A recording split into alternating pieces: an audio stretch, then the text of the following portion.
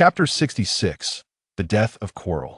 I once encountered a phrase that suits you perfectly, Harry murmured, lowering his head, which Voldemort mistakenly interpreted as a gesture of submission. Voldemort curled his lips into a smirk. No one could refuse him. Look, even the savior whom Dumbledore held in such high regard had succumbed to him. What phrase? In a splendid mood, he was inclined to listen to the words of his future loyal subordinate. Harry's fingers gently caressed the necklace as he lifted his gaze, his face alight with joy.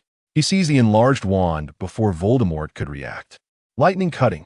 Brilliant purple lightning transformed into a crescent-shaped blade, while Voldemort's smug grin lingered on his face. Harry struggled to rise with the aid of his wand, as the excruciating pain seemed to still resonate within his body. He watched as Quirrell's body slowly cleaved in two, aware that the pivotal moment was yet to come. He lightly tapped the ground with his wand, and a magnificent magic circle ascended, forming a semicircular bowl that imprisoned Harry, Voldemort, and Quirrell's souls within. What is this? Harry Potter, Dumbledore, Snape, Malfoy. Voldemort transformed into a black mist, attempting to escape, but repeatedly encountering barriers. He glared at the silhouettes emerging within the magic circle and roared. There was also an unfamiliar old man whom Voldemort chose to ignore. If he still remained oblivious to the fact that he had been ensnared, then this Dark Lord was a fool indeed. Lucius and Snape disregarded their deranged former master and hastened towards Harry. They had realized the moment Voldemort inflicted excruciating pain that Draco's artifacts could only withstand lethal curses and mental attacks, but not the torment of piercing agony. Harry refused treatment. His eyes were solely fixated on the diminutive, gray soul hidden behind Quirrell's corpse. Eagerly and resolutely, he approached Quirrell's soul, completely ignoring Voldemort's outcries. His hand, crackling with purple lightning, grasped the gray soul, and his smile brightened, as though he had seized a precious treasure. Quirrell found himself utterly unable to escape.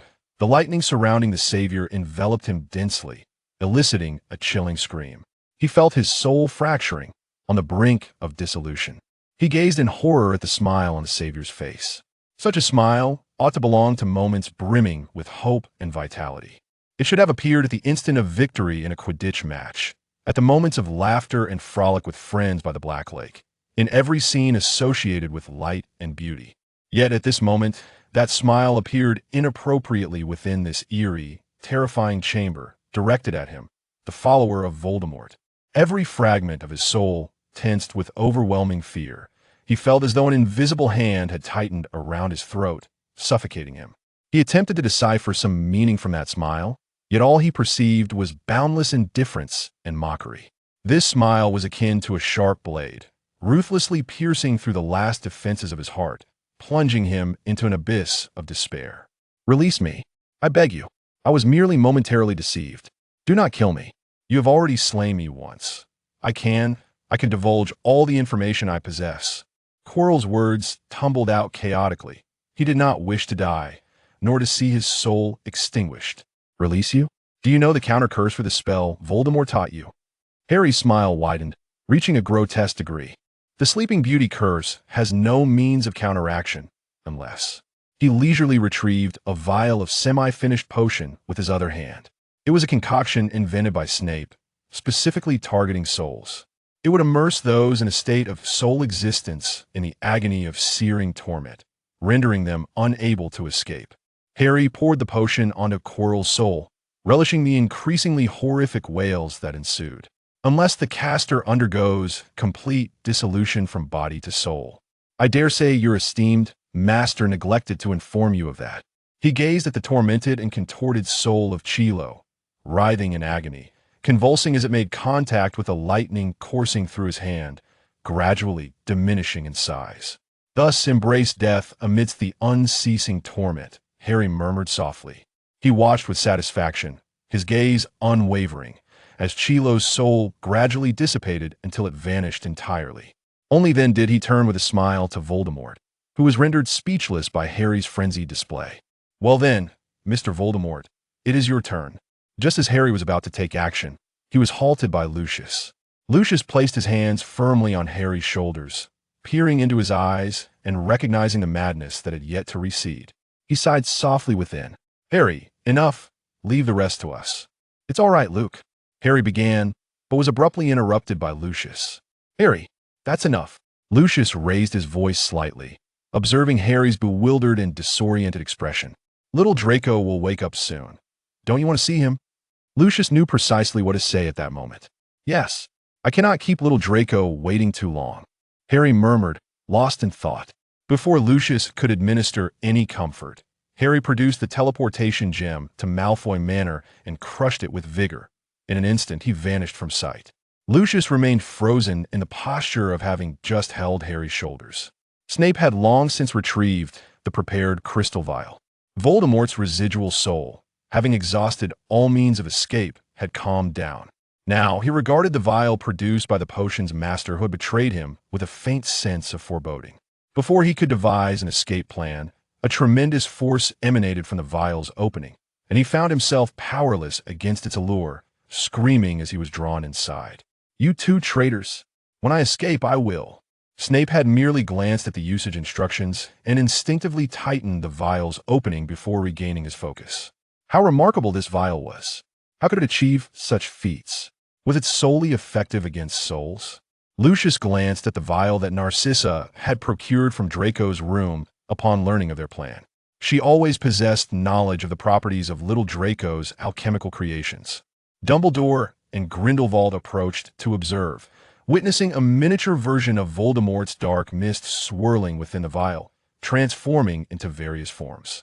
Undoubtedly, this entity was capable of vile curses. Voldemort cannot escape.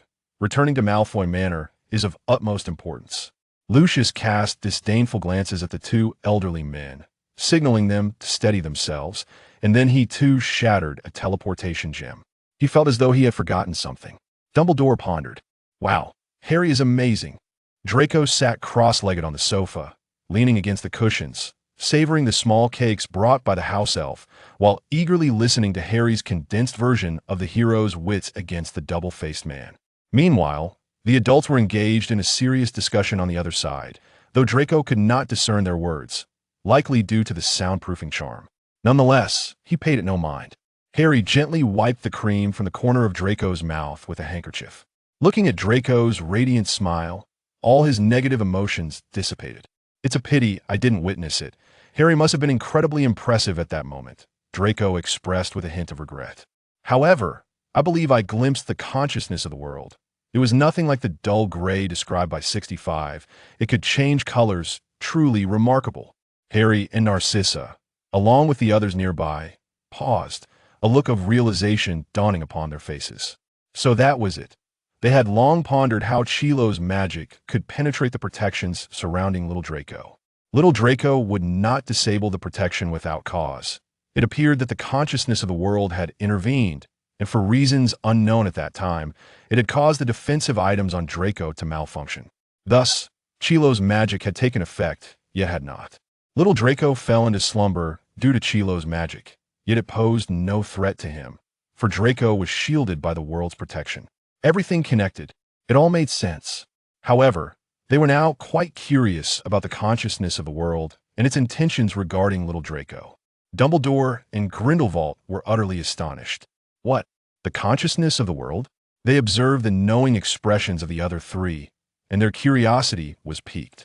They desperately wished to know more. After some contemplation, Narcissa decided to confide in Dumbledore and Grindelwald, both as a means of intimidation and as a gesture of trust. While I envy Harry's experiences, I am not lacking. I also witnessed the constellation Draco alongside the consciousness of the world. The world even expressed gratitude towards me. His slight air of pride was noted by the others, eliciting a soft chuckle. However, as long as Draco was well, it was all that mattered. From Draco's words, it was clear that the consciousness of the world held great affection for him, which ultimately reassured the concerned parents. Draco reclined against Harry's leg, idly toying with his hand in a state of ennui. Lucius, Narcissa, and the others had relocated to the study to discuss matters, while Snape had specifically instructed the two of them to await his descent before returning to Hogwarts together. As dinner time approached, their absence became increasingly noticeable, and Draco found himself growing restless. By the way, Harry, where are Hermione and the others? Draco recalled the friends who had inexplicably vanished in the latter part of the story. Harry was momentarily speechless, and Dumbledore, who was descending the staircase, froze as well, while Snape wore an expression of mild discomfort. "I suppose one could say that something had been forgotten," Dumbledore remarked. Chapter 67, Blaze, Pansy, and Potions. As Dumbledore entered the Great Hall with Harry and Draco, a palpable stir swept through the crowd. However, Harry felt a gaze more fervent than the astonished looks of his peers fixated upon him, making him hesitant to raise his head. Draco, stifling a laugh, stood behind Harry, playfully poking him in the side. He had heard Harry mention that upon instinctively returning, he had completely forgotten about the anxious weight of Hermione, Ron, Neville, and others. Draco gently waved at his friends, flashing a charming smile. Hermione and the others momentarily set aside their forlorn expressions. Well, it was understandable that Harry had overlooked them. After all, their efforts were aimed at catching a glimpse of Draco's lively visage. Draco was never one to play favorites, whether it was Ron, Hermione, Neville, Blaze, or Pansy. He greeted all his friends with warm smiles and enthusiastic waves. Situated at the professor's table, Draco's small gestures were particularly conspicuous, especially since his friends were scattered across the 4 long tables, causing him to flit about, surveying the scene with delight. Moreover, with both he and Harry being the current focal points of attention, they attracted even more scrutiny. Numerous girls whispered excitedly to one another, their hands covering their mouths, exclaiming cuteness and such. A sharp cough from Snape prompted Harry and Draco to instinctively sit up straight. Draco cautiously glanced at Snape, pouting as he poked at the plate of nutritious fare Dobby had prepared for him, and Harry, as per his mother's insistence, feeling utterly devoid of appetite. After all, they were wizards. Once healed, why must they consume such green, unappetizing dishes? For the first time, Draco found himself harboring a distaste for the color green. His eyes swept over Dumbledore, and an amusing notion struck him. "Godfather, I have a new idea regarding potions. May I request the use of your office?" He blinked his large, glistening eyes expectantly at Snape, planning to feign a sense of unsated hunger to coax his godfather into preparing something more appetizing. With a roll of his eyes, Snape recognized another of Draco's mischievous schemes. He knew all too well that Draco had little love for vegetables. According to McGonagall, he ought to sternly refuse Draco, allowing him to learn a lesson. Yet, once again, he found himself surrendering to those trusting gray-blue eyes. Draco gestured toward the long table, raising his hands in a gesture of resignation, casting Harry a look that seemed to say, "Good luck," before following Snape's brisk pace toward the dungeons. Harry watched Draco's retreating figure with affectionate amusement, seizing Draco's untouched nutritious meal along with his own, ensuring it was consumed entirely. Otherwise, Auntie McGonagall would surely find out. He still had to remain here to endure the fervent concern of his friends. After dinner, Dumbledore rose, raising his hand slightly to silence the hall, which quickly fell into an expectant hush. "Children, I am aware that many questions linger in your minds." He surveyed the youthful faces, each marked by innocence and naivete. A great deal has transpired within the school during this time. He had hesitated on whether to address them, but prior to his arrival, Minerva, Pomona, and Phileas had insisted that the students deserved to know the truth, not the immediate revelation that Voldemort was not dead, but rather, that recent events should not be concealed. The children were not fools. If they continued to sugarcoat the truth, they would only erode their trust. Hogwarts ought to be the finest school of magic, should it not? First and foremost, I must apologize to you all for the incident involving the troll and the unconscious state of Mr. Malfoy. Dumbledore ignored the sudden murmurs that erupted. He recounted the events, simplifying the narrative for the understanding of these young minds. All the students listened quietly, curiosity piqued. When they learned that the enchantment sealing the troll's chamber had been weakened due to a broken magical stone dropped by a certain nighttime wanderer, interest in this stone surged, particularly among the Night Owl Gryffindors, who cast envious glances toward Slytherin. It was well known that ancient pureblood families abounded in Slytherin. Upon hearing that Professor Quirrell had uncovered this secret, a foreboding sensation gripped them, and the next moment, their suspicions were confirmed. It turned out that Professor Quirrell was the one responsible for Draco Malfoy's unconsciousness. No wonder Quirrell had been absent since noon. He must have been apprehended. Otherwise, Mr. Malfoy would have surely woken. They had assumed he was merely in the infirmary. Oh, so Professor Quirrell is a hidden Death Eater. Death Eater? Oh, so Professor Quirrell was attempting to steal the Philosopher's Stone. The Philosopher's Stone? Oh, so Harry Potter, Ron Weasley, Hermione Granger, and Neville Longbottom thwarted Professor Quirrell's scheme. They had only been absent for an afternoon, yet it felt as if the tale was more thrilling than their entire year combined. It seemed Hogwarts truly deserved its reputation as a school of magic. The events unfolding were absurd. Young wizards from the Muggle world felt compelled to pen a letter to their parents. The noble wizards of Slytherin found the multitude of elements overwhelming, their minds struggling to process it all. Meanwhile, the more seasoned young wizards, well-versed in the wizarding world, understood the magnitude of the revelations. Children, this is our failure. We did not adequately vet the hired staff, which led to your encountering uncontrollable dangers. I sincerely apologize for this. I assure you, it will not happen again. Dumbledore bowed deeply. If only this apology had come sooner. The heads of houses also stood, bowing in unison. Of course, we must award each of our 4 houses an additional 50 points for their prefect's bravery in thwarting a significant plot. As Dumbledore's words echoed, the hall erupted into a resounding applause. Whispers filled the air, a mix of excitement, admiration, and reverence. Yet, Blaise and Pansy felt somewhat disheartened. Were they not friends? Why were they excluded from the conversation? Harry keenly noticed their discontent and, after a moment of contemplation, understood. He glanced at Hermione, subtly indicating with his eyes. Following his gaze, Hermione directed her attention toward the Slytherin table. They often unintentionally excluded Blaise and Pansy, caught in Draco's sentiments, failing to consider how this might create a rift in their friendship. Having just witnessed Pansy's glum demeanor, Hermione felt compelled to reflect on her own actions. It was time for an honest discussion. True friendship should be reciprocal. As she prepared to inform Ron and Neville, she looked up to see the latter engrossed in a lively conversation with Hannah Abbott, his face beaming with delight, almost comically so. Hermione feigned maturity, shaking her head in amusement. Ah, boys. The former had somehow infiltrated the Slytherin table, chattering animatedly beside Blaise, showcasing his new badge. Blaise appeared somewhat envious, gingerly touching it.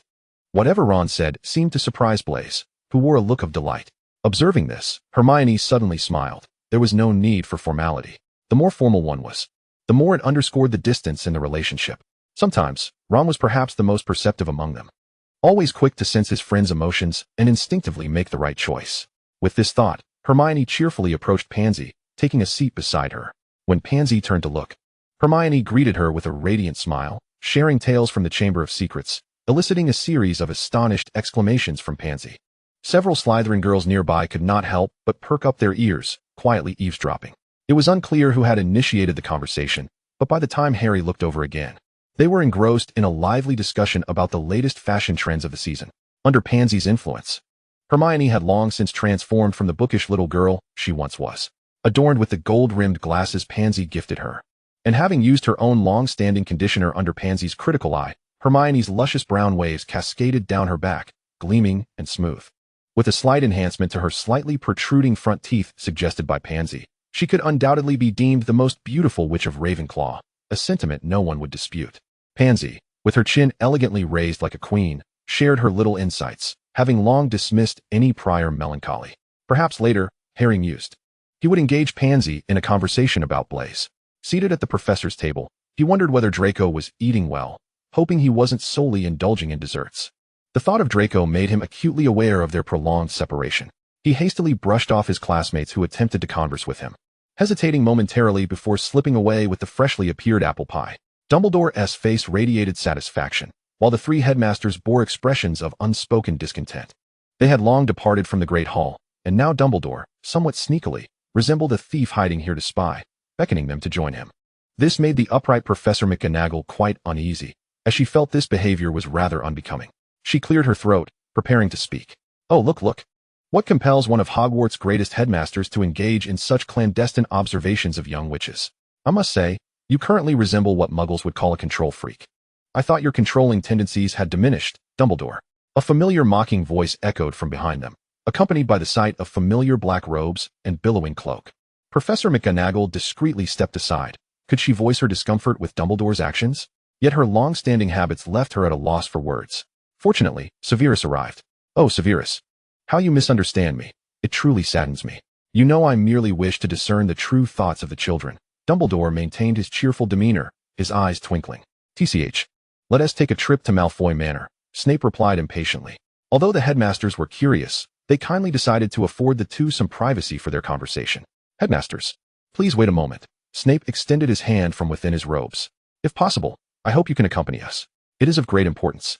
Dumbledore continued to wear his trademark smile, nodding at the headmasters. I, too, am quite curious. In that case, let us investigate together. Chapter 68, Blaise, Pansy, and Potions 2.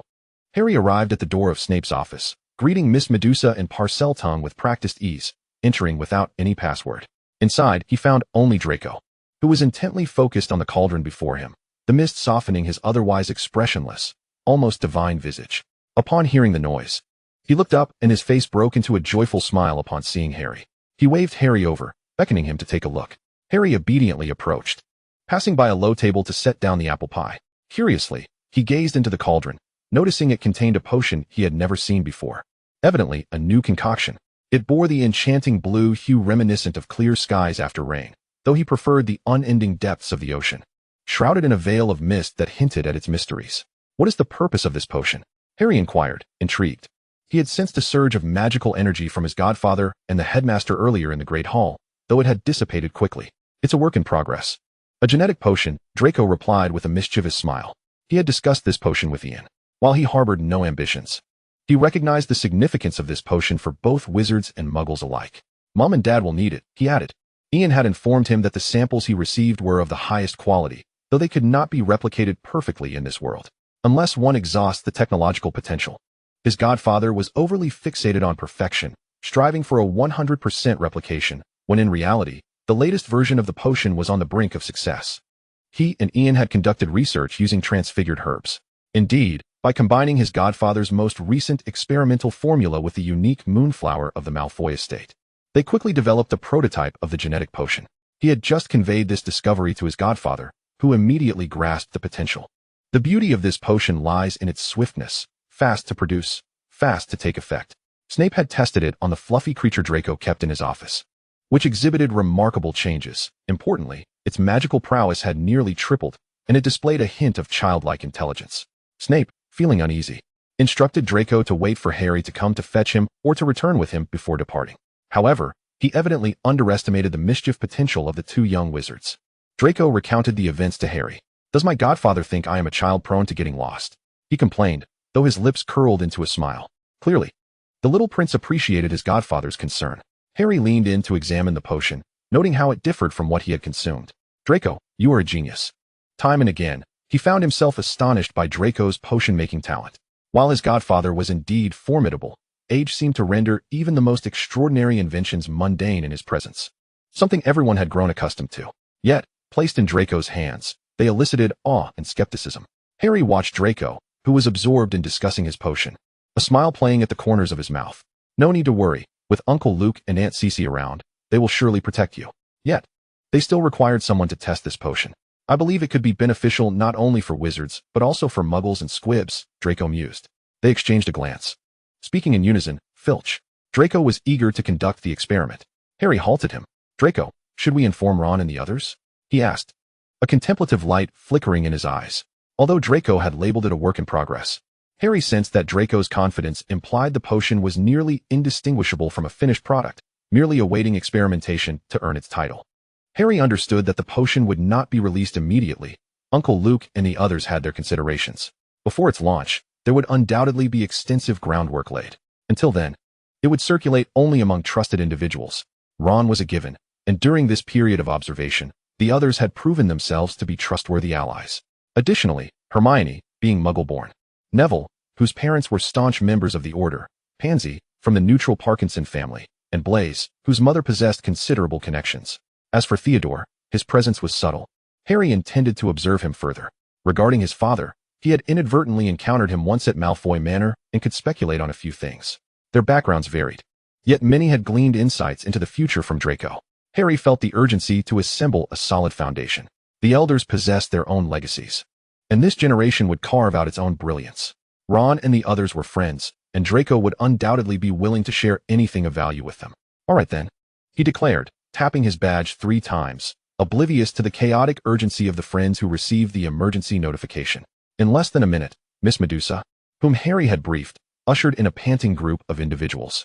Hermione, having barely caught her breath, raised her wand, casting her gaze around, realizing things were not quite as they had anticipated. Harry and Draco were engaged in the meticulous task of distributing potions into several crystal vials, when suddenly, Pansy, gasping for breath, looked at them with wide, innocent eyes filled with confusion. Oh, I'm going to die, she exclaimed, completely flustered as Hermione dragged her along at a hurried pace. Draco handed a glass of fruit tea to Pansy, while Ron, Neville, and Blaise unceremoniously poured themselves generous amounts from another pitcher and promptly collapsed onto the sofa that Snape had assigned for Draco and Harry. The sofa, already accommodating 5 individuals, felt rather cramped, prompting Draco to magically enlarge it for their comfort. "What's the rush?" Draco inquired, leaning against the counter with a bemused smile. Blaise shrugged, recounting how he and Ron had been engrossed in conversation until Ron suddenly turned pale and yanked him away, noticing Hermione doing the same with Pansy, and Neville trailing behind them. "It's your fault.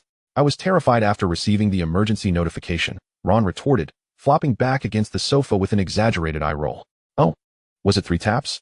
I completely forgot," Draco mused, momentarily lost in thought before dismissing it. "Harry and I plan to seek out Filch," he declared with enthusiasm, producing 2 badges resembling fried eggs and offering them to Pansy and Blaise.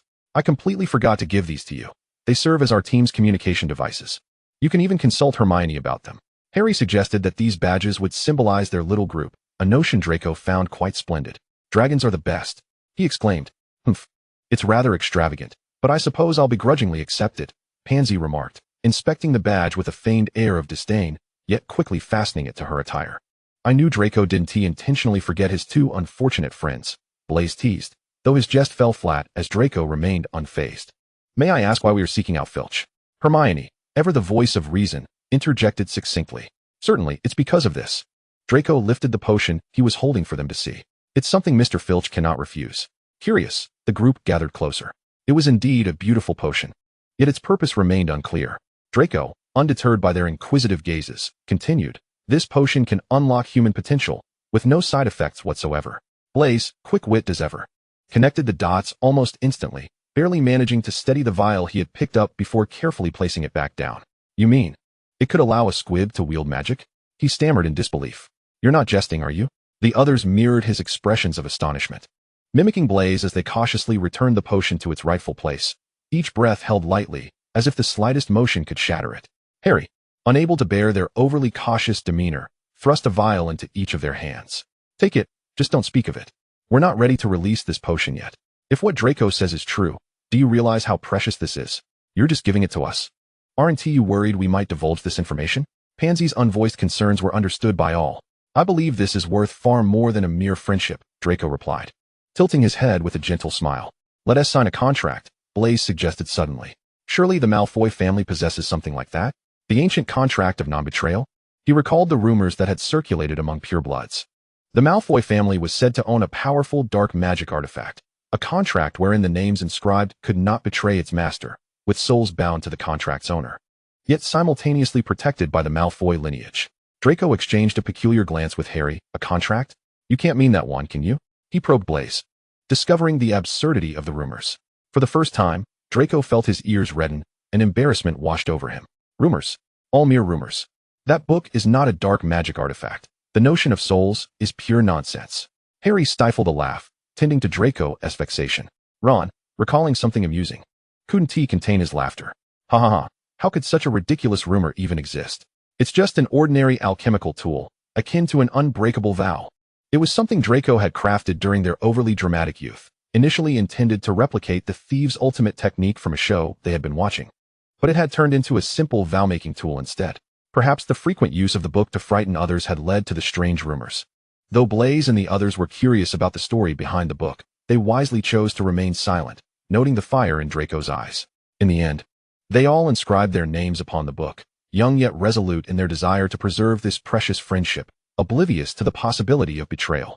Wizards understand that knowledge does not always require words. Thus, they signed their names, ensuring the contract would safeguard their memories from prying eyes. Having secured their potions, they prepared to observe Filch's transformation after consuming it. Hermione, knowing the potion was harmless, at worst, it would maintain the status quo, no longer opposed the idea of experimenting on Filch. She earnestly sought to comprehend her friends' lives and thoughts, striving for a balance within the confines of her upbringing and understanding. As usual, Filch sat in his room, lost in thought with Mrs. Norris, the years having transformed Hogwarts significantly. The young wizards now greeted him with polite enthusiasm, a stark contrast to their former mockery, leaving him somewhat perplexed. He envied the young wizards who could wield magic freely, harboring a dark jealousy towards them. Thus, he often donned a cold, unapproachable demeanor. Yet, the friendly young wizards left him at a loss, for now, when he caught them out of bounds, they would cling to his arm, promising they would never misbehave again. Sometimes he would relent and let them go, only to catch them in the same spot again. They seemed unfazed by his stern disposition, often offering him their sweets. During the day, they would even come to chat with him while he tidied up when they had nothing else to do. "Oh, what a predicament," Filch lamented. "I wonder where I will catch those mischievous little wizards this time." Yet, he sighed again. "How I envy them," as he absent-mindedly stroked Mrs. Norris's long fur. A knock at the door jolted Filch from his reverie. He was unsure who would come seeking him at this hour. "Isn't it almost curfew?" "Good evening, Mr. Filch." Draco greeted him with a bright smile, while Harry and the others politely returned the gesture. "Is there something you need, young Malfoy?" Filch's expression was dark and foreboding. Yet none of them appeared intimidated. "It's something you might find interesting," Harry replied, waving the potion before Filch. "Want to invite us in for a chat?" Filch, confused by their intentions and perplexed by the potion, wondered if he had any need for such a remedy. Despite his reluctance, he eventually allowed them to enter. They exhibited a relentless determination, seemingly intent on achieving their goal, and he was curious to see what they were truly up to. The 7 of them filed in, filling the already cramped space to the brim. Yet, no one paid them any heed. Their eyes sparkled with an unusual light, all fixated on Filch. "Sir, you are a squib, are you not?" Harry inquired, though his tone was decidedly assertive. Filch, initially uncomfortable under their scrutiny, found himself momentarily at a loss for words upon hearing Harry's statement. What? You wish to possess magic?" Harry continued, oblivious to Filch's confusion. This time, Filch finally comprehended, his gaze incredulous as he beheld the renowned savior of Hogwarts before him. He suspected that these young witches and wizards were perhaps jesting at his expense. Yet the tremor in his hands betrayed his inner turmoil. His attention was irresistibly drawn to the potion in Harry's grasp. Was this the reason behind their fanciful declarations? Did such a potion truly exist? Filch pondered, a flicker of hope mingling with his skepticism. He was aware that Professor Snape was the godfather of both Harry Potter and Draco Malfoy. Perhaps it was a concoction developed by Professor Snape? You do know, don't you? A squib is one born into a wizarding family, where at least one parent is a witch or wizard, but lacks any magical abilities, Harry explained, locking eyes with Filch. However, they are not akin to true muggles. These individuals often possess a unique ability or talent.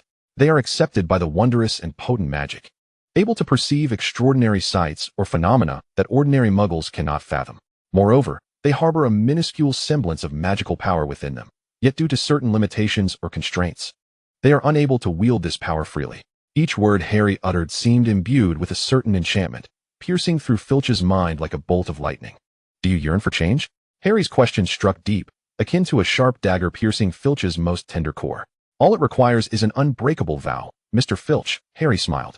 The others behind him, including Blaise, were unfazed by his demeanor.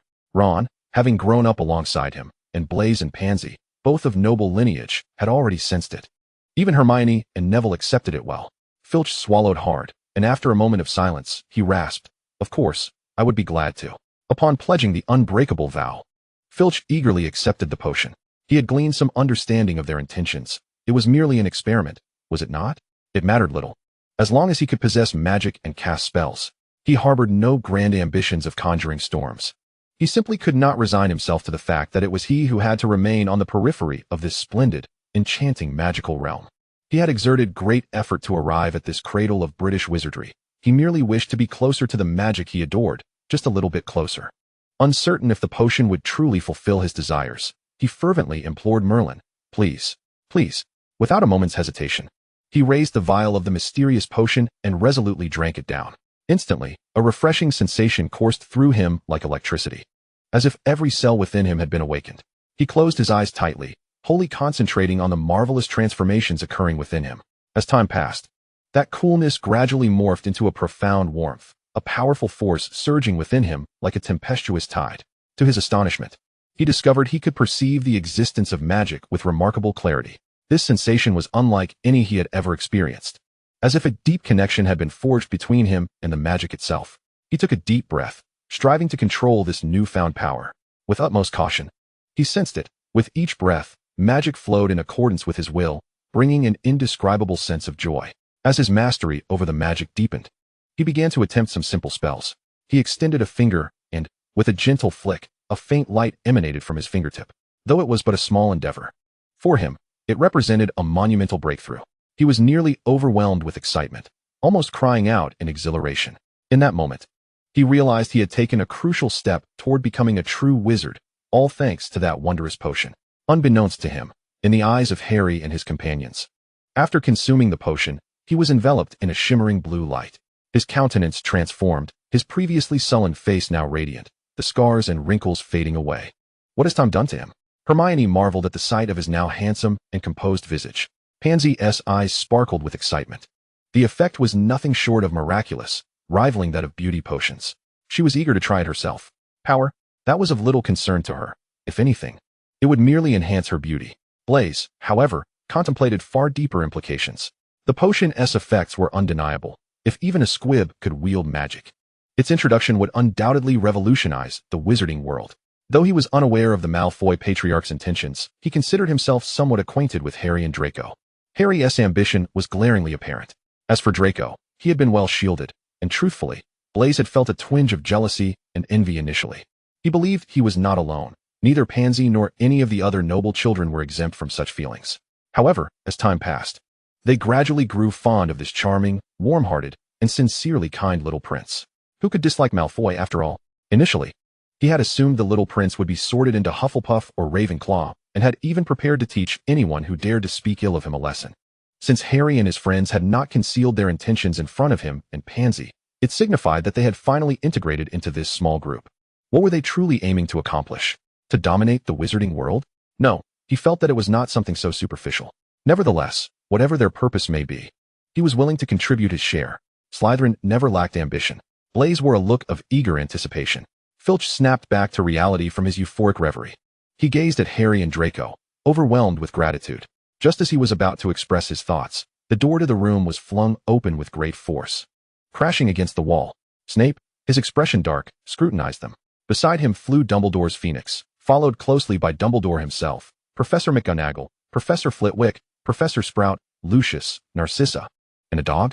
Oh dear, they were in trouble, the young witches and wizards thought. Chapter 70. Filch and the Divine Potion too. Well, I merely stepped away for a brief moment, and you've bestowed upon me quite the gift. Professor Snape reclined in the comfortable yet slightly ornate chair of the headmaster's office, his body slightly tilted back, elegantly holding a cup filled with his own brewed herbal tea.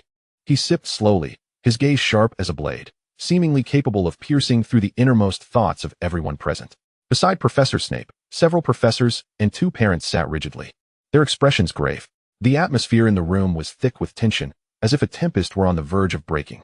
In stark contrast, on the long sofa opposite Professor Snape, a row of children sat with their heads bowed.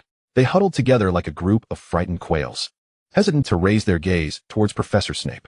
They endeavored to diminish their presence, fearful of attracting the ire of the irate professor.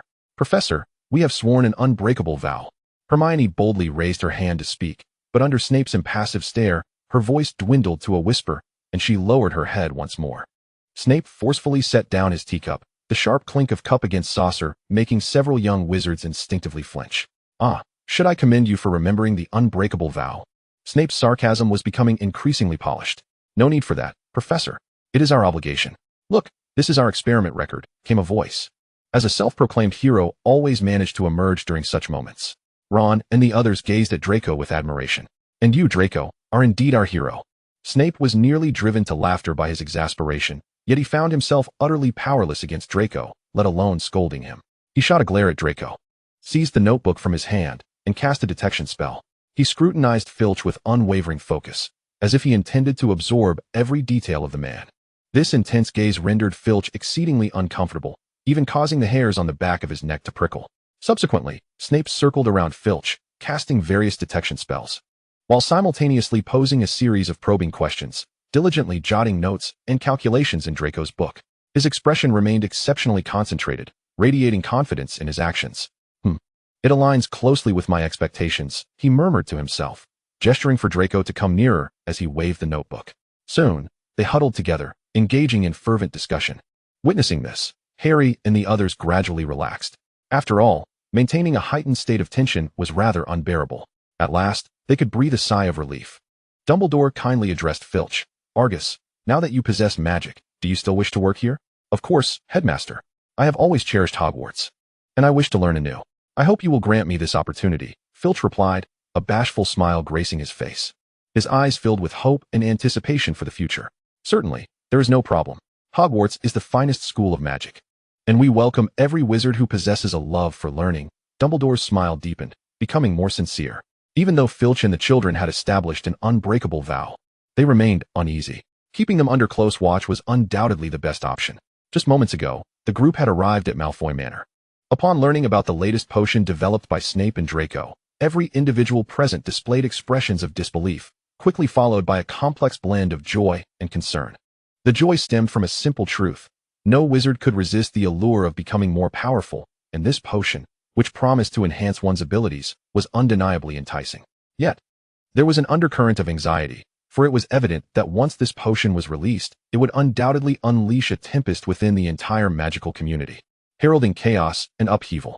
At that moment, Narcissa pointed out the most pressing issue without hesitation. The Ministry of Magic will never stand idly by. If we wish to openly sell this potion, we will surely face their full opposition. Her words struck at the very heart of the matter like a sharp blade. Lucius suggested that they should first allow the young wizards of Hogwarts to test the potion. He could provide the funds for it. The Malfoy family is not lacking in such trivial amounts. It is merely fewer than 400, Lucius stated. After all, brothers must keep accounts clear. This potion was crafted by Snape, and they would never exploit him as free labor. This was rightfully his due. I am speaking of you, you shameless old bee. The effects of the potion on the young wizards may not be immediately apparent, as magic is not a tangible substance visible to the naked eye. Next, they would have to wait for the astute parents to first notice the change. Such a fortuitous event would undoubtedly prompt them to launch thorough investigations. When they discovered that the entire Hogwarts population had consumed this potion, and that the magical abilities of all the young wizards even surpassed that of certain adult wizards, it would become the perfect moment for them to incite public opinion. Even the Ministry of Magic would likely struggle to withstand the fervent outcry of the populace. A single concession could lead to a series of retreats. Thus, the prospect of reforming the Ministry of Magic would seem achievable. Upon learning that the potion had only been tested on Puffskein, they unhesitatingly decided to personally conduct experiments. Even the meticulous Professor McGonagall was eager to participate. However, they had yet to proceed when Dumbledore sensed an unprecedented surge of magical energy within the school. This was the effect of Narcissa's enhanced magical array. With a serious expression, Dumbledore informed the others, and they anxiously followed the Phoenix's guidance to Filch's chamber. A peculiar premonition loomed over them, especially as they beheld the increasingly dark countenance of the potion's master, intensifying their unease. True to their suspicions, they encountered a younger version of Filch holding an empty potion vial, surrounded by a group of young wizards. Argus, perhaps you could first inquire with Madame Pants about borrowing some books on basic spells, Dumbledore suggested delicately. Filch hesitated. I willingly drank this potion. Please do not blame these children. They merely acted out of kindness to fulfill my wish. The moment he truly possessed magic, he had silently vowed to repay them. He understood Dumbledore's unspoken implication, but did not wish for the children to face punishment due to his actions. Of course, Argus, rest assured, Dumbledore responded, somewhat surprised yet unsurprised. Knowing they were children taught by Gellert, Dumbledore was aware that Harry was studying with Grindelwald. Once Filch exited, the first to speak up were the heads of houses. Professor McGonagall sternly reprimanded the children for their recklessness, emphasizing the gravity of the situation, as they had even forgotten to cast silencing and confusion charms. Professor Flitwick regarded the children, who had made a lasting impression on him, with disapproval. He concurred with McGonagall's admonition, reminding them to think before acting. Do they understand?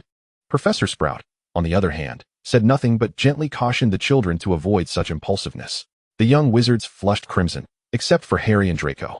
Draco was engaged in discussion with Snape, while Harry was casting a silencing charm and conversing with Lucius and Narcissa. Sirius, feeling ignored and bored, could no longer contain himself and transformed back into his human form. He had expected to garner the attention of the children, leading to a natural discussion about his nephew and godson. Instead, they merely glanced at him in surprise before shifting their focus back to their prior conversation. Deflated, Sirius slumped in a corner, feeling disheartened. Narcissa shot a glance at Sirius. I wonder what is wrong with this foolish dog, swinging from one extreme to another, so conspicuous. Hello, you must be friends of little Draco and Harry. I am Narcissa Malfoy, pleased to meet you. She greeted the children gently. Several new faces appeared. Presumably the friends Harry had mentioned in his letter, who had become acquainted on the train. Her gaze subtly fell upon Hermione. Good day, Aunt Narcissa. Good day, Aunt Sissy. The group chorused. They all held a particular fondness for this gentle, beautiful, elegant, and noble lady. Draco must take after his mother. So gentle and sweet, they mused. My apologies for not hosting you at Malfoy Manor for our first meeting. I regret that I cannot properly entertain you. Narcissa remarked, producing several gift boxes she had prepared in advance. Do let me know if you like them. She handed out the gifts one by one. That black dog is an animagus and also my cousin. I trust he startled you?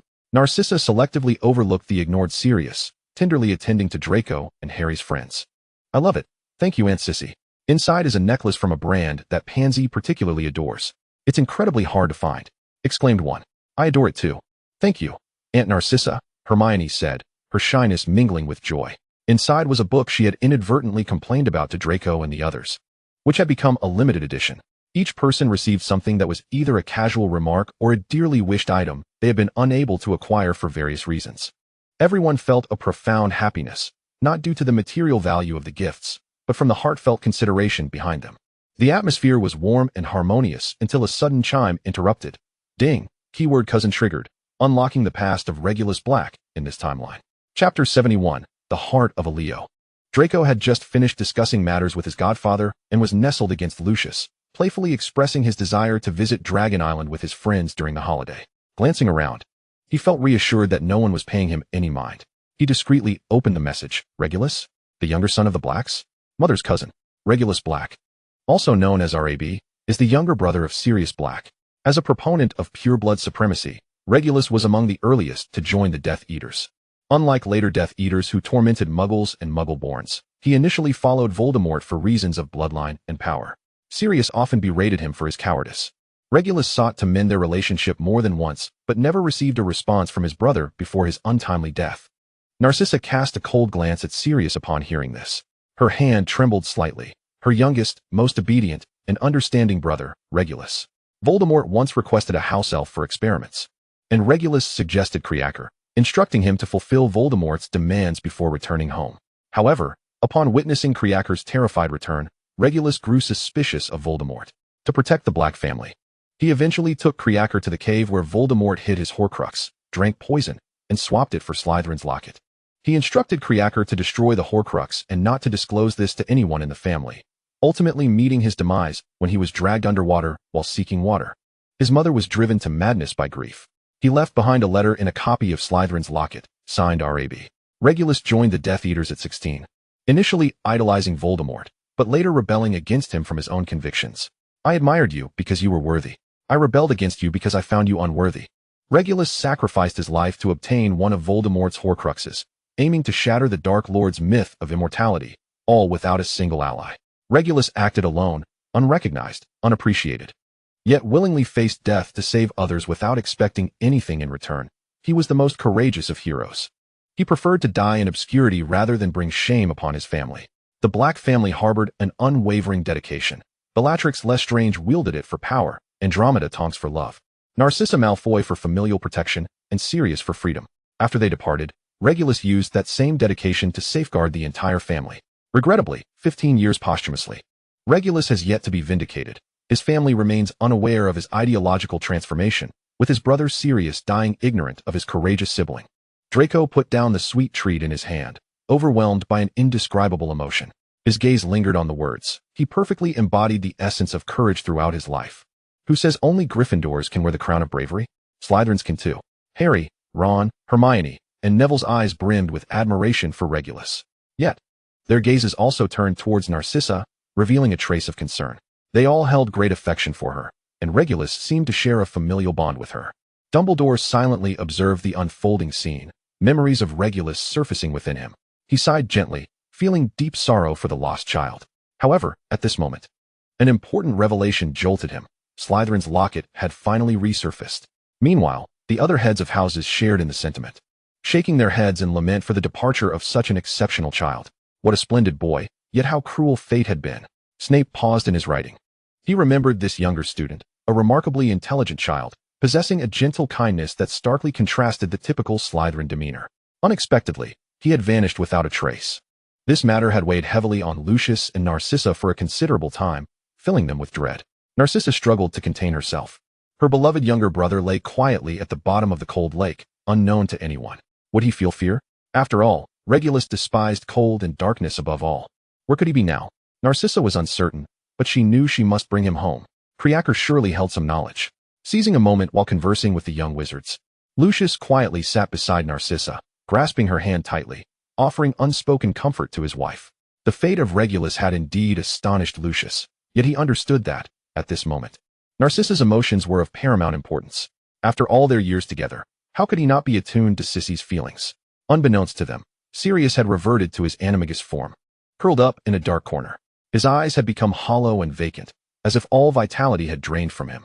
His remaining sanity compelled him to assume the form of an animagus, murmuring Regulus, Regulus within his heart, filled with endless regret and self-reproach.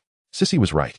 He had always been so self-righteous and arrogant that he failed to perceive the true nature of those around him. The friends he had once trusted implicitly ultimately betrayed him, while those family members he had long detested repeatedly astonished and bewildered him. Why hadn't he taken the time to have a proper conversation with Regulus? Wasn't he once the hero standing before Regulus, holding his hand?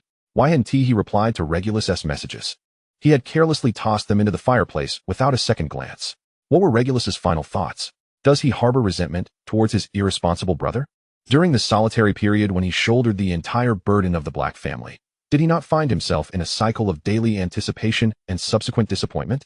Sirius felt akin to a complete failure, lost upon the path of life, devoid of motivation and courage to forge ahead. Memories of his once cherished dreams and aspirations flickered in his mind, now rendered distant and indistinct. He remained uncertain of how to confront the future, questioning whether he possessed the strength to rise again.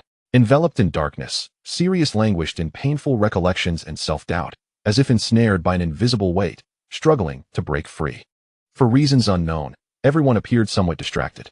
Witnessing this, Dumbledore suggested that the children retire for rest, given that the late hour was fast approaching. Draco, reluctant to part, embraced both his mother and father before retreating to his dormitory with his companions. Just before sleep, they all coincidentally consumed the potion, carefully avoiding drawing the attention of others. Harry and Draco, reminiscent of their childhood, shared a bed. Sensing Draco's current melancholy, Harry quietly embraced him, softly recounting bedtime stories to soothe him to sleep. Dumbledore, Lucius, and Sirius made their way to the Black ancestral home, while Narcissa and Snape remained in the headmaster's office, discussing the potion with Professor McGonagall. However, Narcissa occasionally found her thoughts wandering. Yet, those present understood her plight. As Lucius prepared to leave, he assured Narcissa, "I shall bring him back." He spoke with unwavering conviction to his beloved wife. Narcissa suppressed her impatience, for she understood Lucius's intentions were for her sake, wishing to shield her from any potential distress. Though she was not fragile, she was willing to acquiesce for the sake of her family's concern, thus remaining there. Nevertheless, this did not hinder her from contributing. After deliberating on certain matters, Narcissa could hardly contain her eagerness to return to Malfoy Manor, anxiously awaiting alongside Snape. They nearly spent the entire night awake until morning. When Lucius arrived cradling something, accompanied by a stern Dumbledore, an elderly house elf, and the evidently troubled and restrained Sirius Black, Narcissa's gaze immediately fell upon Lucius's arms. Her voice trembled uncontrollably. "Is it him? Is it Regulus?" She quivered, yearning to unveil the robe and glimpse her unfortunate brother, but Lucius evaded her reach. "Narcissa, do not touch him just yet. Quickly prepare a room." Lucius's expression was grave, his demeanor unusually serious, lips pressed tightly with no hint of a smile. It was only then that Narcissa noticed his hand, continuously channeling magic. She hastily instructed the house elf to prepare a guest room, while they watched Lucius carefully lay Regulus down. "What do you mean he is not dead?" Snape inquired, voicing the concern that weighed on everyone's minds. Chapter 72, Regulus. The disheartened Sirius, along with Lucius and Dumbledore, arrived at the Black ancestral home, where Quirrell sensed an unfamiliar presence not belonging to the Black family, seemingly emerging from nowhere. The traitor, accompanied by his friends, had trespassed into the noble Black household. Quirrell was determined to defend the honor of the Blacks and expel them. However, his incessant mumbling ceased upon recognizing the visitors. "Oh, it is the Honorable Lord Malfoy, Mr. Narcissa's husband." Quirrell quivered as he bowed to Lucius, his gaze filled with respect. "Quirrell, where is Regulus?" "Lead us to him at once," Lucius commanded, knowing that sometimes firmness was necessary with house elves. "Master Regulus." "No, I cannot. I promised the master, I cannot say." "I cannot say." Quirrell's demeanor became increasingly frantic upon hearing Regulus's name, clutching his chest tightly, where the shape of a locket was faintly visible through the fabric. Dumbledore, sharp-eyed. "Notice this. Is that the Horcrux Regulus entrusted to you for destruction?" Dumbledore suddenly inquired. "No, you. How do you know?" "This is a secret known only to Quirrell and Master Regulus." Quirrell snapped back to reality, warily guarding the locket against the Hogwarts headmaster. "Quirrell, hand over the Horcrux." and then take us to find Regulus. Do you wish for him to lie forever in that filthy lake filled with inferi? Lucius's patience began to wear thin. He glanced at the seemingly lifeless Sirius and the ineffectual Dumbledore, lamenting that he should have come alone. Creaker finally calmed down. He could not bear the thought of his poor master Regulus lying alone in that cave, nor could he tolerate this traitor brazenly claiming the Black family's legacy, which rightfully belonged to Master Regulus. With a snap of his fingers, he operated them to a rocky cave on a deserted island. This is where Master Regulus was brought. Creaker shivered, as if feeling the cold. They traversed a stretch of relatively danger-free path before encountering a vast, dark lake, at the center of which lay a small island, emanating a green glow. Something within the lake churned restlessly. Lucius illuminated the area with a light sphere and was shocked when he looked beneath the surface. The lake was remarkably clear. The darkness they had noted was due to the multitude of inferi densely packed at the bottom. They stood closely together in the shallow depths, gazing up with their hollow eyes fixed on the surface. A chill gripped Lucius's heart. There must be at least as many dead as there are students at Hogwarts. Dumbledore's expression was equally grave. After some discussion, it was decided that Dumbledore and Sirius would retrieve the fake Horcrux from the container, clearing Regulus's name, while he and Creaker would search for Regulus's body. In truth, it was not difficult to locate. Upon sensing the presence of the living, the inferi began to rise to the surface, seeking release under Lucius's holy light. Ultimately, only one corpse remained unmoved, standing vacantly at the water's edge. Though pale and emaciated to the point of near unrecognizability, Lucius instinctively knew it was Regulus. He wrapped his magic around Regulus and pulled him from the water. Throughout the process, Regulus remained eerily quiet, showing little outward resemblance to the inferi. Lucius instinctively performed a cleansing charm, dissipating the stench of death from Regulus. Yet he distinctly felt something different about Regulus compared to the other inferi. Regulus still had a heartbeat, though faint. It was enough to send Lucius into a frenzy of joy. He dared not cease channeling magic, choosing instead to lift Regulus into his arms, opting for a wizarding stronghold to transport them to Wiltshire, and then gradually returning to Malfoy Manor. Severus, quickly examine Regulus. Can you discern his condition? Lucius succinctly summarized, hastily calling for Snape to take a look. After all, he was not well versed in this area, and the continuous channeling of magic for several hours, even with his considerable power, was beginning to wear him down. Yet, he could not afford to cease the flow of magic. Regulus remained oblivious to his situation, his heartbeat fluctuating. What if he failed to revive Regulus after cutting off the magic supply? Everyone awaited Snape's examination results with bated breath. He scrutinized for an extensive period, lost in contemplation. For reasons unknown, Regulus was indeed alive, albeit with faint life signs. Narcissa let out a sigh of relief, unable to suppress her tears of joy. Creaker was already in tears, yet not a sound escaped his lips. If I were to sever the supply of magic now, would it have any repercussions? Lucius inquired cautiously. It would be troublesome if continuous magical support were required. Your reaction was timely. Had it been any later, or had you failed to notice, Regulus would undoubtedly have perished. Snape remarked. Now, even if you cease the magical supply, it is of little consequence. Let Narcissa encase Regulus's body in ice first. The lack of humor on Snape's face conveyed a seriousness that hinted at the gravity of the situation. Narcissa hurriedly followed Snape's directive, encasing Regulus in ice. Yet feeling uneasy, she proceeded to freeze the entire room as well. Everyone gathered in the study. Regulus's condition was dire. Although he was still alive, his soul and body were incompatible. Snape furrowed his brow, acknowledging that this was beyond the resolution of a soul stabilizer. This is why I instructed Narcissa to encase him in ice. We must first address the issue with Regulus's body. Narcissa's heart sank. Why? Why is there incompatibility? She asked urgently. Having languished at the cold bottom of the lake, tainted by the aura of the undead, his body has grown exceedingly frail, while his soul has been in a deep slumber, oblivious to the existence of his body. This was the first time Snape encountered such a predicament, leaving him at a loss. What must be done to awaken Master Regulus? Creaker implored fervently. I will do anything. Whatever is needed, I will procure. Tears streamed down his wrinkled face as he beseeched Snape. Merlin, I implore you, do not be so cruel. Allow Creaker to see Master Regulus once more. Firstly, we could transfer Regulus into another body. I know of one who could achieve this. But that individual is no longer among us. Snape fell silent. Narcissa and Lucius were well aware of this person's identity. It was Draco. This was a secret known only to the three of them. A forbidden experiment that could lead Draco to be hunted by the entire wizarding world. Thus, they had strictly forbidden him from conducting any further experiments and silently protected this secret, bound by an oath of greater efficacy and restraint, governed by a silent pact upheld by the world. Secondly, We must restore Regulus's battered body, a task for which I currently possess no clear direction, for now. We must simply nurture him. Snape hesitated but refrained from elaborating. Awakening would likely take a considerable amount of time. As long as he can awaken, that is enough. 1,000 thanks, Snape. And I apologize for my youthful folly. Sirius's voice was hoarse, his head bowed, masking his expression in shadows. He had remained quiet. Unlike his usual restless self, only speaking once it was confirmed that Regulus could awaken. Disgusting. Harry and Draco are absent. Do not feign a close relationship. Snape felt nauseated, perplexed by the sudden distaste from the foolish dog. He had refrained from asking about this silly dog until now. Snape raised an eyebrow at Lucius. Although they had all witnessed Sirius floating in, no one had paid him any attention, their focus solely on Regulus. Sirius suggested I drink the potion instead. Dumbledore said with a smile. Do not attempt to redeem him. Lucius rolled his eyes. Just find some undead to drink it. This fool insists on experiencing Regulus's torment firsthand. I shall not intervene, nor do I wish to treat such a simpleton. He merely relies on the fact that he will not watch him die. If he wishes to drink, then let him. A belated confession is but another form of kidnapping and humiliation for the victim. Neither Severus nor Regulus requires it. Had it not been for Peter Pettigrew's betrayal, had they not learned of Regulus's plight, they might have merely been regarded as a loathsome Death Eater mentioned in passing by Sirius, perhaps forever forgotten in the shadows. A tardy apology now bears no significance. Chapter 73, Side Story. Draco is merely unwell.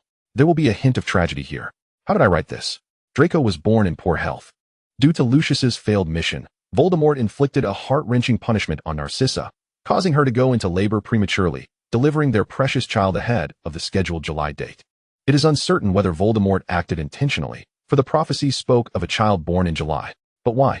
Was Voldemort protecting the Malfoy family? What a jest. Due to Draco's frail constitution, Narcissa implored Snape to become the child's godfather. She believed that a potion master as a mentor would ensure her child remained free from illness and pain, a simple wish of a mother's heart. Draco was a joyful child, often smiling sweetly even at the occasionally visiting Voldemort, whose visage had already grown terrible. Perhaps it was this smile that dissuaded Voldemort from enacting his cruel intentions against Lucius. They never managed to locate the child foretold by the prophecy. Voldemort sought to punish Lucius as a cautionary tale. Yet Draco would often cry for no reason, becoming clingy, sometimes to Lucius, sometimes to Narcissa, and occasionally to Snape. From a state of unfamiliarity to a seamless comfort, Snape learned to cradle Draco and sing lullabies within a mere week. He found himself at a loss with this delicate child, especially when faced with his trusting and innocent smile. As Draco grew a little older, Voldemort suddenly vanished. Draco began to stumble towards the door, eager to greet Lucius, who returned weary and worn from interrogations by the Ministry of Magic. Each time Lucius saw the little one stumbling towards him, he felt his suffering dissipate. It was for the sake of seeing Draco's innocent smile that he endeavored to extricate himself from the Ministry's grasp. What would become of his little dragon otherwise? He was still so small. Finally, when Lucius extricated himself from the Death Eater's stigma and worked hard to advance the Malfoy family's affairs, a heart-wrenching tragedy struck. Draco vanished. Where could a 2-year-old child, unable to articulate his words, possibly go? They scoured the entire Malfoy estate, yet found no trace of Draco. Narcissa was overcome with guilt. Believing Draco's health had improved, she had taken him to the garden. Just as she wiped his brow and turned to retrieve his little cup, he vanished in an instant. When Snape arrived, he discovered signs of a portcaillet's use. He solemnly inquired whether there were any suspects. Many harbored dislike for the Malfoys, but few would harbor such intense hatred. Perhaps it was those Death Eaters. Those fanatical sycophants must have believed the Malfoys had betrayed Voldemort. Otherwise, how could they have escaped unscathed? They conducted thorough investigations, and finally, a day later, they found Draco. Upon entering the dim, narrow basement, Narcissa nearly fainted. Lucius wept inconsolably, and Snape's eyes involuntarily glistened. The floor was soaked in splattered blood. The Death Eaters had vanished, likely fleeing, yet no one cared about that. They only focused on the small, battered child before them. No one dared to embrace Draco, fearing that any contact would exacerbate the wounds on his tiny frame. Until Severus knelt on the ground to tend to Draco's wounds, several individuals hurriedly transported him to the Malfoy estate's infirmary. However, after that moment, Draco ceased to smile, becoming akin to a hollow marionette, unresponsive to any stimuli. Severus pored over numerous tomes, confirming that Draco's physical state was unharmed. It seemed he had constructed a barrier to shield himself from the outside world. Yet, simultaneously, their words failed to reach Draco's ears. Fortunately, he bore no recollection of that fateful day, which perhaps was a blessing in disguise. No matter, Draco was merely unwell, He would recover in due course. What had transpired? An unspoken agreement lingered among them to avoid mentioning the incident. The protective enchantments surrounding Malfoy Manor had merely multiplied. Draco felt a wave of joy as his mother took him to play in the garden, a rare occurrence. Typically, he was forbidden from venturing outside, whether the weather was too hot or too cold. Although he understood it was for his own good, he felt stifled. Excitedly, he explored the floor beat, spotting a bloom that resembled a jewel and yearning to show it to his mother, hoping she would reward him with an extra slice of apple pie at dinner. Yet, the moment he reached for the flower, it was as if he were thrust into a tumbling washing machine, vanishing in an instant. When he regained his senses, he found himself in a darkened space, where two burly men were scrutinizing him with malicious intent. "It must be the little Malfoy," remarked the shorter man in a strange, overly excited tone. "Is it not obvious from his hair?" "I cannot believe the key actually worked," chuckled the other, his face twisted with a grotesque smile. "Excellent. I shall ensure Lucius Malfoy learns the consequences of betraying his master. It would be a fitting reward for his cunning act of smuggling the key amidst those flowers into Malfoy Manor. Why should they remain exalted nobles, escaping the reckoning of war, while we are left to struggle like mangy dogs?" Under the guise of serving Voldemort by dealing with traitors, they orchestrated this abduction. They sought no galleons. They simply wished for the highborn to experience suffering as well. Young Draco sat bewildered on the ground, unable to comprehend the strange men's words. Although fear crept in from his unexpected surroundings, he managed to muster a charming smile. "Uncle, hug, please. I don't want to sit on the dirty ground. I might get sick." He extended his tiny arms, but instead of the embrace he envisioned, he was met with a spell. Bind swiftly. Ropes ensnared him, and he watched as the two men drew nearer. He felt the sting of a blade against his skin, crying out for his parents. Yet, the familiar comfort of his mother and father, who would usually rush to hold him and soothe his pain when he fell, was absent. He sensed something slipping away, his small mind unable to grasp why the men continued to cut into him. "Ouch! It hurts, Mommy and Daddy. Save little Draco." Was that scream his own? Draco pondered in a daze. "You cannot behave this way. We are wizards, after all." Avada Kedavra. A barrage of spells unleashed. Sharp stones and magical birds striking the child's wounds. Draco merely twitched in response, uttering no sound. "Why have you stopped screaming? He can't be dead, can he?" The taller man, unwilling to let the Malfoy heir perish so soon, grew impatient and kicked the child's head, startled by the emotionless gray eyes staring back at him. Angered and humiliated, he kicked Draco hard. "You little brat, you startled me. You can endure, can't you?" Transfiguration torture. A red light pierced Draco's body, yet he remained unresponsive, not even blinking. The man swallowed hard, feeling a twinge of fear. "Hey, this kid is a bit unnerving." The other man sensed something amiss as well. Transfiguration torture could break even an adult, yet this child remained silent and motionless. Moreover, after enduring so many cuts, an adult would have bled out by now. As the thrill of their torment began to yield to apprehension, both men realized their miscalculation. Being a wizard did not exempt him from basic human limits. "It hurts, Uncle," Draco said, tilting his head, his once bright eyes now devoid of emotion, shrouded in darkness. He slowly rose, the ropes falling away, rubbing his wrist, which felt stiff and unnatural. He smiled at the terrified wizards. "Uncle, were you just playing a game with Draco? I don't like it. It hurts so much I almost fainted." Draco pouted slightly, his speech fluid, a stark contrast to his earlier cries for his parents. You monster." The two wizards, alarmed, observed the wounds on his wrists and neck healing at an astonishing rate. How rude. This is merely Draco's innate ability. He allowed a green light to penetrate his form, smiling sweetly at the two wizards. Cold sweat broke out on their brows. "Avada Kedavra is a killing curse. Monster. Monster. Don't call Draco a monster. It truly upsets me." Draco's demeanor shifted to one of displeasure. "How can you call Draco a monster? Draco is a treasure, an angel." With a gentle wave of his hand, he levitated the two men into the air, contemplating the spells he had encountered. Fiendfire. Golden flames erupted, encircling the two wizards, watching them vanish in their screams. Leaving no trace behind, Draco placed a hand on his heart and murmured, "Does it hurt anymore? Sorry I arrived late." As if hearing something, he continued, "Take a nap. When you wake up, you'll see Mommy and Daddy. Just consider it a dream. Good night, Draco." Draco slowly closed his eyes. "You won't remember any of this. You merely fell asleep in the garden." Indeed, wielding such intense magic had proven too taxing. Perhaps Draco would awaken with some lingering effects. He collapsed to the ground. His fatal wounds vanished, leaving only a few injuries quietly bleeding. "Just hang on a little longer. Mommy and Daddy will be here soon." Chapter 74, A Frightful Halloween. No matter how troubled the adults were, it had no bearing on the children nestled within their ivory tower.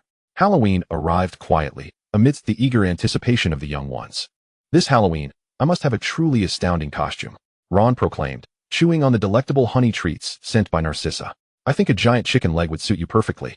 It would be absolutely astonishing, Draco retorted mercilessly. Pansy could not contain her laughter. Ha ha ha. I think Draco's idea is brilliant. Go for it, little Ronnie. Ron hesitated, seeking validation from Blaise. Really, Blaise? Do you think it would be impressive? Blaise nodded with a grin. May I ask, why use the term impressive? Hermione interjected.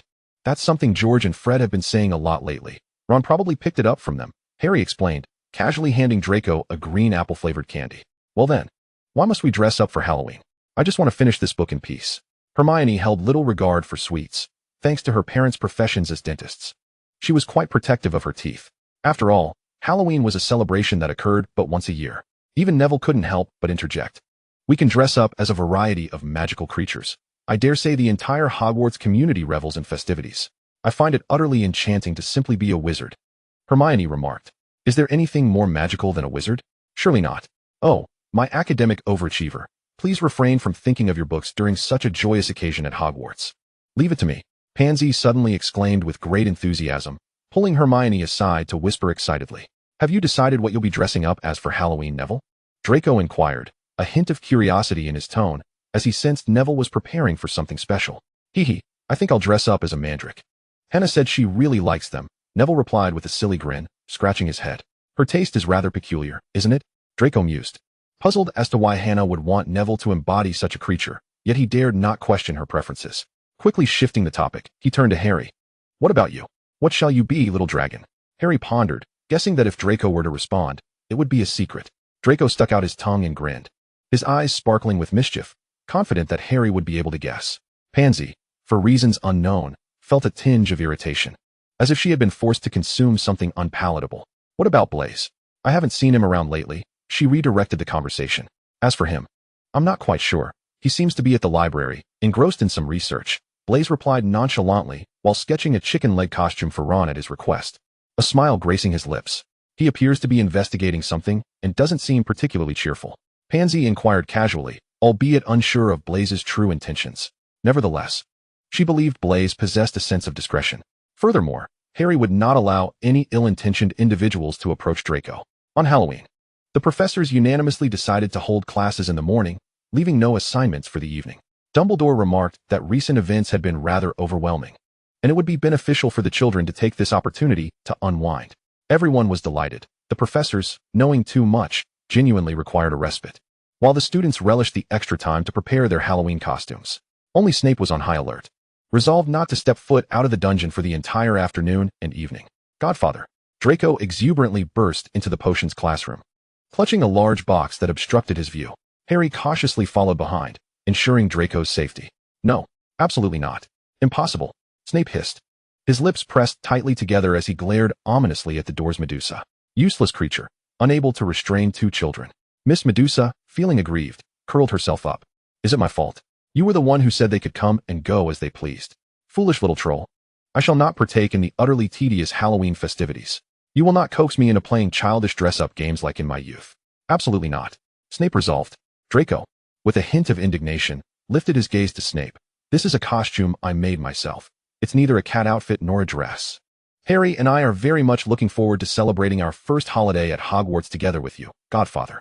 Draco implored earnestly.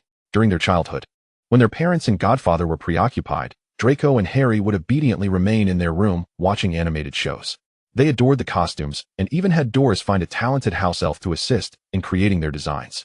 During that time, everyone at Malfoy Manor would receive a gift box upon returning to their rooms after a day's work, containing outfits tailored uniquely for them, though some were rather eccentric. The parents found solace in their children's heartfelt intentions. Draco, Harry, and Snape spent more time together, especially when Narcissa and Lucius were often absent. Since moving into Malfoy Manor, Snape found himself in the dungeon less frequently. If he lingered too long, two soft, chubby little figures would roll out of the fireplace, followed by the curious Malfoy couple. Bored, Draco and Harry would often pester Snape for attention, gazing up at him with their big, tearful eyes, pleading for him to try on the clothes they had gifted him. Initially resistant, Snape found it difficult to deny their adorable pleas, eventually succumbing to their whims, hoping their fascination would soon wane. Where did Draco acquire this penchant for dressing others up? Narcissa? No, it must surely be from Lucius. who had remarked on numerous occasions that he had filled his wardrobe with the same style of robes. What did he know? Each garment held its unique details. Snape couldn't help but think that Draco had been led astray by Lucius. As for Harry, he simply followed whatever Draco did. Let this be the last time, Snape thought, locking eyes with Draco, who held his gaze stubbornly until Snape ultimately relented. He could not refuse, so he retreated to his office, clearly forgetting the privileges he had bestowed upon the two. Hooray! Draco cheered, embracing Snape. We'll see you in the Great Hall tonight, Godfather, he added, a look of concern crossing his face. You must wear the outfit I gifted you, he insisted eagerly. What choice did Snape have but to acquiesce? In the afternoon, mischievous Gryffindors and diligent Ravenclaws alike prepared their Halloween costumes in their common rooms and dormitories. When everyone finally congregated in the Great Hall, it would truly be a cacophony of revelry. A myriad of magical creatures made their appearances: fairies, house elves, trolls, goblins, centaurs, unicorns, dragons, and even slugs. The young witches and wizards from the Muggle world appeared rather ordinary in comparison, with vampires, werewolves, nuns, and popes being commonplace. One standout was Neville, who had genuinely transformed into a mandrake, his face painted an earthy yellow. Then came the twins, donned in identical jester costumes. Although their outfits were meant to elicit joy, their pale faces and the eerie, bright red grins left a disquieting impression. Following them were Pansy and Hermione, who appeared to be portraying a prince and princess, though Pansy's commanding presence made her resemble a queen more than anything else. Hermione, as the prince, caught the attention of many girls. Her hair swept back from her forehead, and her subtly refined features rendered her androgynous. With her tall, elegant stature and gold-rimmed glasses, she exuded an air of sophistication. Perhaps due to her nurturing nature, she radiated a sense of calm and stability that was irresistibly attractive to the naive young girls. Rather than resembling a prince, she appeared more akin to a prime minister, poised and dignified. Ron, however, surprised everyone when he made his entrance. Not only the twins, but several boys and girls gasped in awe. He had not donned a chicken leg costume. Instead, he had consumed a potion that lengthened his hair. Adorned with starfish and seashells, he was carried in by Princess Blaise, as he could not walk with his legs transformed into a mermaid's tail, which occasionally flicked playfully. Blaise, dressed as a pirate, had deliberately drawn a scar over his right eye, and it must be said that the ensemble suited him remarkably well, exuding a roguish charm with a devilish smile. Particularly, the unabashed manner in which he and Ron allowed everyone to scrutinize them so openly, with their playful interactions stirring some nearby young ladies into a frenzy, nearly fainting from excitement. The endearing, gluttonous mermaid and the cunning, scheming pirate truly form an irresistibly delightful pairing. Ron, without a doubt, you are the most astonishing presence throughout all of Hogwarts. Once seated, Pansy teasingly remarked, Our dear little Ronnie wears women's attire with such seamless grace. Is that all? Draco's cross-dressing far surpasses mine in elegance, Bletchley retorted, refusing to let go of Ron, instead tenderly cradling him while feeding him. He had just heard Ron's stomach rumbling moments ago. What sinister grin? That was merely his involuntary smile breaking through. Ron found nothing amiss. Indeed, his fishtail made movement cumbersome, yet he insisted on feeding himself, much to Bletchley's confusion. Ron, spreading falsehoods about me again. Chapter 75, The Chaotic Halloween Ball, Part 2. The Great Hall had fallen into a hushed silence, with Pansy the first to regain composure. No matter how many times she beheld that visage, she found it almost inhumanly beautiful. If Ginny were to see it, she would surely scream in ecstatic delight and faint. Ron gazed at his friend's attire, clicking his tongue in admiration. Draco had employed a potion to alter his hair color, transforming his platinum locks into jet black, topped with dark blue cat ears that twitched adorably, begging to be touched. He donned a black Greek-style robe, revealing his left shoulder and arm, as he walked barefoot. The slit of the robe subtly exposed his calf. His eyes remained a steely gray blue, but set against the ebony hair, they exuded an ineffable, chilling beauty. Behind him, iridescent blue-black butterfly wings fluttered gently, scattering shimmering particles. Harry, by contrast, showcased tousled golden hair, golden eyes, and golden cat ears that complemented his sun-kissed skin and matching Greek-style white robe, evoking a wild and untamed allure. His massive angelic wings hung naturally on one side, while the other extended protectively behind Draco. They had mutually decided to embody Cerberus and Sphinx, respectively. Harry truly understands me. Indeed, I know Draco best of all. Both were thoroughly pleased, save for a sarcastic voice from behind. Do you intend to dine standing in the aisle, Mr. Malfoy? Mr. Potter? Thanks to Harry's expansive wingspan, no one had noticed the figure trailing behind them. Severus Snape, draped in long black hair tied into a strand near his chest, wore round gold-rimmed spectacles.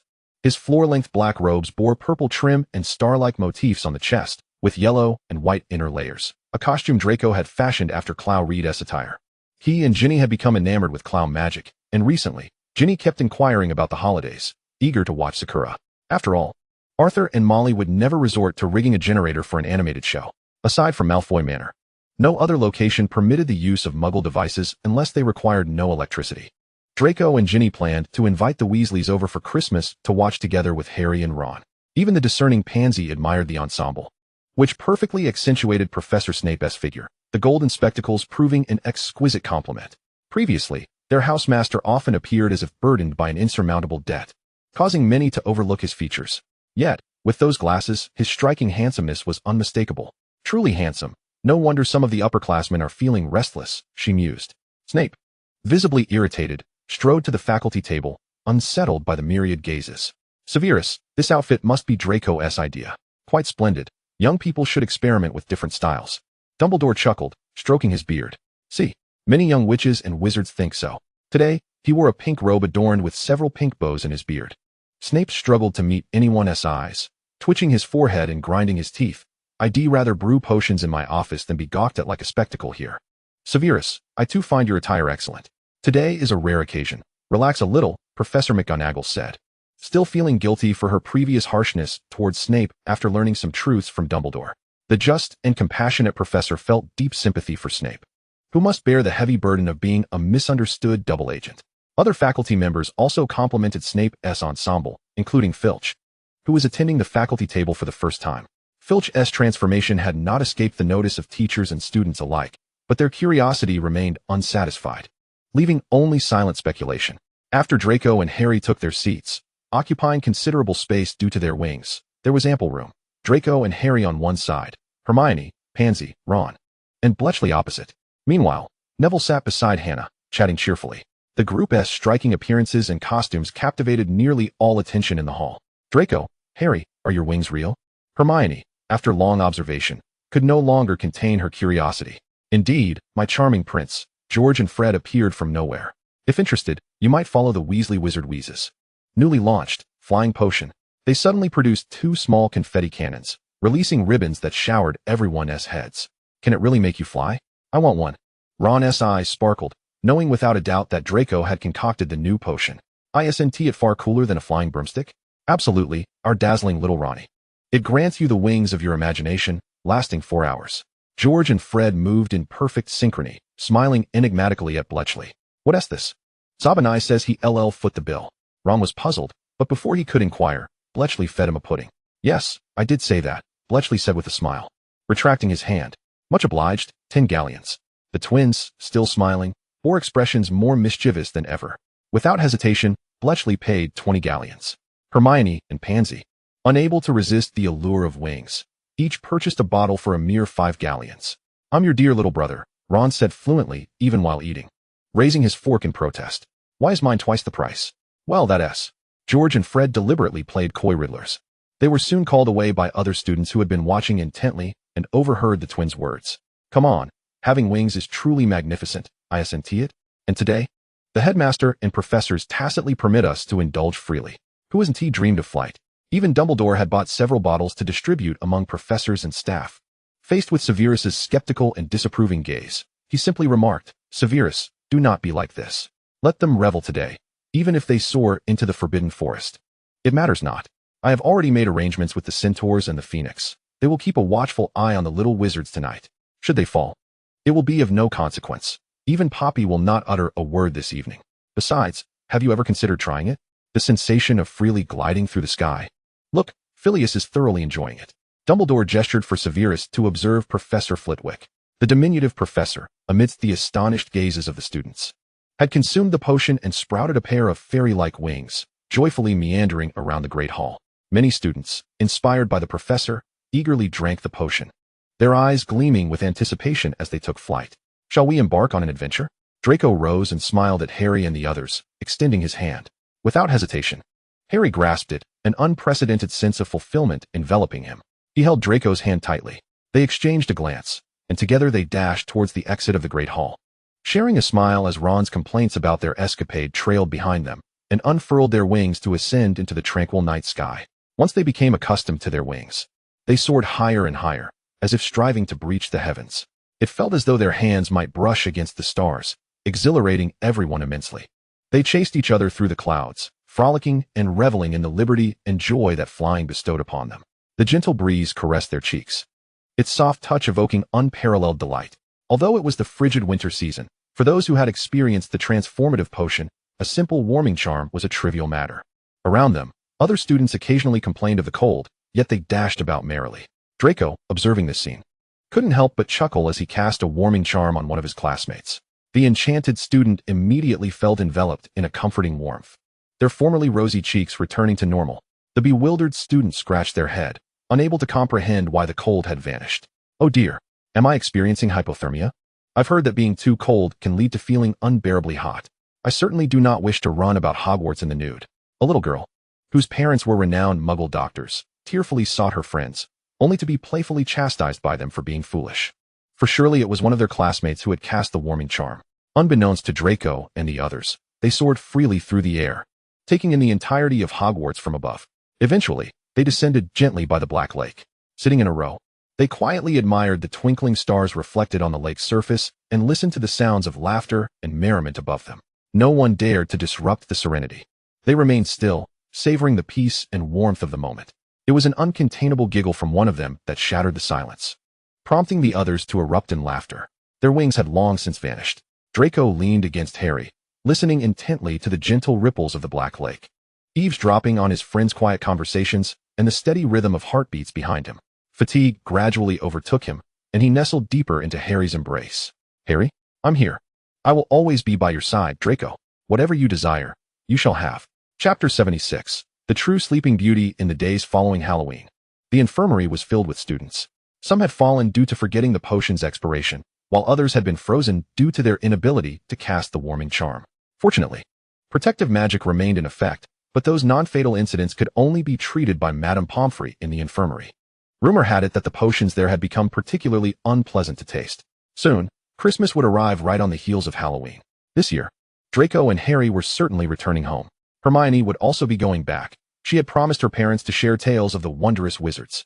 Moreover, she had formed a wonderful circle of friends, eager to return and share her joy with her parents. Ron had initially planned to go home as well, but upon hearing Blaise express his disappointment at not returning, he promptly declared with fervor that he would remain at school to keep Blaise company. Blaise was delighted, even though he had recently been the target of mischievous pranks by two identical individuals. Pansy was also returning, but for a different reason.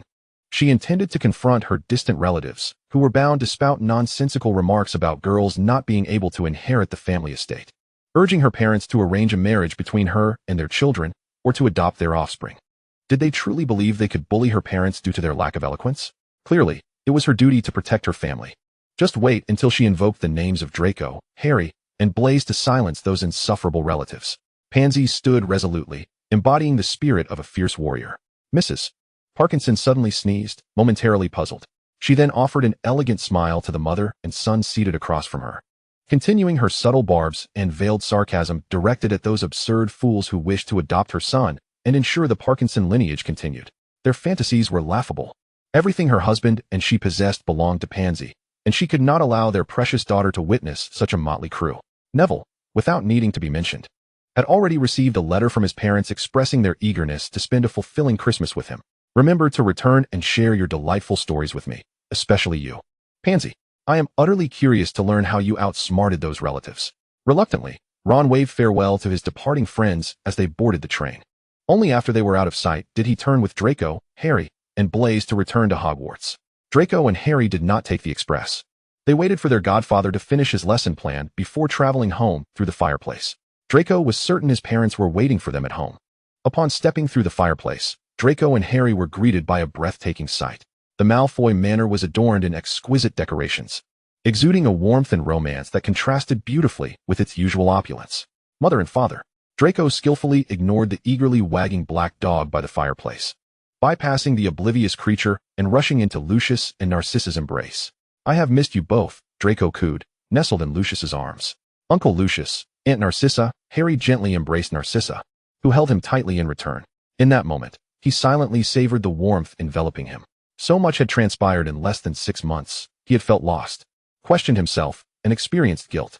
He did not regret vanquishing Quirrell, nor did he resent the ruthlessness he had exhibited. Yet, he felt utterly exhausted, and now, within this embrace, he could finally relax. How warm this felt. Was this the sensation of a mother's embrace? Harry fought back tears, took a deep breath, and lifted his gaze, once again becoming the composed Harry Potter. Narcissa, sensing his weariness, felt a pang of sympathy. The rapid succession of events had left little room for them to comfort or console the two boys. She immediately recognized the fatigue and resolve concealed within this child's eyes. Sometimes, words were insufficient, a hug spoke volumes. She had promised Lily she would treat Harry as her own, and in these years, she had indeed done so.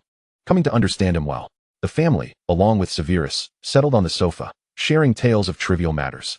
Though these were but minor anecdotes, everyone listened intently. The warm atmosphere flowed quietly within this space. Had it not been for the large black dog, whose lack of awareness of the atmosphere proved detrimental, the scene would have been far less chaotic. The dog wagged its tail incessantly on the carpet, barking enthusiastically, as if urging, "Woof woof. I've encountered many things too. Ask me." Draco and Harry had just chosen to disregard him, an occurrence that, while commonplace, still tugged at the strings of his heart. Ever since he had located Regulus, he had remained in this state, clinging to his animagus form. He could no longer bear to confront those he had wronged, Narcissa, Snape, Harry, or Regulus. The realization dawned upon him, albeit too late. The damage was irrevocable, and he could no longer delude himself with false pretenses of peace.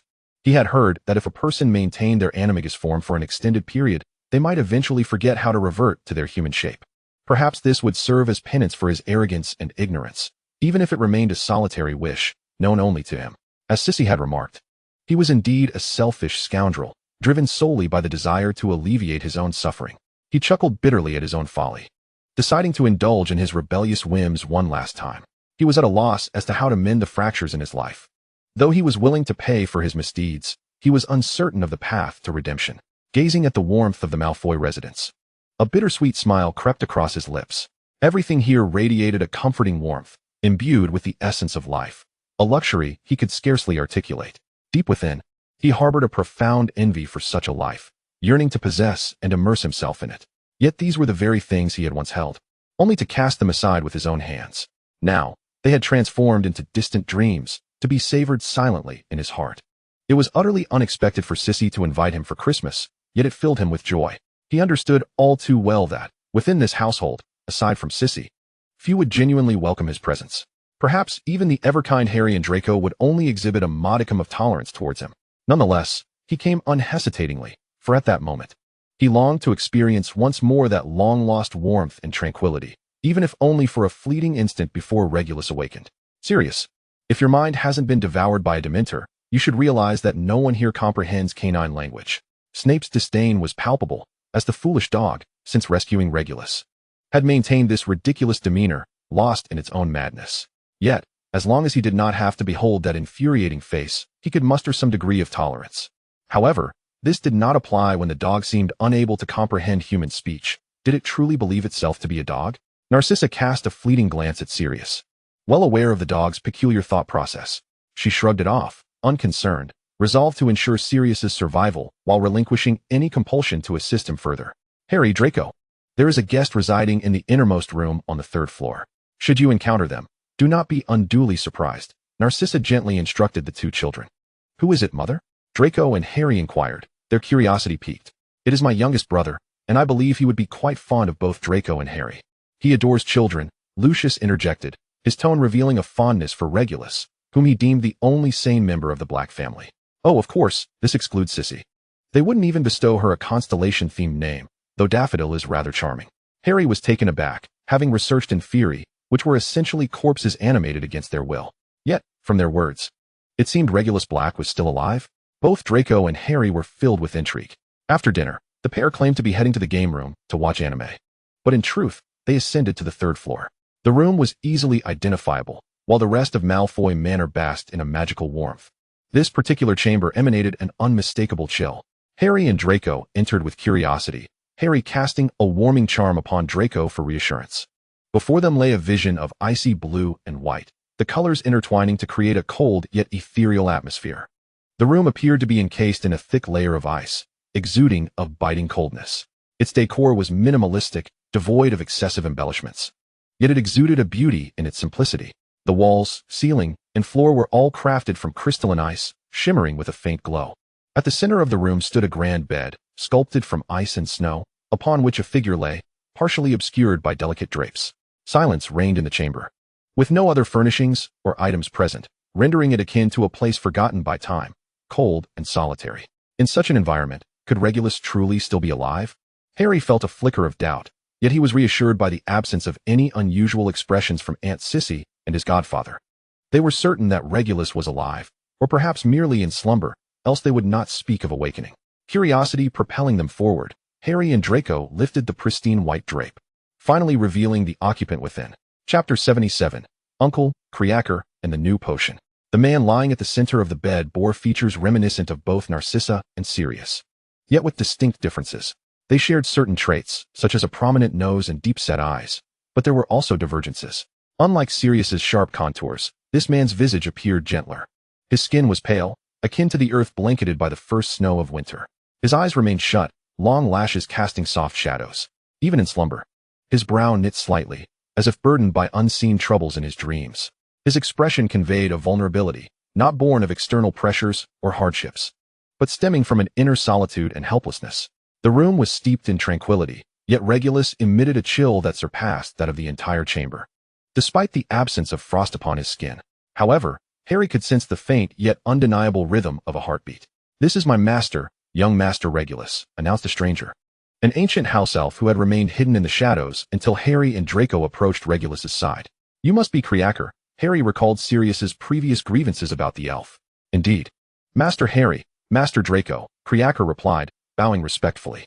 It was evident that Narcissa and Lucius had spoken to this elf or had issued warnings. Otherwise, Harry could hardly believe that a pure-blood family's elf would exhibit such deference towards him, save for the Malfoy household. Draco regarded the distinctly frosted elf with curiosity. "You have been here all this time? Is it not cold?" "Kind master, Creaker feels no chill. As long as Creaker remains by Master Regulus's side, he does not feel cold. Creaker is quite content. The neurotic tendencies he once exhibited at the Black residence have vanished. Now, simply witnessing Master Regulus awaken is his greatest desire. He remained here day after day, watching as the young master's heartbeat grew stronger with each passing moment, shedding tears countless times. Yet, if your body were to suffer from the cold, Uncle Regulus would surely be saddened upon awakening. I recall reading somewhere that a patient's body should not experience extreme joy or sorrow. Am I correct, Harry?" Draco turned to seek Harry's affirmation. "Is that true? Creaker does eat well." Creaker hesitated. "Indeed, at the very least, you should wear more layers, Creaker. The Malfoys do not mistreat house elves. You should have your own room and clothes, should you not?" Harry affectionately ruffled Draco's hair, echoing Draco's sentiments. His little dragon always possessed a soft heart. His sole purpose was to safeguard this sanctuary. He aspired to build a high pedestal, to occupy a lofty position, was it not for this? To witness Draco's carefree smile. Even if it meant sacrificing himself, it mattered not. For Draco could do no wrong. It was he who had caused Draco worry. These words were not foreign to Narcissa, yet for some reason, when spoken by Draco and Harry, they bore an especially convincing weight, leading Creaker to believe them instinctively. It was all Creaker's fault. He was a troublesome elf, one who would cause young Master Regulus distress. Creaker clutched his head, too fearful to strike it against the wall or the floor, lest he disturb the slumbering Regulus. "Go and take care of yourself, Creaker. That way, your uncle won't worry when he awakens." Draco had Creaker completely under his thumb. Yes, Creaker shall do so at once." With a snap of his fingers, Creaker vanished. "Draco, when do you think Regulus will awaken?" Harry noted that even his godfather held a favorable impression of this person, which piqued his curiosity about Regulus, often spoken of in hushed tones. It seemed he was in a state where his soul could not reach his body. Draco carefully sensed with his magic, arriving at a conclusion similar to Snape's. However, changing bodies or modifying the current one would pose no issue. The primary concern was the excessive stagnation within this body, which was nearing its limit. Draco's eyes sparkled with excitement, especially if Mother were to agree. "Draco." Narcissa stood sternly at the door. "We had an agreement. Only once you come of age." The current Draco was still too young, too naive to comprehend the implications of such experiments. Yet Draco pouted, for his method was surely the quickest, was it not? "No buts." Narcissa realized her tone may have been a touch harsh and softened her voice. "Mother also wishes for your uncle to awaken soon. But, Draco, it cannot be. You still do not grasp the weight of life. She gently caressed Draco's cheek and kissed his forehead. I understand, mother. Though Draco did not fully comprehend, he was inclined to heed his mother's wishes. He did not wish to cause her sorrow. Harry, however, grasped Narcissa's intent. He comfortingly squeezed the bewildered Draco's hand. There, my dear, we will find a way regarding your uncle. You must simply grow up happily, all right? Narcissa tenderly embraced the two children. Have you forgotten your appointment with your godfather to brew potions together? Severus informed me you were not in the game room, so I presumed you two little rascals were here. Narcissa led the two children out of the room, where Snape stood, arms crossed, his demeanor serious. He glanced at them, but said nothing, turning to walk toward the potions room. Harry and Draco bid farewell to Narcissa and hurried after Snape, offering a sheepish smile. Have you written the observation logs for your friends after taking the potion? Snape suddenly inquired. Yes. Draco and Harry each produced a notebook and handed it to Snape. Snape perused the notes briefly. Excellent. This divine potion will be offered to the students of Hogwarts after Christmas. There may be many tests. Do not concern yourselves with them. If anyone causes you unhappiness, you must tell us. Snape had begun to express his care more plainly, especially within the confines of Malfoy Manor, where he was slightly more candid than usual. To express love to those you care for is no shame. For those who love you will not withhold their responses. This was a lesson learned from the Malfoys. Understood, they replied in unison. Snape nodded in satisfaction. Very well, today we shall brew the divine potion. Draco is familiar with the process. You will teach Harry. I have experiments to conduct. He still wished to achieve a perfect replication. The trio engaged in their respective experiments and teachings, the atmosphere notably harmonious. After Draco instructed Harry, he noticed Harry had grasped the technique and felt a bit bored. As his godfather was engrossed in experiments, while Harry diligently repeated the potion making for mastery and stability, he pondered, deciding to find something to occupy himself. He deftly retrieved numerous ingredients from the cabinet. Out of the corner of his eye, Snape noticed their actions, frowning at the complexity of the situation. Many of the ingredients appeared incompatible, even conflicting. Draco skillfully switched to his preferred cauldron, meticulously handling some ingredients while carelessly tossing others in. Despite his understanding of Draco's whimsical approach to potion making, Snape could not help but feel a twitch in his eye. No matter how many times he observed, it always seemed too haphazard. Yet Draco consistently produced potions with remarkable ingenuity, never having failed. As the cauldron emitted a faint green smoke, Draco appeared to recall something. He furrowed his brow in contemplation before retrieving a vibrant green leaf from his spatial pouch and placing it into the cauldron. The moment the leaf entered, it swiftly melded into the potion. As time passed, the smoke billowed more profusely, yet rather than dispersing, it coalesced above the cauldron, forming a rich green mist. This mist seemed to possess a will of its own, swirling incessantly, as if awaiting something. Suddenly, the potion within the cauldron began to churn violently, releasing a multitude of bubbles. Delicate strands of pale golden smoke slowly entered the verdant mist along an invisible path. The mist continually condensed into a sphere the size of half a palm. The surface of the sphere was smooth as a mirror, emanating a soft green glow, evoking a sense of mystery and beauty. Simultaneously, the potion in the cauldron transformed. The previously murky liquid gradually became clear and transparent, with only minor impurities settling at the bottom. The sphere formed from the mist was a vivid emerald green, resembling a precious gem, radiating an enchanting luster. Draco nodded in satisfaction, retrieving a vial to place on the table. He used his magic to levitate the mist-condensed sphere above the vial.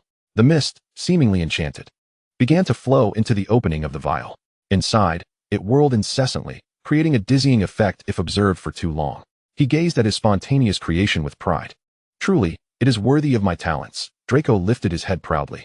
Harry and Snape had not shifted their gaze since the emerald sphere had taken form. Unexpectedly, Draco sought not the potion within the cauldron, but rather the mist. But how is one to utilize the mist? Should it be inhaled? Unsure, Harry decided to inquire with Draco, noting Draco's current proud demeanor, which suggested he was waiting for them to ask. Draco, what is the effect of this potion? Harry asked curiously. Chapter 78, The Druid Potion. It is a potion that allows for transformation, indeed. I call it the Druid Potion. Draco suddenly recalled as he looked at his godfather. It seems that the godfather is attuned to the wood element. For I have long pondered what Christmas gift might best suit him. Initially, I contemplated presenting him with rare medicinal herbs. Yet, inspiration has suddenly struck. I shall prepare for him a potion that grants the transformation into an elf. He would undoubtedly be delighted. Transformation? A druid, perhaps? Harry mused thoughtfully. It is well known that Draco's potions never quite yield the effects he describes. An elf from fairy tales? Harry glanced at Draco, who nodded, confirming the notion. One who can command trees and commune with all living things. Such a potion would indeed be formidable, attracting countless adventurers, zoologists, and botanists willing to pay handsomely for it. Let me see. Snape reached out to take it, only to be gently stopped by Draco, who appeared somewhat surprised but concealed it well. What's the matter? No experiments? He asked, a hint of disappointment in his voice. No need. This potion is flawless. The Godfather must not touch it today, Draco replied, sensing Snape's fleeting disappointment. It's a Christmas gift for him, after all. It must wait until tomorrow morning. Harry stifled a smile. Clearly, this wood element concoction was meant for the Godfather. Snape chuckled quietly, reflecting on whether he had been too lax to miss such a subtle trick. Yet, he found no fault in it. The next morning, sunlight streamed through the curtains, bathing the room in a warm glow. Draco eagerly sprang from bed, his spirits high as he began unwrapping gifts from family and friends. Each present had been carefully delivered by house elves, each package imbued with the festive spirit. Draco's enthusiasm grew as he opened the first box, revealing an exquisite set of magical tomes, undoubtedly a thoughtful choice by Hermione. Next came a large bag of sweets from Ron, prompting Draco to laugh aloud. Then there were precious magical artifacts from Lucius and Narcissa, and elegant jewelry from Pansy, each gift bearing the distinct style and heartfelt consideration of its giver. My gift won't disappoint either, Draco thought proudly. He carefully gathered all the presents and treasured them within his personal space, preserving the cherished memories they represented. Seizing the quiet morning, Draco slipped into the system's library and retrieved an ancient tome titled The Secrets of Human Alchemy. The book was a veritable treasure trove, beckoning him to delve into its mysteries. Immersed in this ocean of knowledge, Draco's reverie was interrupted by a gentle knock. He set the book aside and rose to open the door, where Harry awaited, inviting him to breakfast. As they strolled down the long corridor, the two shared tales of their gifts, Harry's face alight with joy as he listened and responded. Downstairs, all but Snape were seated at the dining table, alongside a large black dog. Yet, two handsome strangers were also present. One was a slender, upright man with a mane of fiery red hair, who slowly turned upon hearing footsteps, his piercing blue eyes meeting those of Harry and Draco. Their gaze was magnetic, impossible to resist, yet imbued with a gentle warmth that put them at ease. Beside him, a striking man with unruly blonde hair entwined with the red locks leaned against his shoulder. His heterochromatic eyes were all too familiar, evoking memories of their teacher, Grindelwald. No way, Harry thought, and then ceased his contemplation. Ah, the children have arrived. Merry Christmas, Draco. Harry, the red-haired man greeted warmly upon seeing them. Headmaster, they exclaimed in unison. Albus Dumbledore. They exchanged bewildered glances, uncertain how to respond. What was the headmaster doing here, and in his youthful guise, no less? Dumbledore smiled, a mischievous glint in his gaze. Don't be alarmed, children. This is the result of the potion. What do you think of my younger self? Harry and Draco exchanged a glance, embarrassed by how difficult it was to reconcile this handsome youth with the eccentric bow-wearing Dumbledore they knew. Headmaster, you were truly very handsome in your youth, Draco stammered. Indeed, sir, you were quite the dashing gentleman, Harry added. Dumbledore chuckled, eyes twinkling with delight. Thank you for your kind words. But now I am old. Without moving his head, he reached out and gently pushed Grindelwald's head aside. Gellert, you're tickling me. Grindelwald expressed mild displeasure, but restrained himself, shooting a glare at the two boys. When he saw Draco's bewildered expression, he snorted but said no more. After the initial shock, curiosity surged within them. After greeting Lucius and Narcissa, Draco and Harry chose to sit beside Dumbledore and Grindelwald, respectively. Headmaster, Professor, Draco inquired, how do you feel after consuming this potion? As for appearance, I suppose we can forego that question. But in terms of magical ability, any changes? And your physical condition? More specifically, what sensations did you experience? His curiosity about the potion's effects was keen. After all, Ron and the others were still growing, and thus not the best benchmarks. In contrast, the renowned Dumbledore and Grindelwald offered more valuable insight. Well, Dumbledore began softly, as if recalling a pleasant memory. When I drank it, there was a sweetness, followed by a warming sensation throughout my body, yet no discomfort. It was indeed delightful to feel his vitality restored, the surge of magic almost intoxicating. Fortunately, he restrained himself from indulging too deeply in these thoughts, reminding himself that he was old and should not dwell excessively on such matters. He then released some magic, allowing Draco to sense its wondrous nature. Draco's eyes widened, intrigued as he silently analyzed the power. No matter how peculiar Draco's questions became, Dumbledore answered patiently and thoroughly, their dialogue flowing naturally without a hint of impatience or dismissal. It must be said, This gentle demeanor paired with his youthful visage would have even made Voldemort concede defeat to Grindelwald. To challenge Grindelwald was to become Grindelwald. Dumbledore and Draco conversed amiably, while Grindelwald appeared somewhat forlorn and resentful, though not petty enough to envy an 11-year-old. He could not help but feel a ripple of discontent at Dumbledore's complete disregard for him. He thought of the news from his subordinates, upon regaining youth. Dumbledore's first visit was to the Malfoy household, which only intensified his displeasure. Would Albus next venture to Hogwarts? Or perhaps the Three Broomsticks? Experience has shown that one who knows the future is best advised to avoid idle speculation. Often, such actions inadvertently render those ominous premonitions more likely to materialize. Harry gently patted his teacher, feeling a pang of sympathy, unable to meet his gaze. The unmistakable look of a scorned woman was far too evident, was it not? Aside from Draco, he suspected that everyone else had sensed that palpable resentment. "Professor, what brings you here as well?" Harry recalled that the Malfoy couple had extended an invitation to Dumbledore. Although he had not contributed significantly, he had indeed rescued Regulus. Their previous reluctant interactions had now evolved into a more amicable rapport. After all, they had all witnessed Dumbledore's transformation. Invitations had also been sent to Grindelwald, who, however, had quite explicitly declined only a few days prior. Grindelwald shot Harry a withering glance. "Is it not permissible for me to simply indulge in a meal without anything to occupy my time?" Over time, he had shed the pretense before Draco and Harry. They often convened to watch anime, and their exchanges could become rather brusque when tempers flared. Of course, no problem. Harry could not suppress a chuckle, speculating that the professor believed the headmaster would be spending Christmas with him, only to find Dumbledore eagerly arriving at Malfoy Manor after testing the potion's effects. Dumbledore, with his back turned to Grindelwald, bore a hint of a smile. The unmistakable sound of footsteps and the rustling of garments echoed from the staircase, indicating a rather foul mood. The group instinctively turned their attention toward the dining room entrance, eyes widening in unison upon recognizing the newcomer. Draco's fork clattered onto his plate, producing a sharp sound that went unnoticed. Chapter 79, The Druid Potion 2. To be candid, Severus's transformation after consuming the genetic potion was astonishing. He appeared strikingly handsome, enigmatic, and exuded a calmness reminiscent of one who has weathered countless storms. Was this the effect of the druid potion? Draco gazed, somewhat entranced, at the youth who was only slightly older than himself, noting the pronounced elfin ears and a face that resembled a miniature version of his godfather. His godfather was so adorable as a child, Harry mused, equally dazed, likely unaware of the words escaping his lips. Wow, Dumbledore could only manage a nonsensical exclamation. Grindelwald, harboring no ulterior motives, merely wished to see what an elf named Al looked like. Severus, Lucius was the first to react, before anyone else could register the scene. He hoisted Severus into the air, spinning him around. He then held Severus aloft for Narcissa to behold, exclaiming, "Look, it's little Severus. Come and see, Narcissa." He is just as adorable as before. Narcissa approached, gazing up at the stiff figure of Severus suspended in Lucius's grasp. Indeed, I believe this must be shortly after he started school, though his face is much rounder now. Suddenly feeling a wave of nostalgia, Narcissa cradled her chin in her hand, reflecting on how endearing their junior had been. Despite his gloomy demeanor and the way his face was often obscured by greasy black hair during school. As she and Lucius gradually grew closer to him, she found delight in teasing him. Regrettably, the boy had grown so rapidly in height. Observing the young lad before her, she playfully pinched his cheek, smiling brightly as she said, "Oh dear, little Severus is truly adorable. Let go." Severus glared at her, gritting his teeth. "I want tea," she taunted, pinching him once more before lifting him from Lucius's grasp and spinning him around.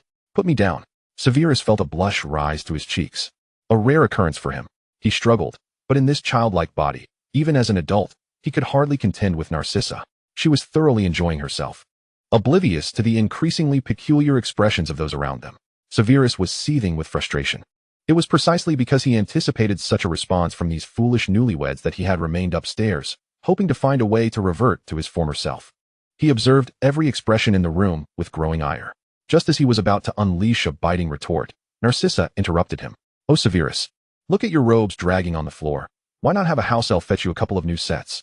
Narcissa noted Severus's oversized, ill-fitting black robe, her laughter ringing out as she pointed out the absurdity of him being held aloft while his robe trailed behind him. Narcissa scrutinized Severus's height, glancing between the two children before ultimately settling her gaze on Harry. She turned to Severus, saying, "This ensemble is quite unsuitable. Severus and I shall go change. I recently made a few outfits for Harry and the others, which will surely suit you perfectly." Although Draco did not fully grasp his mother's intent, He felt an inexplicable sensation of having lost. Narcissa gracefully and swiftly led Severus up the staircase, not forgetting to cast a levitation charm to prevent him from stepping on his own garments. As for the robes trailing behind him, the Malfoy family could easily spare such attire. Severus attempted to voice his protests multiple times, but found no opportunity. Ultimately, he resigned himself to burying his face in the voluminous sleeves of his robe. He must have still been groggy from just awakening that morning. Upon seeing the potion Draco had gifted him, he had carelessly consumed it after testing it for safety, neglecting to conduct any prior experimentation. How foolish he had been. Draco's potion was indeed harmless, yet it rendered one's existence utterly unbearable. Just moments ago, he had spotted two unfamiliar men at the dining table, and upon glimpsing their distinctive mismatched eyes, he deduced that they were Dumbledore and Grindelwald. He fervently hoped that by the time he descended, that little giant would have figured things out and found a way to rescue his poor, humble godfather. Severus gritted his teeth inwardly. A master potion maker, reduced to public humiliation because of a potion concocted by his own pupil. This was the first thought that crossed Severus's mind after hearing Draco's words. What had Draco just said? Severus, forcibly dragged by Narcissa, spent nearly an hour trying on several outfits before finally reappearing. He suspected that had it not been for the recently completed Christmas garments, he would have spent the remainder of the day trapped in the fitting room. Draco, feeling an unusual blend of concern and mischief, disregarded the fact that Dumbledore and the others were present and began perusing a book inscribed with obscure texts. Although he was not particularly concerned, after all, anything that could be exposed was not truly a secret. Lucius evidently shared this sentiment, believing that moderate exposure could strengthen their alliances. Dumbledore, with keen interest, scrutinized the text but could not identify its origin. I once entered a mysterious place while searching for the relics of the Deathly Hallows, where I encountered some similar inscriptions. Grindelwald's expression was complex. He observed that Draco seemed quite adept at reading the book, suggesting familiarity with the ancient Elvish language. If he was not mistaken, it was indeed the ancient tongue of the elves. The place held nothing of substance, only murals, some so damaged that their original forms were unrecognizable. He had seen the intact murals, which depicted elves not as the grotesque figures of contemporary lore, but rather as the ethereal beings that Muggles envisioned. They danced and sang around a colossal tree that emanated an awe-inspiring force, even in the mural's depiction. The inscriptions accompanying the murals bore a striking resemblance to the text in Draco's book. After a lengthy perusal, Draco finally found a reference to the leaf in the latter part of the text, the legendary Tree of Life. The sacred tree that gives birth to and nurtures the elves, Draco murmured. Everyone listened intently, for such knowledge had long been lost to time. Humans endowed with elven talents, upon receiving the Tree of Life's acknowledgement, can consume its leaves, awakening the bloodline of the elves. The elves, proficient in archery, benefit from their lineage, enabling them to communicate more effectively with flora, and they invariably excel in the mastery of potions. Thus, each elf is nearly a master alchemist. The elves exist in harmony with the sacred tree. Wherever the tree stands, elves shall also thrive. The sacred tree transcends spatial boundaries. Thus its presence is felt across myriad realms. It seems the Godfather's ancestry must indeed harbor elven blood, for it is evident that the leaf in the potion he consumed is a leaf from the Tree of Life. While awakening such a bloodline is undoubtedly a boon, Draco pondered whether the Godfather would become enraged and sever ties with him if he could not revert to his former self. The thought was unbearable, prompting Draco to hastily flip through the texts until he found the records on awakening. Upon awakening the elven bloodline, humans would gain elven traits, and after some time, they could revert to their juvenile human forms, as the Tree of Life perceives them still as fledglings. Lucius could hardly contain his laughter. The thought of Severus hearing this was amusing indeed. This transformation is not permanent. Once the awakening concludes, one would revert splendidly. Draco finally breathed a sigh of relief upon reading this, and Harry too felt a weight lift from his shoulders. For having a godfather who resembled a peer was indeed a complex emotional landscape. How long does the awakening take, little dragon? Harry suddenly inquired. Realizing the gravity of the situation, what if it took several years? Draco quickly perused the text again and felt relieved. Those with superior talent required approximately a week, while those with lesser gifts needed 3 or 4 days. Yet, we are returning to school tomorrow. Harry's expression turned blank.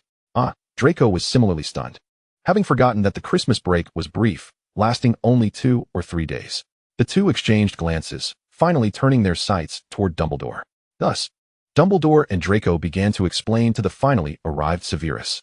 Dumbledore struggled to suppress his laughter, his handsome features twisting with amusement. Is this not splendid, Severus? Trust me, the students will not mock you. Grindelwald, observing from the sidelines, was visibly perturbed. Why was Al so familiar with this boy? Was this lad truly Al's favorite student? Of course, he was not jealous, nor was he nursing a sore leg from Al's playful nudges. He simply possessed a naturally sour disposition, an innate aversion to laughter. Severus remained silent for a prolonged moment. Draco Malfoy. He could neither bring himself to strike nor scold. He felt an innate tenderness toward his own child. Yet, the indignation was difficult to swallow, leading him to unleash a torrent of venom upon every individual present, inundating them for over an hour. Even Lucius and Dumbledore, accustomed to Severus's sharp tongue, found the onslaught somewhat overwhelming. Not to mention Grindelwald, who had never before been subjected to such pointed sarcasm, and Sirius, who had always been overlooked. They had completely vacated their minds. As for Narcissa, she successfully evaded attention due to her familial prominence. Harry and Draco narrowly escaped the brunt of Severus's favoritism, remaining as silent as mice, fearful of drawing the ire of their fuming godfather. The sole victor elegantly sipped from a teacup filled with Severus's rejuvenating herbal infusion, relishing the soothing sound of Severus's voice while admiring the view beyond the floor-to-ceiling windows. Completely oblivious to the myriad pleading gazes surrounding him.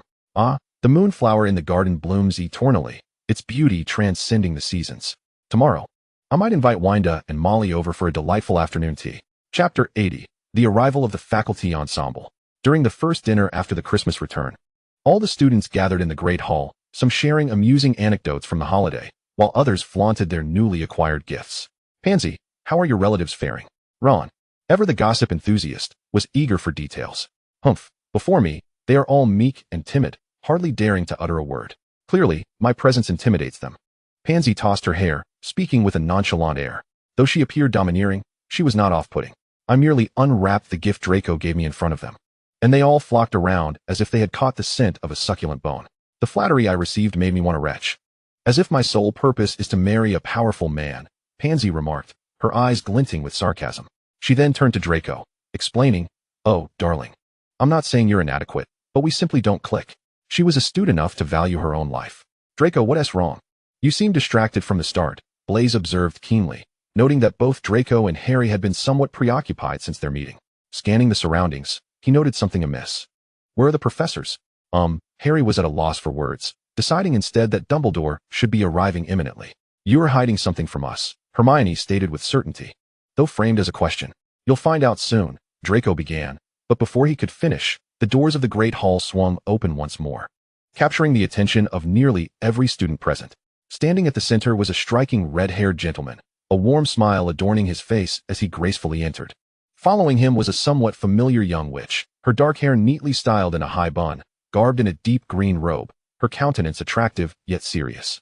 Next was the well-known Professor Flitwick, though he appeared significantly younger, charmingly waving to the assembly.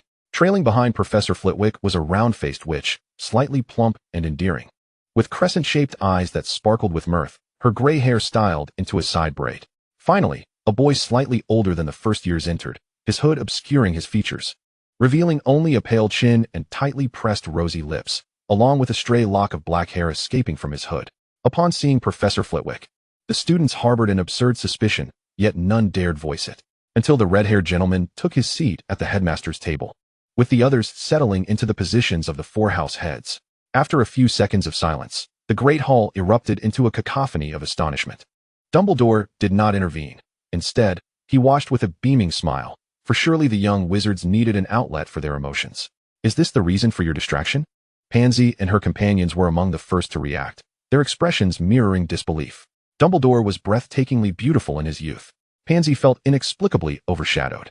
Ron's attention fixated on the Slytherin head's table, particularly on the hooded boy. That person, he stuttered. Couldn't he possibly be the transformation? Was indeed staggering. Harry nodded gravely. Their godfather had inadvertently consumed Draco's potion, and it was likely that this appearance would last around 5 days. This was the explanation they had agreed upon. Awakening such a phenomenon could not be disclosed. The druid potion, when ingested by one lacking elven blood, would only grant a year of communication with flora and fauna, and of course, would lead to the growth of pointed elven ears. Draco diluted the remaining 9 potions, ensuring their efficacy would last precisely a day. Those who had used them spoke highly of the results, earning Grindelwald's approval. Draco was resolute in his belief that only the Prince family possessed the blood of elves, and there was no doubt about it. Ron felt a heavy weight in his heart, to the point where he struggled to eat. Blaise was intrigued by Ron's unusual lack of appetite. Why was that? Hermione and the others shared the same curiosity. Accidentally consuming a potion was hardly a grave matter. Why did Ron feel as though the sky was about to fall? Firstly, Professor Snape is a master of potions, Ron explained to them. Secondly, Harry and Draco are his protégés. Lastly, we are friends with Harry and Draco. Pansy and Neville were left bewildered, but Hermione and Blaise appeared to be deep in thought.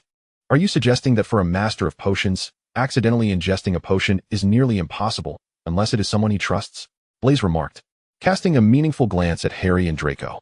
Given that they are trusted individuals, Professor Snape, known for his notorious favoritism, would undoubtedly hesitate to punish the culprit. Hermione seamlessly added, thus, the unfortunate ones are those of us who are close to the perpetrator, Ron concluded mournfully. Pansy pondered for a moment, seemingly arriving at a decision.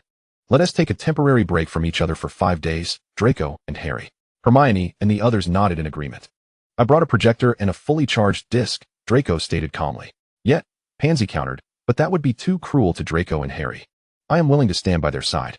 She pivoted her stance, speaking with conviction. They had often heard Ron speak of the marvelous game room in the Malfoy household and the extraordinary things within, and their curiosity had long been piqued. I am prepared to sacrifice for our friendship, Blaise declared dramatically, as if he were on the brink of facing death, which elicited laughter from everyone. Ding ding. Dumbledore tapped his cup to garner attention. Children, please quiet down, he said with a smile directed at the students. Perhaps many young witches and wizards are curious about the changes in our professors. May I say a few words? The students of Hogwarts, captivated by the beauty before them, nodded in unison and settled down. Let me reintroduce our professors, he began. Oh, I believe I need not elaborate further. His humor effectively alleviated the somewhat somber atmosphere in the hall. Professor McGonagall, the stern witch stood and bowed, her sharp gaze undiminished by her youthful countenance. Professor Flitwick, the elegant head of Ravenclaw, also performed a graceful bow. The keen-eyed Ravenclaw students noted he seemed a few centimeters taller, subtly flaunting this fact. Professor Sprout, the gentle and kind witch, stood and waved warmly to the crowd. All the Hufflepuff students at their long table frantically waved back, causing Professor Sprout's smile to blossom even brighter. Professor Snape. He paused for effect. Of course, our Professor Snape may appear somewhat altered due to an accidental potion mishap. But rest assured, he will revert to his original self shortly. Please always remember that he is your professor, Dumbledore winked, his smile deepening significantly. Severus Snape, his expression dark, removed his hood and stood up, surveying the hall. Where his gaze fell, silence enveloped the space. He nodded in satisfaction. His imposing presence remained intact. His mood, oddly improved, did not compel him to don his hood again as he took his seat. Only then did the students dare to whisper among themselves. Although the din of the hall rendered their words unclear, they likely speculated on his ever-foreboding demeanor. However, what they failed to hear were the hushed exclamations of adorable.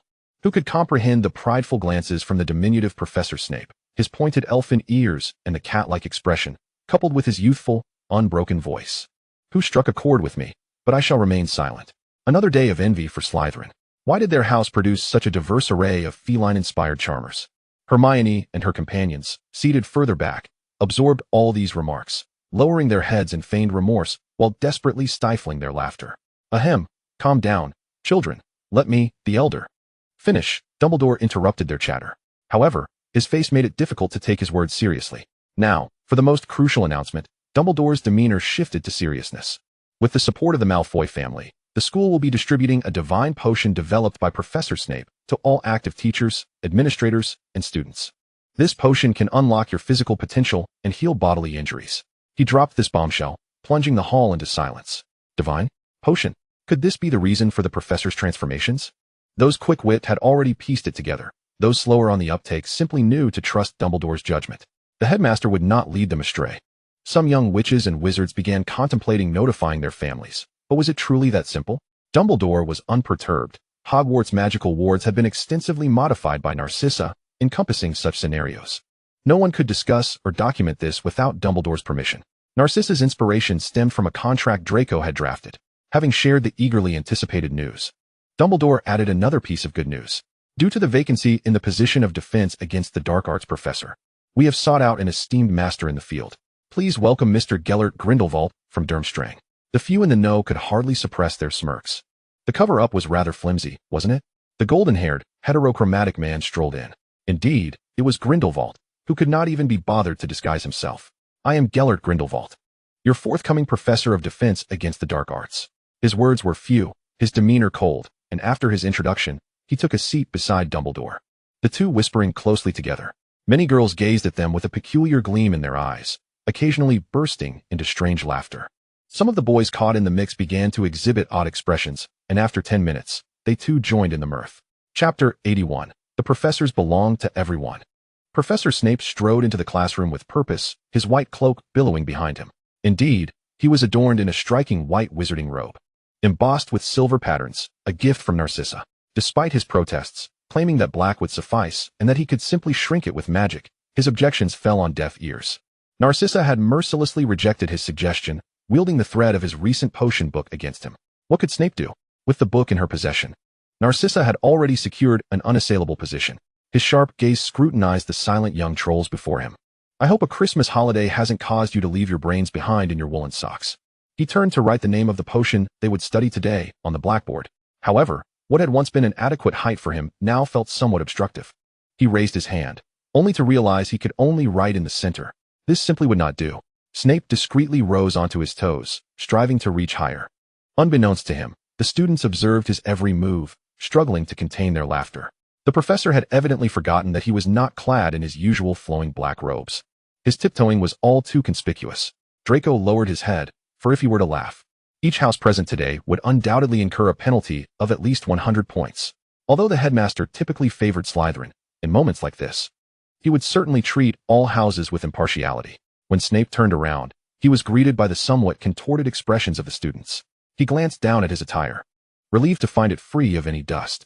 Indeed, he sensed that his appearance, resembling that of a dark, brooding bat, must be rather unsettling. Ignoring a slight discomfort in his heart, he glared at the students. What are you staring at? Do I have something written on my face? Open your potions textbooks. Perhaps sensing the potions professor's foul mood, the students braced themselves for the remainder of the lesson, fearful of setting new records for point deductions. Did anyone not understand that? How many times must I repeat myself before someone gets it right? No talking, quiet down. When do we add the lacewing flies to this potion? With no hands raised, he decided to call on someone. What are you looking at the textbook for? Look at the blackboard. Though no points were deducted, Professor Snape's mood had certainly improved by the end of the class. Class dismissed. He strode out, satisfaction evident in his demeanor. The moment he left, the classroom erupted into chatter. Oh, how charming. When the professor walked past me, I nearly lost control of my hands. A group of girls instantly huddled together, their expressions brimming with excitement, reminiscent of their previous discussions. That ear, it's still moving. I desperately want to touch it. It must feel delightful. Matured, he resembled a rich, robust red wine, aged and tinged with a hint of bitterness, whereas in his youth, he was akin to a refreshing and elegant sparkling wine. I can hardly suppress my urge to indulge in this metaphorical tasting. Don't get carried away, girl. How old are you? It's fine. I have an older sister in Slytherin's 6th year. Good fortune should not be squandered on outsiders. The girl waved her hand dismissively. It feels as if the professor is quite the gentleman. He wouldn't be involved with students, would he? A naive witch from the Muggle world remarked. Oh, please. I would gladly marry the professor for Gryffindor's house points and wed him as soon as I graduate. Hee. Dream on. The professor belongs to everyone. Agreed. I heard the effect only lasts for 5 days. How unfortunate. Why must it only be 5 days? Having overheard the commotion from within the classroom, Snape found himself unexpectedly intrigued by the students' opinions. He stood by the door on the opposite side of the potions classroom, leading to the corridor outside his office. Normally, this area saw little traffic, especially from students. Yet, at this moment, he could distinctly hear the voices emanating from the classroom. Snape could hardly believe his ears. At that instant, he regretted lingering, wishing he had remained oblivious to their chatter. His hand itched to deduct points, his face betraying a mix of shame and indignation. What are those little trolls thinking? At that moment, a gentle and familiar voice drifted from behind him. It seems you are quite beloved by your students, Severus. Snape whirled around to find Dumbledore standing behind him, hands clasped behind his back, wearing a benign smile. Snape shot him a glare, muttering, boring, before turning to enter his office, slamming the door behind him. However, upon closer inspection, one might notice a slight flush creeping to his ears. Dumbledore, meanwhile, chuckled to himself, watching Snape's retreating figure, muttering, they are all just children. The students remained oblivious to the fact that their potions professor had heard every word they spoke. Perhaps Draco sensed something amiss but thought it inconsequential. After all, the headmaster was indeed deserving of their affection. Instead of leaving, they lowered their profiles, eagerly listening. Though Draco struggled to grasp some parts of the conversation, he couldn't help but admire the girls' discerning appreciation for the professor. Do you think I could ask Malfoy to administer the potion to the professor again? Would he agree? The bold little snake hypothesized. That's a nice thought, but you want to enlist a Malfoy? With what? Money? The little eagle regarded her with a look that suggested she was dreaming. Indeed, what could I possibly offer him? Draco had unknowingly joined the conversation. Is my beauty not enough? Who asked that just now? Ah, Malfoy. I was just joking. I have no ulterior motives, I assure you. The snake was on the verge of tears. She wasn't afraid of Malfoy. He was simply too charming to bear the airs of nobility, and that delicate, fair face was simply irresistible to pinch. Yet, she dared not, for the savior's icy gaze was fixed upon her. She hadn't forgotten about that wretched troll, who was far more resilient than she could ever hope to be. Ah, has it reached lunchtime? She feigned, glancing at a non-existent watch. See you later, Draco. My mother is calling me home for dinner. She hurriedly rose, oblivious to her own nonsensical ramblings, dragging her roommate away from the awkward scene. As for the others, they had quietly dispersed long before Draco had posed his question. They sought to avoid drawing attention. Your mother? Is she here at Hogwarts too? Draco hesitated, glancing at Harry. The moment Draco's gaze fell upon him, Harry adjusted his expression, offering a gentle smile. I'm not too sure myself. Are you hungry, little dragon? I'm all right. I'd like some apple pie. Draco was quite particular about his preferences. No, apple pie cannot serve as a meal. You must eat some meat and carbohydrates. Harry insisted, leaving no room for refusal. Pansy observed the isolated world of Harry and Draco with a hint of exasperation. Come on, you two gentlemen. What can you possibly argue about here? Whether or not there's apple pie in the Great Hall today is still up in the air. But I am a Malfoy. Draco looked at Pansy with innocent eyes. Of course, I know your surname is Malfoy. Oh shoot. Pansy abruptly retracted an expletive, cursing under her breath for having fallen for his act. Ha ha. Blaise and Ron could no longer contain their laughter, erupting into a fit of mirth. You dare to laugh. Pansy's face flushed crimson as she heard their laughter, and she angrily grabbed Hermione, charging toward the two miscreants. Naturally, Hermione stood firmly by her friend's side, joining Pansy in pursuit of the two insufferable boys. Witnessing this scene, Neville merely smiled, choosing not to involve himself. He turned to converse with Harry and Draco about the new plants he had been cultivating. I've recently nurtured a new plant that possesses some rather unique properties. Neville enthusiastically shared.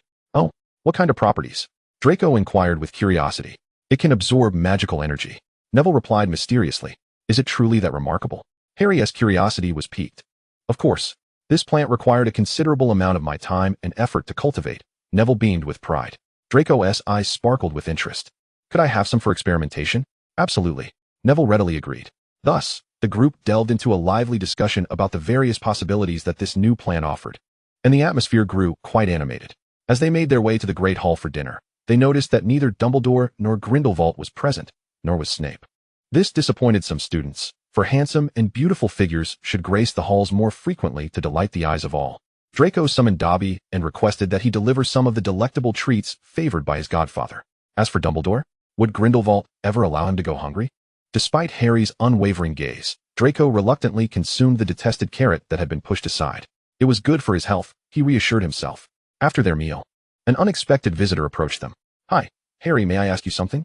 Cedric appeared before them, hesitantly indicating that he wished to speak privately. Harry, feeling a twinge of concern, repeatedly urged Draco to return to the dormitory for a rest, assuring him that he would return promptly. Ever since the incident with Quirrell, he seldom left Draco's side for long. Sorry for keeping you waiting, Cedric, he greeted with a smile. Perhaps we should find a quieter place to talk? I apologize for calling you out like this, Harry, Cedric said apologetically, clearly aware of the situation involving Draco and empathizing with Harry's worries. It's quite all right, Cedric. Harry replied with a warm smile. It's rare for you to seek me out. The last time was over not, I believe. You startled him quite a bit. Didn't you? Bullying a fellow Slytherin. I, as a prefect, had never heard of such a thing. While it was true that some mischievous students existed, such antics were commonplace across all houses and usually resolved amicably afterward. Every Slytherin was aware that he and Draco detested such behavior. It was simply inconceivable. Upon hearing Cedric's hesitant and vague description, Harry realized it was likely a misunderstanding. As for Theodore's distress, he speculated but refrained from discussing it further with Cedric. Respecting Theodore's privacy, I wanted to ask, have you seen not recently? Cedric inquired, looking troubled. Ever since I declined his request that day, he's been avoiding me. Is he upset? But that is quite dangerous.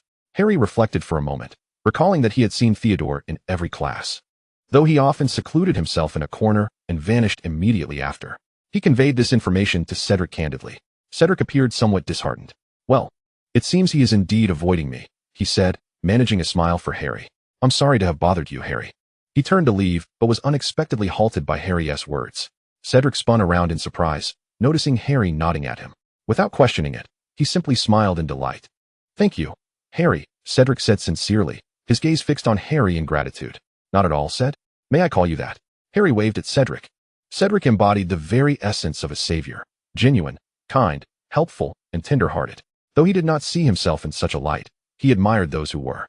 He was indeed well suited to be a figurehead of the magical world. Of course, Cedric replied, momentarily astonished before quickly grinning. I thought we were already friends. As Harry watched Cedric's figure recede into the distance, he pondered over the connection between Theodore and Cedric. Cedric had not contemplated why Harry knew of the matters concerning Theodore's family, as the extensive reach and rapid dissemination of news regarding the Malfoy family were beyond his imagination. Just moments ago, during their conversation, Harry had mentioned his awareness of the situation in Theodore's home. If Cedric did not mind, he could find Theodore in the library and deliver a message, suggesting that Harry had a way to assist him. Cedric understood that Harry was subtly indicating Theodore's current whereabouts. As for the nature of this purported assistance, he found it difficult to fathom. However, since Harry had suggested it, he must possess some knowledge of the circumstances. Cedric couldn't help but marvel at Harry's willingness to lend a helping hand. Truly, he was deserving of the title of savior in everyone's eyes. Would Theodore be pleased? Cedric mused silently, suddenly pausing in his tracks, a flicker of hesitation washing over him. It seems he doesn't want others to know. Cedric murmured to himself, as if trying to convince himself not to intrude upon Theodore. He quietly approached a nearby chair along the corridor and sat down, gazing vacantly towards the distant black lake. The water shimmered, reflecting the clouds above and the surrounding trees, exuding an aura of tranquility and beauty. Yet, in that moment, Cedric found no solace in such splendor. Since Halloween, an invisible barrier seemed to have arisen between him and Theodore. They had not conversed as they once did. Theodore consistently evaded him, leaving Cedric perplexed and disheartened. He pondered why he cared so deeply for this younger student. Perhaps it was the indelible impression left by that first encounter, where the boy had wept inconsolably like a small rabbit. Or perhaps it was the sight of him, alone and isolated, that compelled Cedric to approach, wishing to shatter the cocoon of solitude enveloping him. Or maybe it was on Halloween, when he had seen Theodore walking alone and felt an urge to accompany him to the observatory, where they spent a long time gazing at the stars, listening to the boy's heartfelt confessions and vulnerabilities under the vast sky.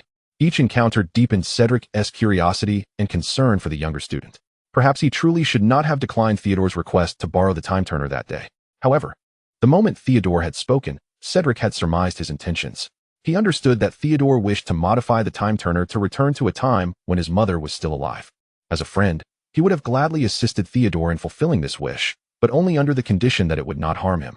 Setting aside the potential dire consequences of illegally altering a time turner, the very notion of Theodore attempting to return to save his mother was fraught with complications. Cedric knew that the only way for Theodore to achieve this would be to eliminate his past self. In doing so, the present-day Theodore would cease to exist. He could not fathom the ramifications should such an event transpire. Thus, despite his inner turmoil, he had ultimately refused Theodore's request, hardening his heart against the disappointment reflected in those expressive eyes. Their parting had been anything but amicable, and they had not crossed paths since. Cedric sighed deeply. Perhaps Theodore no longer wished to see him. Yet, he resolved to inform Theodore. Even if he is avoiding me, it doesn't matter, he reassured himself. Cedric lifted his spirits once more. Just as he was about to rise and seek out Theodore, he turned to find Theodore standing not far behind him. Theodore! Cedric exclaimed in surprise, his heart lifting at the sight. Was Theodore no longer avoiding him? Do you have something to tell me? Theodore averted his gaze awkwardly, his voice cool, hands instinctively tightening around the books he cradled. He was uncertain why he found himself here. Upon overhearing two passing badgers mention Cedric's downcast demeanor in the corridor, his feet had carried him here against his will. He had merely wanted to check on Cedric, to see if he was all right, only to overhear him saying he had something to discuss. Oh yes, I absolutely did not disclose our conversation from that day. I swear, Cedric hastily explained, his tone laced with tension and urgency, eager to prove his innocence. I believe that what we share is a secret between the two of us. Well, to be honest, it's Harry. He scratched his head, his expression becoming somewhat awkward and embarrassed, evidently realizing that his previous words sounded rather peculiar. He hastily added, he told me he has a way to assist you. That's why I sought you out, hoping to dissuade you from continuing those perilous endeavors. At this juncture, Cedric abruptly halted, as if unsure how to proceed, appearing somewhat incoherent. He irritably ran his fingers through his hair, then let out a resigned sigh. As if he had surrendered to his internal struggle. I mean, I don't want you to fall into any danger, he finally articulated, his gaze betraying a deep concern and care. Did he really say that? Theodore exclaimed, taking a swift step towards Cedric in a state of agitation. He was not surprised that Harry and his friends were aware of his circumstances. After all, it was common knowledge that he and Draco were under the tutelage of Professor Snape. He had sensed something unusual about Harry and his group. After all, not every wizard could wield the Fiendfire curse and control it with such finesse. Harry and Draco were harboring secrets, and their little clique evidently knew something more. His conviction only strengthened after Dumbledore announced the potion yesterday. Despite the nagging doubts and denials in his mind, a flicker of hope began to emerge. What if? He didn't even wait for Cedric's response, turning away eagerly, seemingly in haste to find Harry. However, just as he pivoted, he paused momentarily. I have long since abandoned that notion. And, thank you, Ced, Theodore whispered, his voice imbued with a subtle tenderness. After uttering those words, he did not await Cedric's reply, but rather hurriedly departed. Cedric stood there, momentarily stunned, an inexplicable joy swelling within him. Theodore had just called him Ced, hadn't he? And he mentioned having relinquished that thought. Did this imply he was not angry after all? Cedric remained frozen, feeling a torrent of intense emotions surge within him. An uncontrollable elation. He had restrained himself for so long, yet he could not help but break into a silly smile. The gloom that had overshadowed his heart for days dissipated in an instant, as if sunlight had pierced through the clouds. He felt an immense sense of relief and joy, invigorated by newfound energy. Should I perhaps consider a different form of address next time we meet? Theo? Little Amo? Cedric mused aloud as he briskly made his way to the Hufflepuff common room, his thoughts swirling. Chapter 83. The Routine Before the Holidays. The effects of the potion began to take shape within the school, setting aside the youthful appearance of the professors. One could assert that it was nearly impossible to find an unattractive student at Hogwarts now. Of course, this was merely the more conspicuous aspect. Magic, being an intangible force, was less visible. However, the number of young witches and wizards losing control of spells in class was steadily increasing, resulting in a higher frequency of visits to the infirmary. Fortunately, each professor was well versed in handling such situations, and Madame Pomfrey, in consultation with Professor Snape, confirmed that there would be no harm to the young witches and wizards, assuring that they would adapt in due course. Injuries were merely injuries. They weren't beyond remedy. As for the parents discovering the changes in their little witches and wizards after the holidays, they would likely only remark on Hogwarts' favorable influence on their offspring. 5 days later, Snape awoke to find himself restored to his adult form, having also discovered a method to retract his ears during the process. This resulted in a noticeable improvement in his mood over the past few days. Although his face had become considerably more refined, even his formidable aura could not conceal it. Many students felt a mix of disappointment and joy. The disappointment stemmed from the absence of the various guises of their petite professor, while the joy arose from the presence of the grand professor, who at the very least did not evoke feelings of guilt. It was rumored that a brave 7th-year student had boldly confessed his feelings to Professor Dumbledore, truly a testament to Gryffindor valor. One might say, are you Gryffindors particularly fond of redheads? The abundance of redheads is quite excessive, isn't it? Can a penchant for red hair ever be cured? During class hours, the headmaster and the new defense against the dark arts professor, Mr. Green, were practically inseparable. The latter's countenance darkened significantly. Had it not been for Dumbledore's swift intervention, that Gryffindor hero might have been reduced to ashes. It was said that the scene was quite a spectacle, with water and fire dancing in tandem amidst a shroud of mist. The keen-eyed and gossip-loving Badger, using Professor Sprout's favorite plant as an oath, declared, I absolutely saw them kissing, referring to Grindelwald and Dumbledore. However, following this incident, some students began to notice that there seemed to be something unusual between the two. A few astute individuals, including our Hermione, even discerned the true identity of their defense against the dark arts professor through subtle clues. That's Grindelwald. How can you all remain so indifferent? Hermione exclaimed, sharing her revelation with her companions as she paced within the room of requirement. Having experienced the events surrounding Quirrell, she was particularly wary of the sudden emergence of Professor Green. After a rigorous process of suspicion, bold hypotheses, and careful verification, she finally uncovered the truth about Professor Green's identity. To her surprise, that pair of mismatched eyes had provided her with significant inspiration and assistance. Ultimately, she found the expressions on her peers' faces to be rather composed. Oh, there was indeed some variation. For instance, Neville displayed a more typical reaction, his face bearing the same shock as Hermione. Ron, Draco, and Harry had all encountered Grindelwald before, and Ron was aware that both of his friends were studying under him. Pansy and Blaise, due to their lineage, were also well acquainted with Grindelwald's previous proclamations. What wizard was not aware of them? Their aristocratic backgrounds did not leave them with a poor impression of him, though Grindelwald had inexplicably refrained from extending his influence into England at that time. Otherwise, one could only imagine how many saints might populate the British wizarding community today. Those aristocrats had not been foolish enough to fall for the charms of a rhetoric-laden figure whose principles bore a striking resemblance to Grindelwald's, leading them to follow the impulsive Voldemort. Calm down, dear girl, Pansy soothed the somewhat anxious Hermione. Grindelwald won't do anything alarming. I mean, look, there's still Dumbledore around. Moreover, their relationship is far from simple. Rest assured, Hermione, the professors merely wish to reconnect. Akin to a pair of old lovers reunited after decades apart, Harry said as he allowed Draco to lean against his leg. The night prior, Draco had translated a book about elven heritage for his godfather, staying up late into the night. The lack of sleep left a faint trace of fatigue upon his exquisite features. Harry, feeling a pang of sympathy, absent-mindedly caressed Draco's silky platinum hair, oblivious to his own words. Teachers, lovers, Hermione gasped, momentarily ceasing her thoughts. Indeed, Pansy exclaimed with excitement. I knew my instincts wouldn't lead me astray. What? Neville, just now catching up, exclaimed in shock.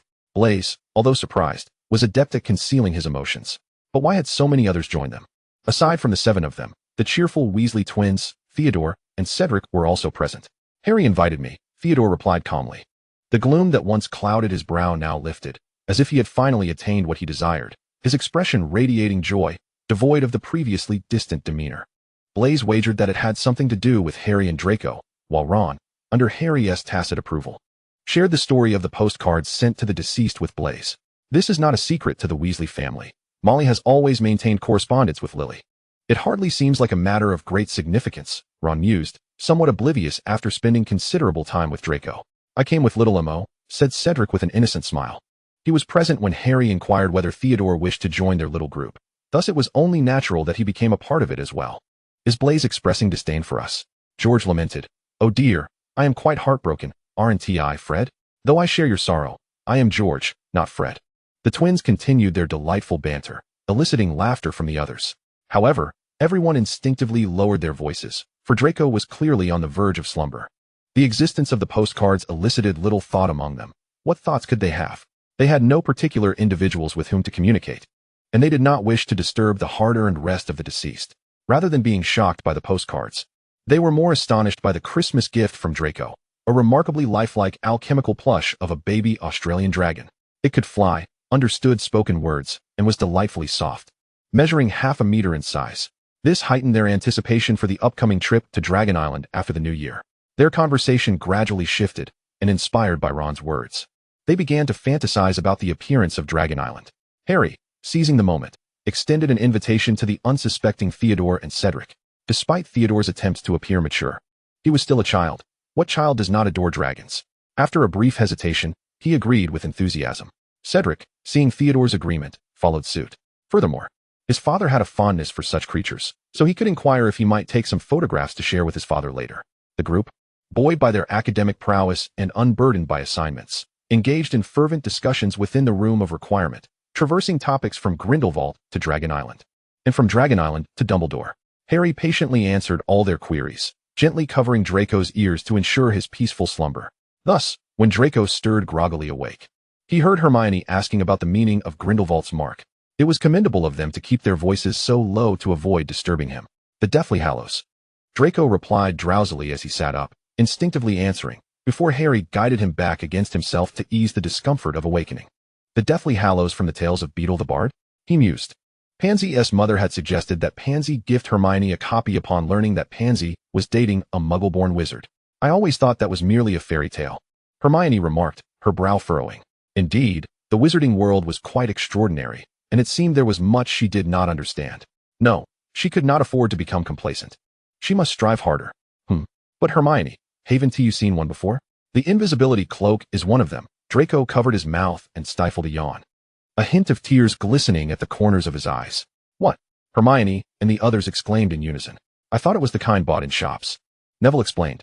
I assumed it was merely an enhanced version that Draco had modified.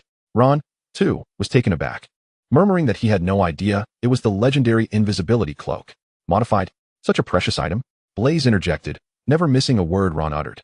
You take the term Hallows far too seriously. It is merely a cloak imbued with some peculiar energy. Would you like to see it? Perhaps you would prefer to see the resurrection stone instead? Draco shrugged, sensing only an odd energy emanating from it. Perhaps the tales were not entirely unfounded. But the power over death held no significance for him. However, the resurrection stone does not truly resurrect the dead. It merely summons a substance more real than a spirit, yet less substantial than a corporeal being, akin to a ghost, and even the revived individual may not experience happiness, as they would only harbor a melancholic disposition, Draco explained. Hearing this, even Theodore lost interest. They then shifted their discussion to the Elder Wand, which they unanimously agreed was the most legitimate of the Hallows. Draco was unaware that his expression had revealed an innocent indifference, leading everyone to believe he had gleaned such information from somewhere. Only Harry was privy to the truth. However, this expression was only noticed by Harry, who quietly ruffled Draco's hair, inadvertently shielding Draco's eyes from the gaze of the others. He did not mind the divine aura that Draco sometimes exuded, but he did not like it, as it made him feel distanced from Draco. Draco looked up at Harry, puzzled. Is there something in my hair? Nothing of consequence.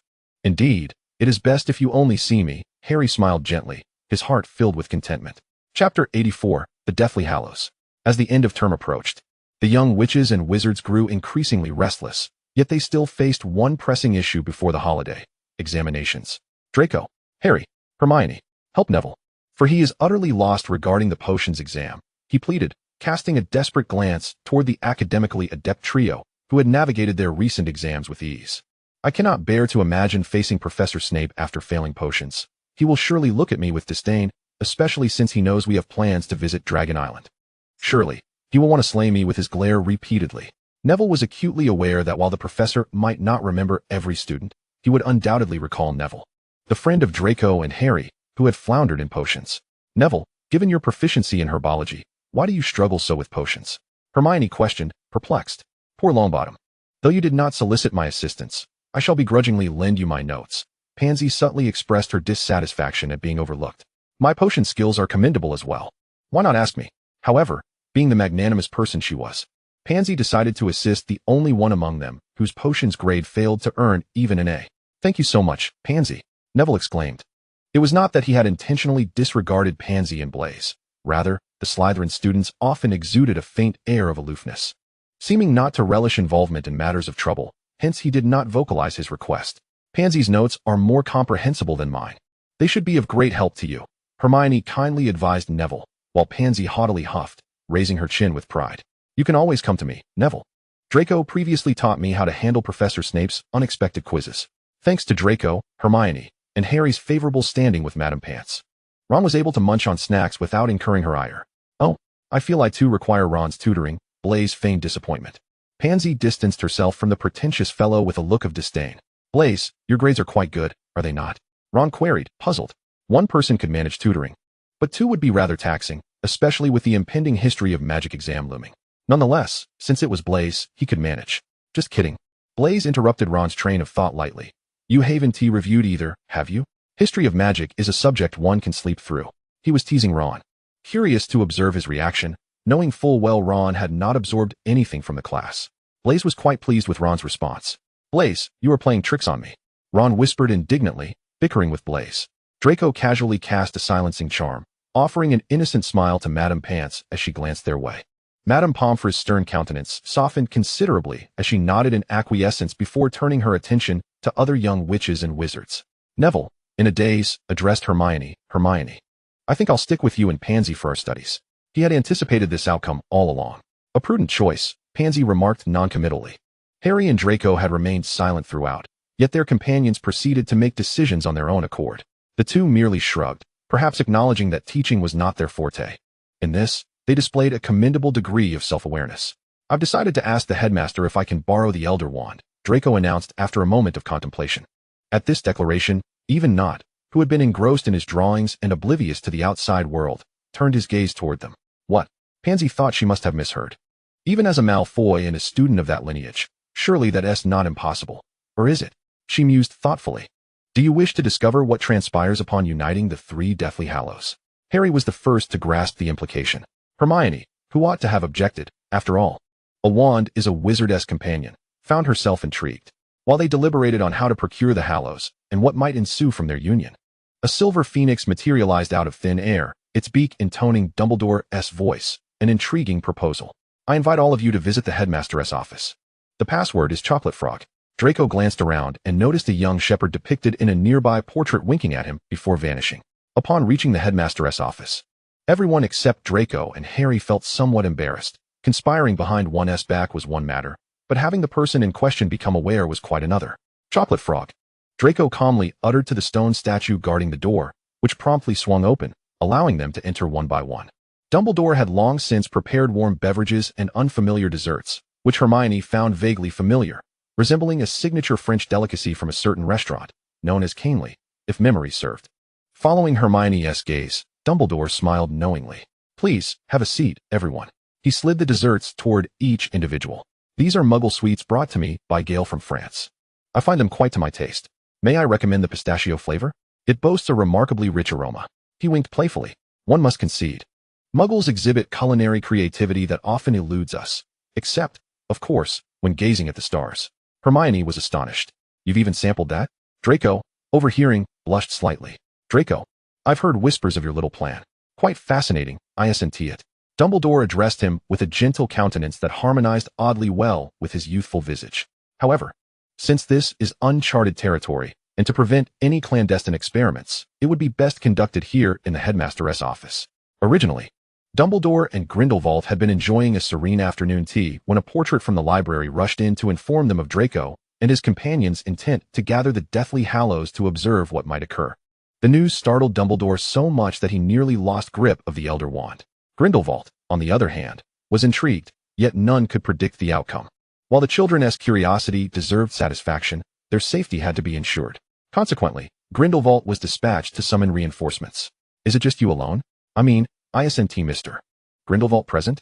Despite lingering unease over Grindelwald's identity, Hermione acknowledged that having both present provided unparalleled security. She would feel less anxious should any unforeseen incidents arise. Miss Granger. Gale will arrive shortly, Dumbledore assured her before two figures materialized, Grindelwald and Snape. Severus Snape, already perturbed by Grindelwald's abrupt interruption of his potion-making, grew even darker upon seeing 8 individuals seated in the office. After Draco gleefully explained their intentions, Snape's expression became so forbidding it could silence a crying infant. His hair seemed to rise as if stirred by an unseen gust. Draco Malfoy, cease this reckless spirit immediately. I vow your parents, Lucius and Narcissa, shall be informed of today's escapades. And you, Potter, I have always considered you to possess a keen sense of danger. You ought to know what is safe to touch and what is not. Are you condoning his folly? You. Well, I cannot reprimand you further. And you lot, are you confident you'll ace all your exams with top marks? The children shrank back, speechless, their eyes pleading for Dumbledore's intervention. Severus. Children are prone to flights of fancy. Surely, we ought to guide them wisely, should we not? Dumbledore hastened to smooth matters over. Besides, with us watching over them, there is no cause for alarm. Let us relax, please. No further transgressions, Snape muttered after a pause, his tone stern. He recognized that prevention was preferable to confrontation. Better to supervise their experiments than risk them sneaking into the headmaster's office to pilfer the Elder Wand.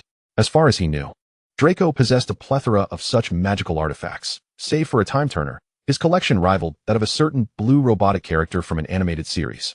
Very well. First we require an open space.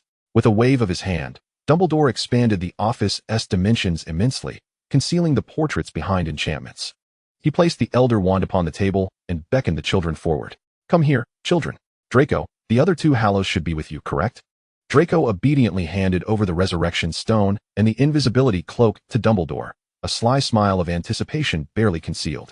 Dumbledore arranged the 3 Hallows together, while Grindelwald and Snape stood ready.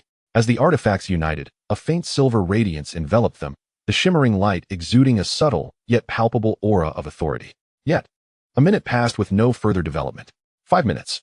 10 minutes.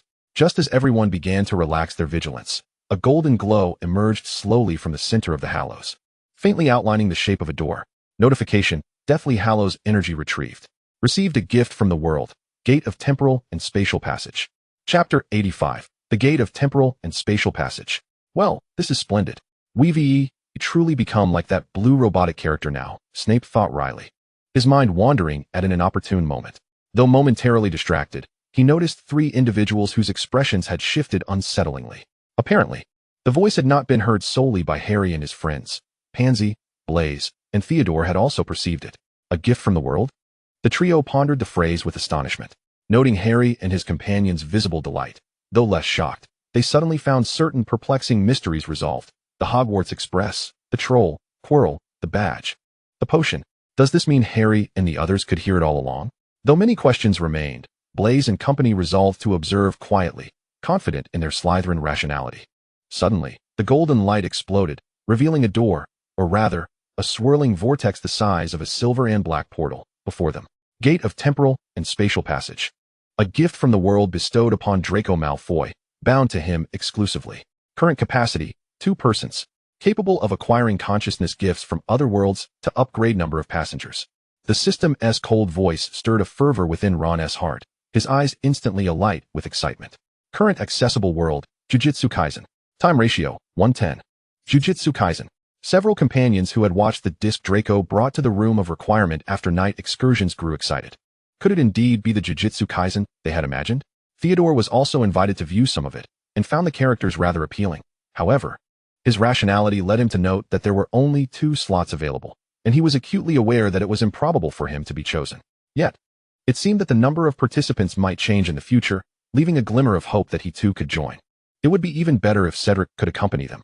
Ron fantasized about himself kicking and punching in a whimsical manner, chuckling foolishly. Suddenly, the vortex shrank, transforming into a streak of light that, with astonishing swiftness, settled onto Draco's outstretched palm, which he had extended unbeknownst to the others. This was a time-space portal, capable of traversing between 2 worlds. At present, it could only accommodate 2 individuals, but upgrades were a possibility for the future. Draco explained, observing the gazes directed towards him. It must have acknowledged me as its master, he nonchalantly reasoned, feigning indifference. The others pretended to comprehend this revelation. I trust my dear protege understands the wisdom of refraining from carelessly utilizing objects of unknown origin, Severus remarked. Although the consciousness of the world had always treated Draco kindly, there was an underlying sense of danger associated with this portal. It was akin to gifting one's cherished doll to an ant. Could the ant truly catch it? Understood, Godfather. Draco squeezed the golden orb, and a star-shaped pattern appeared on the back of his hand. He gazed innocently at Severus, who swallowed his reprimand. Grindelwald and Dumbledore expressed keen interest. The younger ones clearly understood what the Jujutsu Kaisen entailed and could inquire further. Additionally, he discovered that a few more of the younger ones could hear, which somewhat undermined their assumptions. Could it be that those who spent ample time with Draco would eventually be able to hear as well? Or perhaps only those friends accepted by Draco would gain this ability after a period of interaction, while they were aware of the rules in place, and that those who knew could not harm Draco in the slightest. Concerns lingered, for they had watched him grow. They vigilantly safeguarded his innocent heart, ensuring that anyone who surrounded him was thoroughly investigated. They cared not for their backgrounds, as long as they genuinely wished to befriend Draco. They were determined to protect him from harm. Draco was well aware of their somewhat obsessive guardianship, yet he felt indifferent. This is merely a manifestation of their love for me. Is it not enough to have so many friends? It appeared that gathering the Deathly Hallows would yield the energy to traverse time and space. Dumbledore contemplated stroking his beard, his hand hovering awkwardly in the air. Yet he did not feel embarrassed. With his hands clasped behind his back, he spoke earnestly. What splendid acting, Headmaster. Pansy and the others admired Dumbledore, pondering what kind of energy the Hallows possessed, as they were ultimately reclaimed by the world. That was a gift from the human realm. Grindelwald finally realized that the Deathly Hallows he pursued did not possess any extraordinary abilities. The true marvel was Draco. The favored child of the world was indeed exceptional. Harry was indifferent as long as there was no threat posed to Draco. Moreover, traversing time and space, was that not an enchanting experience? They were also well versed in the unfolding narrative. Severus could not help but repeatedly admonish Draco to refrain from attempting anything reckless, as he needed to confer with Lucius and Narcissa first. The adults recognized the opportunity, yet they were also acutely aware of the potential dangers, leaving them uneasy. Harry, could you and Draco visit Malfoy Manor to explain the situation to Lucius and Narcissa, and invite them over? There are certain matters I wish to discuss with them, Dumbledore suggested. The others understood this was a means to discreetly send Draco away for a conversation. Certainly. Harry turned to Draco, who readily agreed. The excuse was somewhat clumsy, but it mattered not. He would comply. Once Harry and Draco departed, Dumbledore's gaze turned towards Pansy and the others. They were uncertain of what was said. But when Draco and the others returned, everyone was calmly seated on the sofa. Narcissa and Lucius had already heard Draco's version of events. embellished with his playful charm and Harry's bias. Now, they would finally hear an account devoid of excessive subjectivity. Children, how are your studies in magical history and potions? The examination is tomorrow, Dumbledore inquired with genuine concern. Harry and the others recognized this as a subtle reminder that it was now time for the adults to converse. We shall take our leave to the library, Draco announced, bowing slightly to the elders, with the others mimicking his gesture. Upon exiting the headmaster's office, they all tacitly agreed not to go to the library, but instead ventured to the room of requirement. Eagerly, they inquired about the portal, though Draco had limited information to share. Draco, do you have any notion of what the world might be like? Neville asked, his excitement palpable. He had his suspicions, but was uncertain if it was indeed the Jujutsu Kaisen realm. With a flourish, Draco produced a scroll from the ether, mysteriously unfurling it to reveal a depiction of Satoru Gojo and Suguru Geto. It was indeed the world of Jujutsu Kaisen. How splendid. Draco, can we watch Jujutsu Kaisen again? Please. Ron cheered, his anticipation evident as he gazed at Draco. You can take 2 people. Who will you choose? All ears perked up at this question. Well, first and foremost, Harry will undoubtedly accompany me, Draco contemplated, a conclusion that was universally accepted. It would be peculiar for them not to be together. I suspect that if we are to explore an unknown world, the adults will have other considerations. They would never allow just us children to go alone, Harry reasoned, maintaining an air of rationality while secretly delighting in the prospect. That is true. Ron and the others felt a tinge of disappointment, yet it mattered little. You must take me next time, he exclaimed, yearning to experience another world. Of course, I shall strive to expand the number of participants, Draco assured them. The group envisioned themselves showcasing their prowess in the otherworldly realm. Even Theodore could not resist joining the discussion. To better understand this alternate dimension, they decided to rewatch Jujutsu Kaisen. Hermione diligently took notes, hoping to assist her friends. Pansy expressed disdain for the grotesque cursed spirits depicted, perhaps when other worlds were linked. She could explore a different realm? She had no doubt about her ability to perceive cursed spirits, yet the thought of encountering such visually jarring entities daily diminished her enthusiasm. The boys debated whether the Avada Kedavra curse would affect the cursed spirits, pondering if they represented a form of negative energy. If cursed spirits were indeed a manifestation of negativity, would Draco not be recklessly wreaking havoc?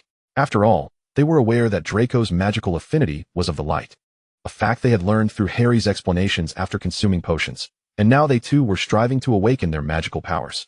Thus far, only Hermione had successfully awakened hers. Manifesting as wind, Pansy felt a twinge of envy, yet she believed her awakening would come soon. They speculated on each other's magical affinities. Neville was thought to be of the wood or earth element. Ron was deemed to be fire, and Blaise quipped that if there were a gluttony category, Ron would surely fit that mold. It was more challenging to guess Pansy and Blaise's affinities. Pansy felt she was aligned with metal, while Blaise remained a mystery. Perhaps water? Not the mutated ice of Narcissa, but rather the enigmatic water that entwined its prey like a serpent. As for Theodore, his magical affinity was truly elusive. However, Draco remarked that Theodore resembled a quietly burning flame. After all, one's personality was likely to correlate with their magical attributes. As they continued their discussion, Neville and Ron snapped back to reality. Wait, we still have to study, they exclaimed. The exam is tomorrow. Thus, they collectively agreed to rewatch Jujutsu Kaisen when they visited Dragon Island. Now, what looms largest in their minds is the impending examination. Neville trailed behind Hermione and Pansy to the library, while Ron was lured away by Blaise, who promised to help him swiftly memorize the key points of magical history. Theodore merely greeted them before departing, presumably to seek out Cedric. This left only Harry and Draco, for neither of them harbored any fear of the exams. Draco. Harry suddenly called out to the boy who was about to leave. Draco looked up, a perplexed expression adorning his face as he regarded Harry. Harry gazed into those gray-blue eyes, reminiscent of a perpetual rainy sky. After a moment of silence, he gently enveloped Draco in his embrace. Play as you wish, for I shall always be by your side. Those emerald-like eyes brimmed with tenderness and an unspoken understanding. Indeed, I cherish Harry above all. Unbeknownst to Harry, Draco's eyes sparkled with mirth and determination. He responded with a light-hearted tone, wrapping his arms around Harry in return, nuzzling affectionately against him. It's a promise, then. Yes, a promise. Chapter 86. The new year, of course, brings an E. To Neville, clutching his report card, tears of joy threatened to spill forth. He had never anticipated such commendable scores this time. Gratefulness overwhelmed him. Thanks to Hermione. Thanks to Pansy. Thanks to Professor Snape. Now he felt no anxiety. It wasn't he that his parents would blame him. Rather, Neville wished to alleviate any guilt they might harbor for the absence of his childhood. He wanted to convey to them, look, even in your temporary absence, I have managed quite well on my own. Those lost years should be allowed to pass. For the time we share henceforth shall far exceed the past. Really, with me and Hermione guiding you, you're content with merely aiming for an A? How disappointing. Pansy meticulously painted each of Hermione's nails, favoring a soft sky blue hue that she deemed perfect for her friend. With a special nail art pen, she adorned them with wisps of white mist and flecks of gold, achieving perfection. Pansy basked in her own handiwork, casting a sidelong glance at Neville. Hermione sat stiffly, hand raised, cautious of any inadvertent contact. Pansy cast a solidifying charm. There we go, darling. Now, relax a little, they're not that fragile. With that reassurance, Hermione eased slightly, examining her nails with a hint of joy, her cheeks flushed. After all, she was a young witch with an appreciation for beauty, though previously she had no companions to share such interests with. Attending Hogwarts had been her most prudent and fulfilling decision. Truly, Pansy, your aesthetic sense is impeccable, Hermione marveled, admiring the exquisite result. What a Blaze. And Theodore? They were just here. I know, Blaze just went over to Draco's side. As for Theodore, I cannot say. Neville scratched his head, struggling to recall Theodore's whereabouts. Of course, he must be seeking your Hufflepuff heartthrob. Sometimes, I truly wonder if Neville is even a Hufflepuff. Given how inseparable they are, even I am aware of that. Indeed, they were already seated on the Hogwarts Express heading back. This time, Draco and Harry did not linger with Snape, for the professors had matters to attend to. Hence, they had informed Lucius and Narcissa early to take the express home, and they anticipated seeing them shortly. All the young witches and wizards radiated joy during the holiday break, but as they disembarked the train, a pang of reluctance struck them. You must tell me. Ron bid farewell to everyone, as the twins playfully draped their arms around him, laughing as they made their way out. Turning back to wave as if to say, don't forget us. After bidding their farewells to Draco, Harry, and their friends, Lucius and Narcissa came into view. The couple stood out amidst a throng of muggle and wizard parents due to their striking appearances. Lucius, clad in a simple white shirt and dress pants, deviated from his usual formal attire, leaving the top 2 buttons undone, revealing his pale skin and hinting at his collarbone. Draco mused that it was more likely his mother's insistence that he remain unbuttoned. Narcissa donned a pure white dress, the hem embroidered with a variety of daffodils, perfectly complementing her essence.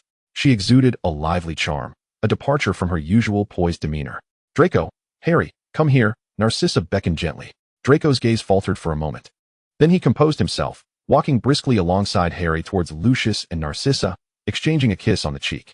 Lucius and Narcissa inquired about their school life, showing little reaction to the time portal, for Draco had encountered many extraordinary things since childhood, rendering him somewhat desensitized. Uncle Lucius, why are you dressed this way today? Harry asked curiously. Draco too was intrigued. Today, Sissy and I have decided to take you shopping in the Muggle world, Lucius casually dropped the bombshell. Pardon? Both Draco and Harry were taken aback by the unexpected response. To experience how Muggles celebrate the new year, Narcissa added. The shopping street you visited last time will host a lively fireworks display today. Harry and Draco exchanged glances, a spark of anticipation igniting within them.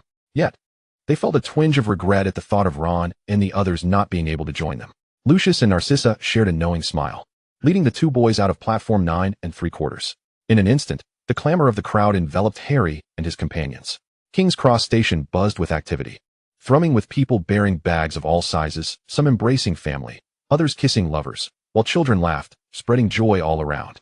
Amidst the cacophony, various sounds intertwined, forming a unique symphony, the very embodiment of happiness. Draco and Harry were swept up in the lively atmosphere, instinctively tightening their grip on Lucius and Narcissa's hands. They followed closely behind the couple, as if that closeness would help them grasp the warmth and security they sought. The 4 meandered through the throng, emerging onto the streets of the Muggle world. Everything about the Muggle world struck Draco and Harry as both novel and unfamiliar, compared to their last visit. It seemed as though the Muggle realm had donned a new visage. They marveled at the rapid transformations that had transpired in such a short span of time.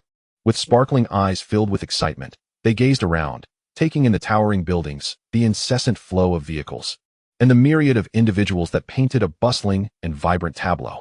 Drawn in by the exuberant atmosphere, Draco and Harry eagerly scanned their surroundings, their curiosity piqued.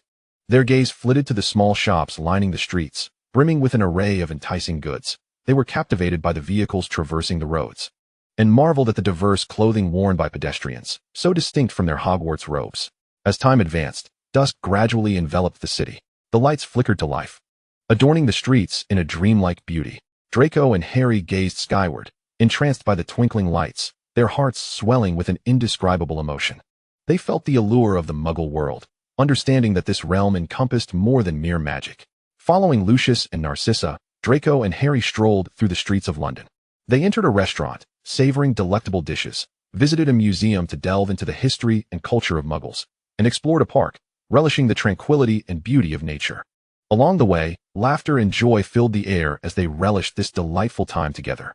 By around 9 o'clock, Draco began to feel a bit drowsy, prompting Lucius to lead the two of them to the bustling commercial street they had visited previously. Everywhere they looked, people were dressed in elaborate cosplay. They laughed and quoted lines from their favorite anime characters amidst the crowd, attracting numerous passers-by who requested to take photos with them. Draco's spirits lifted. Compared to his first visit, which had merely been a small open square, it now felt as though an entire street had been transformed into a celebration of the anime world. There was no need to conceal their uniqueness or feel ashamed of their passions. Even a burly man in a voluminous dress would receive enthusiastic compliments from fellow enthusiasts, with admirers exclaiming, "Your outfit is simply stunning. It suits you perfectly. Did you make it yourself? How cool." Draco. Harry. Is that Ron's voice? Draco and Harry exchanged uncertain glances. Draco. Harry. It's Hermione. They hurriedly scanned their surroundings and spotted their friends gathered not far behind. Ron, Hermione, Pansy, Blaise, Neville, Cedric, Theodore, George, Fred, Ginny, Percy, and their parents. Except for Theodore, who had come with Snape, there were also Dumbledore and Grindelwald. A group of children gathered excitedly, their chatter echoing. And their surprise at reuniting so soon after parting on the train was palpable. Everyone was filled with astonishment and joy. The older ones were reminded to take good care of their younger siblings and to remember to regroup here at midnight, allowing the adults to let them roam freely. There was little to worry about. This commercial street belonged to the Malfoy family, and Narcissa had established a vast magical array here. Of course, it wasn't just limited to this location. To prevent any disturbances, countless guardians had already been strategically positioned throughout the area, entrusted to Narcissa by Grindelwald. Even the more seasoned guardians held great respect for Narcissa, acknowledging her exceptional management skills and capabilities. They had witnessed her power firsthand, and those who doubted her were still occupied with crafting ice sculptures. As for maintaining order today, a voluntary fee of 200 galleons for the night was hardly a burden. The guardians often frequented this place to indulge in food, drinks, and merriment, essentially enjoying a funded outing. The children reveled in their freedom, while the parents settled into the cafe on the second floor, which was closed to the public, engaging in lively conversation. This vantage point allowed them to glimpse their children popping in and out of view.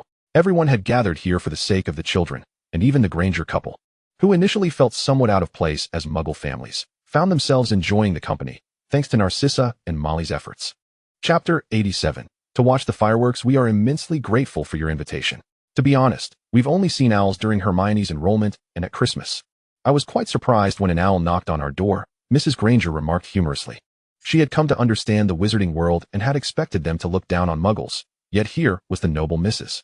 Malfoy inviting them to surprise the children together. It's all for the sake of the children, isn't it? Plus, Hermione is truly remarkable. I had a brief encounter with her at Hogwarts and could see that her future would undoubtedly be extraordinary, Narcissa replied with a smile. Indeed. Pansy often speaks highly of Hermione. My child has been a bit spoiled, and he was overjoyed to make his first female friend. With dozens of owls arriving at our home in a single night, my husband and I barely slept, Mrs. Parkinson noted. She had an assertive beauty, initially presumed to be difficult to approach, yet her voice revealed a gentle demeanor. Exactly. I was previously worried about Hermione, although she never expressed it. I knew she longed to play with children her own age, Mrs. Granger sighed, then brightened. When she returned for Christmas, she told us she had made many friends, which I was skeptical about until we received a flurry of gifts from owls that day. Today, I noticed Hermione's nails looked lovely.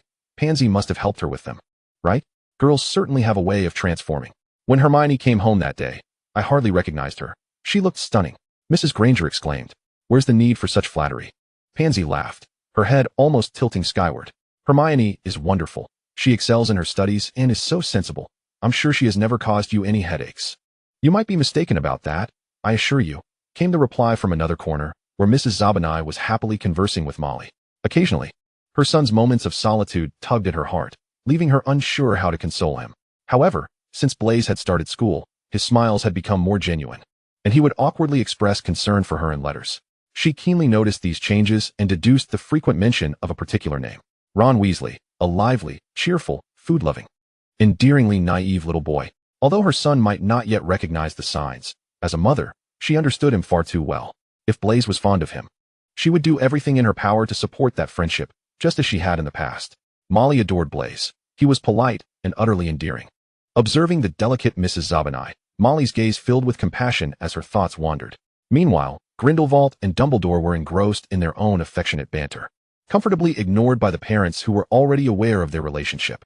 Mr. Diggory, Arthur, and Mr. Granger were engaged in jovial conversation, while Lucius circled around his wife, leaving Snape to observe with a disinterested demeanor as he settled comfortably by the window, savoring the rare moment of relaxation. Everyone was having a delightful time, united by their love for their children, and as a few made efforts to maintain these bonds, the atmosphere felt particularly harmonious. Draco and his friends were utterly ecstatic, and not to mention Hermione, who had always lived in the Muggle world.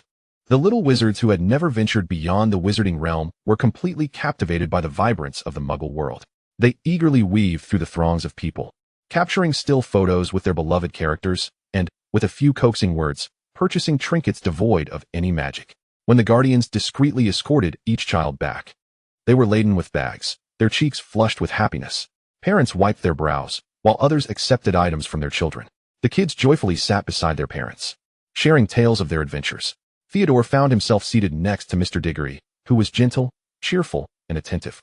Noticing Theodore's discomfort, he subtly eased the awkwardness, and soon enough, the two were laughing together. Among the hooded guardians, one had been particularly attentive to Theodore. He instinctively pulled his hood lower, greedily watching the smile on Theodore's lips. Theodore seemed to sense this gaze, momentarily lost in thought before turning to continue his conversation with Cedric as if nothing had transpired. Only the guardian's hands trembled beneath his robe, nearly brought to tears as he silently mouthed the word father when Theodore glanced away. As the Big Ben began to chime, a hush enveloped the crowd. Children nestled in their parents' arms gazed up at the sky through the expansive, transparent windows, patiently awaiting the spectacle. Around them, the crowd silently counted down. 10, 9, 8, 3, 2, 1, 0. At the moment the countdown reached its climax, a resounding explosion shattered the tranquil atmosphere, and a magnificent firework erupted above the crowd, showering the sky with a myriad of intertwined beams of light, akin to a vibrant tapestry unfurling before the eyes. Gasps of astonishment echoed around. Subsequently, some blue sparks scattered sporadically in all directions, only to vanish in an instant, before soaring skyward once more, resembling the reverse flow of a celestial river, blossoming into a stunning blue daffodil in the night sky. The brilliance of the fireworks illuminated the faces of the onlookers, revealing their teasing smiles directed at Lucius and Narcissa. With each passing second, the sky became increasingly adorned with an array of fireworks, each manifesting in diverse shapes and postures before the mesmerized audience. Some resembled lions with frizzy manes howling at the heavens. Others appeared as adorable badgers curiously peering about, while some resembled majestic eagles soaring with composed grace, and others, serpentine giants coiling and twisting, ascended elegantly into the night.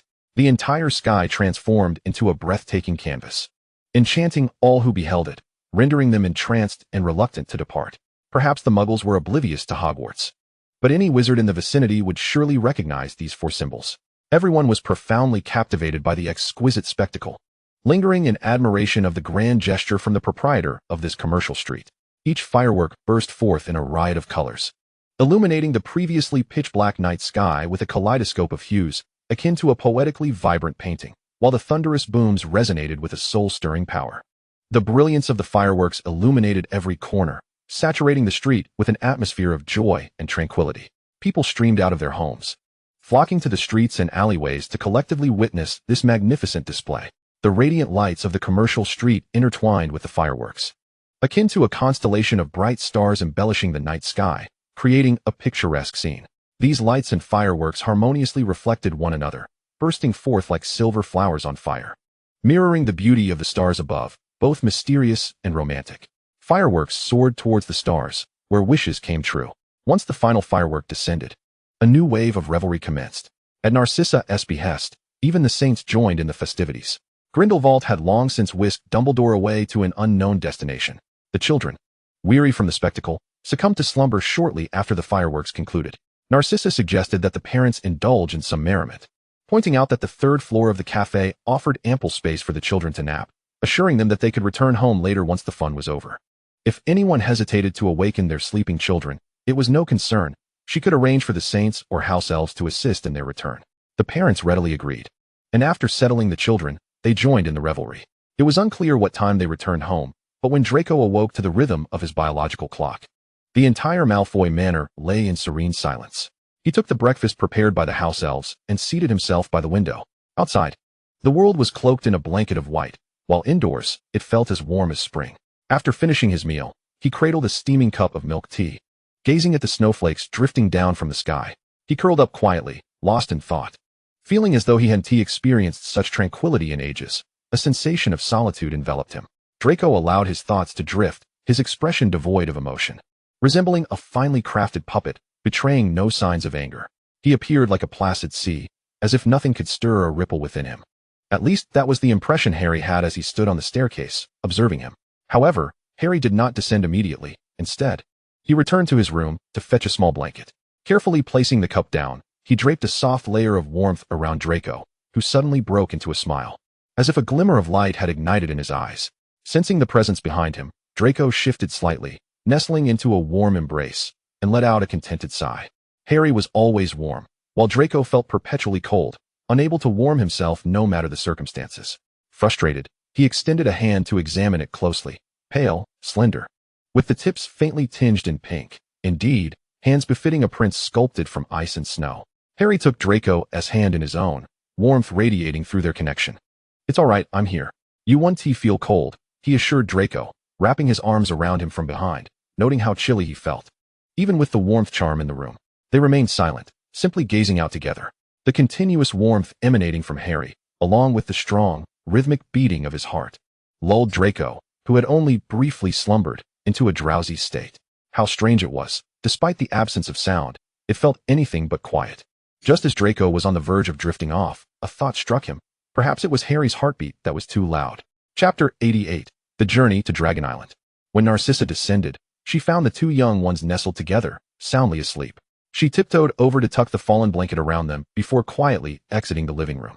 She exchanged a knowing smile with Lucius, and they refrained from waking the children.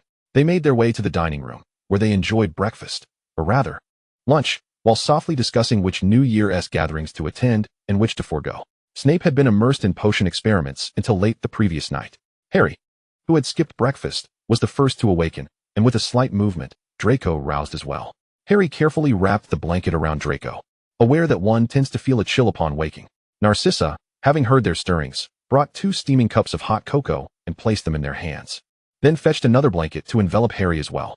"Harry, don't take your health for granted just because you feel fine. Be mindful, all right?" she said affectionately, kissing their foreheads. "Today is a bit late. There are numerous gatherings to attend during this season, so it will be quite busy and a bit exhausting." She had contemplated whether to allow the 2 children to participate. However, Luke was right. If Harry had such ambition, they ought to support him.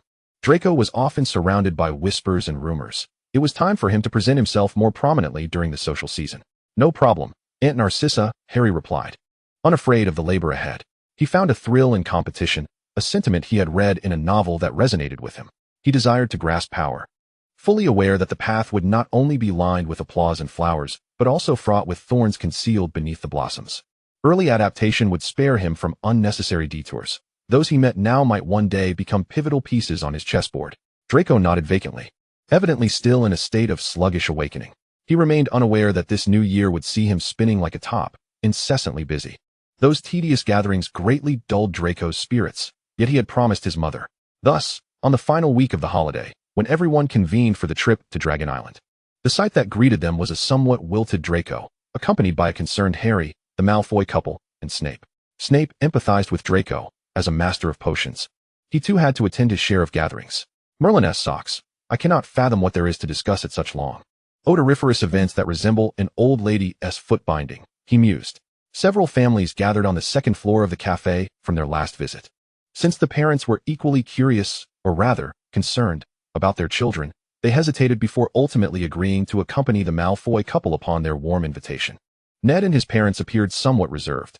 After such a prolonged period without social interaction, their mindset had yet to fully adjust.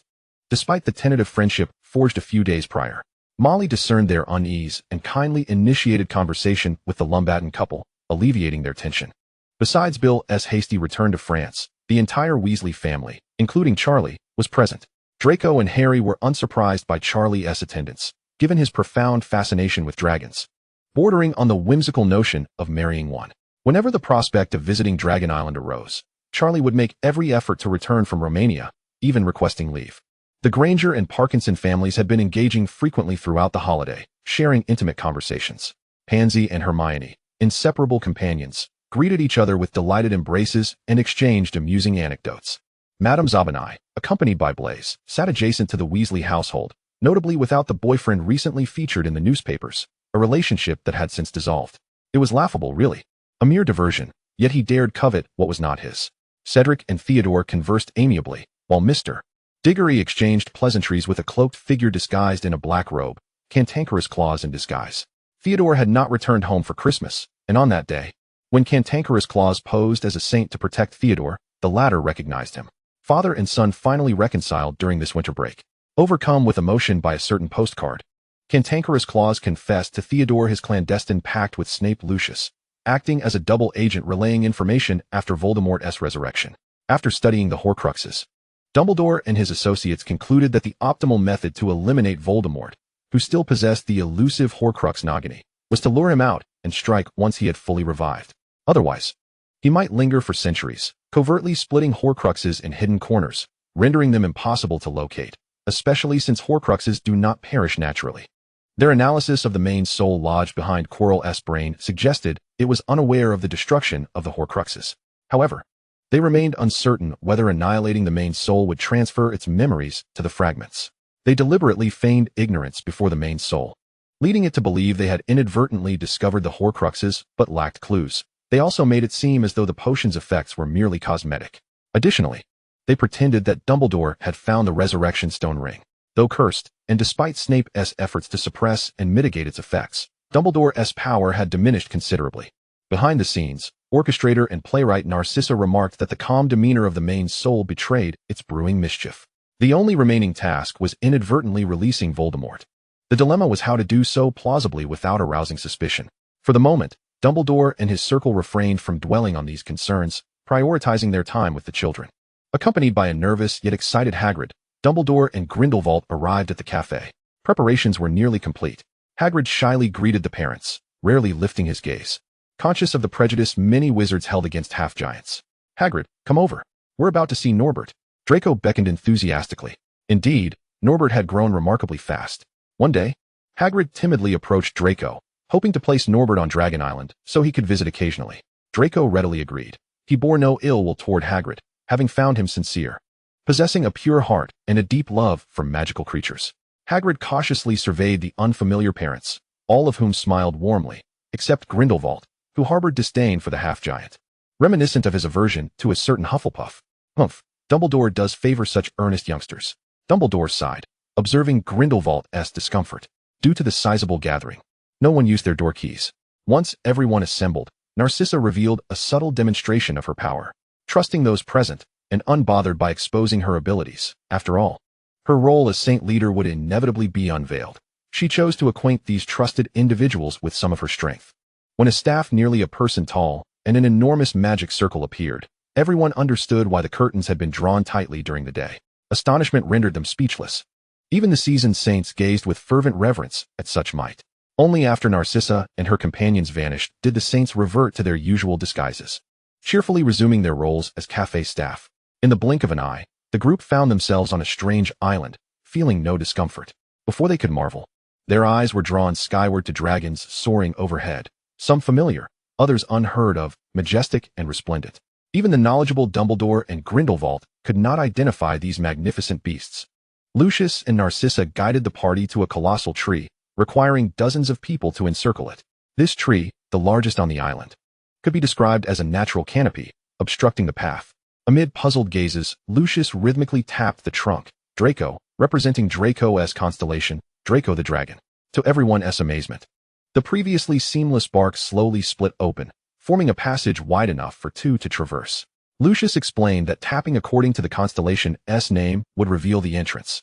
He led Narcissa, Draco, and Harry inside, followed curiously by the others. Upon entering, the group was greeted by a radiant sight. Was this not the epitome of a perfect wooden abode? The hollow interior of the tree contained a spacious area, with a spiral staircase hugging the inner wall. Numerous wooden doors lined the circumference, each presumably concealing distinct chambers, enhanced by spatial expansion charms. Vines grew luxuriantly along the walls, adorned with pale blue roses unseen before.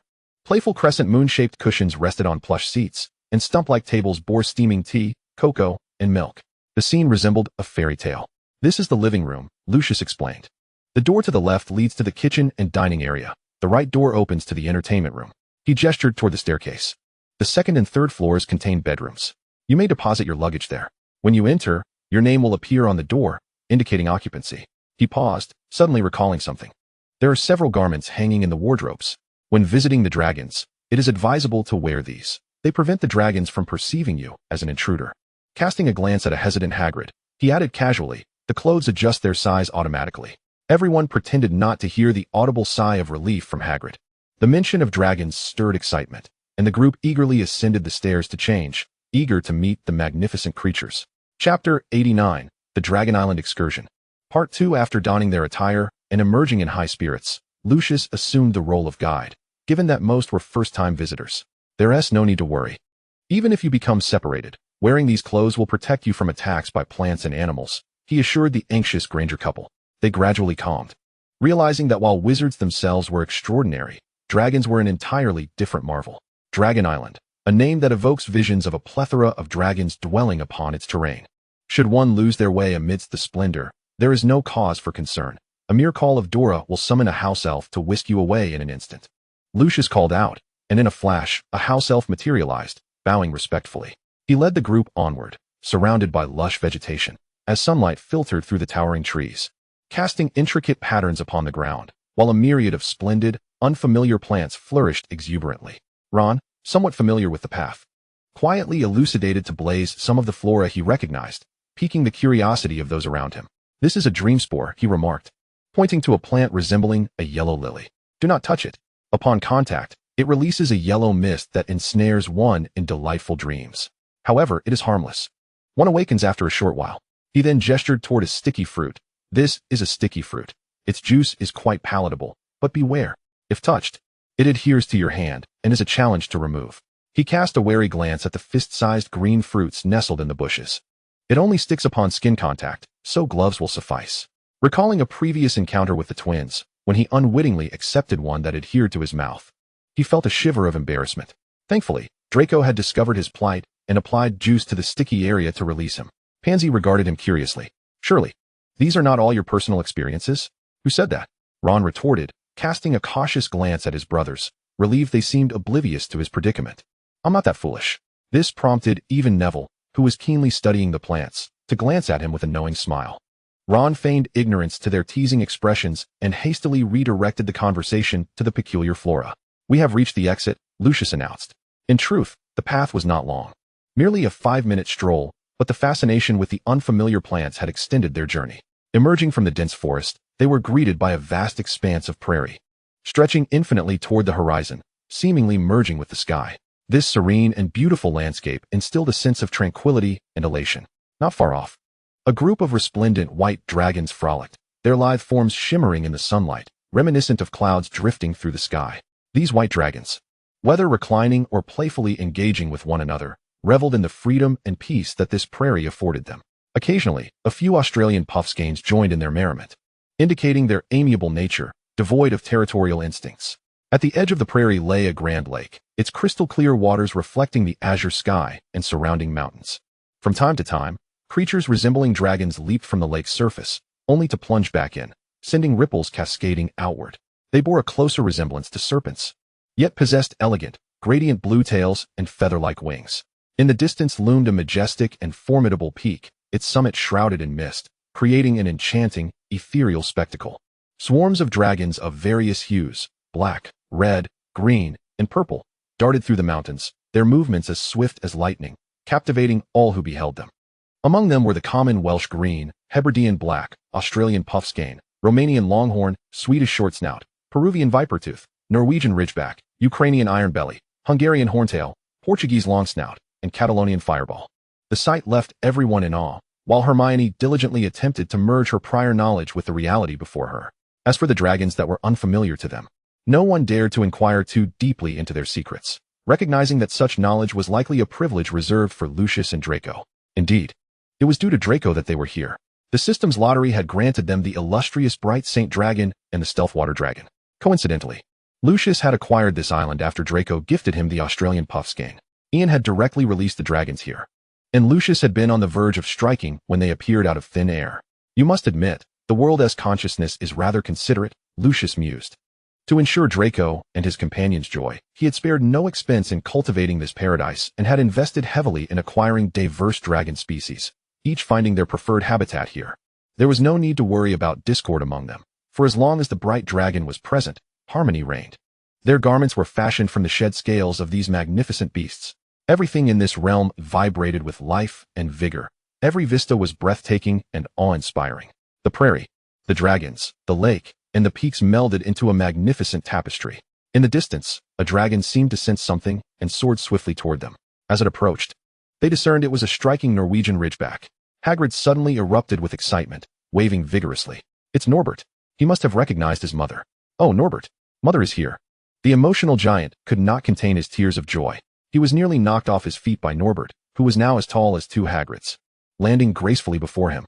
Remarkably, Norbert recognized Hagrid's scent, and Hagrid noted with delight how much he had grown, exuding strength and vitality. Oh, as long as Norbert is well, I can rest easy. While Hagrid affectionately referred to himself as Mother, the others merely smiled, choosing not to interrupt their reunion. They gazed in astonishment at the dragons, some eager to approach. Fear not. You may interact closely with the dragons. Lucius observed their eager expressions. If the dragons consent, you may ride upon their backs for a flight.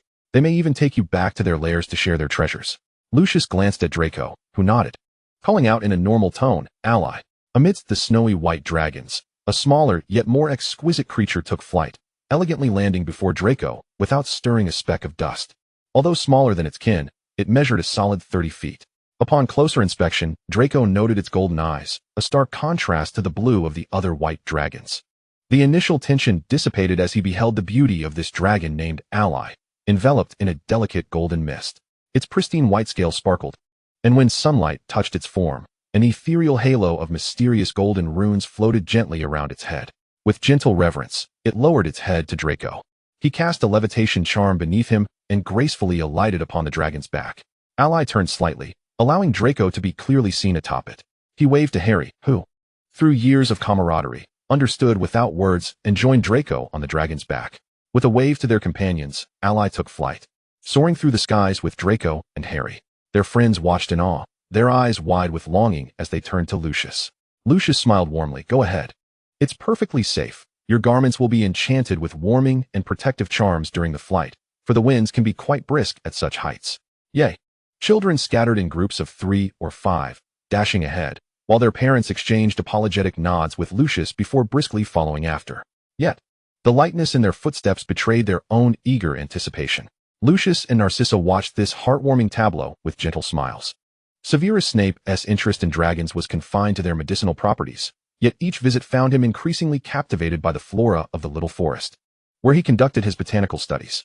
The mysterious seeds Draco had drawn from an unknown pouch had somehow been scattered here at an indeterminate time and had since flourished wildly. The moonflowers cultivated at Malfoy Manor had, in fact, originated from this very patch. Draco mused whether this island was particularly conducive to breeding. Otherwise, how else could his solitary bright dragon, Ollie, and the stealthy water dragon, Layla, have formed entire clans? Snape, however, was utterly absorbed in his own world, tirelessly exploring the pharmacological potentials of various plants, seemingly oblivious to those around him. Meanwhile, Lucius and Narcissa had discovered a flat expanse on the grassland, where they had surprisingly set up a quaint table, small chairs, and a parasol, leisurely savoring the idyllic moment. From afar, one could see others reveling fully in this enchanting realm. Some chose adventure, bravely venturing into the unknown. Others took to Dragonback, experiencing the exhilarating freedom of soaring through the skies. Each individual found their own delight upon Dragon Isle, immersed in unbridled merriment. Chapter 90. The Basilisk. The families enjoyed a blissful time on Dragon Isle, their bonds deepening with every passing day. The days that followed were serene, and when the latter half of the academic year commenced, many were still catching their breath. Life drifted along amidst laughter and playful banter. Yet, those privy to the truth pondered when they might next journey to the other world, their hearts lingering on this matter. Curiously, Draco himself appeared utterly indifferent. One seemingly ordinary morning at the start of the new semester, everyone dined in the hall, as if the world itself could no longer tolerate their leisure. The long-dormant system re-emerged. A mechanical chime resonated, ding, instantly sharpening the senses of those who heard. A tranquil existence was pleasant enough, yet occasionally, one yearned for some invigorating excitement. Compared to the tumultuous previous semester, this term neared its end with scarcely a ripple. A commission from the world consciousness. Within Hogwarts Castle lies the Slytherin Chamber of Secrets, harboring a basilisk left behind a millennium ago by Salazar Slytherin. The basilisk can grow to a length of 50 feet, its skin a deep emerald green, eyes a piercing yellow. Direct eye contact with the basilisk's gaze results in instantaneous death for any person or creature. The basilisk's scaly hide repels spells. Like other serpents, it periodically sheds its skin during growth. Its natural lifespan exceeds 9 centuries, with Salazar's own basilisk nearing a millennium. The parcel tongue can lull the basilisk into a profound slumber, halting its growth and inducing a state akin to suspended animation. Its fatal weakness is the crow's crow. The basilisk preys upon all mammals, birds, and reptiles. The male basilisk bears a vivid crimson feather atop its head. Victims who perceive the basilisk's gaze indirectly, such as through reflections, are petrified rather than killed, as happened to Hermione Granger and Colin Creevey. However, Moaning Myrtle was less fortunate, having looked directly into the basilisk's eyes, resulting in immediate death. The basilisk was awakened by Tom Riddle, the Parselmouth who later became Voldemort, though Hagrid was blamed afterward. Survival methods from the basilisk's gaze involve viewing it through a secondary object. Colin Creevey saw the basilisk through a camera, leading to his petrification and the camera's destruction. Justin Finch Fletchley glimpsed it via nearly headless Nick's translucent form, resulting in his petrification, while Nick, being a ghost, was only partially affected. This petrification is potent, with victims only revivable through Mandrake Potion. The group grappled with digesting this revelation, the first commission they had ever received from the world itself. Realizing Hermione was among the petrified, their eyes filled with concern. Hermione shook her head, assuring them she was fine. Basilisk. Snape's eyes gleamed with interest. Basilisk. Professors Dumbledore, McGonagall, and others wore solemn expressions. Ron, restless, yet well aware he could not confront the basilisk, was briefly excited before sinking into dejection. The Chamber of Secrets? That's near Slytherin's quarters? Pansy shuddered. Where precisely is Slytherin's chamber? Oh dear, I don't want to dance with serpents. She recalled the holiday viewing of Anaconda with Hermione, goosebumps rising at the memory. Hermione and Harry pondered the chamber's location, while Myrtle, as the first and only victim, surely held clues. They were unfamiliar with Colin Creevey. But Hermione and Justin were known first years. Thus, Colin was presumed a prospective student yet to enroll, indicating the incident might not occur until the following year. What does Ian want me to do with this basilisk? Draco's curiosity was piqued. The basilisk's utility was manifold, especially in medicine, given its millennia-long existence. The World Consciousness Commission. Eliminate the unstable factor, then enjoy your playtime, little dragons. Draco felt touched by Ian's consideration, but also somewhat vexed. What are you thinking, Draco? Harry suddenly inquired. Draco, lost in thought, inadvertently voiced his contemplations. Several pairs of eyes fixed intently upon him, including the Godfather from the teacher's table, jolting Draco back to awareness. What basilisk? Harry's gaze was sharp. He would never allow Draco to face such a creature alone. All right. I'll explain in the afternoon at the wish-granting room. Feeling the weight of their scrutiny, Draco relented. The group then averted their gaze, hastily finishing breakfast to prepare for class. Dumbledore cast a reassuring glance at a displeased Snape. Severus, if Harry and the others are in danger, they will surely inform us. Do not fret. The professors, still reeling from the basilisk news, exchanged worried looks. Is it truly safe, Albus? McGonagall asked insistently, under Grindelwald's piercing gaze. It should still be dormant unless Tom Riddle awakens it. Dumbledore's mood darkened whenever he mentioned Tom Riddle. Let us discreetly support those youngsters. He added with a humorous tone. It has indeed been quite peaceful lately. I suspect some of the little ones are already itching for adventure. Pamper those little monsters. And one day you'll regret it, Snape sneered, his cloak billowing as he prepared to leave the hall. Stealing the youth's vitality is unforgivable. Dumbledore chuckled. They had just finished watching Jujutsu Kaisen, truly shaken by that twisted world. Have you decided who will accompany Draco to that world? Harry and I. Snape replied without turning back, exiting swiftly. Probably during the holidays, Dumbledore mused wistfully. Such a pity he's grown old. Otherwise, he might venture forth himself. The handsome headmaster's face was tinged with regret. Grindelwald reached out and grasped Dumbledore's hand, exhibiting a somewhat reckless disregard for those around them. Do not sigh, Al. Opportunities will present themselves. Grindelwald was keenly aware of Dumbledore's thoughts. Dumbledore smiled at him, and in that instant, Grindelwald found himself utterly enchanted, disoriented by the charm of his companion. Their interaction did not go unnoticed by the teachers and students, who observed with a mix of concern and intrigue. The teachers found themselves at a loss for words, while the students exchanged excited whispers. Ron, Harry, and their friends, who had never before perceived class as such an interminable affair, eagerly pulled Draco towards the room of requirement as soon as the bell rang. Cedric and his companions attempted to concoct a reason to join them, but lacking a plausible explanation, they reluctantly withdrew. A sudden yearning for a return to their first year washed over them. So, the basilisk lies in slumber within the Chamber of Secrets. But one cannot ascertain when it might awaken, correct? Despite having heard this before, Hermione feigned ignorance, as though it were her first encounter with the information. I believe we should inform the headmaster once we locate the chamber, Neville chimed in, his acting skills evidently on the rise. I think we should start with Moaning Myrtle. She is the direct victim of the basilisk, Blaise suggested, clearly displaying a quick wit, proving that intelligence was not exclusive to Hermione and Harry. Indeed, this approach will lend credence to our claims, Pansy asserted with conviction. Might finding the basilisk help clear Hagrid's name? Ron pondered, recalling the kind-hearted giant. Certainly, Harry, who had remained mostly silent, glanced at Draco, feeling a flicker of irritation, not towards Draco, but at himself. If only he were stronger, perhaps Draco would rely on him more. Then it's decided, Draco replied with a cheerful smile, oblivious to the intensity of Harry's gaze. What are we waiting for? Let Detective Ron lead you to Moaning Myrtle. Ron declared enthusiastically as he surged ahead, while the others followed with a mixture of reluctance and anticipation. They arrived at an abandoned girls' lavatory. And just as Ron was about to dash inside, Pansy seized him by the arm. This is the girls' lavatory, she admonished, glaring at Ron, who appeared utterly bewildered. Even if Myrtle is a ghost, she is still a girl. All right, my mistake, Ron admitted sheepishly, scratching his nose. As if he had never considered this aspect during his adventures with George and Fred. What should we do then? Should we call for her? Ron fretted, uncertain of how they could investigate without entering. Pansy rolled her eyes dramatically. Are Hermione and I not girls? At times, she truly questioned whether she and Hermione lacked charm. Forget it, it's not like I just forgot, Ron said with a nervous smile, feeling as though he was only digging himself deeper. He chose to hide behind Blaise instead. Pansy held her head high, refusing to lower herself to the level of the boys. She straightened her disheveled clothing and took Hermione's hand, leading her inside. Before long, they emerged, followed by the peculiar sight of Myrtle, cupping her crimson face with her hands. Myrtle, we apologize for the intrusion, but we have a few questions to ask you, if you don't mind, Neville inquired. Myrtle, however, paid him no mind, her gaze fixed bashfully on Pansy.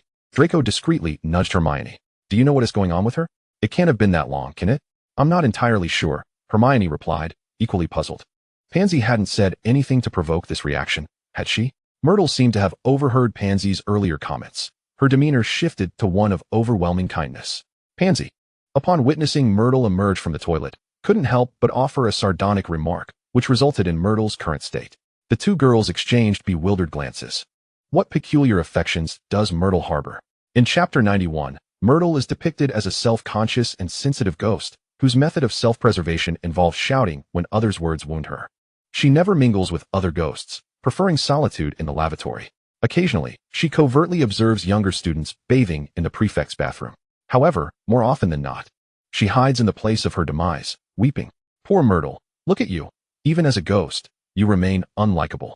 Indeed, it is because you are both cruel and neurotic that no one can tolerate you. Myrtle, as usual, languished in her stall, wallowing in self-pity when the faint sound of voices from outside interrupted her reverie. Curious, she perked up her ears, catching snippets of conversation that declared, even if she is a ghost, she is still a girl. She froze, astonished. This was the first time someone had treated her with such respect. Previously, the mischievous students who wandered in at night would burst in unannounced, avoiding her altogether. Then she spotted the girl who had spoken entering the lavatory. Oh, she is truly beautiful. Such a lovely girl must surely find me repulsive. Hearing the dark-haired girl call her name, Myrtle felt a mix of trepidation and eagerness as she darted out. I have a few things too. Wow, did you just emerge from the toilet? Pansy exclaimed, utterly shocked. Yes. As long as there is water, I can go anywhere, Myrtle replied, feeling an unexpected fondness for this little witch, despite her resemblance to the detestable Pansy and their shared Slytherin affiliation. Oh my, I can hardly believe there is a girl willing to reside in a toilet. even if she is a ghost. Pansy couldn't help but voice her disdain, her cleanliness obsession flaring up, unable to tolerate the thought, despite Myrtle being harmless. You are a girl, are you not? With so many empty classrooms available, why choose to live in a toilet? It's so filthy. You may not be unattractive, yet you neglect to groom yourself. Is it so difficult to tidy up a bit? Pansy couldn't resist the urge to mock. I'm sorry, Myrtle. Pansy just tends to speak without thinking. She means no harm. Hermione attempted to intervene, wishing to apologize to Myrtle, only to find her expression peculiar, not indicative of anger. Myrtle indeed was not angry. Instead, a curious blush adorned her cheeks. Is she concerned for me? Perhaps it was the preconceived notion that allowed Myrtle to overlook the potentially sensitive words in Pansy's remarks, focusing instead on Pansy's compliment and her defense of Myrtle's living situation. She cares for me. She must want to be my friend. Thus, what emerged was a somewhat bashful Myrtle. Ultimately, it was Pansy who posed the question to Myrtle. Myrtle, shy and stealing glances at Pansy, recounted her disjointed tale in the strange atmosphere. You heard a boy's voice, opened the bathroom door, and saw a pair of large yellow eyes? Harry pondered, realizing that the one responsible for unleashing the basilisk in the lavatory must have been a young Voldemort. The thought that the Chamber of Secrets was surely located in the lavatory dawned on them all. However, Ron's expression shifted to one of confusion. Salazar Slytherin was a male wizard, right? Why would he establish the chamber in the girls' lavatory? Ron questioned, bewildered. And it was clear that he was not alone in this line of thinking, though Pansy and Blaise masked their reactions due to house loyalty. My Salazar. What could possibly be the reason? Several thoughts emerged among the Slytherins. This is perplexing. We must not dwell too much on it. So why is that? The place should not have been abandoned at that time, right? How did Salazar gain access? Could he have been disguised as a woman? Quickly shaking his head to dispel the absurd notion, Hermione asked Myrtle, may we enter to investigate? We wish to uncover the true murderer who claimed your life. Her words were sincere, piercing not the sensitive heart of Myrtilla. Myrtilla sensed her genuineness and readily acquiesced. They stepped into the washroom, where the group began to survey their surroundings. Given that it was a hidden chamber, the entrance must surely be quite discreet. They meticulously searched every nook and cranny, striving not to overlook a single corner. Look here, Hermione called out excitedly. The others gathered around to observe the sink before Hermione. Upon this faucet, they noted a serpentine relief unlike any other. This must be it, Theodore remarked. But it appears a particular method is required to open it. Parcel tongue, Harry suddenly interjected. Let me give it a try. Hissing, the door opens. Ignoring the varied expressions on their faces, Harry spoke in an unsettling, disconcerting tone. Suddenly, the sink shifted, revealing a dark passageway. The 8 of them, like a ghostly circle, peered inquisitively into the tunnel. There's nothing here? Ron pondered, resting his chin on his hand. Moments later, his eyes brightened with a spark of eagerness. Shall we venture forth? If we encounter danger, we can simply use the badge to escape. Draco had modified the badge while on Dragon Island, so it not only provided a shield capable of withstanding a dragon's assault, but also allowed for teleportation to any badge holder in peril. Most importantly, it enabled communication. Ron felt elated, as he had been vexed for some time that Muggle phones were rendered useless in the wizarding world.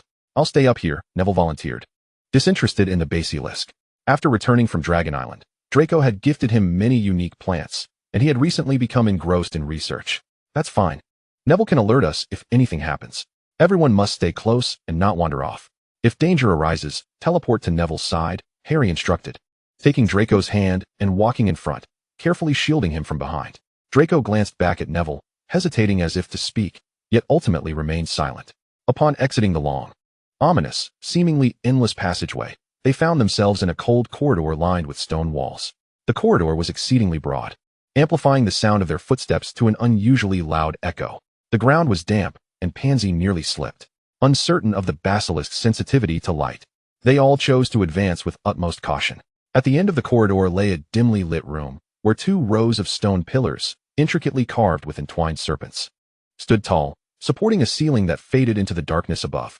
A layer of green, luminous mist enveloped the room, imparting an eerie, sinister atmosphere.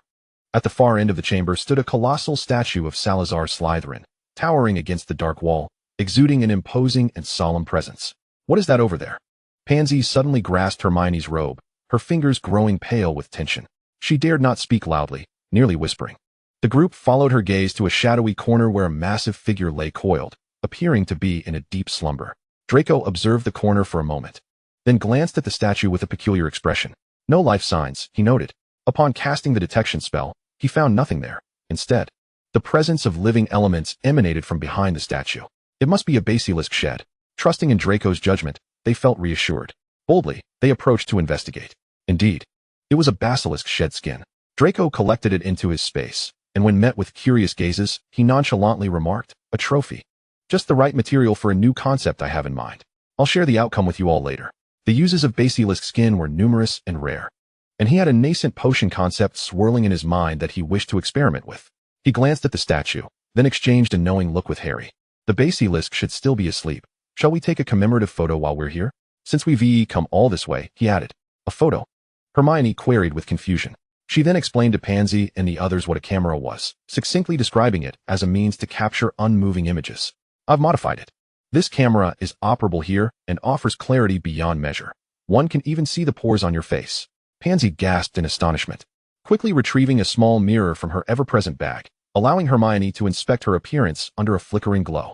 She scrutinized her face inch by inch, reassured by her flawlessness. Afterward, she assessed Hermione from head to toe, tidying her hair and applying a touch of lip gloss before nodding in satisfaction. "All right, boys, we are ready for the photo." She raised her chin proudly, presenting her most beautiful self. Draco and the others complied with the two girls' wishes. With that, Draco produced the camera, carefully instructing Hermione and Pansy on how to pose in front of the statue. The trio took numerous photos, snapping a couple of shots for Harry and the others before concluding. Harry and Ron shrugged in bemusement. Ultimately, they wished to capture a group photo, but realizing Neville was still above, they decided to summon him down, lest they be incomplete. Draco barely had time to object when Pansy tapped the badge. He exchanged a glance with Harry. "Didn't they cast the detection spell?" "Indeed, it seems so." Harry shook his head in resignation. Then, what was meant to be a surprise might turn into a scare. Upon entering the washroom, Draco had keenly sensed the presence of others. He discreetly cast the detection spell and, as expected, detected familiar magical signatures. Perhaps the other party had no desire to conceal themselves. Neville arrived swiftly, albeit with a peculiar expression. "Neville, we were just about to take a group photo. What's wrong?" Ron inquired, puzzled. "Well, I suspect Mr. Longbottom is fine." Chapter 92, Hairball and Salazar. "One must admit, this is indeed a splendid idea, is it not?" "Humph." From the shadows behind Neville, several figures slowly emerged. The familiar tones and cadence made it clear who had arrived. Who else could it be but Professor Snape, Grubbly Plank, and Headmaster Dumbledore? "Perfect timing, Godfather. Come join us for a photo," Draco interjected just as Snape was about to unleash a sarcastic remark. Snape paused, shooting Draco an irritable glare. "Ahem, in that case," Dumbledore began, only to be jostled by Ron and the others, positioning themselves beside the Slytherin statue. "Now that everyone is here, let us capture this moment in a photo," Harry exclaimed with excitement. "Indeed, we must document this occasion," Hermione echoed. Thus, they formed a line, encircling the Slytherin statue. Reluctantly, Snape was pushed into the center, casting a weary glance at the surrounding students, internally grumbling about their exuberance. As the flash of the camera illuminated the scene, a precious group photo was immortalized. The individuals in the photograph beamed with joy, while the Slytherin statue stood silently witness to it all. Soon after, they were gently yet firmly ushered away by Dumbledore. "All right, children, the adventure ends here. The matters that follow are for adults." Once the children ascended, Dumbledore's smile faded. "I sense the basilisk lurking behind this statue," he said gravely. Grindelwald instinctively raised his hand to conjure a fierce fire, only to be halted by Dumbledore. "What do you intend to do, Gellert? Burn it? Is that truly a solution to the basilisk?" Grindelwald relished the thrill of overwhelming power. His mind raced, yet he felt lethargic. How reckless. Snape shot a glance at Grindelwald, scoffing. "Consider this. The basilisk has survived for millennia. It may well be capable of communication. Slaying it is the most ignoble course of action. Do you speak Parseltongue?" Grindelwald, accustomed to Snape's sharp tongue, asked instinctively. Snape shot him an exasperated look, dismissing him entirely as he approached the statue, uttering melodious words akin to a song. It was the language of elves. Snape did not conceal his elven aura. Dumbledore and Grindelwald, utilizing their spells of detection, clearly sensed the magic stirring behind the statue. Suddenly, the mouth of Slytherin's statue opened wide. The three closed their eyes to avoid the basilisk's gaze. Regardless, with their senses heightened, it mattered little whether their eyes were shut. They awaited Snape's actions, ready to strike the moment negotiations faltered to prevent the basilisk from attacking the exposed Snape. "Hiss, who are you? You smell delightful." The basilisk, Halebo, glided slowly around Snape, its tone imbued with innocent curiosity. "Goodness, can elves perceive the emotions of flora and fauna?" Snape pondered idly, maintaining his composed tone. I am an elf. Hiss, hiss, hiss, an elf? I assumed there were none left after Salazar, especially since he left no heirs. You must belong to the prince family. Halibo suddenly ceased its movement. Grindelwald and Dumbledore instinctively heightened their vigilance. Salazar was an elf? Snape was so astonished that he momentarily forgot to speak Elven. Who? Salazar? Dumbledore's face was a portrait of shock. There are no records of this. Hiss, hiss. Your family. The princes, once intermarried with Slytherin. Odd. Haven't you perused the family tree? The basilisk leaned closer to Snape, inhaling deeply. Hiss. Indeed. A scion of the prince family. You can understand my words? Snape's reaction was immediate. Dumbledore and Grindelwald turned their curious gazes towards him. Hiss, hiss, hiss. It is uncommon, but not bizarre. I have lived for so many years. Is it strange to learn a few foreign tongues? Halibo exhaled softly, almost as if mocking Snape. If you can comprehend human speech, why is it only Parcel tongue that awakens you, Mr. Halibo? Dumbledore inquired suddenly. Hiss, hiss, hiss, hiss. Because Salazar wished for me to guard Hogwarts, yet feared I might be exploited. Thus we established a pact. Only his descendants may command me. Snape relayed the translation to Dumbledore and Grindelwald. Didn't you say Salazar left no heirs? What of Voldemort? Grindelwald pointed out the inconsistency. Hiss, hiss, hiss. Hiss, hiss. Salazar's absence does not imply Slytherin's extinction. This castle belongs to Slytherin. As a noble, it is impossible to lack collateral branches. Naturally, apart from Salazar's lineage, no one else can command me. The Voldemort you mentioned bears a striking resemblance to Salazar. Does he not? He might not be worthy, but his likeness is undeniably strong. Furthermore, he too speaks Parcel tongue. Snape translated once more, then realized the implications. Well then, this serpent seems to engage in literary mimicry? Dumbledore observed the statue, contemplating Tom's appearance, suddenly taken aback. Was the serpent's gaze truly untrustworthy? Salazar Slytherin tasked you with guarding Hogwarts? Not merely purging muggle-born wizards? Grindelwald, unfamiliar with Voldemort's youth, could only envision the egg-like visage, finding it rather abstract. Hiss, hiss. Salazar targeted those muggle-born wizards who might be sent by the church. He cherished Hogwarts and sought to shield it from the flames of war ignited by both wizards and the church. Upon hearing this, the three fell into a contemplative silence. Who could have imagined such a reality? The scant references in wizarding history had concealed the truth, brushing over the war lightly.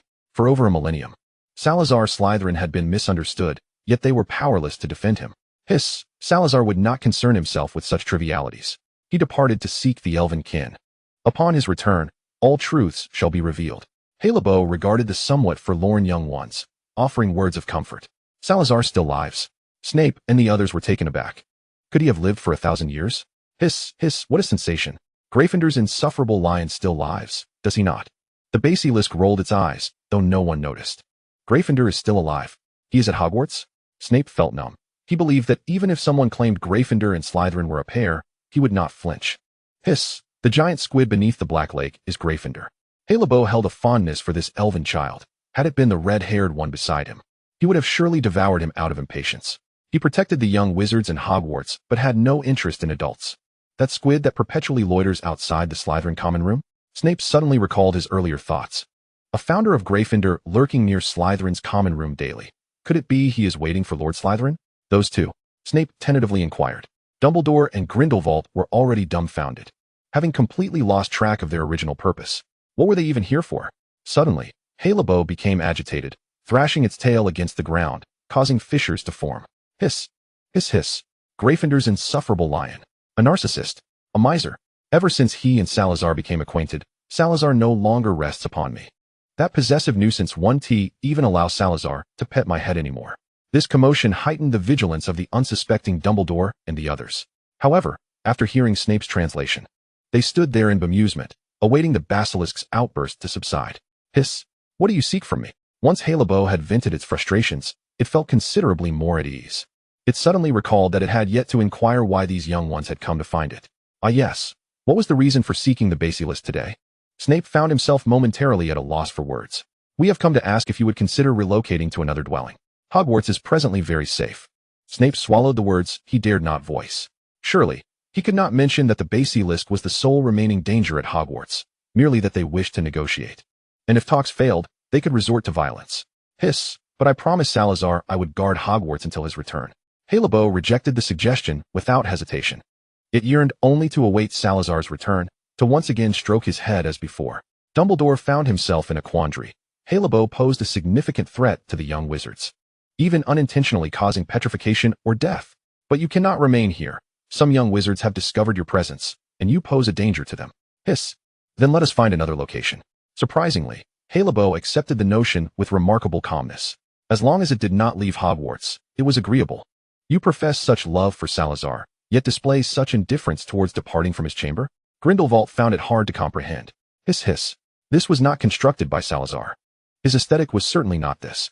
Furthermore, this statue is quite unattractive, bearing little resemblance to Salazar. Well then, it must be Gryffindor, right? No need for further elaboration. It's understood. Thus, the matter of relocating the basilisk was settled, but as for where? Snape had been coveting the venom of those acromantulas for quite some time. Chapter 93, The House Cup. During dinner, when Draco and his companions observed the relaxed expressions of Snape and the other professors at the staff table, they realized that the issue had been resolved. Although it was a pity not to have seen the basilisk, the Chamber of Secrets should still be intact, right? A new secret base acquired. Dumbledore was well aware that children of this age are all the more curious about places they're forbidden to explore. After confirming that there were no dangers, he decided to keep the Chamber of Secrets. He feared that without it to expend their energies, they might end up creating chambers of their own. Malfoy's chamber, Potter's chamber, Weasley's chamber, and so forth. Perhaps he was underestimating his control over Hogwarts. Dumbledore reflected on himself. The school year always seemed to pass both slowly and swiftly. Draco had long disclosed to them his plans to visit the New World during the summer. I'll bring back local specialties, Draco declared with unwavering confidence. Then I want the same edamame cream from Jakufuku as Satoru Gojo, the buckwheat noodles from Suguru Geto's steamer, and the grilled beef tongue and rice balls from Sendai. Ron unabashedly rattled off his requests. But we're going to the year 2006. Satoru Gojo hasn't graduated yet. Draco was already aware of which timeline they would be visiting. Then there won't be any Jakufuku or rice balls like that. Ron was greatly disheartened. However, he quickly perked up again. No matter, the buckwheat noodles will suffice. I want to see the books from that era. I'm curious about what differences there might be in the literature of 2006. Hermione's eyes sparkled with excitement. Aren't the specialties from the Jiu-Jitsu realm cursed spirits? Blaise pondered, stroking his chin. Do they not bear some resemblance to Dementors? Pansy contemplated the similarities between the two. Do you think the Patroness charm is effective? Pansy's observations seemed to strike a chord. Indeed, both entities were forms of energy and thrived on negative emotions. Perhaps? Make sure to return safely. Neville expressed his concerns, unable to refrain from offering a warning. Be cautious, Theodore said, lowering his gaze as he handed Draco and the others a small notebook, turning his head away in embarrassment. Draco opened it to reveal, April 2006. Kinji Hakari and Yuata Okotsu enroll at Jiu-Jitsu High School in Tokyo. Star Plasma Vessel Incident. Satoru Gojo and Suguru Geto escort the Star Plasma Vessel. Satoru Gojo comprehends the reverse technique. Kinji Hakari dies, and Keiko Shino is killed. Suguru Geto begins to waver. April 2007. Ichiji enters Jiu-Jitsu High School. In June, Satoru Gojo becomes the strongest. Yuki Tsukumo seeks Satoru Gojo in Tokyo. Suguru Geto encounters Yuki Tsukumo and discusses methods to eradicate cursed spirits.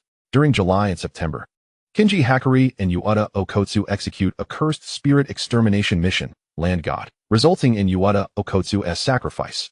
In September, Suguru Geto undertakes a cursed spirit extermination mission, discovering Mimiko and Nanako.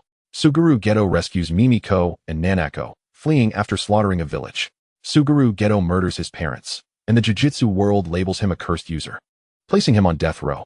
On the streets of Shinjuku, Satoru Gojo and Suguru Geto meet and argue. Suguru Geto says, if you want to kill, go ahead. Your choices hold significance. Yet ultimately, Satoru Gojo refrains from harming his dear friend, and they part ways in discord. The notebook contained a plethora of information, clearly reflecting the owner's diligence.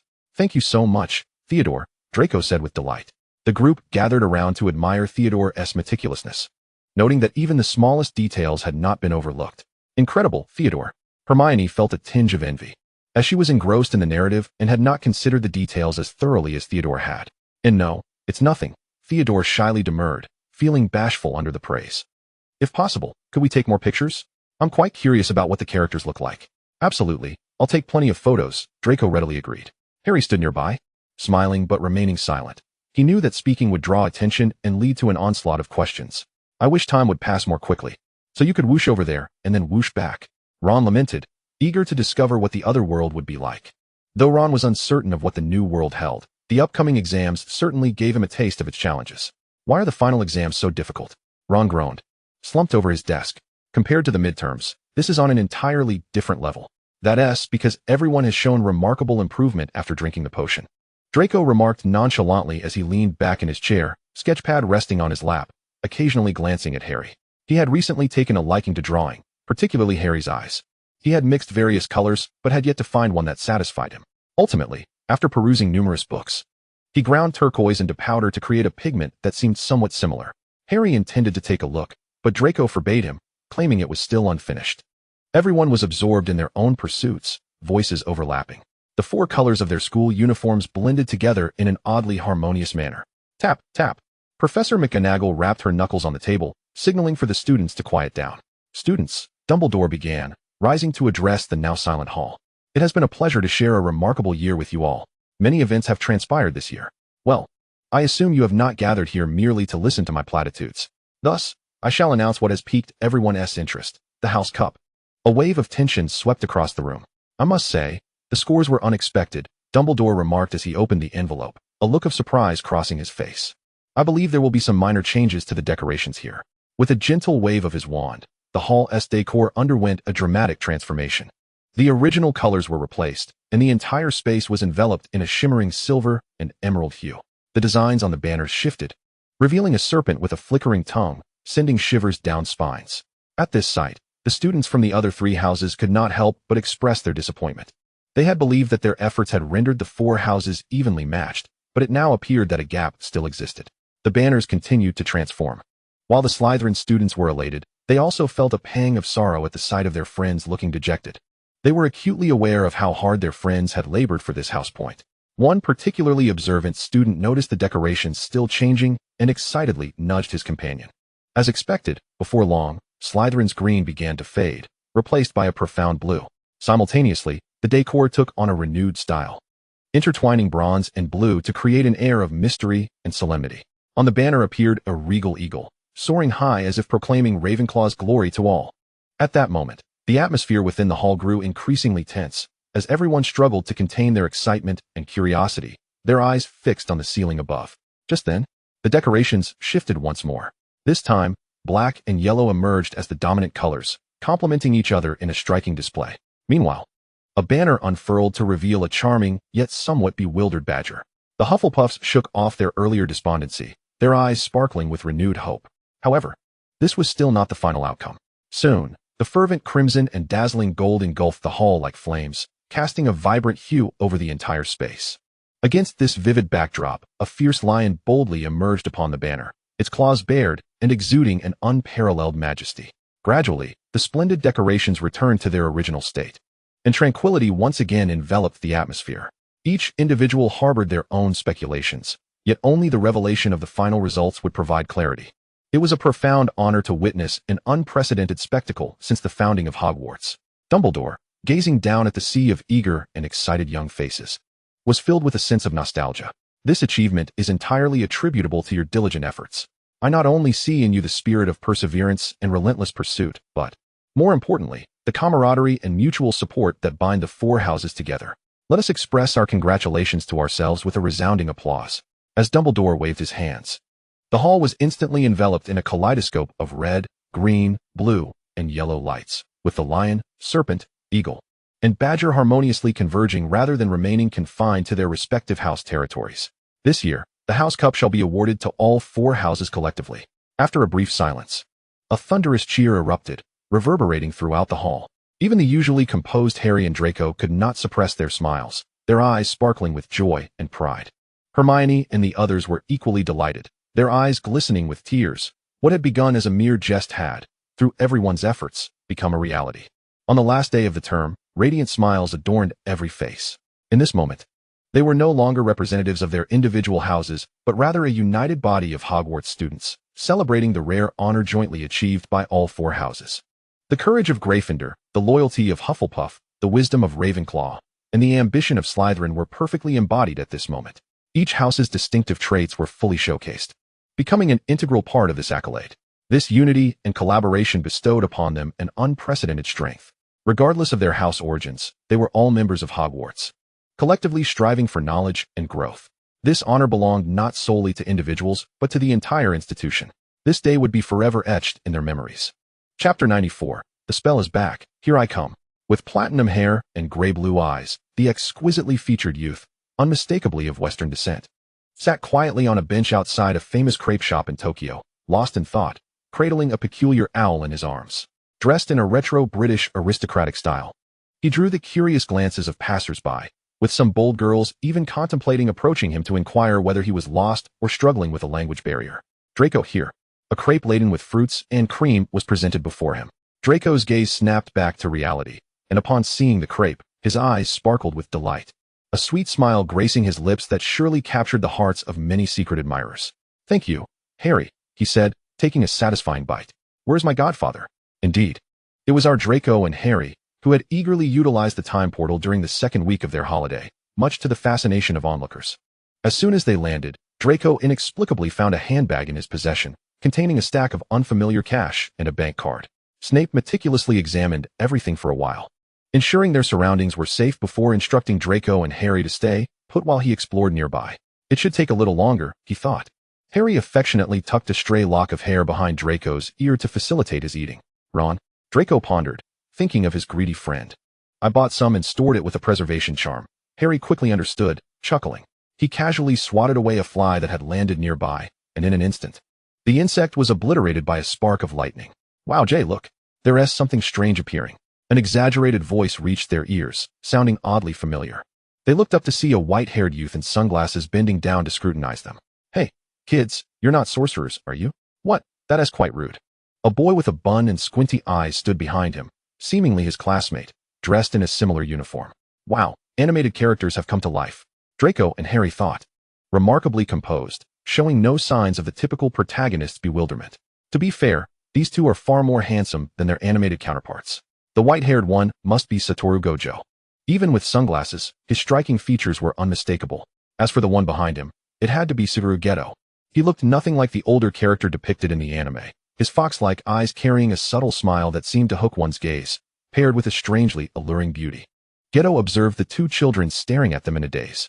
My apologies, Gojo is simply accustomed to speaking his mind. He scrutinized Draco and Harry. You eradicated that fly. Yet you're not sorcerers? May I ask where your guardians are? It's quite dangerous for little ones to be out here. They can easily be abducted by nefarious individuals. I think the most immediate danger they face is you, sir. A deep voice rumbled from behind the two boys. Neither of the boys appeared frightened or embarrassed. Gojo, intrigued, said, You managed to evade my six-eyes perception? I didn't even notice such a large person approaching from behind. You're not human, are you? Gojo asserted, removing his sunglasses to scrutinize Snape, his tone unwavering. Then, donning the sunglasses again, he excitedly asked, What exactly are you? What is your connection to these two kids? Snape ignored him entirely, striding swiftly to Draco and Harry. He discreetly surveyed the area around them. Godfather! Draco exclaimed with a charming smile. Even Suguru Geto, who was usually confident in his judgment of Gojo, softened his expression, not to mention Snape. Snape recognized these two as the favorite characters of his children and their friends, but he remained indifferent. He was merely there to protect the two boys. Everything else was left to Draco. Let us go? He completely disregarded Gojo and Geto, having gathered sufficient information about the surroundings. He had identified a suitable place for them to stay for an extended period. They understand our language, Draco suddenly remarked in Elvish. Harry could barely comprehend it. But Snape understood, grasping his intent. Snape pondered. He had overlooked the fact that those speaking to him seemed to be fluent in English. While the staff could be attributed to the international nature of the place, it was indeed rather unusual that even some of the street vendors spoke so fluently. It must be due to the world they're in. Hiss. We hear our language, and they hear theirs. Harry mused, attempting to integrate into the conversation. Snape, being an elf, comprehended it. Draco was a linguistic prodigy. To this day, they had no idea how many languages he had mastered, clearly including Parseltongue. Do you wish to confront them? Snape speculated, considering Draco's personality. Hiss hiss. We are invited by the world. There is no need for secrecy, is there? Draco replied, his eyes sparkling with mirth as he looked at Harry. Hey, ever since just now, you've been rambling on about who knows what. Do you think I don't exist? Gojo Satoru exclaimed with irritation. Satoru, how many times must I remind you not to say but to refer to yourself as me? Suguru Geto replied, feigning reproach. I know. You're so annoying, like a mother hen. Gojo Satoru retorted impatiently, scratching his ear. Above Geto, Draco and Harry looked on in astonishment. There really is a red mark. Draco exclaimed. Aren't they curious? Or can only they see it? Severus Snape interrupted them with palpable annoyance. There is no need for theatrics. If you wish to understand the situation, find a quieter place. Gojo put away his frivolous demeanor, revealing his divine, sky-blue eyes beneath his sliding sunglasses. His expression, devoid of emotion, was somewhat intimidating. Hey, isn't this gentleman a bit too lacking in tact? It's an honor for you to witness a performance by Satoru. Why expose me like that? Yet Gojo Satoru, unable to maintain seriousness for more than 3 seconds, began to act exaggeratedly. Are you hoping to accompany the adorable Satoru home? Just so you know, I don't fancy men. Except for you, Geto. He playfully clung to Suguru, delicately tapping his chest with a graceful hand gesture. Draco, Harry, let's go, Snape said, suppressing his growing irritation. He had sensed that this boy was exactly the type he despised, and indeed, the real-life version clashed entirely with his expectations. My apologies. Sir. Satoru merely enjoys joking, Geto said, maintaining his composure as he pushed Gojo's head away, ignoring the veins bulging on the back of his hand. Perhaps we could sit at a nearby cafe? I know a place that is quite conducive to conversation, Geto suggested. Wow, reliable Geto mama, Draco remarked, as he and Harry took Snape's hands, following behind Gojo and Geto. Harry clearly noticed Geto stumble for a moment. They arrived at a cafe in Ginza, which was atmospheric and tranquil, indeed, perfect for conversation. Actually, we could book a private room for more intimacy. But considering how that would likely end with the front desk calling the police. After ordering a booth, the group sat in silence, exchanging glances, none daring to speak first. Born from darkness, darker than black, purging all impurities, Geto murmured as if recalling something. Draco observed curiously, just like in the anime. The barrier is reliant on the existence of the celestial realm, Harry stated, speaking with utmost certainty. Mufflieto charm. Harry drew his wand and uttered the incantation. In truth, one need not use a wand, but on that day, Narcissa had proposed that since this world was an anime to them, what about their world? Would it also be an anime there? Harry's action was a silent test. If they had seen novels or anime featuring characters modeled after themselves, they would surely recognize it. Of course, he did not expect Gojo to grasp this, having been raised in a feudal household where such things were likely foreign. Harry and Snape discreetly observed Geto's expression. As anticipated, Gojo displayed no reaction, while Geto appeared somewhat taken aback. You really do have magic in England, Geto muttered to himself. What? How do you know that, Geto? I've never heard of it. Gojo complained, feeling a twinge of dissatisfaction. Did Geto harbor secrets unknown to him? A person raised in a sorcerer family? Weren't we watching it together? Harry Potter, Harry stated, glancing at Geto, who looked puzzled but smiled back. Oh, it's the story of the lightning-haired boy defeating the socket-headed man. Upon Geto's reminder, Gojo recalled. Do you really receive letters from owls when you turn 11? Gojo asked with eager enthusiasm. Indeed, we do, Draco replied earnestly. It's our tradition. Wow, that's super cool, Gojo exclaimed, unable to contain his excitement. Chapter 95, Confession. Is Diagon Alley and the Leaky Cauldron real too? The two, still in their adolescent phase, eagerly delved into the unfamiliar world of magic. Yes, though not in this world. Is there really a dragon in Gringotts? A dragon? Who could refuse a dragon? Of course. Wow, Geto exclaimed. Is Hogwarts just like in the movies? Is it still called Hogwarts? His eyes sparkled. And Gojo felt certain Geto's eyes were now 1.5 times larger than usual. Movies, Harry and Snape silently noted the keyword. I don't know what movie you're referring to, but Hogwarts is the finest magical academy, Draco answered patiently. Wow, stories indeed come from life, Gojo remarked, somewhat lacking in common sense. So, are you cosplaying? Let me guess. You are Draco Malfoy. He pointed at Draco, recognizing his distinct platinum hair. Draco smiled and nodded. And you are Harry Potter. He observed Harry closely, noting the barely visible lightning scar beneath his hair, confirming his guess. Harry offered an awkward yet polite smile. Geto sensed something was amiss, but couldn't pinpoint it. And you are? Gojo pondered over movie plots, struggling to match anyone with Snape's persona. Severus Snape.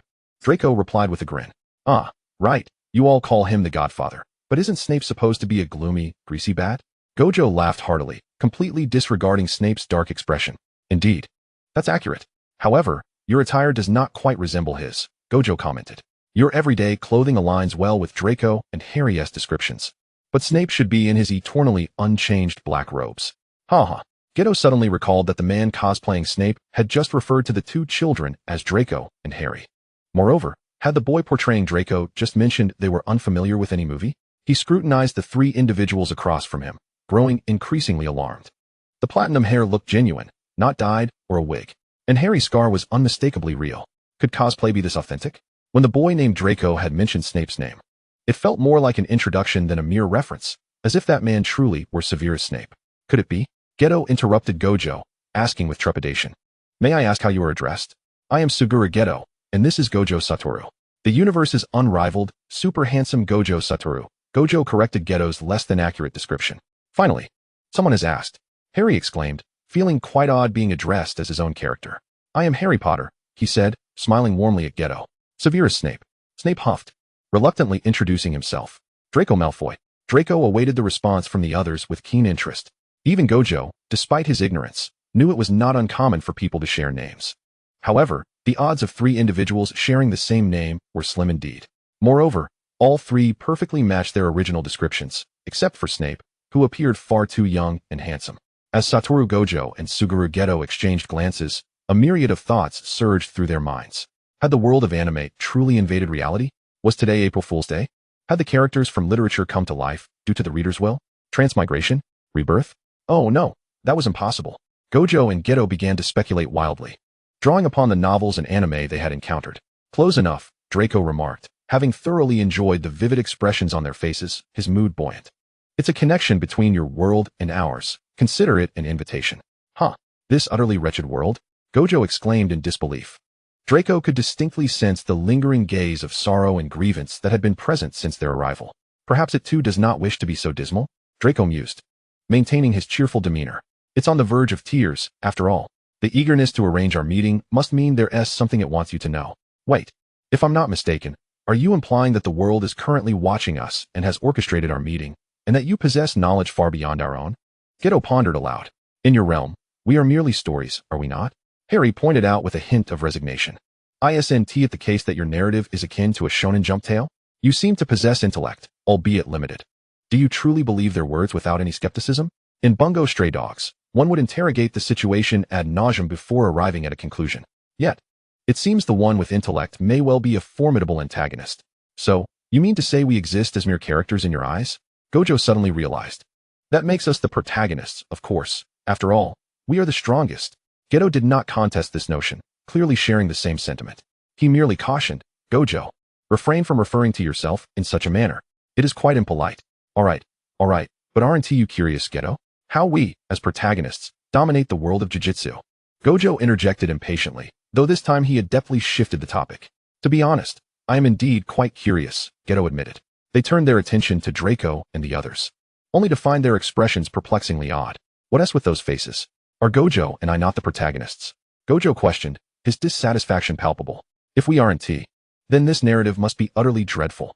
Perhaps we are the antagonists or possess some sort of extraordinary abilities, Geto contemplated. It made sense, considering Gojo often embodied the very essence of an antagonist. Having witnessed Gojo's explosive confrontations with the higher-ups, Geto thought, indeed. Then we would be the most invincible antagonists. After all, if I am to be a villain, Geto must accompany me. Who, then, is the true protagonist? Nanami? No. It feels more like Hebra, the sunny and spirited male lead. Gojo struck a pose reminiscent of a thinker. Gojo's reasoning holds merit. Geto mused as he recalled the Jump series they had been reading, suddenly enlightened. They engaged in an enthusiastic discussion, oblivious to their surroundings, imagining what the plot might entail. Perhaps Hebra, in his quest to catch up with his admired, incredibly handsome, invincible seniors, those who are flawless in every regard, would undertake rigorous training, 100 push-ups, 100 sit-ups, 100 squats, and a 10-kilometer run daily. For 3 years, he perseveres, only to discover on graduation day that his illustrious seniors have become the tyrants of the jiu-jitsu world, wreaking havoc upon the higher-ups and the Kyoto branch. Thus, in order to lead his esteemed seniors back to righteousness, he embarks on a journey to challenge them. Hebra first defeats his former classmate, now the head of the higher-ups, Nanami, and then confronts the formidable sorceress, Shoko Ayuri. Ultimately, battered and bruised, he arrives before the 2 seniors, Gojo and Geto. Of course, no matter how strong Hebra is, he cannot rival the universe's most powerful antagonists, and he is ultimately vanquished. He earnestly implores his revered seniors to reconsider their path, only to learn a starkly different narrative from them. It turns out, this was all the machination of the remnants of the higher-ups, who could not accept their defeat at the hands of the righteous. Upon discovering that this innocent boy, Hebra, might possess the potential to challenge the strongest, they sought him out to lament their plight. Now, with the truth unveiled, Hebra feels profound guilt for the harm he inflicted upon Nanami and Shoko. He reflects deeply and devises a plan with Gojo and Geto to eradicate the remnants once and for all. In the end, everyone leads a blissful life. Surely, that is how it must be. Don't modern comics always conclude with such fairy tale-like endings? Draco and Harry listened intently to their speculations, evidently engrossed, with no intention of interrupting. Severus Snape, however, was visibly exasperated by their banter and finally could endure no longer. "Stop," he commanded, his presence radiating authority, effectively silencing Gojo and Geto. These two behemoths exhibit no self-awareness whatsoever. If this continues, we shall never reach a conclusion today. First of all, the protagonist is still in kindergarten or elementary school. He pointed at Gojo. "You are the teacher of the protagonist. And you." Snape gestured towards Geto, the leader of the cult. Before Gojo could protest about Geto's cunning nature in claiming the role of the antagonist without him, Snape directed his finger back at Gojo. "You, who was imprisoned by Kinjaku within Geto's body, subsequently met your demise at the hands of Gojo."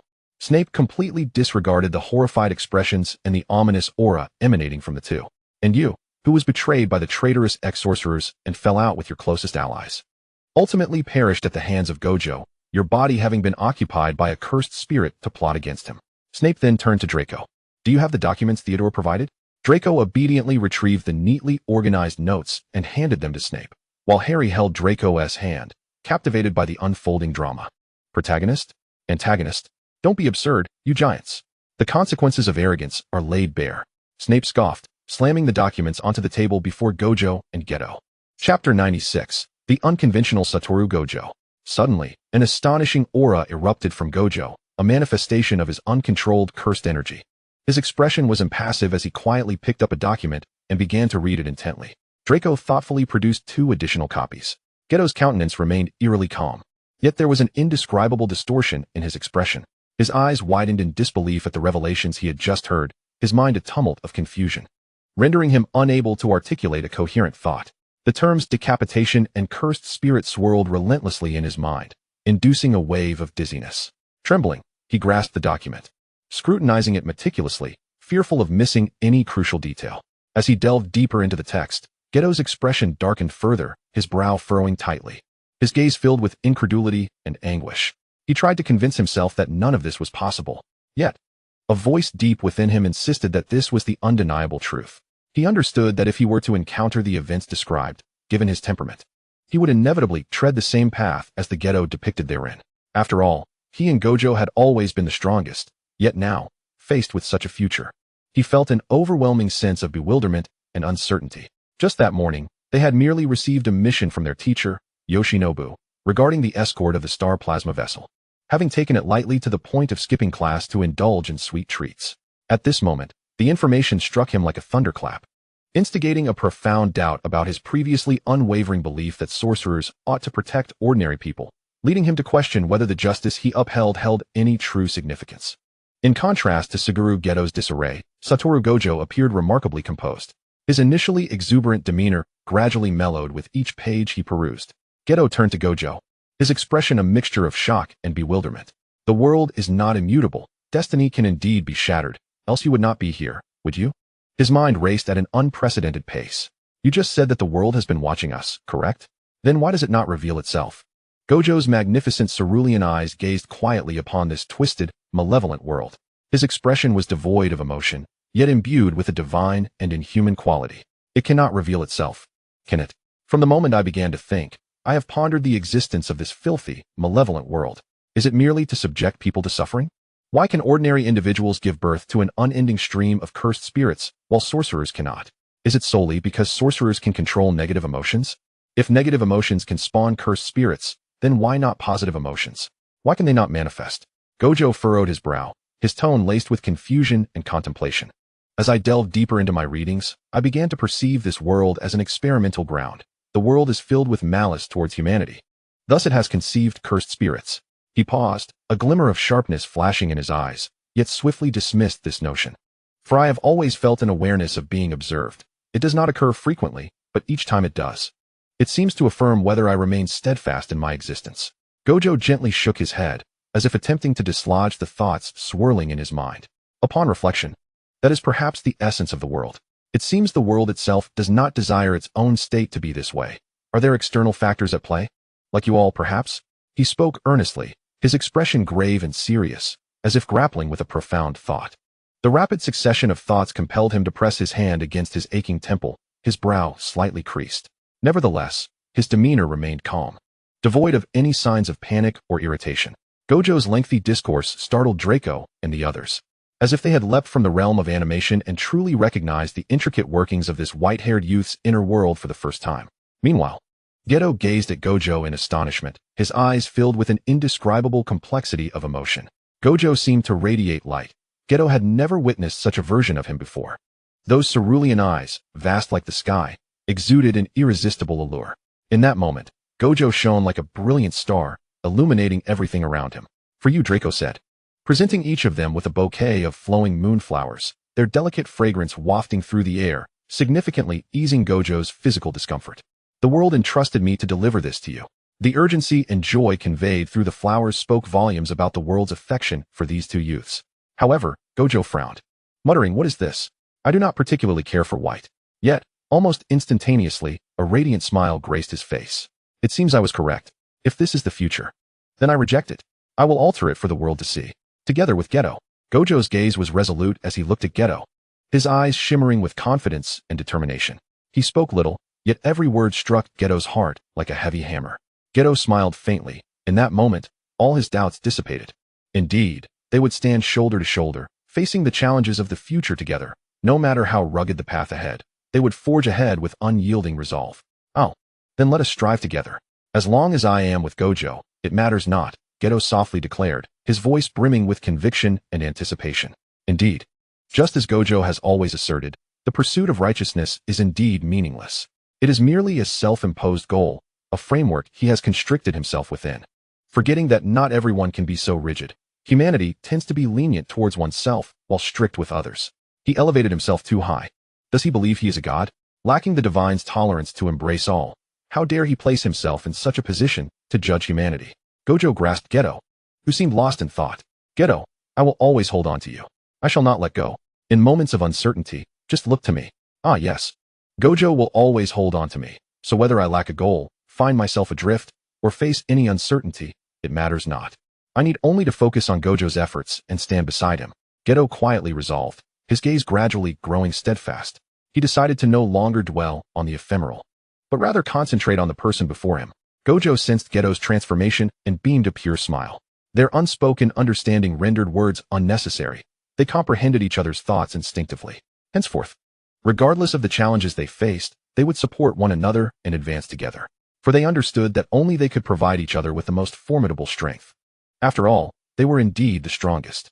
Subsequently, Draco elucidated the reasons behind the world's current state, relaying the message he had received from Ian. A millennium ago, the world faced an invasion from beyond its borders. Although the world's consciousness struggled to repel the invaders, a wisp of dark mist silently spread within the world.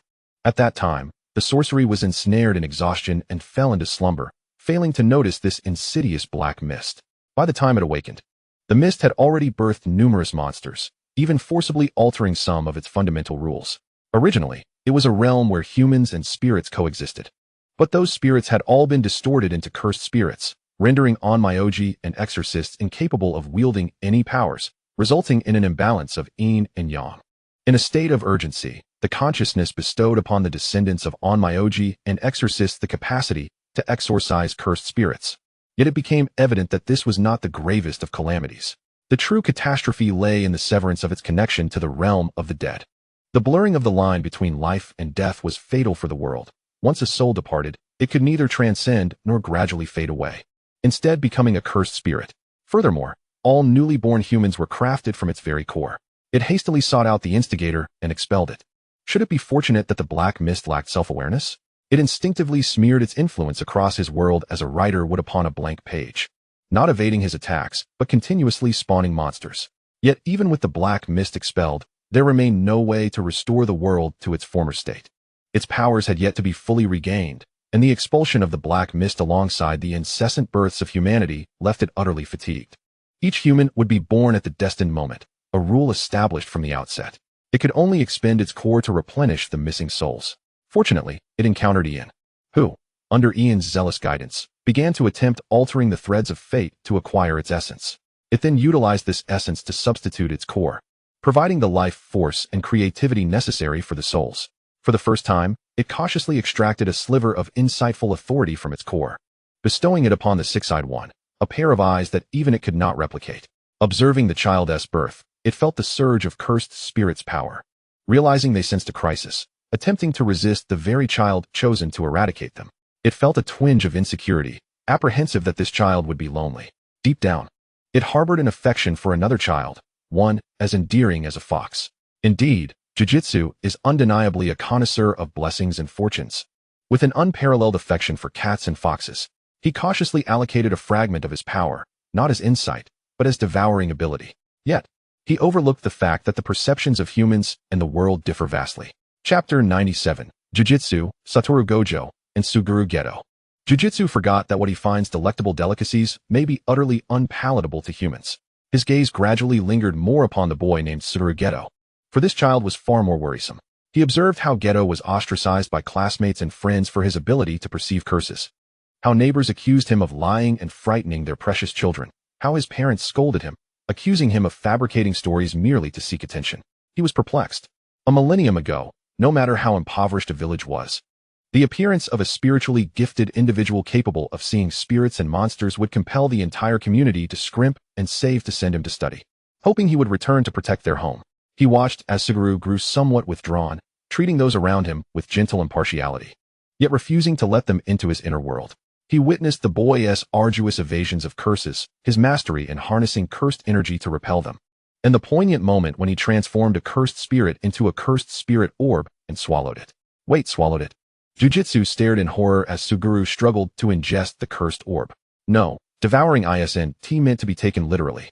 That is not how you're supposed to do it, he thought. Seemingly recalling something, he glanced at the kittens nearby. Indeed, insight was being employed as an information-gathering tool.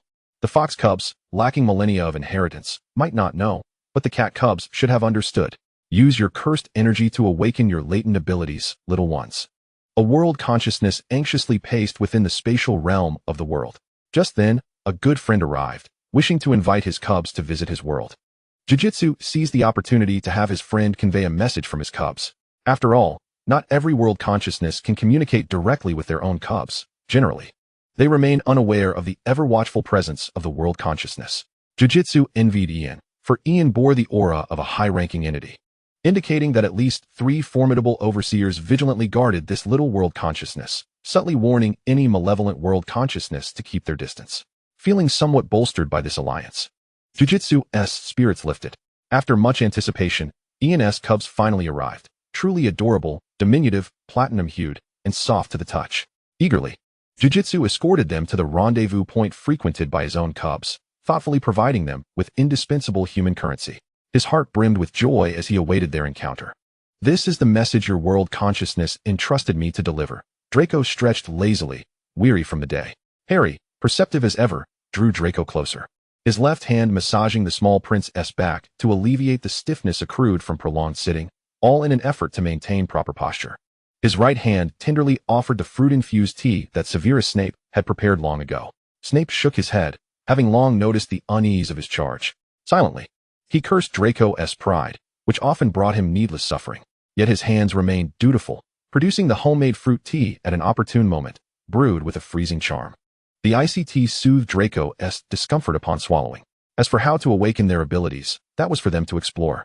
Jujutsu admitted unfamiliarity with their system of sorcery.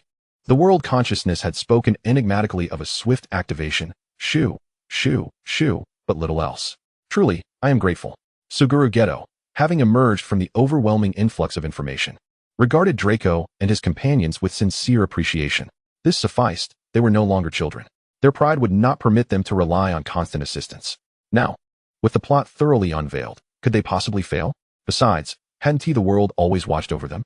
A curious sensation enveloped Geto, being observed and cherished by the world. Should you require anything, do not hesitate to contact Gojo-san. Here is his number. Satoru Gojo resumed his customary carefree demeanor. You newcomers probably don't have mobile phones yet, do you? Suddenly, he pondered the technological level of the wizarding world. Was it the 1990s? Snape cast a sidelong glance at Gojo and produced phones from the spatial dimension, handing them to Draco and his companions. These were touchscreen smartphones, developed by a company owned by Lucius Malfoy, whose substantial funding had enabled their creation.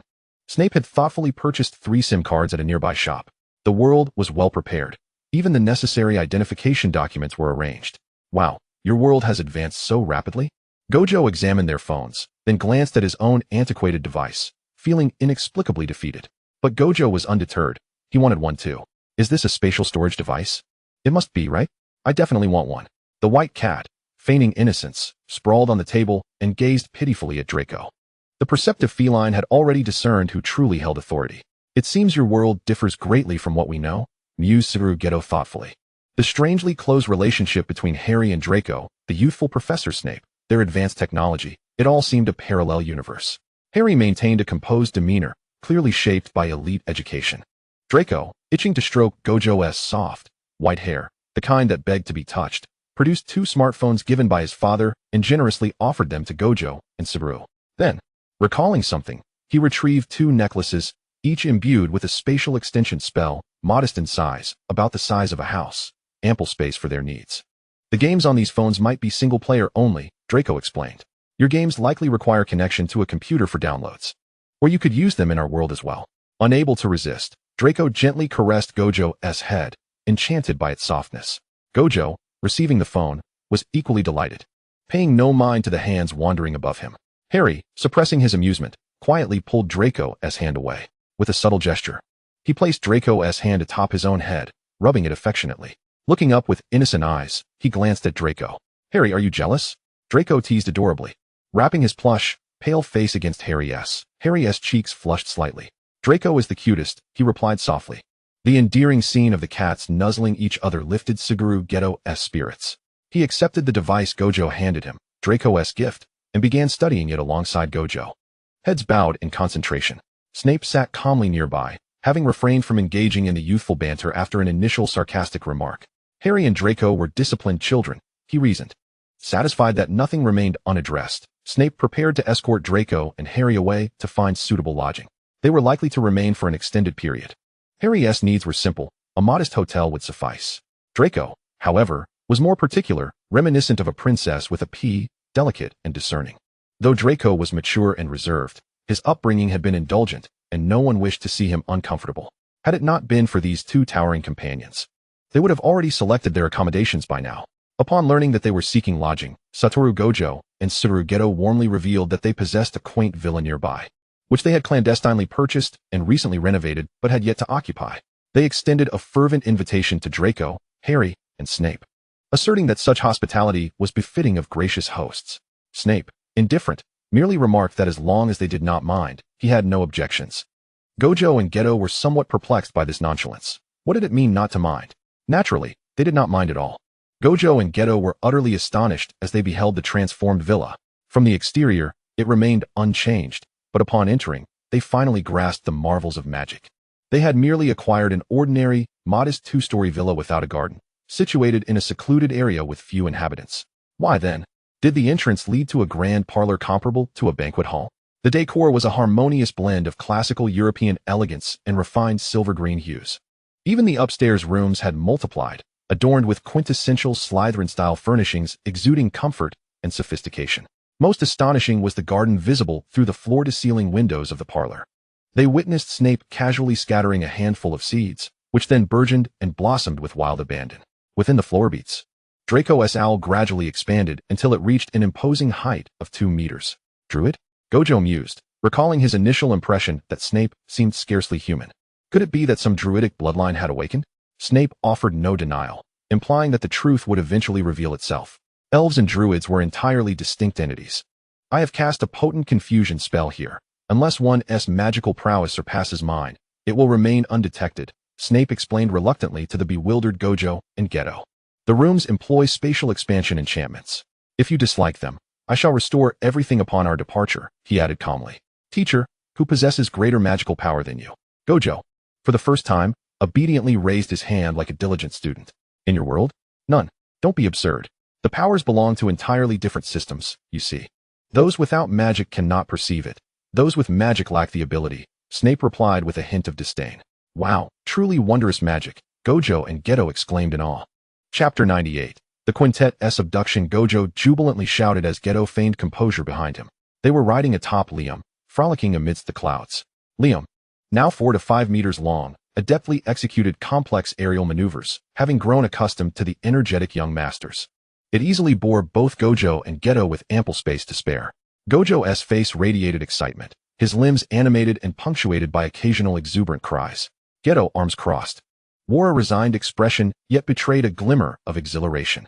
I've encountered many seasoned cursed spirit manipulators. I even command a dragon. Yet, a mere thunderbird does not stir me, Geto remarked with a wry smile, striving to maintain composure.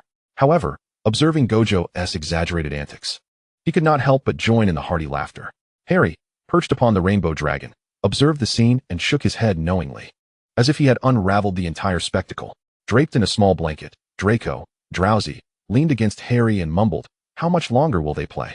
Wherein we supposed to find Amity Rico?"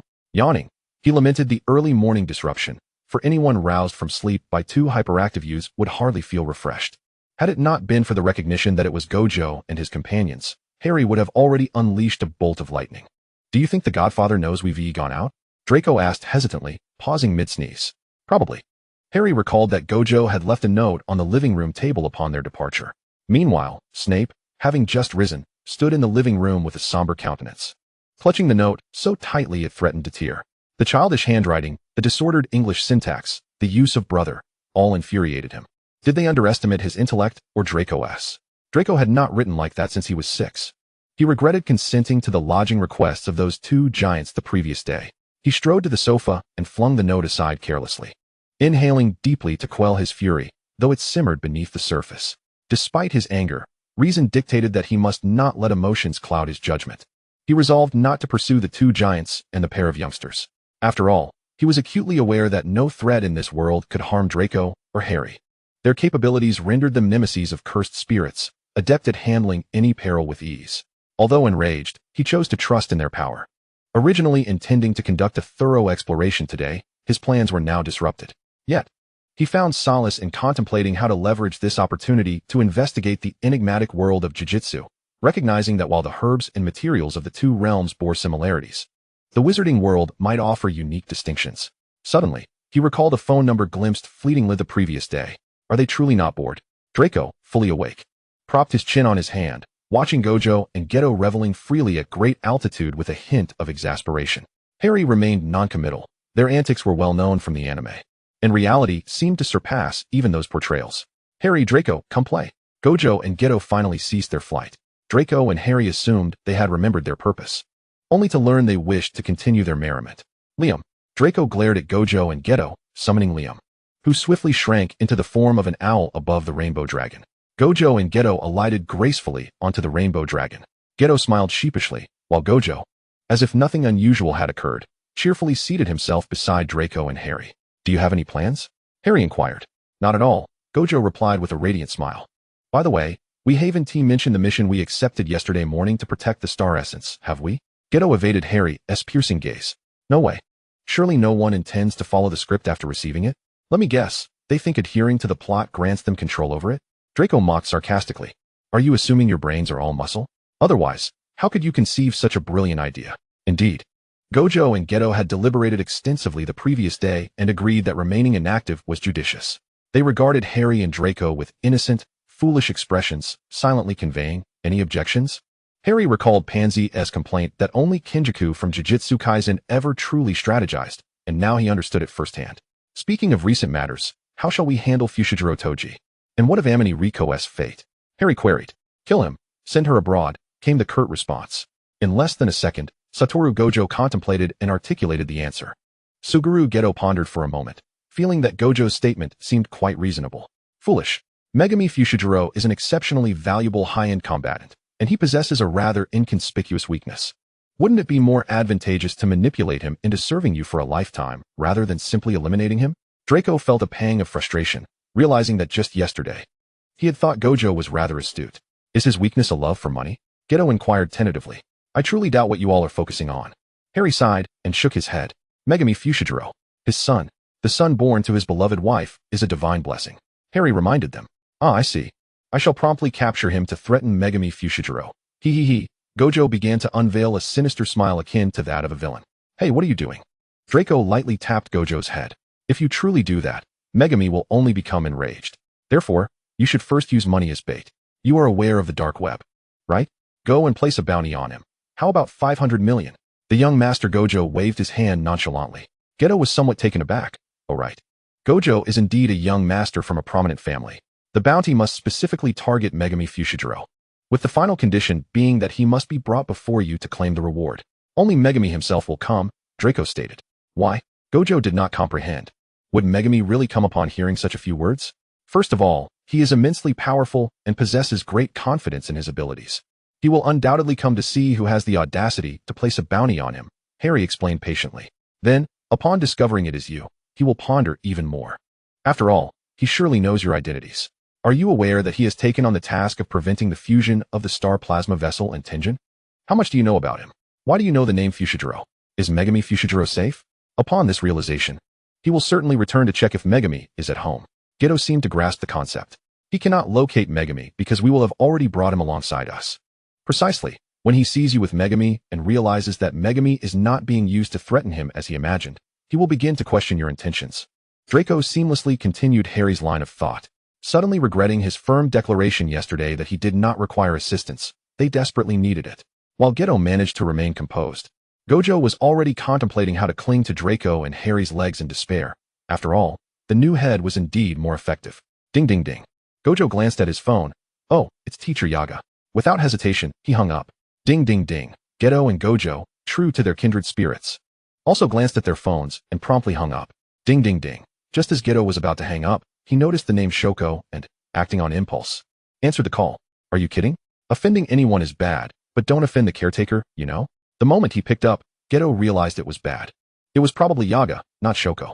He quickly switched to speakerphone, as sharing the misery is better than enduring it alone. Go, Satoru, Geto. Yaga's furious shout resonated with piercing intensity. Aren't you supposed to be on a mission? Why have you kidnapped someone else's child? Do you have any idea how embarrassing it is for a parent to call me? Huh. We certainly haven't, Gojo instinctively retorted. But the words caught in his throat as he glanced at Draco and Harry, feeling a rare sense of guilt. Could it be? Other parents are calling. One named Draco, and the other named Harry. Wait, where are you right now? Why is there such a commotion?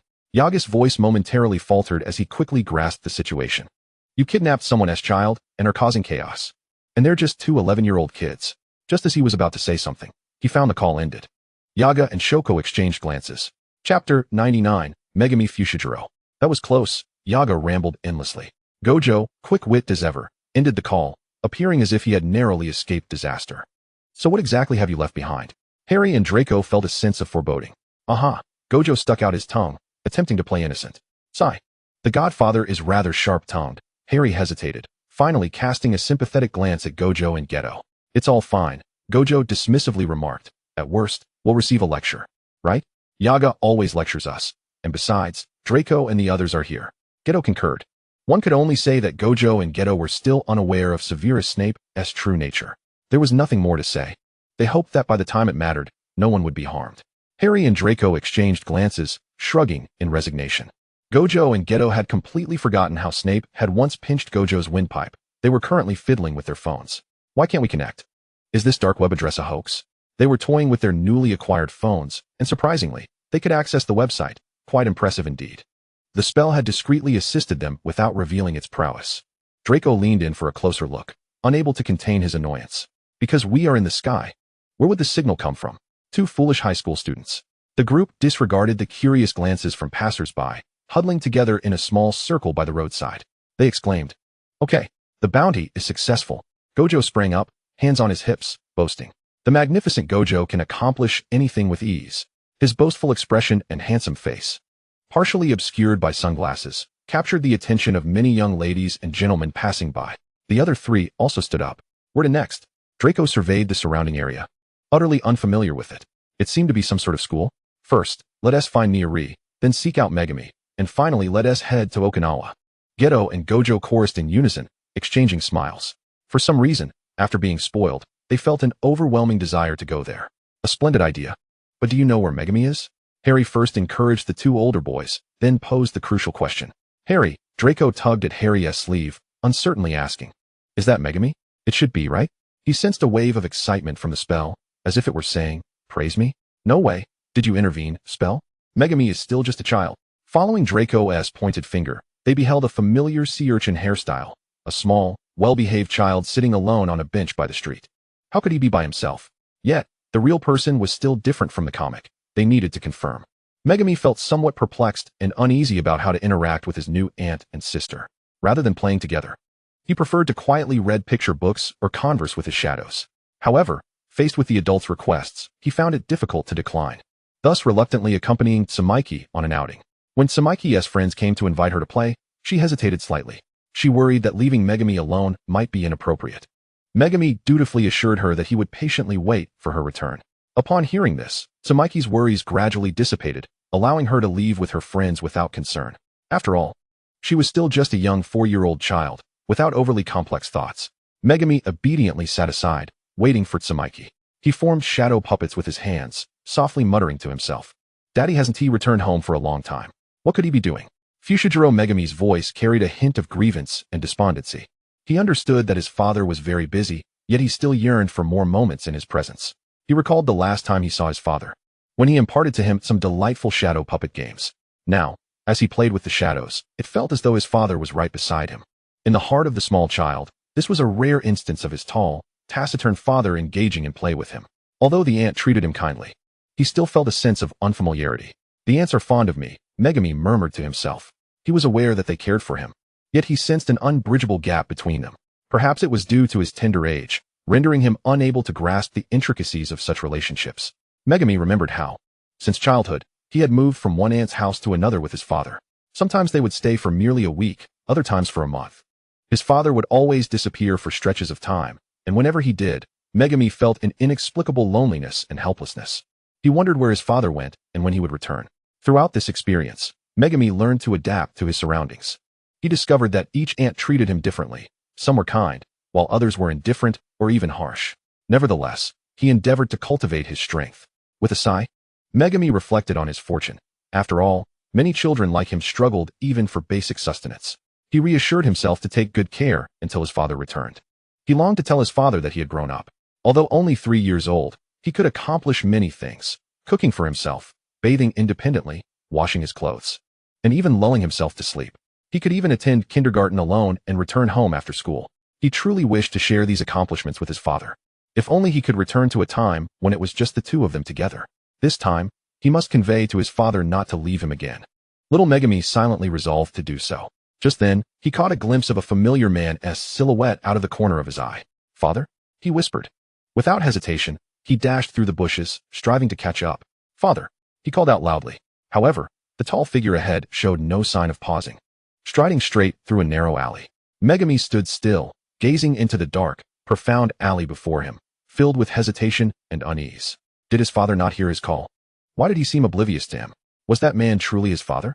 Yet, despite being a fleeting moment, he recognized that profile. It was unmistakably his father. Resolutely, he stepped into the alley.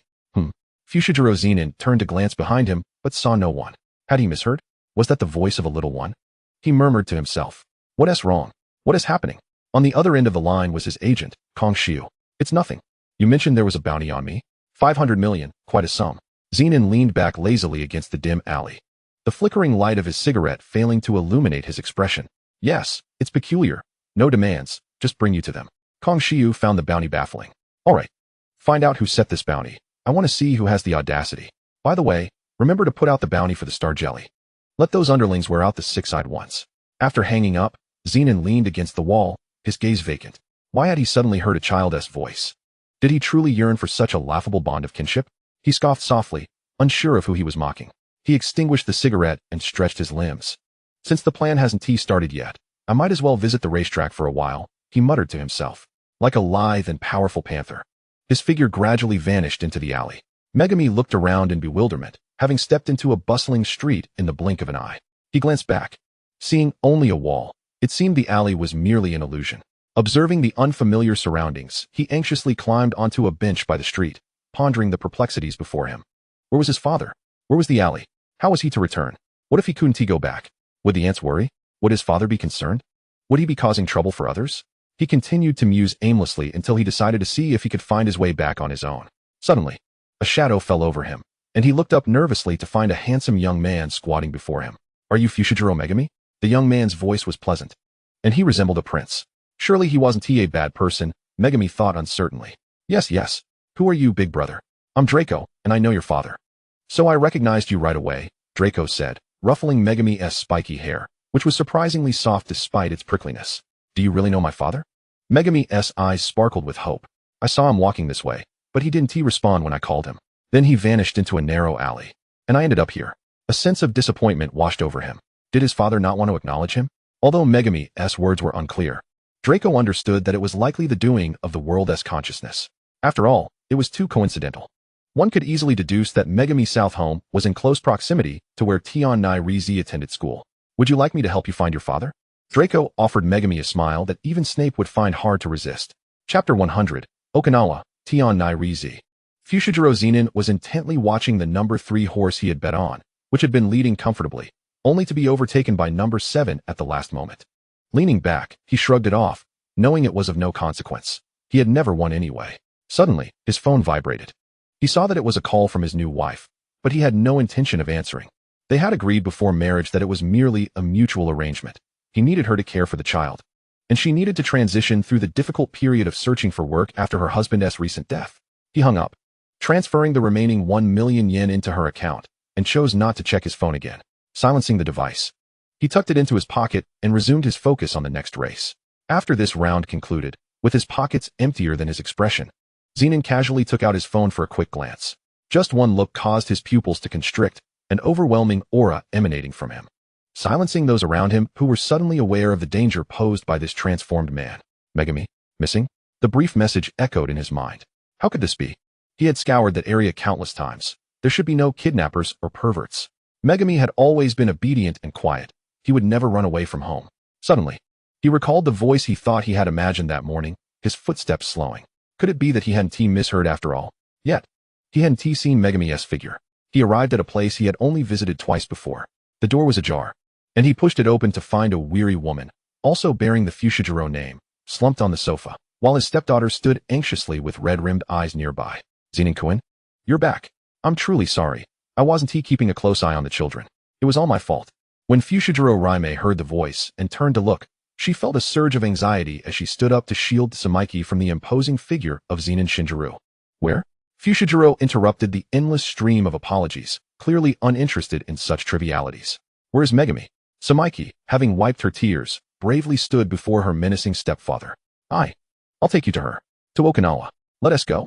Watanabe Satoru, brandishing a water gun, dashed ahead, while Draco cheerfully trailed behind, pulling along Fushiguro Megami.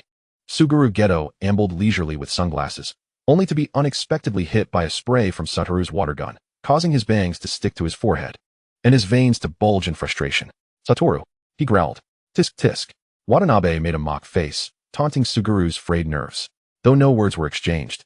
It felt as if everything had been said. What was that sound? Suguru wondered, momentarily lost in thought. Oh, it seems that was the sound of my sanity crumbling. He lunged at Satoru, and the two wrestled, tumbling from the beach into the sea without a moment's pause. Hey, shouldn't someone stop them? A girl, with black hair and blue eyes, braided and adorned with a white headband, pointed numbly at the two writhing figures. It's fine, they've always been like this.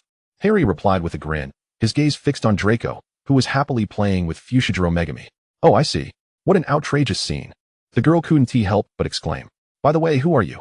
Are sorcerers now abducting even such small children? The girl, known as Amani Riko, felt utterly bewildered by the events of the afternoon. She had been attending class when a white-haired delinquent barged in and without a word, whisked her away like a sack. To her surprise, he had been quite polite, even providing a leave note to her teacher. Subsequently, she and her caretaker, Kuroa Misato, were unceremoniously escorted onto a private plane bound for Okinawa, without a single explanation offered. Miss, they are the sorcerers I told you about, sent to protect you. Misato whispered to Riko. Huh, a delinquent face? A strange haircut? 2 middle schoolers? And a 3-year-old? Riko couldn't believe it. Surely, they hadn't kidnapped that child. That child clearly isn't theirs. The ones primarily tasked with your protection are that delinquent and the odd-haired one. We're merely here for entertainment, Harry stated nonchalantly. Star Plasma Vessel, you are Amani Riko, correct?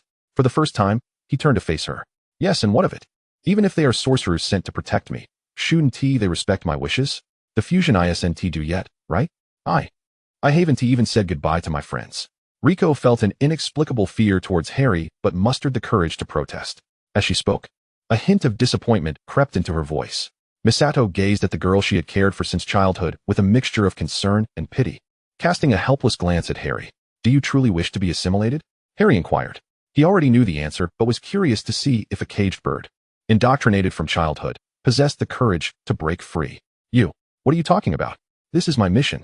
I will become Lord Tenjin. I will forever exist." But he was interrupted by Harry. "No, once assimilated, Amini Rico will cease to exist." His expression bore a striking resemblance to Draco's, cold, indifferent, yet curious. It was a gaze that could instill fear. Your thoughts, your soul, will no longer exist. Perhaps only your shell will remain. Your friends and family will gradually forget you over time. I've heard that a person experiences 3 deaths in their lifetime. The first is when your heart stops beating. Biologically, you are dead. The second occurs at your funeral, when those who knew you come to pay their respects. Your societal existence dies then. The third is when the last person who remembers you passes away. That is the ultimate death. From then on, no one will know you existed in this world. Can you accept that? You're only 14, aren't you? Harry was genuinely intrigued. Rico felt as if she had plunged into an icy abyss. She told herself that it was just the words of a child, that she didn't care. Yet, she couldn't ignore them. She couldn't help but wonder. If she ceased to exist, who would remember her? No, I wouldn't die. They said I wouldn't disappear. Just merge with Lord Tenjin. It's all right, Amini Rikone. You can take your time to think about it. If you don't wish to be assimilated. That's perfectly fine. Harry observed her inner turmoil. Good, that's enough. Let us go have fun. You've always wanted to come to the beach, haven't you? Harry stood up and ran towards Draco, who was waving him over with a smile. Misato watched Rico with concern. To be honest, it wasn't just Rico who was shaken by Harry's words. She was too. It was hard to fathom that such words could come from a child who looked merely 11 or 12. Go play, Misato. I've never been to the beach before. Haha. Rico stood up nonchalantly, as if Harry's words had not affected her at all. Yet her hurried, anxious steps revealed a heart that was anything but calm. Halfway across the sand, she paused briefly, a chilling thought creeping in. When had she ever said she wanted to come to the beach? Harry reached Draco's side, both observing Fushiguro Megami, who was excitedly splashing in the inflatable shell-shaped float. How is it? Draco smiled gently at Megami, offering soft encouragement. Even little birds are not oblivious to their fates, Harry noted, cautiously guarding Draco from slipping on the wet surface, while his other hand firmly grasped the float. Draco remained silent, which was understandable. Even when indoctrinated from a young age, one should never underestimate the human instinct for survival. It would always sound alarms when something felt amiss.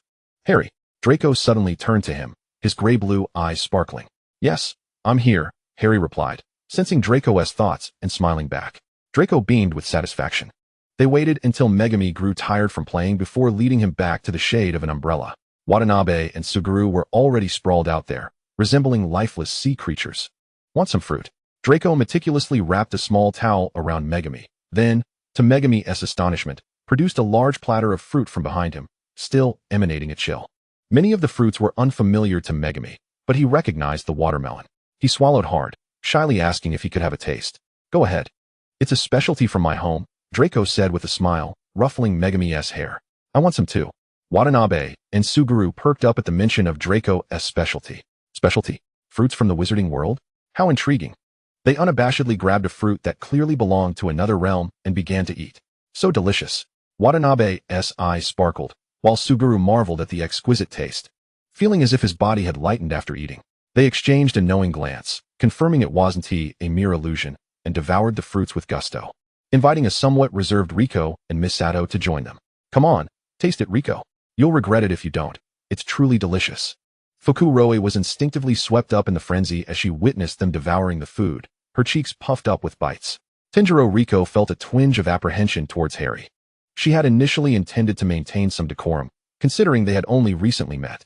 However, seeing the rapidly disappearing fruits, her earlier restraint was cast aside as her hunger took over.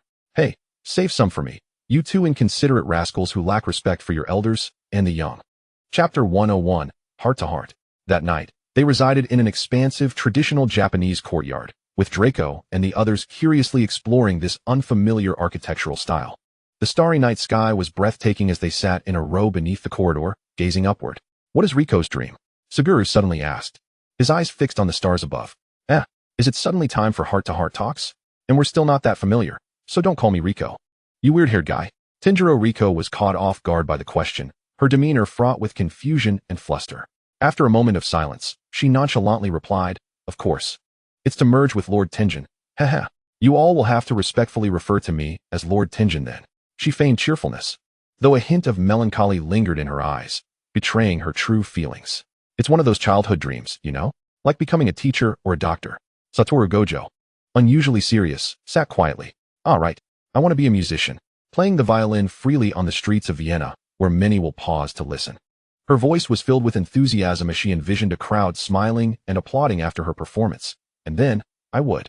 Suddenly, Tanjiro Riko stood up and walked to the center of the courtyard, her movements light and graceful, akin to a butterfly in flight, gently lifting an imaginary skirt.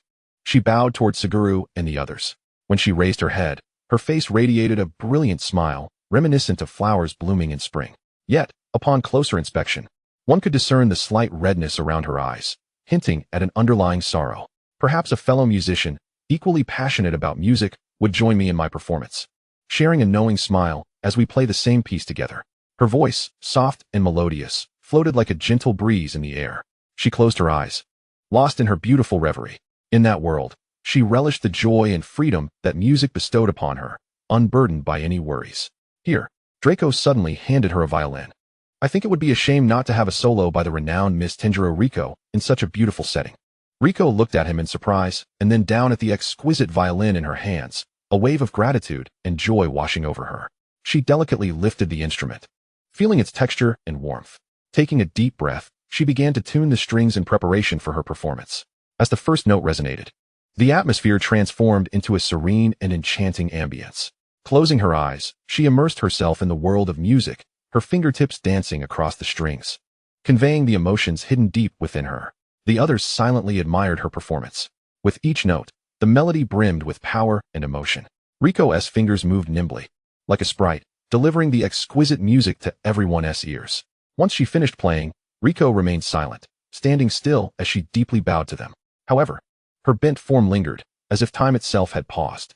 At that moment, Satoru suddenly posed a question, his 6 eyes revealing insights beyond ordinary perception. "In that case, how about Riko going to Austria?" His voice resonated throughout the room, imbued with conviction. Hearing the question, Tanjiro Riko looked up in shock, her eyes wide with astonishment and uncertainty, tears cascading down her cheeks, unveiling her inner turmoil and anguish. "But, Lord Tenjin," she spoke softly, her voice quivering. She bit her lip tightly, striving to restrain her emotional upheaval. She understood all too well that if she chose to merge, she might lose herself. Yet she was willing to sacrifice everything for Lord Tenjin to continue existing in human form. Lord Tenjin needed to undergo reincarnation through the star plasma vessel to maintain his human existence. Without it, he would transcend humanity due to the natural evolution of his techniques, entering a higher realm. To uphold the barriers and order, Lord Tenjin had long utilized the star plasma vessel to reset himself, thus preventing his evolution. It was a monumental mission, and one she bore as her responsibility. "Forget that old fossil. You're not the only one with a star plasma vessel. You're merely bait to draw attention." Suguru mocked with a smirk. "Just express your true thoughts." Everyone encouraged Tanjiro Riko, including the bewildered Fukuroe and the somewhat skeptical but ultimately supportive Quirrell. Upon observing the information indicating that Tenjin remained unaffected after Tanjiro Riko's demise, they grasped the entirety of the situation, including themselves. They were merely distractions. They might not save those controlled and placed in the hands of some rotten entity, but they would not turn a blind eye to the one seeking help before them. Indeed, to rescue the innocents calling for aid, to save this world, Suguru reflected, lowering his gaze, momentarily lost in thought. He had resolved not to waver again. This world was not merely black and white, and people could not be simply categorized into strong and weak. The notion of protecting the weak was often a hollow phrase. "I want to stay with all of you a bit longer." Riko could no longer contain her surging emotions and began to weep. The gloom that had long weighed upon her heart seemed to dissipate at that moment. She lifted her head, her gaze resolute and filled with hope. "I want to go to Austria, to study music, to perform in the Golden Hall, to become a world-renowned musician." "Then go for it, Rikone. When the day of your performance arrives, you must invite us." Draco smiled encouragingly. Summer nights were inherently rather warm, and after their spirited laughter and antics, Tanjiro Riko and the others retreated indoors. They sprawled across the tatama mats, the air conditioning whisking away the heat from their previous play. "Big brother, thank you for playing with me today." Fukuroe earnestly expressed his gratitude to Draco. Actually, you don't know my dad, do you? He may be small, but perhaps he has experienced a lot. He vaguely senses something about his father's work. His father left early and returned late, and when he did come home, he bore an unsettling aura that frightened Fukuroi. Sometimes, that atmosphere was as pungent as the remnants of fireworks. Fukuroi had seen his father's friend, or at least he believed the man to be his father's friend, Uncle Kongshiu. However, now, looking at the older boys before him, he felt they seemed unfamiliar with his father. Because his father was nothing like these young men. His father always appeared despondent, gloomy, and even somewhat menacing. Whereas these older boys were so sunny, cheerful, and gentle. Could such disparate individuals truly be friends? Yet, Fukuroi did not wish to return home. Thus, when Draco suggested finding his father, perhaps due to Draco's smile, or perhaps because of a hidden yearning within him, he chose to leave with Draco and the others. He found himself at a loss when confronted with the unfamiliarity of his new home. Perhaps his father had grown weary of him, viewing him as a burden no longer needed. After all, the duration of his father's absence this time surpassed any previous instance. It could be said that we are acquainted with Fushiguro Zenin, yet your father remains oblivious to our existence. Satoru Gojo casually leaned against a wall, hands tucked into his pockets, tilting his head lazily as he regarded Megami Fushiguro. Fushiguro furrowed his brow, questioning, "Are you intending to capture me to threaten my father? Has he incurred a debt to you? Or has he deceived you in matters of the heart?" Uft, chuckled a nearby woman, in no way Riko, unable to suppress her amusement. Gojo's lips twitched, his face contorting into a grotesque expression reminiscent of consuming raw herring. Megami keenly sensed a hint of malice in Gojo's demeanor toward Fushiguro Zenin, causing a surge of wariness to rise within him. Gojo, with an intense gaze fixed upon Megami, revealed a sinister smile. "Listen here, kid, you've been kidnapped by us. Mind your words, or we might just decide to eliminate you." Megami, maintaining a stoic expression, retorted, "Then go ahead and do it. My father won't come to rescue me." Gojo was momentarily taken aback, his expression shifting to one of complexity. He hadn't anticipated such composure from this mere 3-year-old. "Little one, don't pay heed to this white-haired scoundrel's nonsense. Although they may not appear benevolent, they wouldn't harm a child like you." Riko gently patted Megami's head, attempting to comfort him. She inwardly mused, how could a child so young speak with such maturity, evoking both affection and pity? "Why do you believe your father won't come for you?" Suguru Geto, piecing together a blurred image of Megami from various hints, wondered if this child's pessimism had roots in his early years. "Because I won't tell you. He won't come anyway," Megami replied after a moment of silence.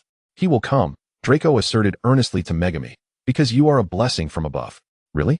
Is that true?" Megami stuttered, uncertainty etched across his face. "Yes. That's what your mother said," Draco replied, casting a glance through the expansive glass windows toward the garden they had just occupied. Though he saw no one, Draco smiled subtly. "Mother?" Megami murmured, as if the word was both foreign and familiar to him. "Yes, your mother mentioned that your father was overjoyed at your birth, declaring you a gift from heaven." Draco spoke softly, his tone as gentle as a whispering breeze, cradling the child in his arms with utmost care. Draco faced the cherry blossom tree in the garden, where petals drifted down like snowflakes in the gentle wind. A faint, elusive smile graced his lips. "She also said that once you learn to read, you can write to her. She regrets not being able to stay with you, but she will always be with you in spirit. She asked me to inquire if you could forgive her," Draco continued, tenderly patting Megami's back, his voice low and warm. Megami's lips trembled as tears welled in his eyes. He bowed his head, silently nodding. Draco continued, "She expressed that you are a very well-behaved child, who swallows your grievances in silence. She feels deep remorse, both for you and your father. If only she could have spent more time with you." Megami clung tightly to Draco's neck, beginning to weep quietly. Draco gently stroked his hair, comforting him. "Do not cry, Megami. Your mother will always be there for you. Even if not physically, she will silently watch over you. She said your father loves you too. It's just that his family treated him poorly, leaving him unsure of how to be a good father. Your mother left too soon to teach him properly. Can you forgive him? Your mother will surely scold him on your behalf." Megami buried his small head in Draco's embrace, listening intently. Draco continued to soothe him. "You are so kind and lovely. Surely you can understand your father's struggles. Your mother will be watching from above, ensuring your happiness." Megami looked up, his eyes glistening with tears, and resolutely declared, "I will grow up quickly and learn to write, so my mother won't worry. I don't blame her for not being with me. She went to the heavens because she gave birth to me." At the age of 2, Megami often asked where his mother was. Each time, Zenin would fall silent until he finally told Megami that she had become a star in the sky. Oh, it was perhaps around that time he began to acquire one new mother after another. He recalled an aunt who often drank telling him that his mother went to the heavens because she bore him. He couldn't remember much after that, only the terrifying visage of Zenon entering, shoving the trembling aunt aside. I'm not the kind of man who refrains from striking women, he remembered his father saying. He stood there, frightened and confused, as Zenon glanced at him, but ultimately said nothing more to the shivering aunt, picking him up and exiting. With a quivering voice, Megami confessed, I don't blame my father. I understand it was his first time being a father, but I haven't seen him in a long time. Does he not want me anymore? Do not fret. Perhaps your father is nearby, watching over us, Harry comforted as he gently patted Megami's head. Initially, Gojo and the others remained silently attentive, but Harry's insinuating words suddenly heightened their vigilance. The duo instinctively shielded Inoue Riko and Kuro and Misato behind them. Hey kid, how do you know that? Suddenly, a figure leapt down from the cherry blossom tree. Gojo's pupils constricted, despite having seen spoilers. He was astonished that his 6 eyes could not detect Fushiguro Zenon's presence. The robust man, clad in a black short-sleeved shirt, with black hair and eyes, bore a scar at the corner of his mouth that, rather than rendering him fearsome, added an intriguing wildness to his charm. His resemblance to Megami made the others aware of the identity of the newcomer, the tyrant of heaven, Fushiguro Zenon. This is merely a small demonstration of our capabilities, Draco remarked. The group remained cautious, except for Harry, Draco, and Megami, the first two due to their protective gear, while the latter remained tightly nestled in Draco's embrace, unwilling to lift his head. Speak. What grand scheme necessitated my summoning? No, I have no interest in knowing, Fushiguro Zenon stated, displaying intelligence and perceptiveness. When he scoured the vicinity for the child's presence and found nothing, a sense of panic gripped him. Could it be that he was destined to lose once more?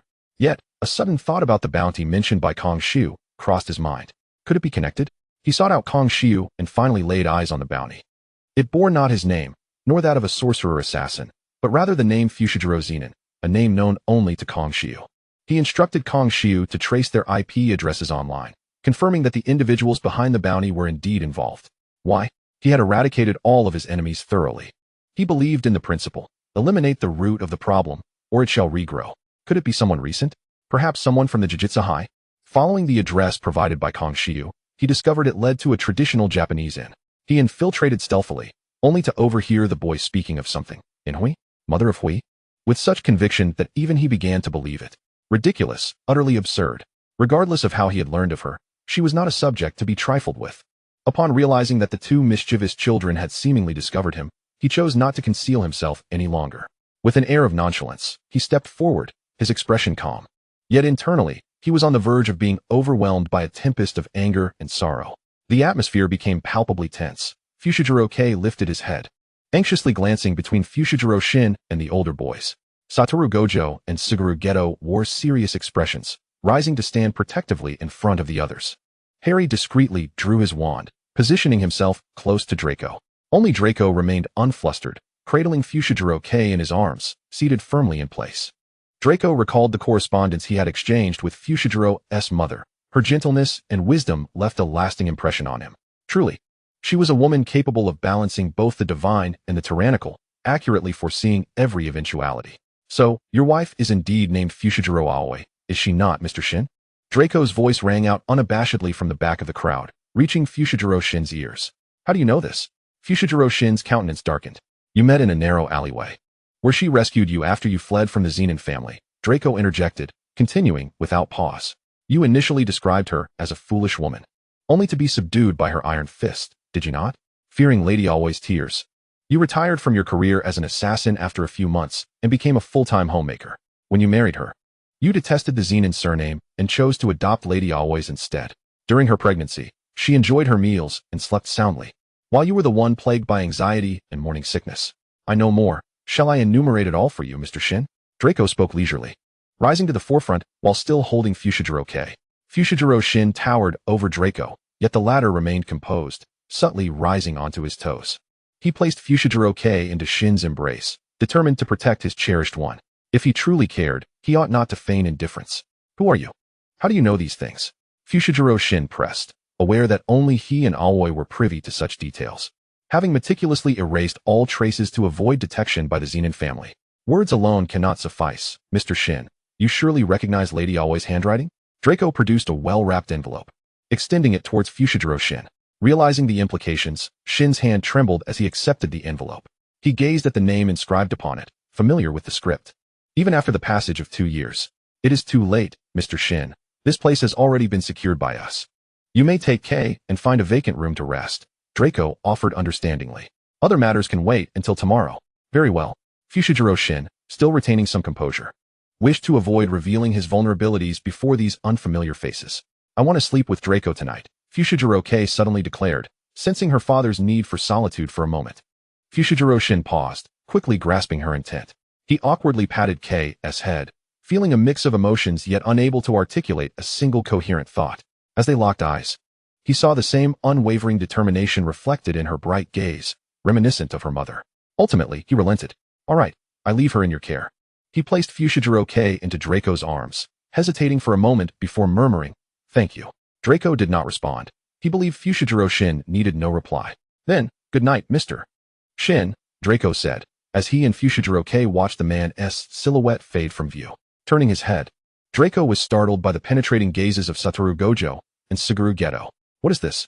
Our endearing, obedient, and considerate Draco harbors so many secrets, Satoru exclaimed, adopting a melodramatic pose, leaning weakly against Suguru. I'm really quite curious. Gojo, a man who pries too deeply into others' affairs may not be well liked, Suguru remarked, appearing to be understanding. Perhaps we have yet to earn Draco's trust, even though we embody characters he favors. Or perhaps his greatest fondness lies with Fushiguro. Draco found himself bemused. What on earth was happening? All right. It's merely that he and Harry shared some trinkets with Gojo and the others. Wow. Oh wow. Thus, that evening, the chorus of croaking frogs echoed throughout the living room, persisting long into the night. Chapter 103, Collaboration. In the morning, having gathered his thoughts, Fushiguro Shin entered the living room, only to feel as if he had stepped into the wrong place due to the unusual tranquility. Upon closer inspection, he was met with a myriad of questions. What is going on here? Everyone gathered around the table, examining cards? Is that tarot divination? He spotted a star-shaped creature with his little one, their heads together, analyzing a palm-sized mermaid. A doll? Though its gaze seems far too lively. What is this? He sauntered over lazily, picking up a card at random. 007 Pregnancy Stone S10. Carry this 3-kilogram stone for 1 month, and after a week, regardless of gender, pregnancy will occur. The stones are available in male and female types, allowing one to choose the preferred gender for childbirth. Fushiguro Shin abruptly tossed the card aside, bewildered. Satoru picked it up, unexplainably excited. Oh, look at this, it's a great find. He shared the card with Suguru, whose reaction was even more intense than Shin's. He snatched it from Satoru's grasp, yet, for reasons unknown, he held on to it instead of discarding it. Gojo, you're still young, don't look at these things. Suguru stammered after a moment's pause. Huh. Oh, Satoru felt an odd sensation wash over him. Nevertheless, he decided to heed Suguru's warning. In that moment, both men felt their cheeks flush. Upon returning to their senses, they noticed that, aside from Draco and Fushiguro K, everyone else was observing them with a peculiar glint in their eyes.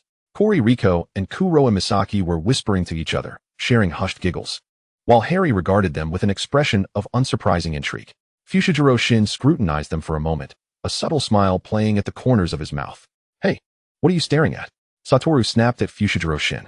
In accordance with Fushiguro Shin's usual demeanor, he would have engaged in some playful banter, perhaps even sparred verbally. Yet now, he merely chuckled disdainfully, intrigued. Oh dear, it seems I have stumbled upon a most significant secret.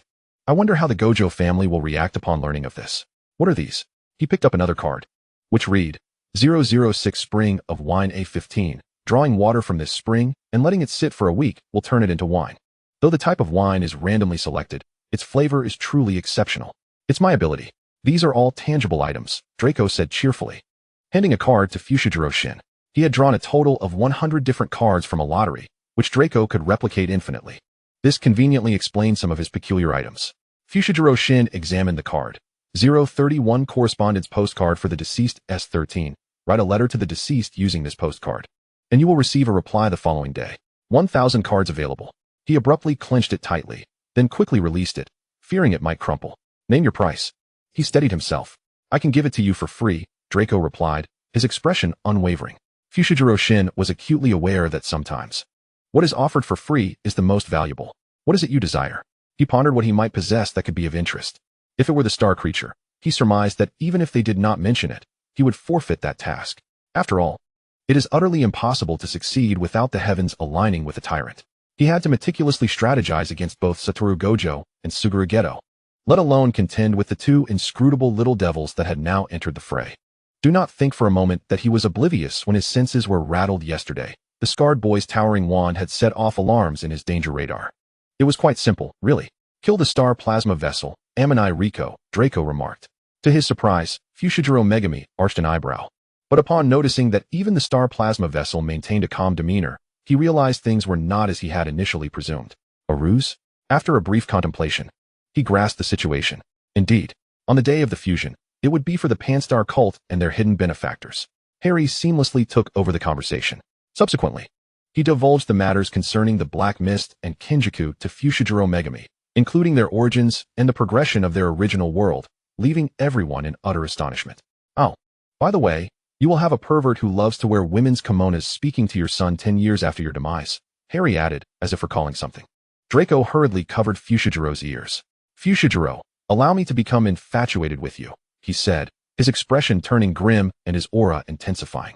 Ultimately, he took control of Higuruma's body and severed Satoru Gojo in half. Harry nonchalantly disregarded Fushigiro's escalating tension. Two-faced Sukuna? Itatori Yuji? Excellent. I shall go and eliminate that vessel immediately. Fushiguro gritted his teeth. Even without Itatori Yuji, there would still be Itatori left and Itatori right. Draco understood Fushigiro's mindset. Yet he did not concur. Yuji, the little angel, is quite adorable, and he is not the culprit. If Fushiguro truly harmed Yuji, who knows? Kinjaku might create even more vessels as a precaution. So you intend to remain still, allowing that so-called hot pot ingredient to believe everything is proceeding as planned? Fushigiro's tone was harsh. Yet, everyone comprehended his feelings. What father would feel at ease knowing a pervert had his child in mind? Is it acceptable for us to be informed of this? What if we accidentally leak it? Ammonai Rico pondered this. That is out of the question, Satoru Gojo replied cheerfully, placing a reassuring hand on Suguru Geto's shoulder. Geto and I have tried. It seems to involve the rules, making it utterly impossible to articulate. The uninformed would not comprehend your words at all. Rico should understand this quite well. Shuntishi? Oh, so your bizarre poses on the beach and your babbling were attempts to see if I could comprehend? Rico recalled the peculiar behavior of the two from yesterday afternoon.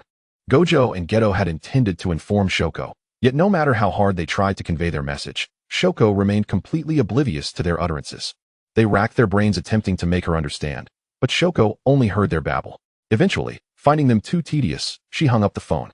Faced with such a situation, Gojo and Geto felt a tinge of frustration, yet their curiosity was piqued. They began to contemplate how to enable others to grasp their words. Their playful spirits ignited. They experimented with various methods in search of answers. Jujitsu glanced at the two mischievous children and shook his head in resignation. Unable to bear their antics any longer, he discreetly seized an opportunity when they were distracted, scribbling a note to pass to them. The note explained why others could not comprehend their language. It was a special protective mechanism from the higher dimensional world concerning Draco, unless Draco willingly disclosed this secret. No matter what means they employed, even if they broadcasted it over the air, others would only hear a muddled cacophony. Furthermore, those who did hear its contents would automatically form a contractual bond with Draco, harboring no harmful thoughts or actions towards him, and even in the absence of his consent. They could not divulge this secret to anyone. This protection mechanism could be deemed quite draconian. Jujitsu observed Draco closely, astonished to find that he exuded an aura from multiple worlds. Not only that, but he also sensed a subtle similarity between Draco and Ian. However, Jujitsu did not dwell on this matter for long. After all, Draco was the child Ian cherished deeply, and it was only natural for him to carry Ian's essence. Jujitsu believed all of this to be quite ordinary. Nonetheless, he couldn't shake the feeling that the aura from the higher dimensional world was eerily familiar. As if he had encountered it before, he fell into contemplation, attempting to recall associated memories, but to no avail. Ultimately, he resigned himself to the thought that perhaps he had merely sensed the passing energy from the higher dimensional realm. At that moment, a thought suddenly flashed through Jujitsu's mind. He recalled that when he had just come into existence, a world consciousness had descended upon the neighboring ancient kingdom.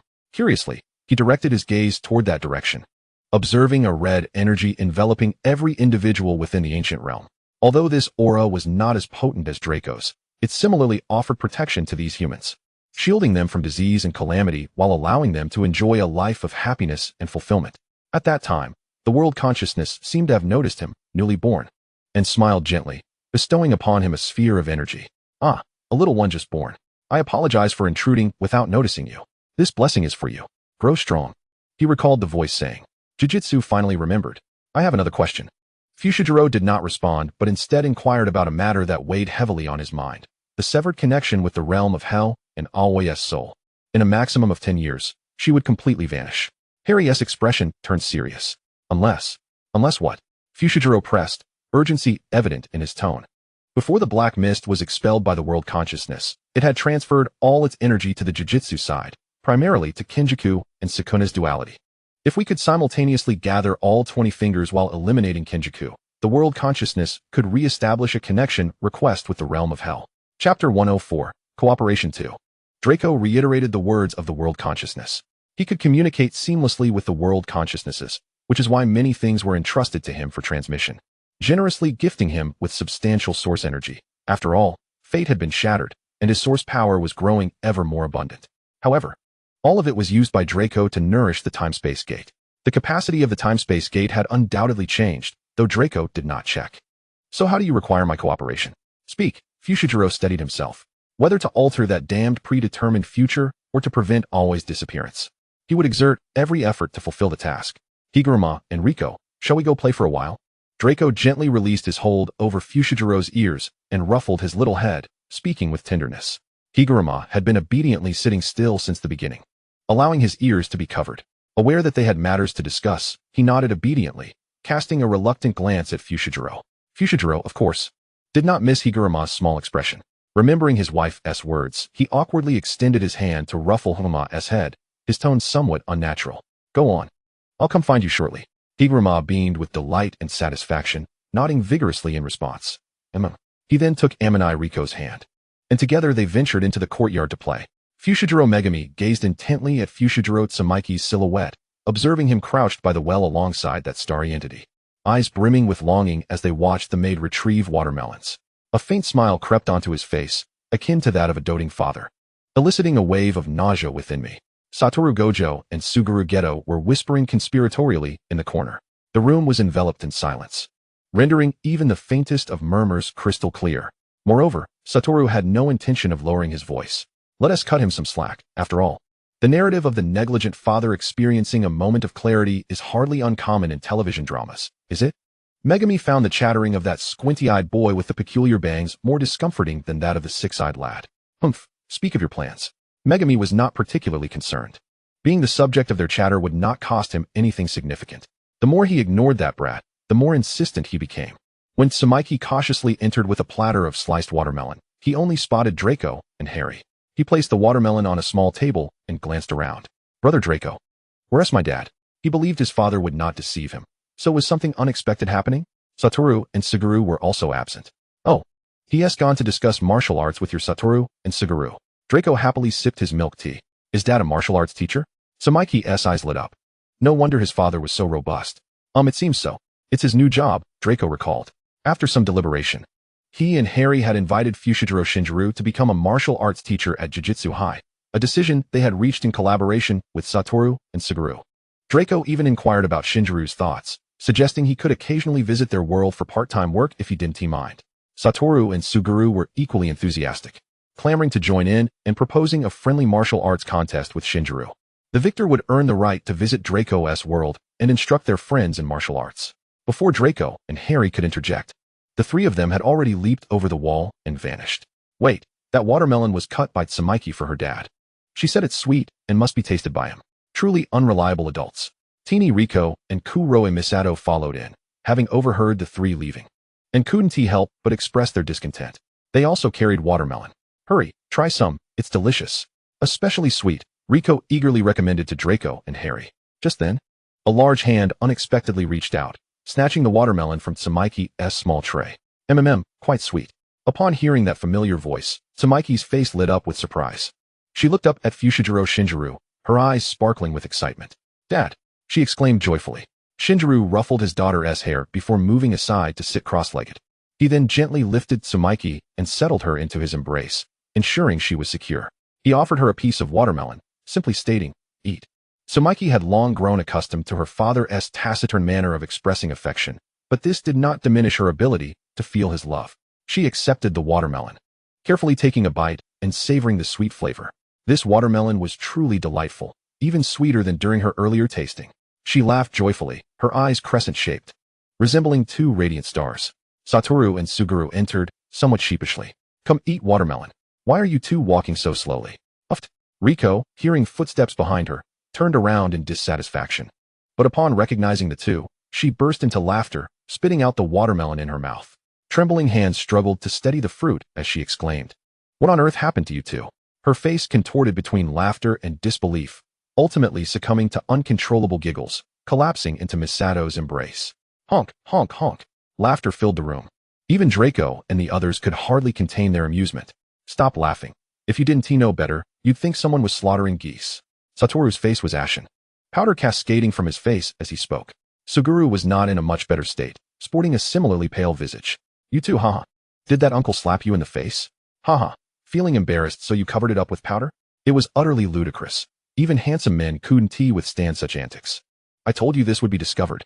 Suguru wished to cover his face, but the heavy sensation deterred him, fearing he'd smudge powder everywhere. I did it just like Shoko. She used that powder and nobody could see her dark circles. Satoru protested, perplexed. Every step was correct. Could it be that you applied it too thickly? Harry inquired, having witnessed Aunt Shikako once using a small, flat circular box, gently patting the soft sponge-like substance on her face, transforming her appearance instantly. Although he thought Aunt Shikako looked lovely without it, he recalled Pansy mentioning it as a formality, akin to tidying oneself up for guests. Impossible, we barely applied any, just a thin layer. Satoru retorted. Did you two use the wrong cosmetics? Harry speculated, acknowledging their ignorance in such matters as two grown men. No way, Satoru said, nervously touching his face, realizing it did indeed feel a bit thick. It must have been the wrong product. Suguru cast a disdainful look at Satoru. You fool, you can't even distinguish between foundation and concealer. What is concealer? Satoru asked, confused. It's specifically used to cover dark circles and blemishes. Suguru explained. Oh, so that's it. Satoru nodded in realization. No wonder it's so pale. What do we do now? Suguru asked helplessly. What else can we do? Hurry and wash it off, Satoru declared, heading toward the bathroom. Wait, don't run so fast. Be careful not to drop powder everywhere. Suguru called after him. The two cautiously entered the bathroom, commencing the process of washing off the powder. After a considerable amount of time, they finally returned to their original appearances. How come you know so much about this stuff? Satoru suddenly pondered. I helped Shoko once. To buy her a gift, I researched a bit, Suguru replied casually, meticulously cleaning the foundation around his eyes in front of the mirror. Satoru, come here. After ensuring no residue remained, he turned to Satoru. What is up? Satoru leaned closer. Suguru held up a towel. Let him from her perspective, when she opened the door. Satoru Gojo was embracing Suguru Geto's waist, his head tilted as if seeking a kiss. Upon being interrupted by her, the gaze he cast back was unmistakably displeased. Suguru sat atop the washstand, his hand resting gently on Gojo's shoulder, head slightly bowed, mouth parted, his eyes fixed on her with a mixture of surprise and unpreparedness. Riko dashed back into the living room, settling into her seat with a silly grin, propping her face with her hands. Oh dear, this is far too embarrassing. After all, I'm only a 14-year-old girl. How could I possibly witness such risque scenes?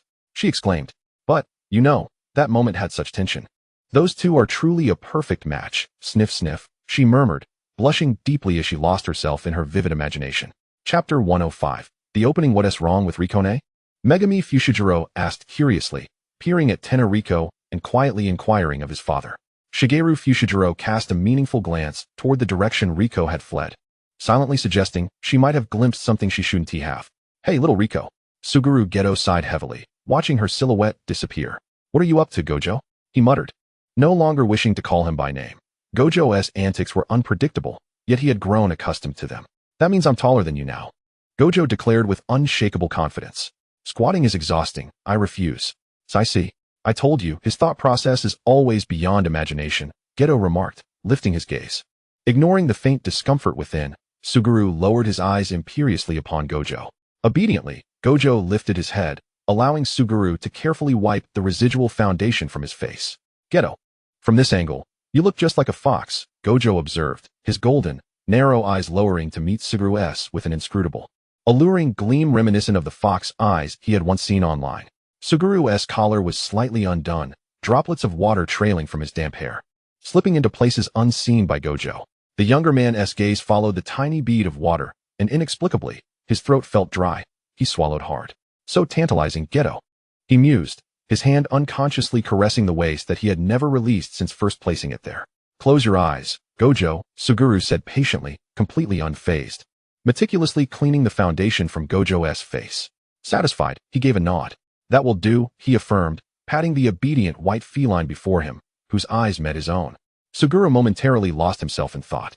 No matter how many times he gazed into Gojo's eyes, he was always struck anew by their breathtaking hue, the very color of the heavens.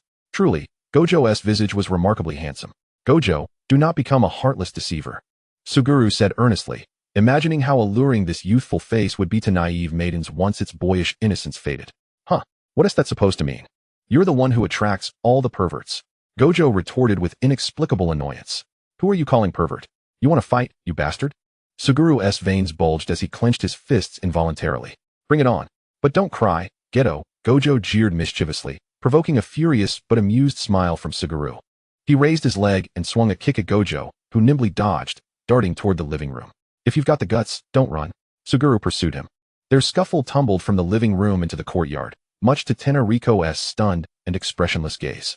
Her little daydream shattered. Those unruly boys were masters at ruining the mood. Having fought their bout, the two approached Tenriko arm in arm, refreshed and jovial. By the way, Riko, what were you about to ask earlier? Suguru inquired, recalling her unfinished question. Oh, I was going to ask who's on top, who's on bottom. No, wait. Riko snapped back to reality, racking her brain to remember her original intent. Where did you get your foundation from? She demanded, hands on hips, her tone fierce. Suguru's eyes darted guiltily. From your backpack, Gojo answered boldly, unconcerned. Ah, I knew it. Pay me back. I just bought that recently and barely used it. Riko exploded in frustration. See, it's just the two of you girls here. Kuroa never wears makeup, so it's obvious where the foundation came from. Suguru added, exasperated. That's a limited edition. I had a classmate bring it back from overseas. Riko fumed, balling her fists and preparing to strike them both, only to be halted by Gojo's hand pressing against her forehead. Can't hit me. Nah, Gojo said cheekily. It's just a bottle of foundation. If it's so troublesome, I'll buy you 10 more, plus every shade of lipstick you want, the magnanimous young master Gojo declared generously, unconcerned by the trivial expense. Thank you, young master. Riko's demeanor shifted instantly, eagerly offering Gojo drinks and watermelon. Please enjoy, young master. Ah, it must be me, young master Gojo, he responded, reclining leisurely on the tatami, addressing Riko as she massaged his back. What? Troublesome? That's because I, young master Gojo, am naturally flawless and don't need such things. Here, let me massage you too, Riko offered, while Suguru chuckled and shook his head, sitting beside Draco and slowly sipping barley tea. The group spent 3 tumultuous days in Okinawa, occasionally dispatching sightless flies. Fushiguro Shigeru had initially planned to cancel the mission. After all, even the smallest mosquitoes are still meat. And he wasn't sure what good the money would do him. Yet, the two mischievous boys eagerly insisted on stretching their limbs, claiming that authenticity was essential to their performance. Draco and Harry escorted Megami and Misato Kuroa back to their temporary lodging, opting out of further involvement. Gojo and Suguru brought Tenriko to the technical college to make an appearance. Although Kinjaku had yet to be located, he must be watching the situation unfold from somewhere, and they intended to convince him that the plan was proceeding as he envisioned. Little Riko, are you ready? Suguru asked as they stood before the gates of the Hozakyu. Ready to embrace freedom from now on? Riko inhaled deeply. Yes, I'm prepared. Ready to welcome a new life, she affirmed. Even if it's an unknown journey. It's better than having my future abruptly end this summer. Who's there? Show yourself. Gojo signaled, and Suguru and Riko understood immediately. Oh. As expected of the 6 eyes, you really can find me. Fushiguro Shigeru lazily emerged from behind a tree. Geto, take little Riko inside first. I'll deal with him. Gojo's expression grew serious as he stood before Suguru and Riko. Be careful, Gojo, Suguru warned solemnly, then led Riko deeper into the Hozakyu.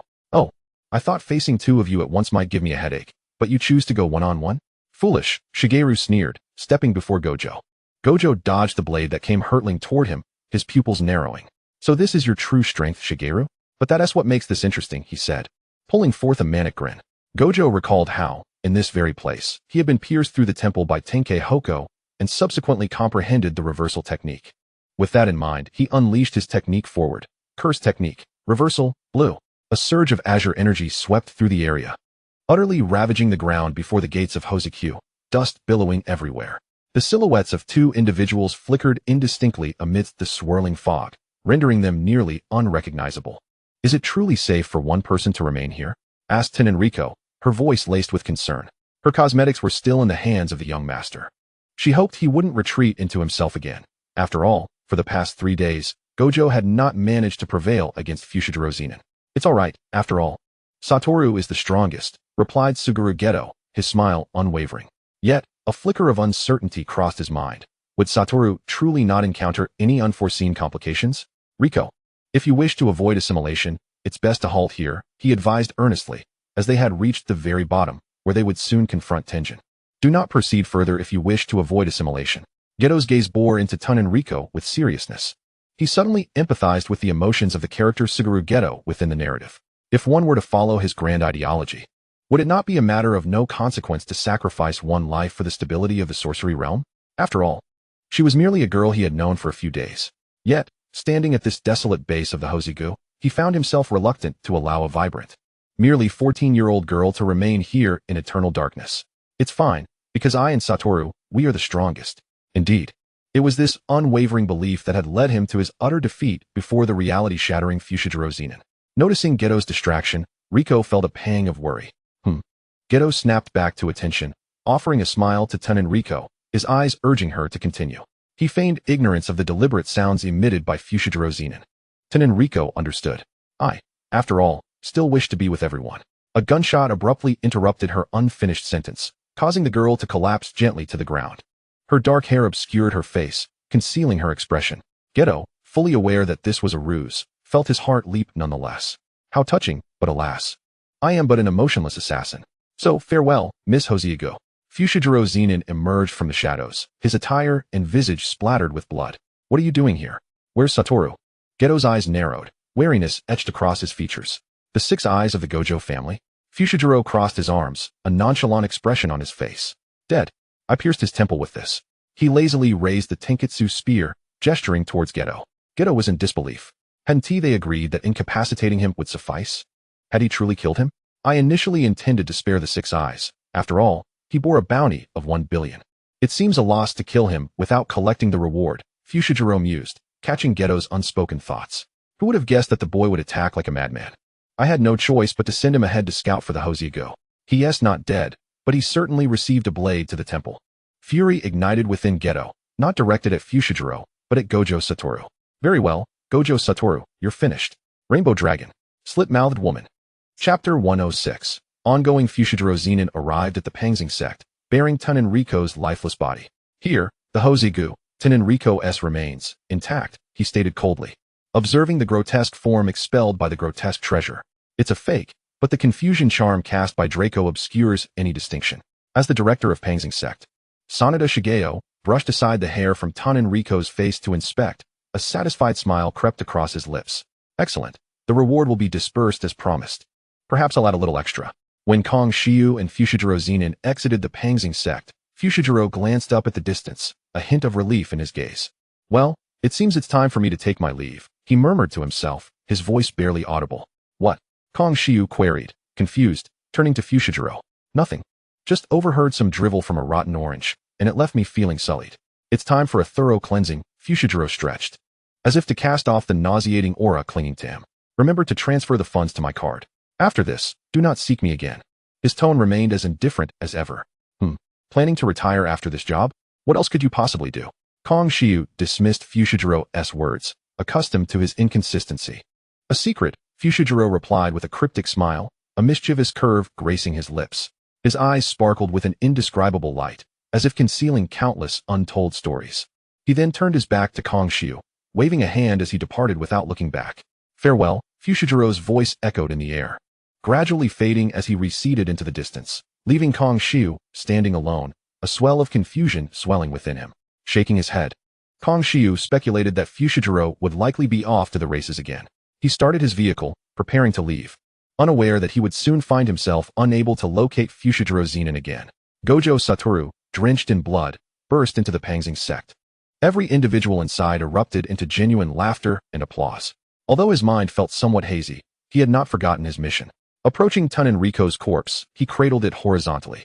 Expressionless amid the crowd, the rapidly functioning 6 eyes lingered on a particular individual for a fleeting second. The sound of the door opening reached his ears, and he turned. Ah, you've arrived, Geto. Suguru Geto entered, panting heavily. His gaze fell upon the bloodied Gojo Satoru standing at the center, surrounded by applauding figures, sending a chill coursing from his heels to the crown of his head. What a ridiculous scene, murmured Geto. Gojo Satoru's cerulean eyes stared silently at him, devoid of any emotion. Should I eliminate them? I feel nothing in my current state. Gojo was cognizant of his altered state, yet he resisted the urge to contemplate it. It's meaningless. Geto's pupils trembled. He clenched his fists, his expression rife with conflict. Amid the throng, an unremarkable man stood quietly, his head marred by distinct stitches. A faint smile of satisfaction graced the man's lips, as if everything unfolded according to his design. Just as I thought, he murmured to himself, eyes glinting with cunning light. Let the suffering deepen, let the struggles intensify, ultimately, descend into the endless abyss. This stitched man was none other than Kenjaku. For centuries, he had sustained his life through the transplantation of brains. His ambitions were grand, aiming to compel all of humanity in Japan to evolve as he envisioned. The key to achieving this goal was to merge Tenjin with all of humanity. However, every time he attempted to implement his plan, he encountered an unavoidable obstacle, the Six Eyes. At every critical juncture requiring the Hozogu to assimilate with Tenjin, a Six Eyes bearer would invariably appear, tasked with safeguarding and ensuring the seamless execution of the assimilation process. This phenomenon had seemingly become a rule, an unbreakable law. Yet, fate appeared particularly favorably inclined towards Kenjaku. As this era possessed all the requisite elements he sought, a sorcerer manipulator, Tenjin, and a cursed binding sorcerer, as well as an individual with the Six Eyes, all coexisting within the same time. Even more thrilling for Kenjaku was that the Six Eyes bearer among these three had formed a close friendship with the sorcerer manipulator. Kenjaku couldn't help but feel a surge of glee, secretly reveling in delight. If he could successfully obtain the body of the cursed spirit manipulator and, leveraging the existence of the Unbound One, eliminate the star plasma vessel to thwart the merging of the boundless, would that not signify the imminent realization of his aspirations? Thus, Kenji Hakari commenced a meticulous covert observation of the cursed spirit manipulator. He found this child to be excessively idealistic, his innocent sense of justice eliciting an almost involuntary amusement. Hakari's gaze fixated upon the youth known as Suguru Geto, noting the virtues of justice, kindness, and gentleness that were, paradoxically, underpinned by a profound fragility. Hakari was acutely aware that individuals of such naive disposition, upon discovering that reality diverges significantly from their perceptions, rendering their steadfast beliefs utterly absurd, would inevitably plunge into the abyss of despair. With patience, he lingered in the shadows, biding his time as the bond between Geto and Satoru Gojo deepened. Only when the moment was ripe did he resolve to act. The star plasma vessel incident became his inaugural lesson for Suguru Geto. Humanity, oh how wretched it is. His presence here today was fueled by confidence in his own capabilities, as well as a desire to personally witness whether the elaborate scheme he had orchestrated would yield satisfactory results. At this very juncture, everything unfolded precisely as he had anticipated, filling him with immense satisfaction. Just as he prepared to depart unnoticed, a hand unexpectedly rested upon his shoulder. Hey, where are you off to? The owner of the hand inquired with a languid tone, the voice emanating from behind Hakari. In an instant, a cold sweat enveloped him, shock coursing through his mind. When had this individual appeared behind him? A name flashed through his thoughts, Megami Fushiguro. Only he possessed the ability to approach so silently and remain undetected. Hakari suddenly realized that he was likely ensnared in a trap devised specifically for him. They must have discovered his presence through some means and conspired against him. Could it be Tenjin? Only Tenjin would possess such intimate knowledge of him. One hand unleashed a toxic mist from his body, the purple smoke billowing outward. With his other hand, he swiftly tore away the sutures binding his head. He did not believe that a mere toxic mist could vanquish Gojo, Geto, and Fushiguro. He required merely a moment of distraction from them. A mass of pink, toothy brain matter leapt forth from the man's skull, only to be firmly seized by a hand as it attempted to burrow into the ground. Perhaps seized was not entirely accurate. Hakari felt himself enveloped by a transparent membrane, rendering him immobile. Though he lacked eyes and was merely a mass of brain matter, he could discern the individual standing before him. Black hair, dark eyes, a strikingly handsome visage, and a somber expression. His distinctly deeper features and prominent aquiline nose suggested his foreign identity, contrasting sharply with the Japanese countenance. Hakari had never known that a sorcerer of such caliber existed alongside the Six Eyes and the cursed spirit manipulator. This was clearly beyond the capabilities of an ordinary sorcerer. Gojo and Geto no longer bore the previous arrogance and inner turmoil that had once marred their expressions. Now, they gathered around Hakari, gazing at him with astonishment. Wow! It really is a mass of brain matter. How disgusting. Gojo remarked with disdain, feeling as though his eyes had been sullied. Hello, Professor, Geto greeted the man, displaying a certain obedience. He suddenly recalled that the two had abducted a child and had not returned for 4 or 5 days. Humph. A colossal creature with nothing but brain matter and no basic sense of caution. What? Do you think victory is assured? Do you still wish to converse with this mass? Severus Snape scoffed, contemplating that if it weren't for Draco's concerns, who had insisted on his presence to protect these two colossal beings, he wouldn't have bothered to intervene at all, not seizing the opportunity to subdue your opponent and allowing them to escape. What is this, a turn-based game? Shall I release this thing for you to handle? Gojo and Geto felt a twinge of guilt. They had indeed been careless. After all, the prospect of Hakari potentially witnessing the outcome they had orchestrated was Draco's suggestion, and encountering him had been a serendipitous surprise. They had not anticipated that Hakari's body still possessed a curse technique. Geto surveyed the surroundings, noting the fallen disciples of the Star Plunder sect, incapacitated by the toxic mist. What would become of this group? He didn't harbor fondness for the individuals of the Star Plunder sect, yet turning a blind eye was not an option. What to do? Was fighting the only solution that occupied their minds? Call the police? This was a den of cultists, was it not? Snape found himself at a loss for words. Gojo, perhaps, could be excused, but Geto, having grown up in human society, should know what constitutes unlawful behavior. Indeed, sorcerers appeared to be a lawless group, deeply afflicted by madness. Good children became deranged upon entering the sorcerer realm. It was imperative to keep Draco and Harry at a distance from them. He did not wish for his mates to become mentally dulled by prolonged association with their ilk. Chapter 107, Draco's Invitation. You are Megami Fushiguro? Snape appraised the languid figure leaning against a nearby pillar. Heaven and curse binding? Sounds like a fitting subject for an experimental trial. I'm not one of those two brats. If you have teaching to do, don't direct it at me, Fushiguro replied lazily, nonchalantly ignoring Snape's scrutinizing gaze. Snape dismissed him with indifference. In this later at the villa, he instructed Geto and Gojo. You, come here. He coldly gestured at the disheveled Fushiguro. Grasping his shoulder, the two vanished in a flash. Gojo and Geto exchanged glances, helplessly shrugging. Their expressions shifted as they endeavored to appear sorrowful. After all, they needed to provide some explanation to the troublesome individuals back home. And now was not the opportune moment for confrontation. The two, with heavy hearts, one carrying the lifeless body of Tenjin, the other dialing the police, embarked on their journey back to Jujutsu High. Welcome back, Godfather. Draco and Harry, accompanied by Fushigiro's younger sister, were in the garden bathing Liam. Upon spotting Snape in the living room, Liam joyfully waved at him. Mizuki Kuroe had already gone ahead to the airport to await Tenjin, who was disguised. Fushigiro's eyes brightened. Daddy, are you done? He asked, momentarily hesitating. Draco methodically dried Fushigiro's hands, while Harry attended to the finishing touches, using flames to dry Liam off. The three eagerly approached their patiently waiting parents. Snape had already placed the brain matter into a similar vial that had previously contained Voldemort. Draco and Harry looked curiously at the bottle. Wow, it looks even more disgusting than in the anime, Harry exclaimed, visibly repulsed. He pulled out his camera to take a photo, thinking it necessary to capture this moment to show his friends, so they could all appreciate it together. He had forgotten about taking pictures until he saw the brain matter. Draco, on the other hand, was quite intrigued by the brain matter, eager to study it. Fushiguro picked up his younger sister, noticing her burying her head in his embrace, motionless. He pondered for a moment and discerned what she was worried about. He gently patted her head and looked up to ask, Hey, Draco's little kid, do you have any spare rooms here? Fushigiro's sister looked up at him in confusion. Yes. Uncle, you can find a room for yourself.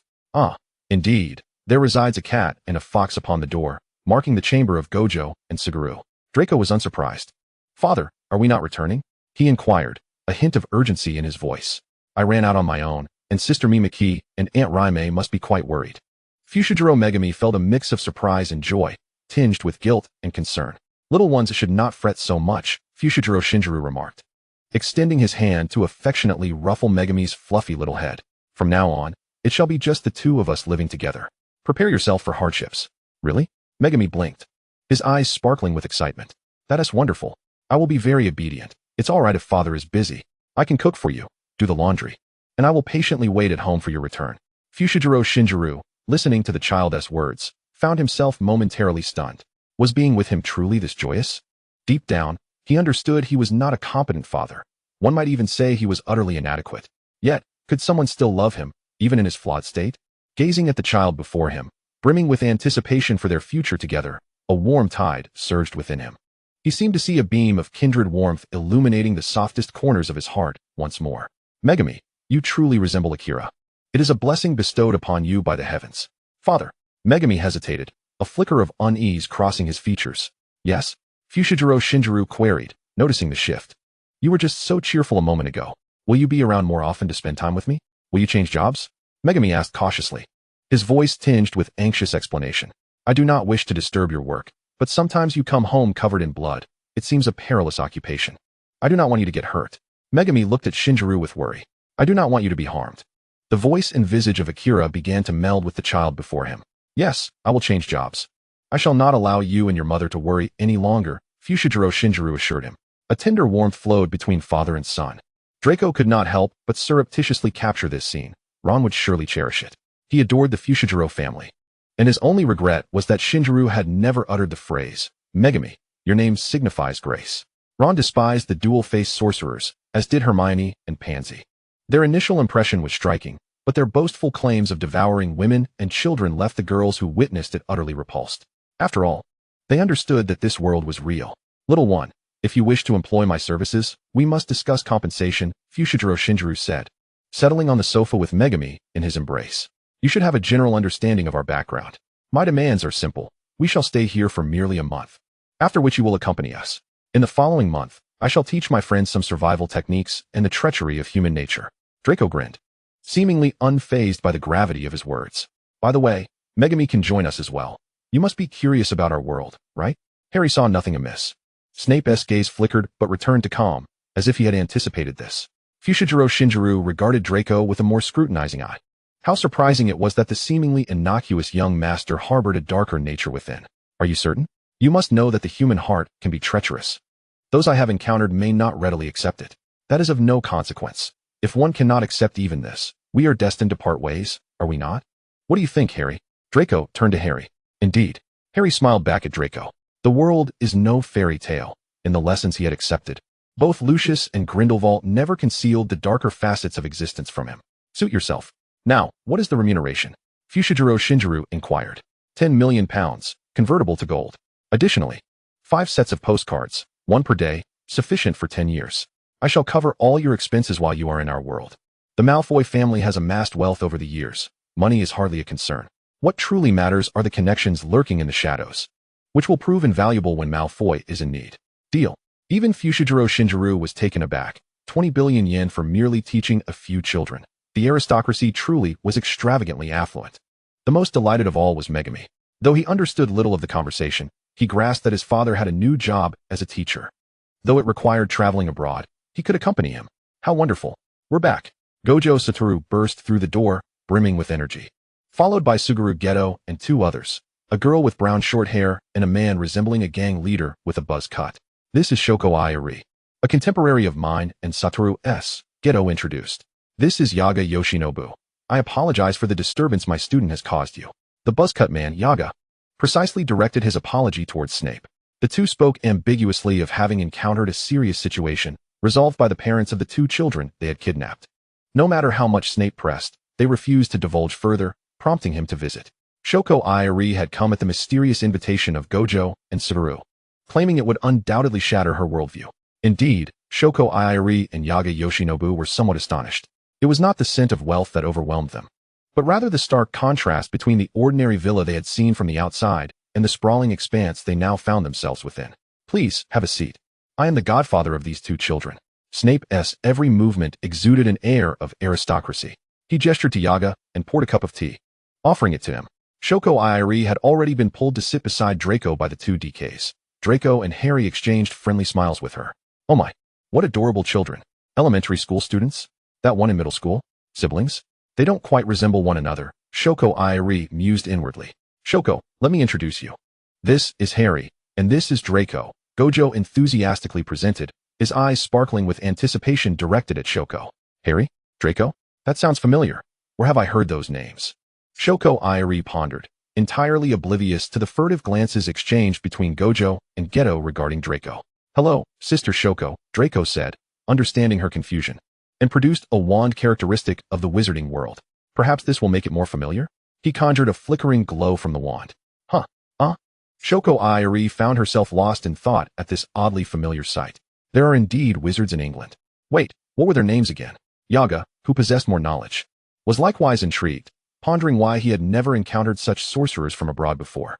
Gojo and Geto, witnessing Shoko Irie's astonishment, could no longer contain their laughter, doubling over as they pulled out their phones to capture the moment. Allow me to explain, Harry volunteered, observing the bewildered expressions on both Shoko Irie and Yaga Yoshinobu. Chapter 108. Invitation to Battle. Upon hearing Harry's words, Shoko Irie and Yaga Yoshinobu felt their worldviews shatter. Is today truly not April Fool's Day? Other worlds genuinely exist? With world consciousness, dark mist, binding chains, and dual-faced sorcerers, it's all too overwhelming. They scarcely knew where to begin their astonishment.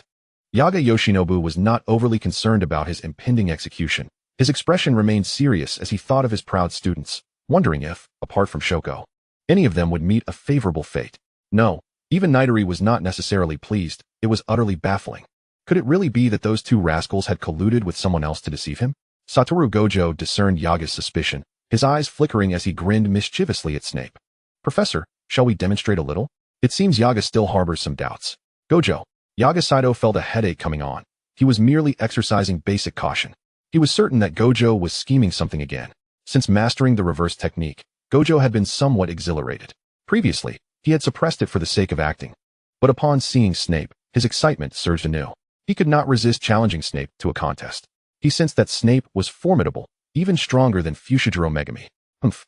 Snape sneered, instantly perceiving Gojo's intent to stir trouble and the provocation in his eyes. Rising to his feet, his deep blue robes cascaded to the floor. With a subtle flick, a staff over 1.5 meters long materialized in his hand. The dark green staff, adorned with silver filigree, resembled a mage's weapon from a game, topped with a massive green crystal. Everyone present could feel the immense energy contained within. Oh my, Nidori Kyoko murmured appreciatively. Upon realizing Snape's identity, she fell into contemplation. Was the professor's wand truly like this? She recalled that wizards' wands resembled chopsticks. Snape produced a blue crystal, tossing it onto the ground. Tapping his staff lightly on the floor, a colossal magic circle enveloped the living room. In an instant, the room expanded manifold. Snape and Gojo stood at the center, while the others remained at the periphery behind a transparent membrane. Megami Fushiguro curiously reached out to touch it. The membrane rippled like water before settling. This is a protective barrier to prevent collateral damage during their battle, Draco explained. What a grand spectacle. Even Geto Suguru was awestruck by the scene. Nidori Kyoko and Yaga Saito found it hard not to agree. Shouldn't we intervene? Yaga Saito was somewhat apprehensive. Though Gojo was often unpredictable, his strength was indisputable. No need. Harry regarded Yaga with an inscrutable expression. The Godfather exercises restraint. Yaga opened his mouth, but found no words. Was he worried that Snape might be harmed by Gojo? Who gave you the audacity to challenge me? Snape mocked Gojo. You never learn, do you? Haven't you suffered due to your arrogance before? Effortlessly, he cast a protective spell to repel Gojo's assault. Is this all you've mastered since learning the reverse technique? Snape remained unmoved, allowing Gojo's attacks to strike without retaliation. What's this? Are you a coward hiding in your shell? Gojo, displeased by Snape's passivity, taunted. What? Do you look down on me? Provocation does not affect me. Against a defensive opponent. Do you expect to break their guard with mere words that no one can refute or persuade? Snape regarded Gojo coldly. Moreover, how dare you lecture me when you yourself lack limits? Gojo's fury flared within. Then try this, he declared, activating the technique Seishun, blue. His fingertips glowed azure as a massive beam surged towards Snape. Too slow. Snape appeared behind Gojo without warning.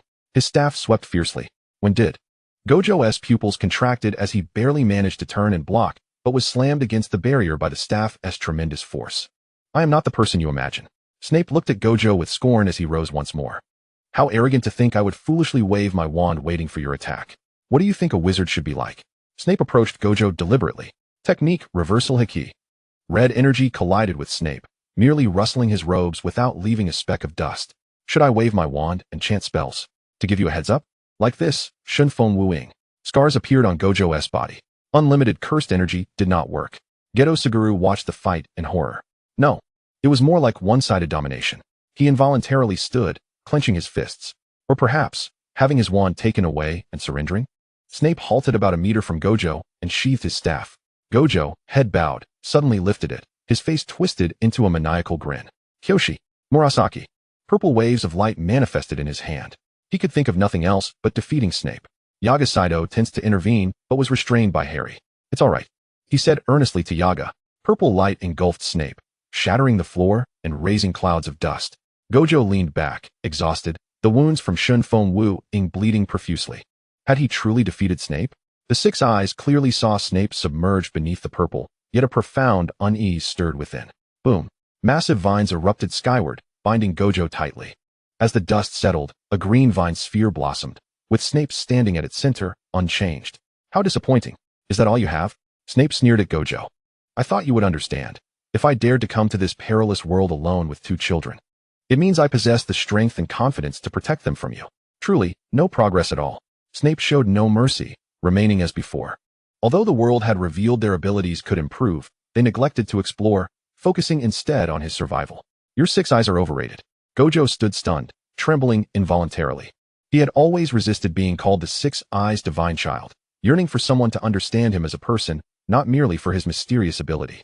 Yet now, he realized it was these very eyes that shaped the complex, conflicted being he had become. Without the 6 eyes, could he have acted so recklessly? Would he have come to the school, met Geto and Nightary, become friends with Geto? His cursed energy surged uncontrollably toward those eyes. Despite his body's warnings, the cursed energy refused to cease. No, Gojo's cursed energy is spiraling out of control. At this rate, he will explode. Yaga Saito, experienced as ever, immediately recognized the danger. Geto Suguru, stunned, rushed to Gojo's side, channeling cursed energy into him. Yaga Saito, seeing Geto effortlessly cross the barrier, hastened to bring Nightary over, but was stopped, unable to enter. Geto was permitted by the Godfather, Harry reminded Yaga, signaling him to remain calm. "Rest assured, as I said. The Godfather exercises restraint," Harry repeated. "Ah, yes," Yaga reflected.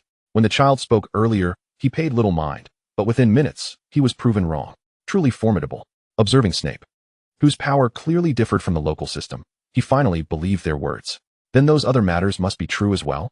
In the depths of his mind, Yi Jindeo found himself ensnared in a labyrinth of memories, reflecting upon the tumultuous realm of curses and the overseeing authority.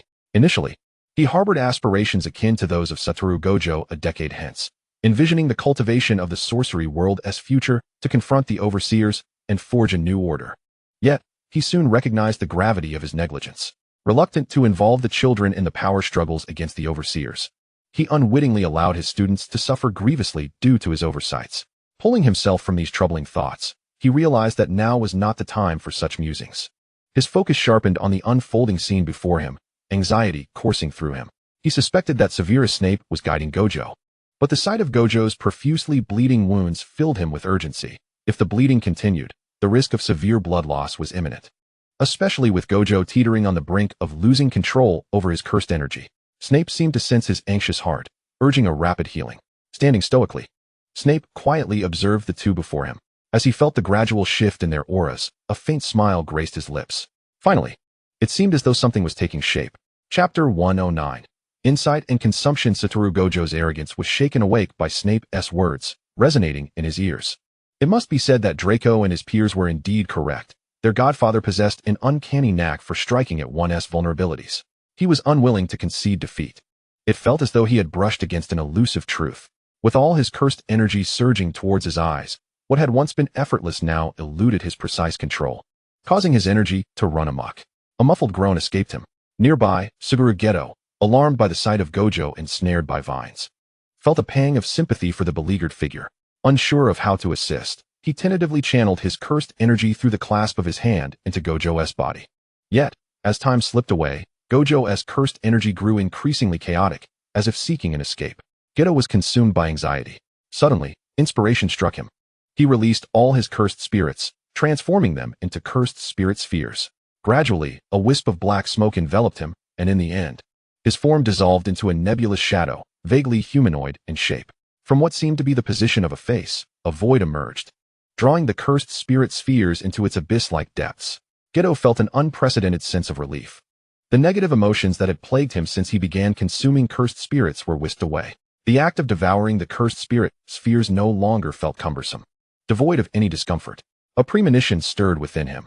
If he were to consume cursed spirit jewels in this form, he could not only harness their abilities, but also siphon their cursed energy for his own use. It appeared that this capability extended beyond mere cursed spirits. Anything imbued with cursed energy was fair game for consumption. He also sensed a vague understanding of the threshold for reversal techniques. Yet, none of this was paramount at present. He cautiously approached Satoru Gojo, the black mist gradually enfolding him, ultimately forming a massive cocoon of darkness. Gojo attempted to direct his cursed energy towards his eyes, instinctively knowing that breaching that barrier would elevate him to new heights. However, he struggled to rein in the rampaging energy. At that moment, he felt Geto's cursed energy flow steadily towards him. It was still insufficient, just a fraction shy. The transmission of cursed energy abruptly halted, replaced by a warm sensation enveloping Gojo. He sensed the wild energy begin to calm, becoming manageable. Had Geto grasped this before him? Truly, he was remarkable.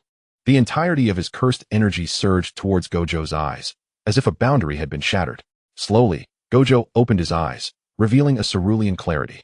The world appeared strikingly vivid, unlike before, when his 6 eyes merely allowed him to discern the flow of techniques and cursed energy. Now he could perceive everything in 360 degrees. Though the 6 eyes retained their penetrating insight, they had finally settled, sparing his mind from exhaustion. Simultaneously, he found himself able to observe more than ever before. It felt as if he could scrutinize anything he wished to see in the present world. However, he had no time to test the new capabilities of his 6 eyes. His attention was wholly captured by the soft sensation upon his lips. He instinctively softened his breath, gazing into Geto's enlarged visage. The two exchanged glances, both taken aback by the unexpected scene that unfolded after Geto consumed all the cursed spirits. Although they both understood they were merely exchanging cursed energy, the moment they opened their eyes, their calm expressions belied the flush that crept onto their ears. Geto, gazing into Gojo's eyes, felt his gaze falter, his throat tightening involuntarily. Did Gojo's eyes shimmer with a faint glow, or was it merely an illusion? Yet he overlooked the fact that Gojo's 6 eyes were capable of observing every angle without fail. Was Geto gulping nervously? Was this due to him? Was Geto anxious? Did he harbor feelings for him? Despite the simplicity of their lips touching, Gojo's thoughts began to wander. Suddenly, in a burst of fervor, he thrust his tongue forward, prying open Geto's mouth, kissing him in a manner that lacked any semblance of rhythm. His gaze remained locked onto Geto. Geto, caught off guard, felt no aversion in his heart. Frantically, he attempted to push Gojo away, but Gojo, now fully engrossed, firmly grasped his head and waist. Geto's lips were cool and delicate. With just a modicum of pressure, they could turn crimson. Gojo's intense gaze bore into Geto's misty golden eyes, as if seeing flowing sunlight, leaving him entranced and helplessly drawn in. Geto had always known that Satoru Gojo was a prodigy, adept at mastering any skill with remarkable swiftness. Whether it was gaming or acquiring new knowledge, he navigated through with ease. However, when it came to kissing, there was no need for such expertise. Gasping for breath amid the fervent kisses, Geto sorrowfully realized he surprisingly relished this suffocating thrill. Of course, it was only with Gojo. Wow, Fushiguro Megami exclaimed, his voice laced with disbelief as he instinctively covered Fushiguro Toji's eyes. Harry and Draco had already been thoroughly concealed by Snape's vines as the black mist began to dissipate. Ah, congratulations. Shizuku had anticipated this moment, recognizing the undeniable compatibility between the two, which had been evident for quite some time. Yi Jindeo was left in a state of utter bewilderment. What was happening? Geto? Gojo? He mumbled incoherently, overwhelmed by the impact of the scene before him. Snape's countenance darkened. Well, I assume it is not springtime, nor are we in some African savannah. He observed the two, now entwined like conjoined twins, and his expression grew increasingly grim. Perhaps you should wipe away the drool. I doubt Mr. Gojo has reached a state of dismemberment that necessitates assistance to remain upright. Could it be that the professor was envious? After all, it seemed he had never known the joys of romance. Surely he could not fathom their feelings. Satoru Gojo embodied the archetype of someone who, having healed, swiftly forgets the pain, convinced of his own readiness. After all, he and Geto were the strongest.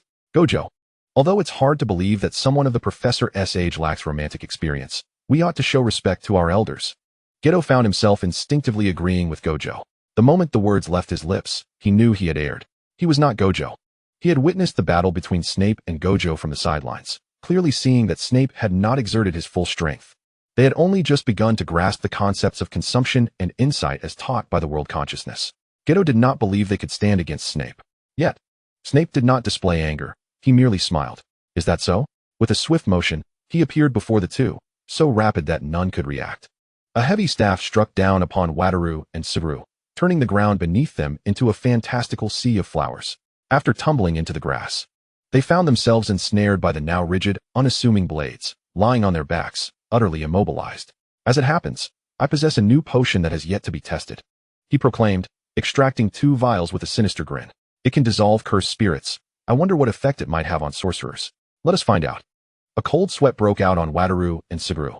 This was no trivial experiment. Testing it could lead to their demise. My sincerest apologies. The barrier had long vanished. And Yaga Masamichi stepped forward, bowing deeply before Snape with a practiced grace that elicited sympathy. He had evidently heard Snape's words. Please, just incapacitate them. They are unworthy of such a sophisticated potion. Yaga, you certainly have a way with words. Wataru and Suguru glared at Yaga with the vacant eyes of fish, while Kazumi, too, regarded him with newfound interest, as if just now recognizing his humor. Yaga himself was unaware of how he had instinctively uttered such a phrase. Still reeling from the shock of witnessing his 2 students kiss, he believed that as long as they had a breath left, they could be saved. However, if they consumed that potion, he instinctively felt that these troublesome students might not return. Humph, consider this a warning. Snape had no real intention of making them drink it. With so many sorcerers in the black market, he could simply pay Fushiguro to find a suitable test subject. It was merely a means to frighten them, to tighten their resolve. Did they truly believe that having just grasped a new skill would enable them to challenge him? Wataru finally emerged from his earlier excitement, his mind now consumed with thoughts of the kiss. He stole a glance at Suguru, unexpectedly locking eyes with a pair of golden orbs. Suguru was equally surprised by Wataru's sudden gaze. Both were at a loss for words, their stubbornness igniting a silent standoff, each unwilling to break eye contact. Kazumi crouched beside them. Hey, come on, enough with the flirtation. Professor Snape has already released you. Why are you still lying here? The 2 sprang up in unison, instinctively turning their heads away from one another, yet their proximity remained strikingly close. Kazumi observed their tightly clasped hands and quietly took out her phone to capture the moment. Perfect. When they eventually come out, this will serve as prime evidence for their wedding, to be showcased to their guests. The living room soon returned to its former state. As if nothing had transpired, Snape sat on the sofa, sipping tea while recalling Narcissa's admonitions. He must exhibit strength and unparalleled prowess, forgetting the rest. Surely, he had done well. Narcissa would surely be at ease. As he took another sip to mask his satisfaction, Snape found this alternate world rather pleasant. Everyone was quite courteous. He resolved to return in the future. Chapter 110, Transition. Upon confirming the authenticity of the information, the team from the Jiu-Jitsu High swiftly commenced their endeavors.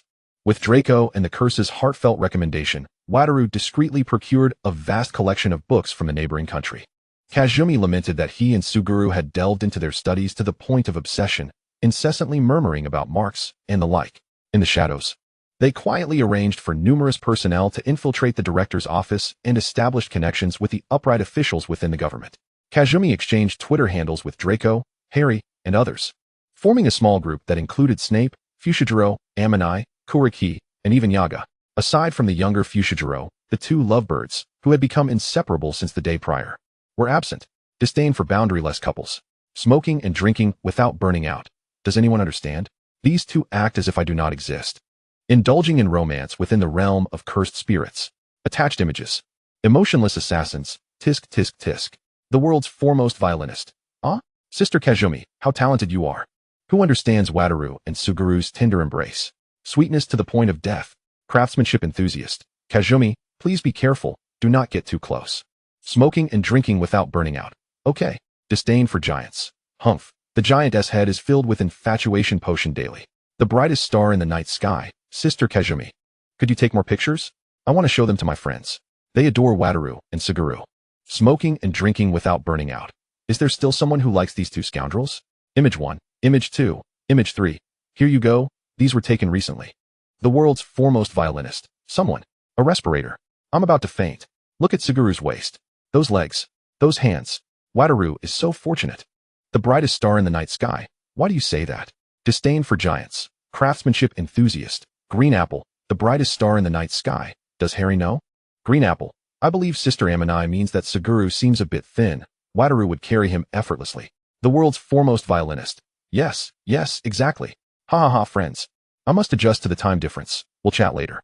The brightest star in the night sky. Alright, Sister Amani, goodbye. Green apple. Goodbye, Sister Amani. Smoking and drinking without burning out. Bye-bye, little Amani. The world's foremost violinist. Sneaking away gif. Afterward, the group fell silent. Draco leaned against Harry, setting down his phone to gaze up at him. Harry, shall we go out for some shopping? Our godfather spends every day in the potions room. only emerging at the beginning of the month. We haven't seen him since. One could imagine that once he confirmed that this world posed no threat to them, he would remain in the potions lab for the entire month, conducting experiments with cursed spirits.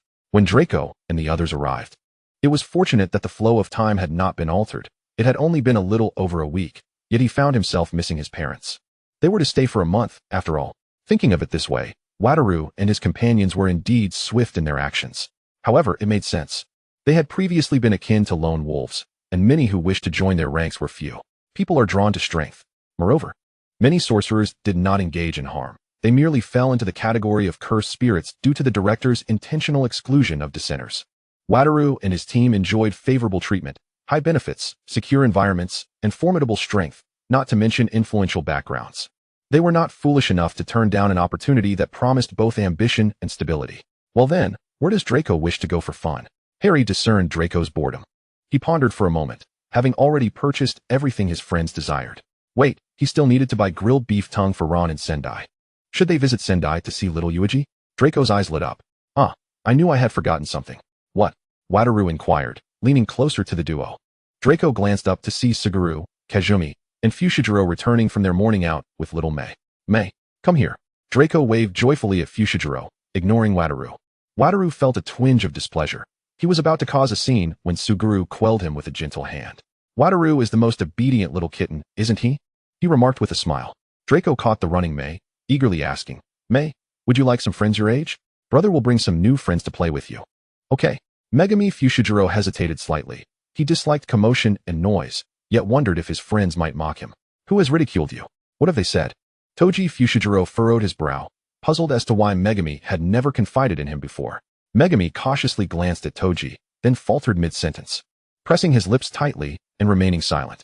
Toji and the others surmised the nature of the teasing, likely mere insults about being a burden.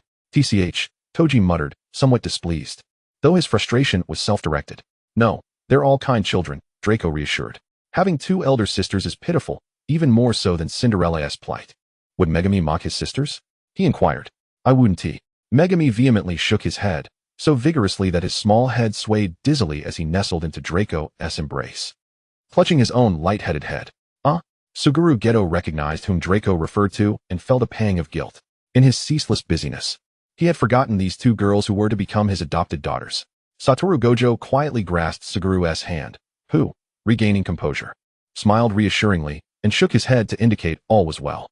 Are you planning to bring all those children back? Suguru queried, ever unable to predict Draco's intentions.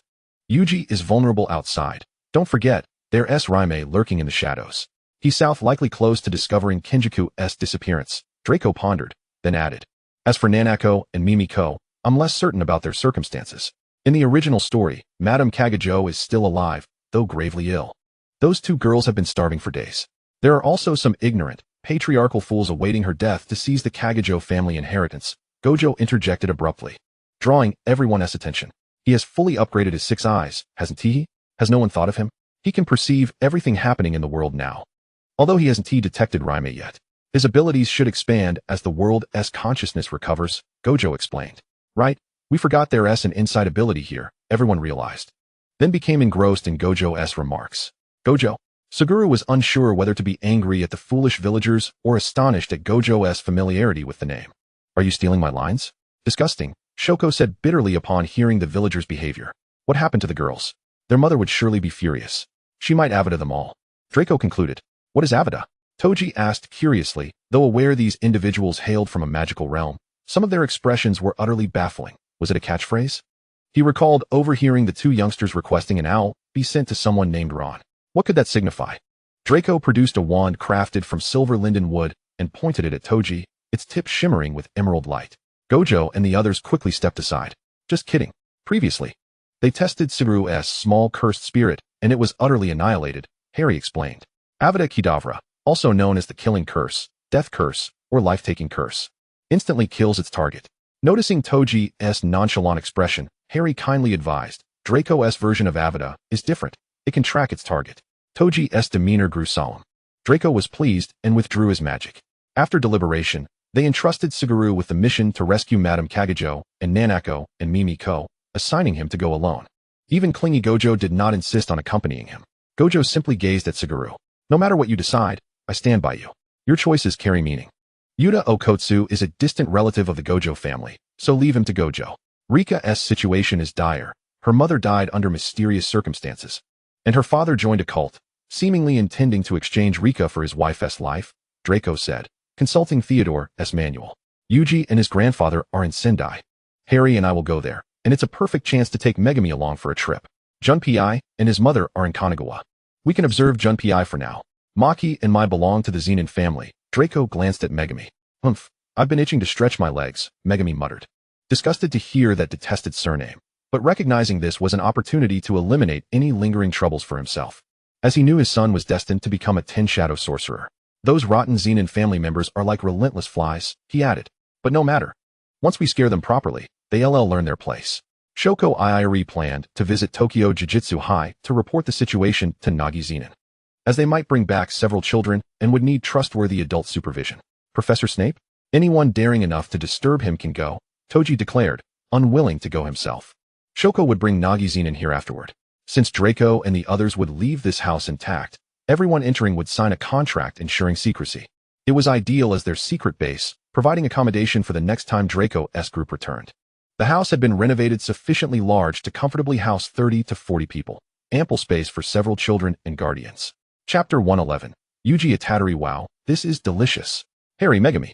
You must try this, Draco exclaimed enthusiastically as he selected gifts and delicacies along a renowned shopping street in Sendai.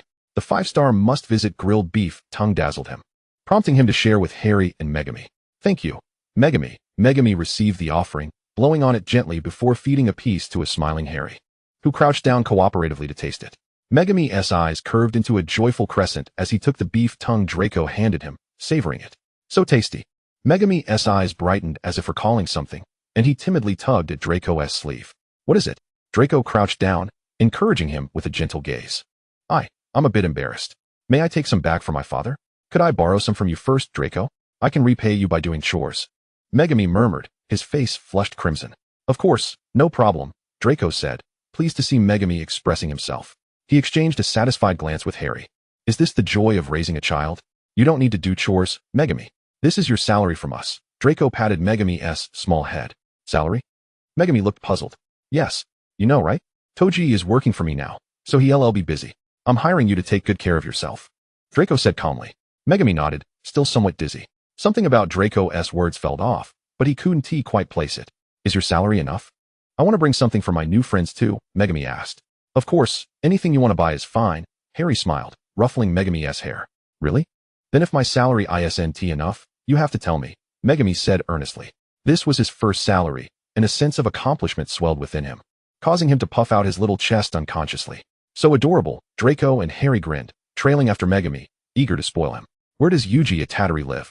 Harry suddenly recalled their original purpose. I don't know, Draco replied casually. It doesn't matter. Even if we stand here doing nothing, he'll appear before us. Indeed. Do you not think that the curse is always watching us? There is an undeniable intensity to that feeling of being observed. Harry was uncertain of the curse's thoughts, as it did not attempt to conceal its gaze in the slightest. Today, however, the scrutiny felt particularly acute, perhaps because he was in exceptionally high spirits.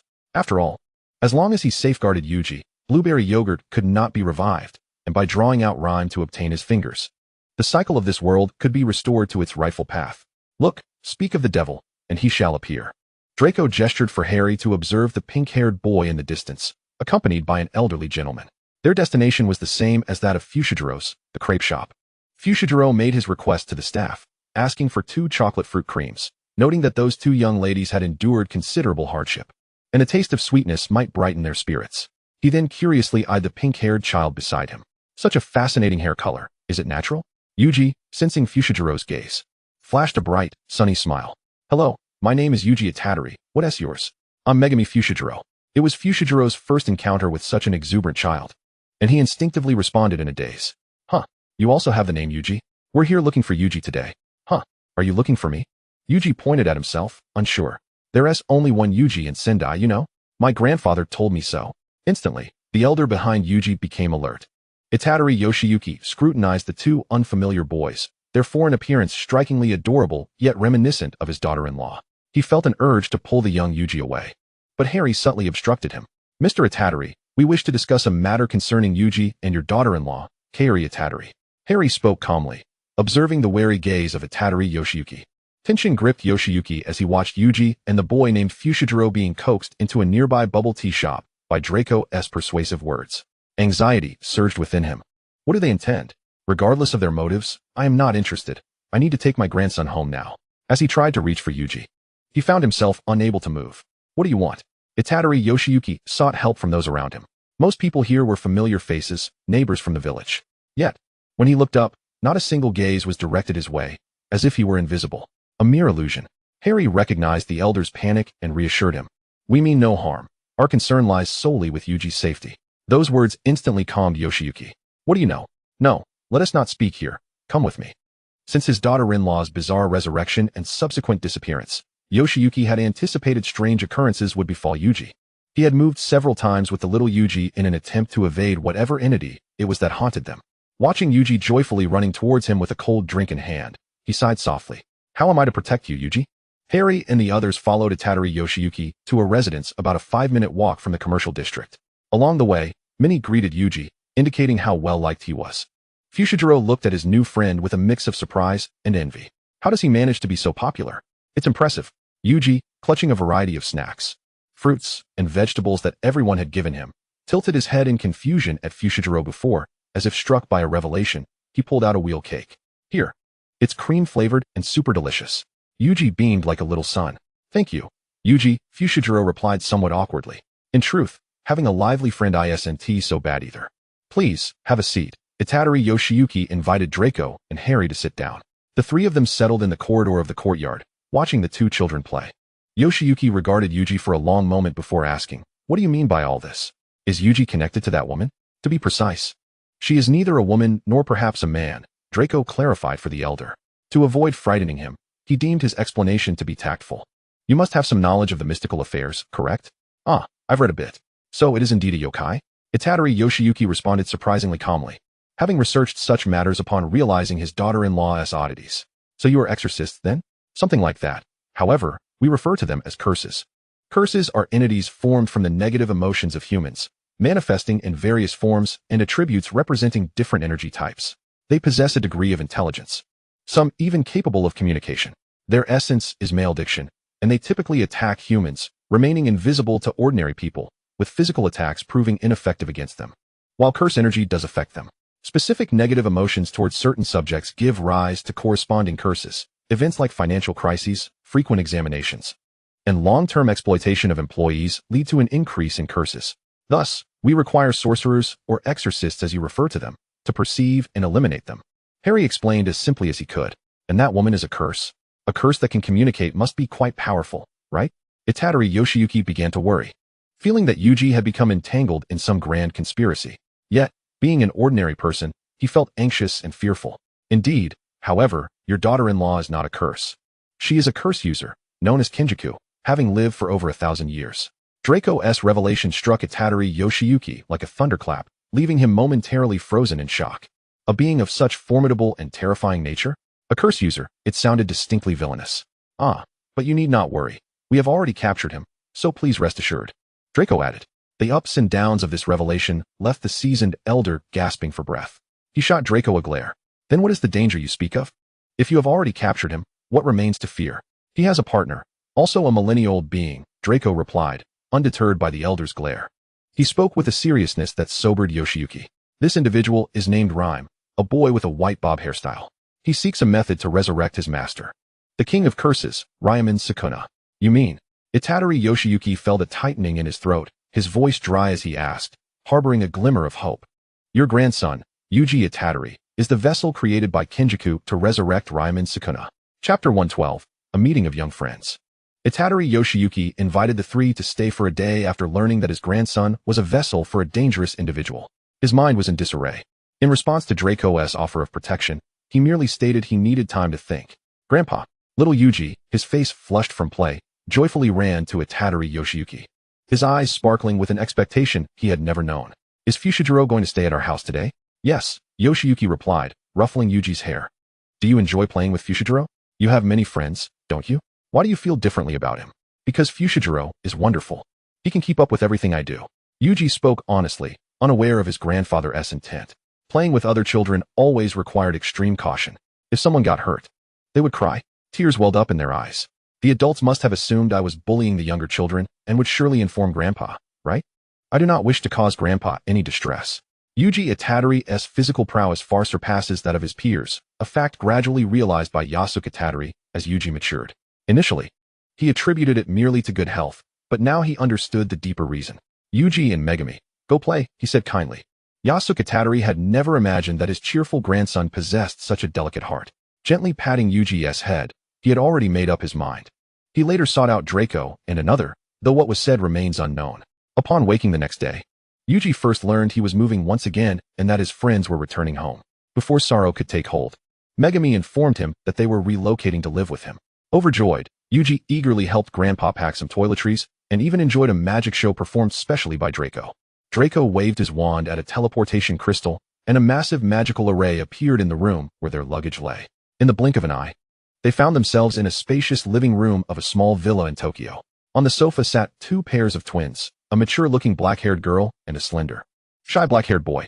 A somewhat uneasy couple and a weary lady were conversing softly with Masamichi Yaga. Suguru Geto and Satoru Gojo were affectionately displaying their closeness nearby. Fushiguro Toji idly toyed with a dagger, while Zenin Maki, one of the twins with a ponytail, fixed him with a burning gaze. At that moment, all eyes were fixed in astonishment upon the sudden arrival of these newcomers. Severus Snape, descending from upstairs with a potion, glanced over casually without much interest and handed the medicine to the somewhat flustered Mrs. Kumo. This is for treating pulmonary disease. It will heal quickly. And this one strengthens the body. Take them together. When Geto nervously knocked on his door, Snape had thought it was a trivial matter and merely glanced at him with disdain. Wasn't he Shoko absent then? Geto scratched his nose sheepishly. Draco, Harry, what is this? It's so cool.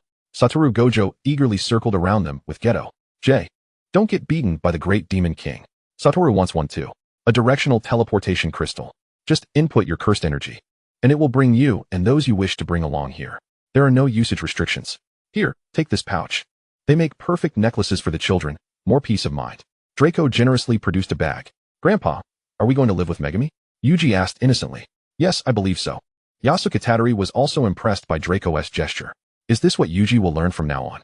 Can he master it? The old man's concern grew suddenly. Masamichi Yaga seated himself beside Mrs. Kumo. Though the atmosphere was initially awkward, they listened attentively as Yaga spun a tale. Indeed, a fabricated story, for sometimes. Honesty is not the best policy. Knowing too much may not be beneficial. They agreed to claim that a precognitive sorcerer had foreseen certain fragments of the future. For instance, the twins Nanako and Mimiko, with one bearing black hair and the other white, would be imprisoned and mistreated by villagers. Yuji would be forced to consume 2 of Sukuna's fingers, becoming a vessel. After swallowing 20, Sukuna would resurrect within him, and the higher-ups would inevitably execute him. Furthermore, Rika would perish in a car accident. Unable to accept her death, Yuta cursed her, transforming her into a special-grade cursed spirit. Such half-truths were unbearable for the parents. We only wish for some persecuted young sorcerers to live better lives. We invited you all here to communicate openly, so you may prepare yourselves mentally, Yaga said sincerely. Mr. Itadori and Mrs. Kumo may stay here. Please do not worry. He knew the children must have vouched for their return and thus said no more. However, he cast a glance toward the uneasy Okotsu couple. Obviously, an unreliable person remains so even with a dependable partner. Mr. and Mrs. Okotsu, I intend to adopt Rika. My wife, due to certain reasons, cannot bear children. Although we are currently separated, please rest assured that I will care for Rika well. Of course, I will seek her consent, Yaga declared, moved by the thought of this child who had suffered so much at such a tender age. The idea of adoption had come to him impulsively and now seemed a wonderful prospect. He met his wife at the technical college. Hanako Yaga was a traditionally minded woman, and their relationship blossomed from campus romance to marriage. After being injured fighting curses and learning she could no longer conceive, she could not bear the blow and sought divorce. Masamichi opposed it, and they now lived apart in Cold War, having not spoken for 1 year, 5 months, 21 days, and 8 hours. With a nervous heart, he had just sent out a message and address. Mr. Yaga has been very considerate, the Okotsu couple said hesitantly after hearing his words, uncertain if it was too abrupt. We hope our families can spend more time together. Masamichi Yaga's paternal instincts stirred, but considering the children's youth, he reluctantly agreed. Papa. Megami Fushiguro joyfully leapt into Toji Fushigiro's arms, evidently missing him. Toji caught him expertly, giving him a gentle toss. Not too heavy. Daddy, this is my new friend Yuji Itatari, Megami said, soon wriggling free and pulling Yuji's hand to introduce him. Hello, sir. My name is Yuji Itatari. Yuji beamed innocently, scrutinizing Fushiguro's father. Wow, Fushiguro's dad is so strong. I want to become a man like him someday.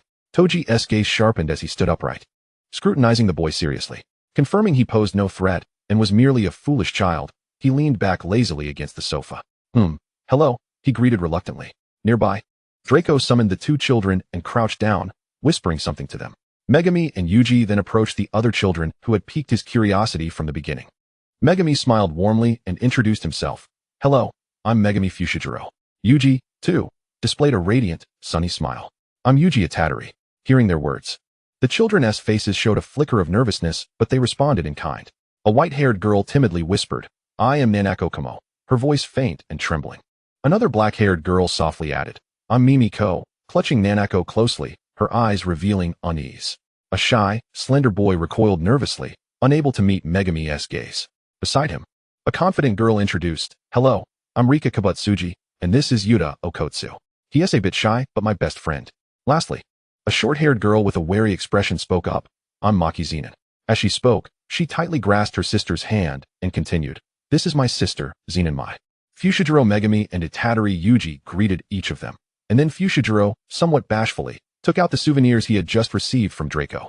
He glanced back at Draco and the others, who were encouragingly looking their way. I didn't realize there would be so many people, so I didn't buy much. Clumsily, he unwrapped the packages and piled them on the low table in front of him. But they are all quite delicious. They are local specialties from Sendai. Let us share. He smiled nervously. Chapter 113, The Promise. Draco and Harry waved to Fushiguro Zenin, settling down with Gojo Satoru and Suguru Geto on the other side. When did you all return? Draco inquired, curious, as he had thought he would be the earliest. Today, I entrusted the matters to my acquaintances in the Gojo family. Gojo nonchalantly waved his hand. They brought me back this morning. It took quite a while to rush back from that remote place. Plus, we had to wait for the police there, Geto added with a gentle smile. We intended to return sooner. But the mother of these two kids had something to discuss with them, so I reluctantly waited a bit longer. We only got back this morning. Fushiguro Zenin, feeling lethargic, was struggling to stay awake. Your experiences seem so rich, Harry remarked in awe. Indeed, we just bought a few local specialties and played around for a bit before returning. Draco replied, in full agreement. In comparison, they felt somewhat mundane. Hey, don't tell me we're not included. Gojo feigned indignation. Zenin S was chosen by Megami. It's your favorite beef. Draco ignored the playful cat-s antics and sought out Fushiguro Zenin's gift. As for Geto S, the ingredients from that soba shop are quite good. I specifically asked the chef to procure a lot, he revealed, pulling out a large box that was well chilled. You can eat it when you lack an appetite. Thank you, Geto said, knowing everyone was avoiding mentioning the name Kushina. Amused yet somewhat touched, he took the initiative to speak up. I feel like my troubles with Kushina will soon pass. He smiled at everyone who looked over. Draco paused for a moment before casually producing the gifts he had prepared for Gojo. Kikufuku, the most famous one in Sendai. It's a pity I didn't get the edamame cream flavor. He expressed a hint of regret at this thought. But perhaps next time? Harry set aside the gifts for Yaga Yoshinobu and Inamaki Tich, waiting for them to finish before presenting them. Draco and Harry's kindness left Gojo with eyes brimming with gratitude. After Fushiguro Zenin awkwardly thanked them, he excused himself to go upstairs, citing a lack of energy. He is shy, Gojo affirmed. After saying this, he found his own assumption somewhat absurd and distasteful. Zenin seems a bit awkward, Draco chuckled. By the way, are you all returning in early August? Geto inquired, feeling a bit reluctant. Yes, we have to start school in September. August is just right for us to go back and spend a month playing on Dragon Island. I've even asked Zenin to give them some training, Draco said innocently. Feeling sorry for them. Fushiguro Zenin interjected, Tisk tisk, don't let it get you down. Gojo, still processing the conversation, was caught in a whirlwind of thoughts. Wait, Dragon Island. Is it the one I'm thinking of? The Western dragons? The kind you can ride? Like in the movies? What? Really? Dragon Island? Is it full of dragons? Gojo exclaimed as he finally caught on to what Geto was implying. Yes, there are over 100, I think. Draco asked Harry, somewhat uncertain. Yeah, not counting dragon eggs, there are definitely over 100, Harry confirmed.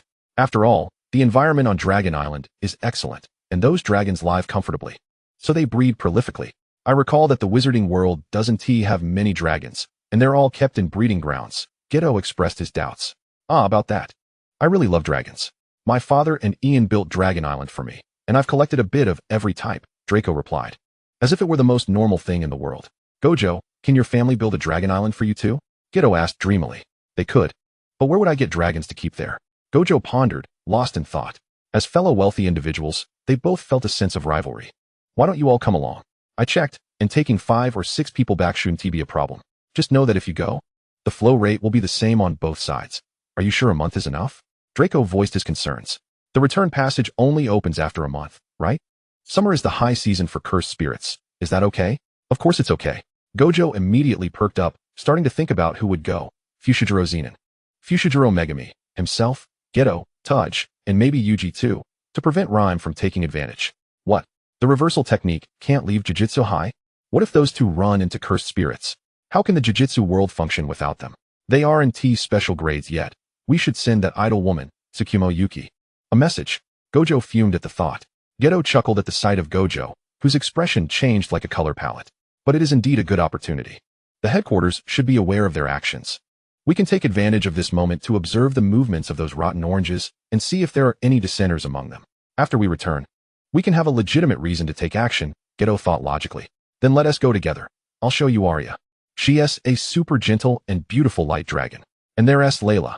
While she is different from ordinary dragons, she is truly enchanting, Draco continued, unable to stop himself from talking about dragons. Oh, by the way, if any of you want to come back with us, you can take a dragon along. Geto and Gojo's eyes lit up as they eagerly tugged at Draco and Harry, inquiring about the types of dragons. Dragons? Who could possibly refuse dragons? Inamaki Tudge, having settled Madame Kagaza, curiously approached the animated group, growing more confused with each passing moment regarding the talk of dragons and Dragon Island. Tudge, we agreed to go to Draco's place to play in August, didn't we? Did you know Draco has a Dragon Island? Gojo excitedly shared this delightful news with Inamaki. Inamaki's eyes brightened, only to dim slightly afterward. Tudge can come with us too, Geto, being quite considerate, quickly deduced why Tudge felt down. It was all Gojo's fault for not being clear. I'm really tempted, but I'm a bit hesitant. Tudge, just say whether you want to go or not. Let the rotten oranges fend for themselves, Gojo stated nonchalantly. Then let us go see for ourselves, Inamaki exclaimed, laughing involuntarily. What about Yaga? After a moment of shared laughter, Geto noticed that Yaga Yoshinobu was nowhere to be found. Oh, he is discussing adoption matters with Rika. I heard Yaga's wife, who is recuperating in Osaka, is on her way here after finding out, Inamaki explained, a hint of schadenfreude in his tone. Wasn't Yaga's wife supposed to be a very traditional woman? Why does it sound like she has a bad temper? Geto questioned, puzzled. You don't understand, do you? The individuals from the Fushiguro family were aware of my impending enrollment in the specialized high school and graciously provided me with the necessary materials. Lady Yaga is indeed of a traditional disposition, yearning for marriage and motherhood. However, this does not impede her prowess in combat during her time at school and training. She has never been bested by anyone in her endeavors. With a cheerful grin, Satoru Gojo draped his arm around Suguru Geto's shoulders, enlightening him about their teacher's formidable strength. Was their mentor averse to children? Why did she approach with such fervor? The image of Lady Yaga as a demure and nurturing figure in Suguru's mind crumbled suddenly, prompting him to unconsciously adopt a more respectful tone. Lady Yaga holds a deep affection for children and has long harbored the dream of having her own. It is likely that she is overwhelmed with joy, yet also vexed that Yaga did not disclose such significant news to her, thus preventing her from being present for the child at the earliest opportunity. Perhaps fearing to leave a negative impression on Rika, Shoko Irie seemed to possess more insights than the rest. She had met Yaga's wife, a somewhat melancholic and delicate woman who treated her with great kindness. However, what left a lasting impression on Shoko were the photos of her wife from the past, where she radiated joy and brightness. At that time, Shoko had been sent by Yaga Seigo to treat Yaga's injuries. Yet, after witnessing her condition, she felt utterly powerless. The wounds were too deep. While physical healing was possible, the emotional scars lingered. Fortunately, Rika is a wonderful child and is certain to bring a smile back to her mother's face. What are you concocting? Yaga Seigo inquired suspiciously as he approached Severus Snape. Mr. Yaga, I have a question, Harry suddenly interjected. Please, go ahead. Yaga held a favorable impression of Harry and his companions, as they had significantly altered the course of their destinies. You are aware that my godfather is a master of potions, correct? Harry had been pondering whether the failures in the sorcery realm implied inadequacies in the wizarding world. Yaga Seigo, having overheard Rika's name coupled with Harry's, surmised the nature of Harry's inquiry. I understand your concern. However, I am already 36 years of age, and my wife and I are of the same standing. His expression softened as he spoke. Her health is precarious. Perhaps she could nurture it gradually, yet at this age, it poses significant risks. His gaze was filled with affection as he spoke of Yaga's wife. No matter how powerful a woman may be, childbirth is a treacherous endeavor for them, independent of their physical constitution. Yaga Sego wished for his wife not to be consumed by her longing for children, but more so. He could not bear the thought of losing her, not even a fraction. Mothers are indeed magnificent. He did not elaborate further, merely ruffling Draco and Harry's hair, who appeared to grasp only fragments of his sentiment. Chapter 114. The delightful children. Perhaps the friendships among children are refreshingly simple, revolving around the sharing of cherished snacks and toys, allowing them to bond swiftly. The children played joyfully, shedding their initial shyness. Naoko, Mimiko, come try this crepe. It's absolutely delicious. Yuji called out, his demeanor friendly and familiar. Naoko and Mimiko took dainty bites of the crepe, exclaiming how sweet and delectable it was, savoring each morsel as if reluctant to swallow.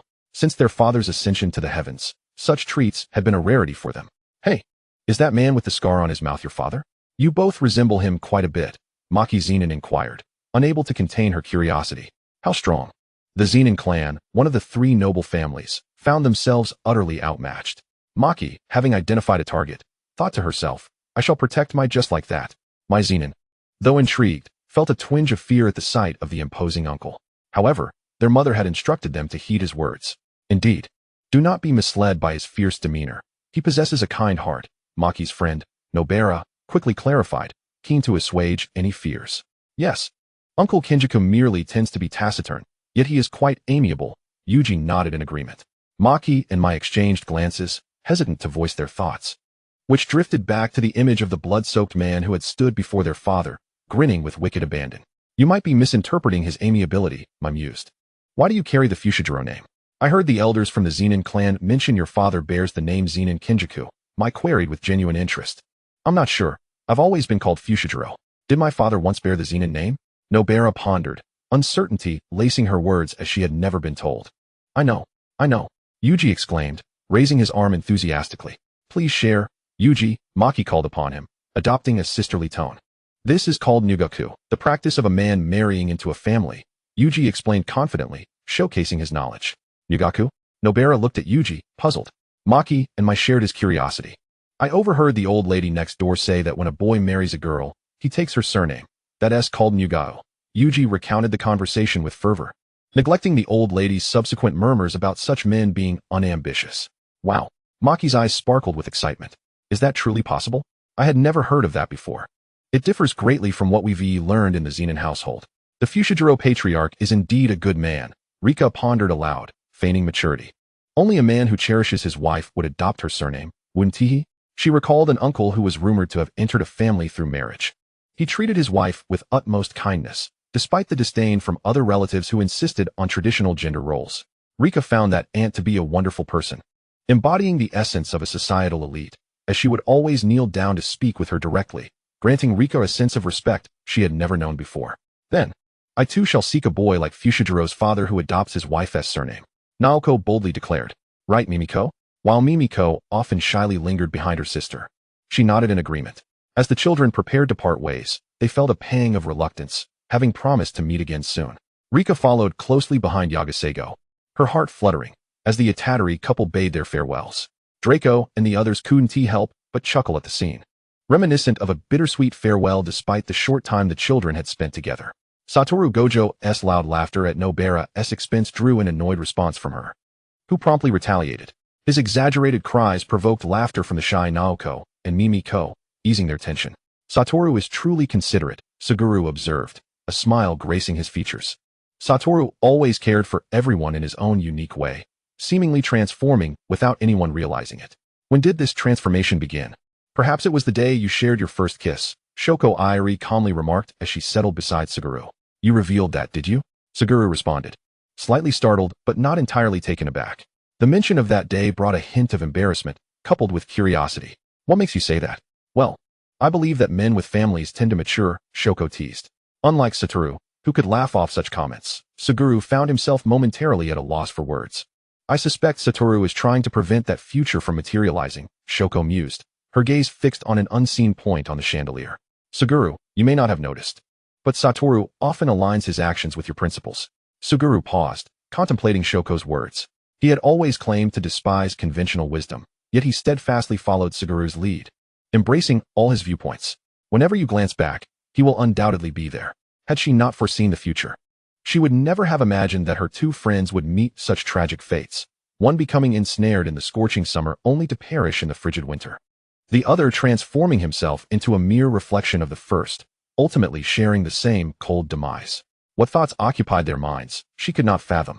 Yet within her heart simmered an unamiable wrath, quietly ablaze. Truly, they were both despicable creatures. Sumuru, do not doubt yourself, stand firm. Even if you feel mistaken, it matters not, for we are still young, with ample opportunity for trial and error. Forge ahead, but do remember to inform us when you take a turn. Do not silently divert your path without a word, as if you believe our friendship so fragile. Or do you know you are treading a misguided route and wish to spare us from your folly? Who do you underestimate, fool? She was not a heartless stone. She was the only peer of theirs, the one who understood them best. Though she often expressed disdain for them, she would not hesitate to become their accomplice if the need arose. Do not abandon us without a backward glance. Was it perhaps the chandelier's blinding light that caused the glimmer of moisture in her eyes, which vanished almost instantaneously, swift as a flash? Sumuru thought it might be an illusion. Yet Sumuru knew better. He had not anticipated that she harbored such depth of thought. Had she been silently bottling up those emotions all along? I share these sentiments merely to encourage you to reflect. You still have us. You are, after all, the youngest among us. Do not perpetually feign the role of the mature elder brother. Pay heed to Fushiguro more than to me. With that, she rose, taking Nanami, Maki. Am I upstairs to freshen up? Sumuru stood there, lost in contemplation, gazing at the receding figure of Shizuku. Both Gojo and Shizuku were looking out for his feelings. He was acutely aware of it. Gojo, who clung to him incessantly, sent messages to confirm his whereabouts even after brief separations. He had initially thought that such behavior stemmed from their altered identities, but perhaps it was more profound than that. What was he thinking? Draco and Harry ascended the stairs with Yuji and Nobara, leaving the empty living room to Gojo and Sumuru. Oh, and Liam in the garden. Gojo skillfully pulled Sumuru close, nuzzling against his shoulder in a display of satisfaction, occasionally caressing his waist and back. Sumuru found it ticklish and pushed him away for a brief reprieve. It was reminiscent of a large cat playing with a ball of yarn, probing for vulnerabilities. Sumuru had grown accustomed to it, though he felt it was perhaps too intimate. Was this not the way couples interacted? He pondered uncertainly. Gojo. Sumuru ruffled Gojo's hair. He had assumed that upon learning of the future, he had adjusted his mindset. Yet upon reflection, it seemed he had merely suppressed his inner turmoil, striving to align with everyone and feign indifference. His steadfast beliefs had been shattered, his choices and even his demise manipulated by a mere brain parasite. In the end, he found no peace, his body merely a pawn in Gojo's schemes. He was restless and confused. Even though he no longer had to swallow the bitter cursed spirits, and the negative emotions from devouring them had dissipated, he still felt ensnared in the sweltering summer. Draco had noticed, thus offering him a chilled noodle dressing, hoping he could consume more. Shizuku had perceived it as well, which was why she had spoken so much earlier. And Gojo? Surely, he had noticed too, hence his increased clinginess. What is it? Gojo ceased his nuzzling, resting his head on Sumuru's shoulder, looking intently at him. It's nothing, just that you seem quite handsome all of a sudden. Ultimately, Sumuru refrained from voicing his thoughts. Some matters did not require elucidation between them. I understand your confusion. I know you will be by my side. That suffices. You are too close, Gojo. Sumuru turned his head, their faces mere inches apart, their breaths and heartbeats distinctly audible. Embarrassed, he averted his gaze from Gojo. No matter how many times he looked, he could not resist Gojo's face, especially in such proximity. Gojo, without a word, stood up, leaving Sumuru somewhat flustered. What is wrong, Gojo? Suddenly, Sumuru was transported by Gojo, spinning through space until they arrived at a familiar little apartment, one they had purchased together, not far from Draco's, a secret known only to the two of them. It was the very place where their relationship had been solidified. In the dimly lit room, Gojo quietly enveloped Sumuru in his embrace. The absence of lights heightened Sumuru's awareness of Gojo's breath against his neck, causing him to involuntarily shiver. Gojo, what is it? Sumuru was perplexed. Gojo nuzzled his head against Sumuru's neck. Do not utter such heart-stirring words, Sumuru. That look, that tone, how I long to devour you. Unlike Sumuru, who was only vaguely aware of such matters, Gojo's family had long since educated him on these topics, having fretted over his purity, fearing he might be led astray by unscrupulous women. I want to kiss you. Since that accidental kiss, they had refrained from kissing again. Even when they had finally come together, they had only shared a gentle embrace, and Sumeru's tender expression had made Gojo hesitant to disrupt the atmosphere. He too had a sense of romance, after all. Yet, was it not peculiar that they had not kissed despite being together? Each time their gazes met, he yearned to kiss Sumeru, but Sumeru would preemptively change the subject, his face flushed. Had Sumeru never dated or seen a movie? Couples ought to kiss. Gojo mulled over his dissatisfaction. Nevertheless, he patiently awaited Sumeru's response. He cherished Sumeru, thus he would wait for Sumeru's reply. Their eyes locked. Gojo earnestly gazed into Sumeru's eyes. Each time Sumeru beheld those eyes, as if they contained the entire sky, he found himself entranced, especially when they were focused solely on him. Reflecting nothing but his own image, he could not help but recall the saying, to gaze into someone's eyes is to kiss their soul without desire. He was often startled by such sudden thoughts, feeling bashful enough to shy away from that clear, unblemished gaze, fearing he might succumb to the urge to kiss. Yet, surely Gojo was oblivious to such matters? After all, Gojo had been raised in the rigid and traditional Gojo family, where no one likely spoke of such things. Although he had never dated, Sumeru felt he had a duty to guide Gojo in understanding what it meant to be a couple. They should begin with simple interactions, holding hands, embracing, before gradually progressing to a romantic setting, such as a fireworks festival, where they would naturally exchange love and kisses amidst the twinkling lights. It was a lovely notion. Yet Gojo clearly did not align with Sumeru's expectations. Now, your Gojo is requesting a kiss. Sumeru was momentarily taken aback, but without hesitation. He tilted his head and pressed his lips against Gojo's. Who could refuse an affectionate little kitten seeking attention? Besides, he was no saint. Gojo could not help but deepen the kiss, holding Sumeru's head firmly. In the midst of their entangled breaths, an unknown figure stumbled a few steps, only to find Satoru Gojo pressing Tsurugeto against the wall, one hand cradling the back of his head, a blend of forcefulness and tenderness. Suguru, lost in passion, wrapped his arms around Satoru's shoulders, surrendering to a fervent kiss. As Satoru's hand instinctively caressed Suguru's ear, neck, and spine, he discovered the subtle vulnerabilities that lay within Suguru. His fingers traced along these sensitive spots, eliciting tremors in Suguru's body. In a moment of panic, Suguru attempted to push Satoru away, yet his limbs felt weak. However, as their kiss intensified, he found himself utterly lost. Wait, Satoru. This can't happen. Suguru managed to push Satoru off him, gasping for breath, desperate to articulate his thoughts. Satoru, help me. Satoru, ever perceptive, knew precisely what Suguru desired. His innocent eyes widened as he stared fixedly at Suguru. Suguru felt an unusual closeness, his face flushing crimson. As two boys, he wasn't oblivious. He wished to refuse, yet looking into those eyes rendered him powerless to do so. Upon regaining his senses, he felt an overwhelming urge to find a hole to hide in. Satoru, unyielding, did not afford him the luxury of contemplation, wrapping an arm around his waist and deepening their kiss. Their breaths grew hurried, and a thin sheen of sweat began to form on their bodies. Satoru's hurried whispers danced in Suguru's ear. I want to go to the bathroom.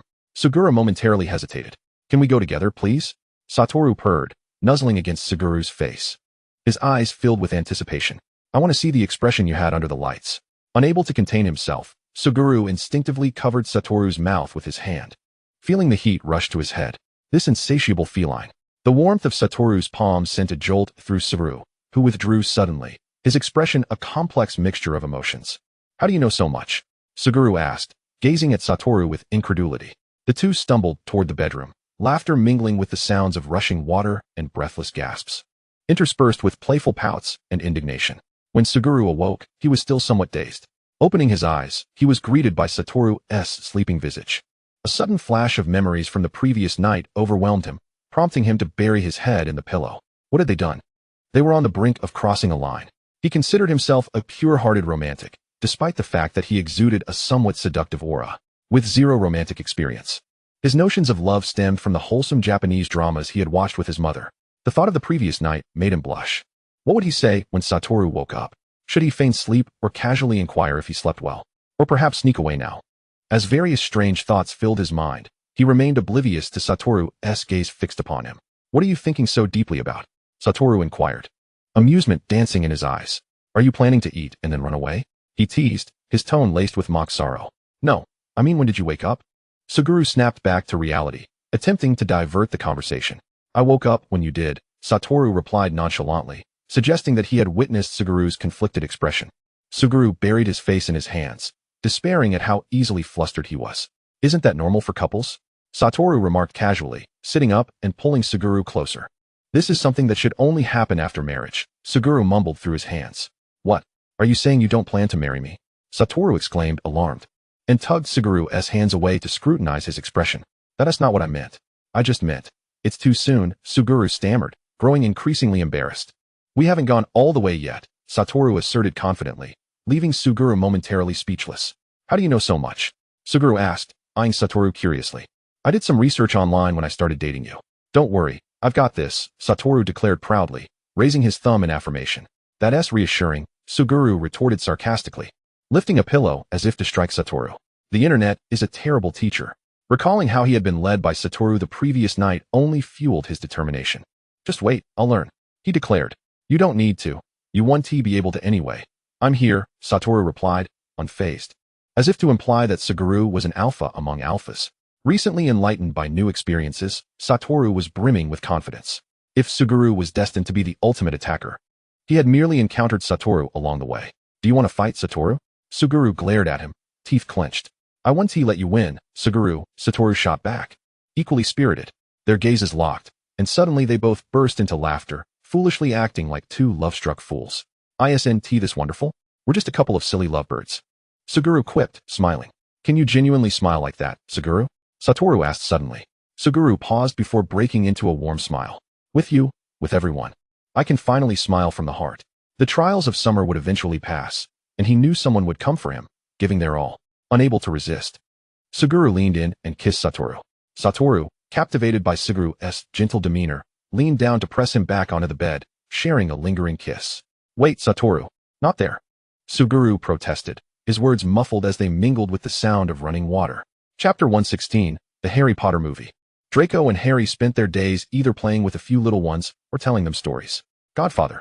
One morning, Draco was pleasantly surprised to find Snape, who rarely arose early, seated on the sofa, engrossed in a book, his expression somewhat grim.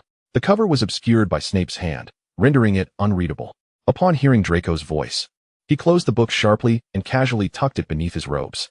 So early? He managed a strained smile at Draco and Harry, appearing somewhat distracted. What are you reading? Godfather? Draco asked curiously, trying to peek, but Snape gently pressed a finger against his forehead. Nothing, he coughed awkwardly, which only piqued Draco and Harry's curiosity further. Just some books on potions. They exchanged glances, sensing something was amiss. Silently, they chose to heed Snape's cue and refrained from pressing further. Snape was aware that he had not deceived them entirely, yet as he pondered the book's content, he found himself hesitating, uncertain whether to reveal the truth to the two young boys he had watched grow up. The fragments of truth pieced together from mere hints were nowhere near the shock of witnessing the fate that had been predetermined. After concluding his experiments on the cursed spirits, Snape recalled the initial encounter with Satoru Gojo and the others, where they revealed their familiarity with the names of Harry and Draco. Clumsily, he utilized his mobile phone to search for their names, discovering several novels bearing Harry's name. Cautiously, he procured a complete set and dedicated an entire night to its reading. Sleep eluded him, and by morning, he meticulously read through it once more. While others may have perceived the tale as one of a savior triumphing over Voldemort, culminating in a joyous family reunion, Snape discerned the underlying struggles and despair of Harry and Draco beneath the seemingly heartwarming prose. He felt a surge of anger at Dumbledore's manipulations. The man had orchestrated everything, even his own demise, with unwavering resolve, viewing the sacrifices of innocence as necessary collateral. Though he could not despise Dumbledore's cunning, the portrayal of Dumbledore in the book, hypocritical and indifferent, chilled him to the bone. He felt little sentiment towards his own death. For the Snape within those pages was indeed unliked by his students, a sentiment he shared. He was confident that every decision he made was well considered, and he held no regrets. He understood that his two pupils were quite perceptive and that the events depicted in the book would not tarnish their bond. Yet, as a parent, he could not help but worry, wishing to shield them forever and ensure their world remained eternally bright and splendid. He couldn't help but think of Narcissa, his astute friend, both within and outside the pages. What would she do? Perhaps Draco, Harry, let us watch a film today? He resolved. Only through understanding can one truly cherish. Their current lives were hard-won, and he could scarcely imagine life without Draco. As for the notion of his existence being merely a narrative, he remained indifferent. He needed only to know that every decision stemmed from his own heart, affirming that he was himself and not a puppet of fate. Moreover, the essence of the world had been discussed among them. Were Satoru Gojo and the others merely characters from an anime? Certainly not. They were sentient beings with thoughts, emotions, and souls. There was no need to probe into the nature of the world, for it was unscientific. What solidified Snape's resolve were Narcissa's words. Draco and Harry were more mature than they realized. They were not sheltered blooms, but rather eagles soaring high. He could not allow his excessive protectiveness to masquerade as benevolence and hinder their understanding. Perhaps informing Draco and the others was not a detrimental act. It might even prepare them for future encounters with that world.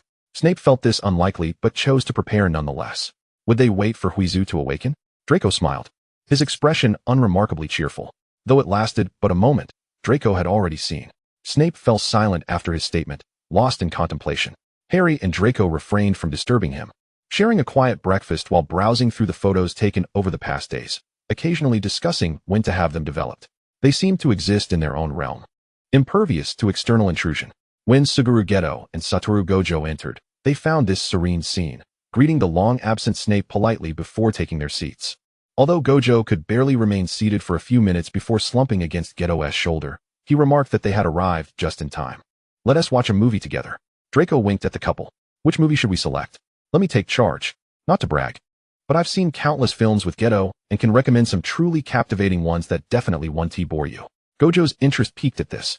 He eagerly raised his hand. "I don't know yet. It's the professor's choice." Harry gestured subtly towards Snape. "Oh, I am certain the movies chosen by the professor hold significant meaning." Gojo sensed Snape's cold glare and immediately asserted his stance. Yet, he was genuinely curious. Snape watching a film? What an odd image. His inquisitiveness prevailed. Gojo activated his 6 eyes, gathering information from the surroundings, and noticed the books concealed beneath Snape's robes. He froze momentarily, quietly retrieving his phone. "I hate summer, Geto. I just figured out what we're watching." Geto cast a puzzled glance at Gojo, who was right beside him, yet still sending messages. Checking his phone, he felt somewhat indifferent.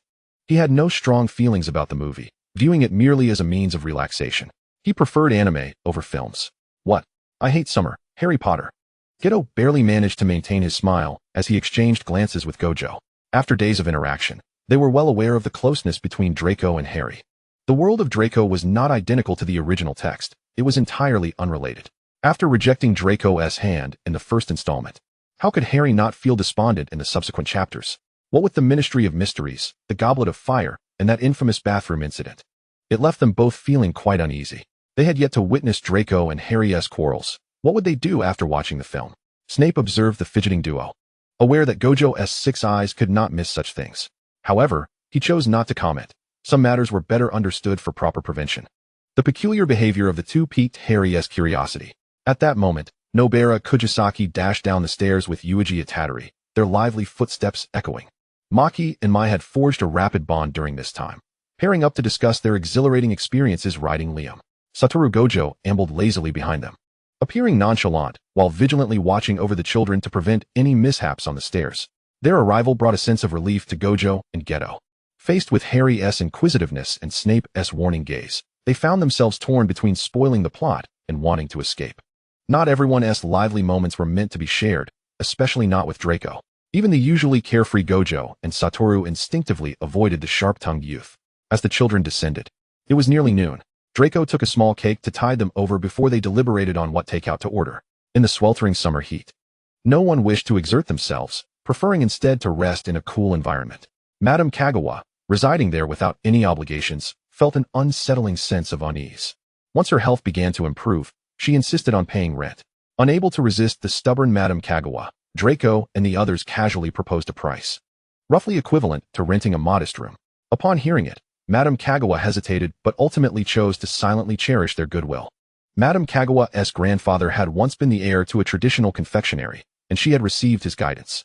With trepidation, she prepared some treats for everyone to sample. Much to her delight, they were met with unanimous praise. The confections exuded an indescribable warmth, with a perfect balance of sweetness that did not overwhelm. Geto savored them thoughtfully and offered sincere feedback. With Gojo and Geto's assistance, Madame Kagawa managed to secure a storefront, launching her own confectionery business with the compensation funds. Owing to its pristine ambience and delectable flavors, coupled with Madame Kajo's gentle and tender demeanor, the establishment swiftly surged in popularity. Thus, early in the morning, Madame Kajo set forth. Last night, Nanako and Mimiko had both slept alongside Maki and Mai. Recently, the venerable Mr. Itatori Yasuke had expressed his intention to visit his hometown. He planned to bring along his son's belongings, hoping that perhaps the sorcerers might uncover some trace of Yuji's father. His sole desire was to ascertain whether he was alive or deceased. Satoru Gojo had discreetly assigned his agents to safeguard him and instructed them to notify him immediately should any developments arise. Chapter 117, The Harry Potter Movie Part 2. Since everyone's tastes varied, Draco ordered an abundant spread for lunch, ensuring that each person's preferences were accommodated. Yuji, Maki, my once brother Suguru returns. Let us all go watch a movie together, Draco invited. He valued the children's opinions and consulted the four youngsters accordingly. As for Nanako and Mimiko, they both insisted on assisting their mother at the shop. Thoughtfully, when the takeout arrived, Draco used clean chopsticks to pack some into an insulated bag. Mindful that Madame Kajo had been exceedingly busy lately and likely would not have time for lunch, the two sisters declined the offer of escort, prompting Suguru to trail them discreetly. Though the shop was nearby, adults still harbored concerns about two children venturing out alone. Yuji loves watching movies the most, his eyes sparkling with anticipation. Maki and Mai, having recently enjoyed numerous animated shows with Kei and others, were curious about what a movie truly entailed. Kei was simply delighted to be in the company of everyone, nodding as he held Shinji's hand. Is it alright if Dad joins us too? Fushiguro Kei cast a somewhat exasperated glance at Fushiguro Shinji. Why is Dad so clueless? In the cartoons, adults have to work hard to please their superiors. What if they lose their jobs? Suguru returned swiftly, having observed outside the shop and concluded his assistance was unnecessary. Together, they ascended to the ground floor, a space dedicated to movie viewing. The children, accustomed to watching animations there, expertly arranged their drinks and snacks before reclining on the oversized chairs, each wrapped in their personal blankets, luxuriating in comfort. Professor Snape hesitated momentarily before searching the name on his computer. Everyone watched with curiosity as the title Harry Potter and the Sorcerer's Stone gradually appeared on the screen. Wow, this name is just like Brother Harry's, Yuji exclaimed. Meanwhile, Harry himself was momentarily taken aback, suddenly realizing something. He attentively began to watch the film. Draco reached out and grasped Harry's hand, which Harry immediately reciprocated, though neither dared to meet the other's gaze. The story commenced with the slight and frail Harry confined within a cupboard, disturbed by the deliberate noises made by his cousin Dudley Dursley. I dislike that chubby boy, Yuji remarked disdainfully, detesting bullies. Harry recalled the nightmares and anxieties that had plagued his youth, yet now he could calmly revisit those memories and casually recount them without sorrow. The children marveled at Harry's ability to converse with snakes, with Kay expressing envy, wishing he could also speak to animals. Owls fluttered in, delivering letters, and the name Hogwarts filled them with eager anticipation. When Hagrid appeared on screen, they gasped in awe, noting his towering stature, even surpassing that of Brother Gojo. Immersed in anticipation, they seemed to step alongside Harry and Hagrid into the enigmatic wizarding realm. Yuji murmured numbers under his breath, 3 blocks up, then 2 blocks across. The vivid scenes stirring his excitement for the day he would visit Diagon Alley. He wondered what the owl delivering his letter at 11 years old would look like, his favorite being white, though brown was also delightful. How could I not receive one? I possess mysterious powers. Brother Gojo told me so. They were captivated by the wizarding world's mystique and splendor. The method of reaching platform 9 3/4 astonished the children, and the panoramic shot of the Black Lake left them utterly enchanted. Yet their enchantment faltered upon the sight of a somewhat familiar young boy standing before Harry in the film. This figure seemed to whisper to Mai, casting sidelong glances at Draco. I am Malfoy, Draco Malfoy, the boy in the movie declared, chin raised arrogantly. In reality, Draco mirrored the same expression. Harry blushed at the line. I think I can judge right from wrong on my own. Thank you. Noticing the hand that was not grasped, finally understanding why. On the train, he had momentarily entertained such a thought. He instinctively tightened his grip on Draco's hand, momentarily startled. The children soon shed any awkwardness, immersing themselves wholeheartedly in the film. Fushiguro Shinji sensed something amiss, shedding his earlier lethargy to observe the taciturn and seemingly pitiful Gojo Satoru and Suguru. As if comprehending something profound, he too began to watch attentively. The entire afternoon unfolded in the cinema, watching all 7 Harry Potter films. Tears welled in the children's eyes, only dissipating when Harry vanquished Voldemort, bringing joy at last. Wonderful. The savior has finally defeated the great villain. Yuji excitedly shared with Kei. Kei fought to hold back tears, his voice trembling. Yes. Harry Potter can finally be happy with family and friends. In a child's world, this was the quintessential happy ending. Curiously, the usually quick-to-agree Harry and Draco remained conspicuously silent. Enough. Aren't you hungry? Let us order a feast. Suguru quickly diverted the conversation, winking at Gojo. The universe's most irresistibly handsome brother Gojo is treating us, Eat to your heart's content. No expense spared. Gojo gleefully accepted the signal, raising his arms in a playful cheer. Such unreliable adults, Maki scorned, sighing with a maturity beyond her years. Then eagerly discussing dinner options with Mai. Yay, K. I think the ginger pork from lunch was delicious. Shall we order another portion for dinner? Yuji noted K's fondness for the dish. Absolutely. K's eyes narrowed in savoring remembrance. Ginger pork is simply divine. Opportunities to indulge were rare indeed. Come on. Little ones, what are you waiting for? Fushiguro Shinji rose lazily, stretching, his gaze inadvertently falling upon the silent corner. Charge. Gojo swept up Yuji and K, leading the charge out the door.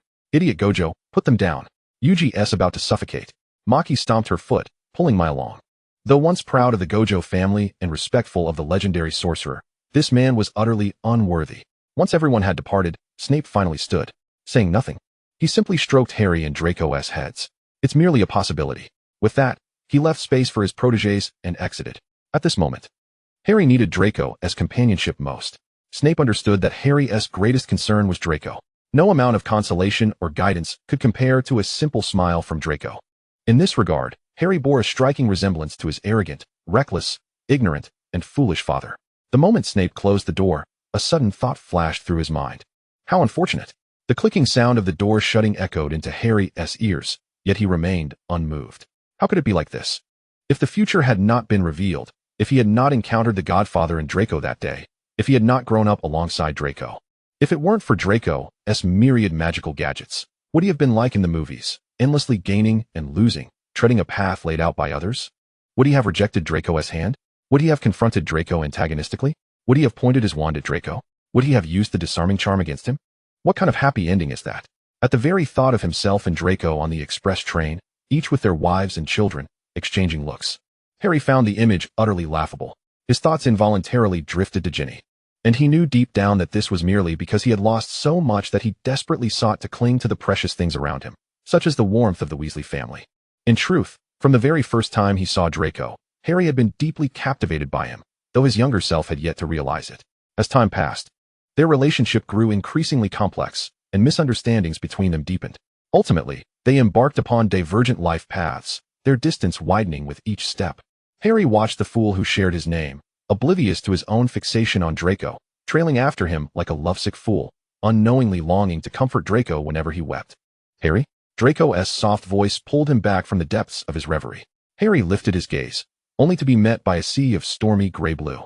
This ocean was no longer calm and placid as usual. Instead, gentle ripples stirred its surface. Draco's eyes were filled solely with concern for Harry, his gaze a warm current enveloping him. Harry seemed entranced, his hand reaching out instinctively to tenderly caress Draco's cheek. Though puzzled, Draco obediently allowed Harry's touch, offering no resistance. Draco, you understand, don't you? Harry murmured softly, his voice like a whispering breeze, barely audible, about the matter of hearing one's innermost thoughts. Chapter 118. Are you Draco? If you mean that you can hear my thoughts, yes, I know, Draco answered without hesitation, straightforwardly. If it's Harry, it's fine. Just ask him, he will tell you. Though Harry had suspected it, Draco's candid admission still startled him somewhat. Harry's expression remained calm, as he had anticipated this. But he had not expected Draco to reveal it so plainly. When did Draco discover this ability? Did he feel afraid of others hearing his thoughts? Harry asked, curious to know Draco's true feelings, especially since it was just the two of them. Probably when I was 6. That day in the garden, Ron suddenly started crying. And that's when I realized it. Draco recalled carefully, a faint smile gracing his lips. But I wasn't scared. I don't have any secrets or burdens to hide, so having my thoughts heard isn't frightening to me. Your parents and the Godfather know about this too, right? Harry inquired. After all, you always control your thoughts so that they respond just right. Yet, they indulge you, like when we played hide and seek. Even if they saw me, they pretended not to. Draco spoke with a radiant smile, basking in the happiness such love brought him. He cherished the tangible affection, as if enveloped in boundless warmth. Every interaction, whether with parents or the Godfather, conveyed unconditional love, assuring Draco that no matter what he did, they would silently support him. This assurance filled Draco with immense comfort and contentment. All right, Harry accepted this other side of Draco with tenderness, stroking his face affectionately. Draco blinked, cheeks flushing slightly, lips curling into an adorable smile. How long do you want to play, little dragon? Harry asked softly, his tone gentle and patient. Draco fixed his gaze steadfastly on Harry, his eyes sparkling. He buried himself in Harry's embrace, holding him tightly. Harry felt Draco's breath, the warmth of his body. Draco's voice was muffled but laced with a smile. Harry, that's cheating, but I like it. Keep watching me like this. Harry smiled faintly in response. Yes, that's one thing you don't need to doubt. His gaze was resolute and bright, as if promising Draco that he would always watch over him. Draco was his treasure. He tenderly stroked Draco's head, a surge of ineffable emotion swelling within. At that moment, the only question lingering in his mind was like a lighthouse in a storm, illuminating the unease deep in his heart. Everyone seemed, through Draco's influence, to discover truer, better versions of themselves. Their initial trajectories mirrored the original story, but through contact with Draco, they gradually diverged onto paths of their own brilliance. However, Draco himself was different. From the beginning, he appeared fundamentally distinct from his original portrayal. Though Harry understood everyone harbored secrets, Draco's anomalies stood out starkly amid the unchanging surroundings. His occasional displays of otherworldliness perplexed and worried Harry. This sensation was like chasing a beam of light in darkness, so close, yet always just beyond grasp. Draco's presence was both an allure and a challenge to Harry. He yearned to learn more about Draco but feared that unveiling the truth might mean losing him. This inner conflict tormented Harry. Losing Draco would be like losing the very air he breathed. Suddenly, Harry posed the question softly. Will you ever leave me? He did not want Draco to reveal his secrets. Only a promise was enough. Draco lifted his head, looking at Harry intently. Then, he reached out, gently cupping Harry's cheek, and tenderly said, Of course not. Hearing this, a satisfied smile bloomed on Harry's face. Then we shall be together forever. Draco smiled in return. Yes, we will always be together. He lightly brushed Harry's eyelids, adding, Harry, you will always belong to me. Indeed, Harry eternally belonged to Draco. At last, Harry felt content. His laughter bright with joy. How wonderful it was. Draco pondered why Harry felt uneasy, though unable to pinpoint the cause. A deep intuition told him it was related to Ian. Since the first encounter with Ian, that strange feeling had lingered, growing ever stronger. When their eyes met, a series of vague images flashed through Draco's mind. These memories seemed not his own, but belonged to Ian. Yet, the fragments were too indistinct to discern their meaning clearly. In those fleeting moments, Draco seemed to hear a multitude of voices calling his name, Draco. This name echoed persistently in his ears, lingering like a haunting refrain. He found himself reminiscing about the experiences of his childhood, that brief span of a day and a night. Yet, upon reflection, he discovered that he felt little in the way of emotional resonance regarding those memories. As if he were merely observing another's recollections. He was acutely aware of his unique abilities, whether it be resurrection or the insight into past and future, gifts that eluded ordinary mortals. At that moment, he comprehended that Ian was Draco, or rather, they were all Draco. Thus, when bidding farewell to Ian, he addressed him as Draco. Though he remained uncertain about why Ian had transformed from Draco to Ian, it mattered not. He had ample time to delve into this mystery, did he not? He believed that, regardless of what transpired, he would ultimately uncover the truth. Mr. C was once candid with him, stating that the time was not yet ripe. One need only await patiently, free from confusion and doubt. The world cherished him, in whatever form it took. However, articulating uncertainties only served to exacerbate worries. So, he would share everything with Harry once he recollected it all. He had a premonition that the answers were drawing near. Did Harry still harbor any sadness?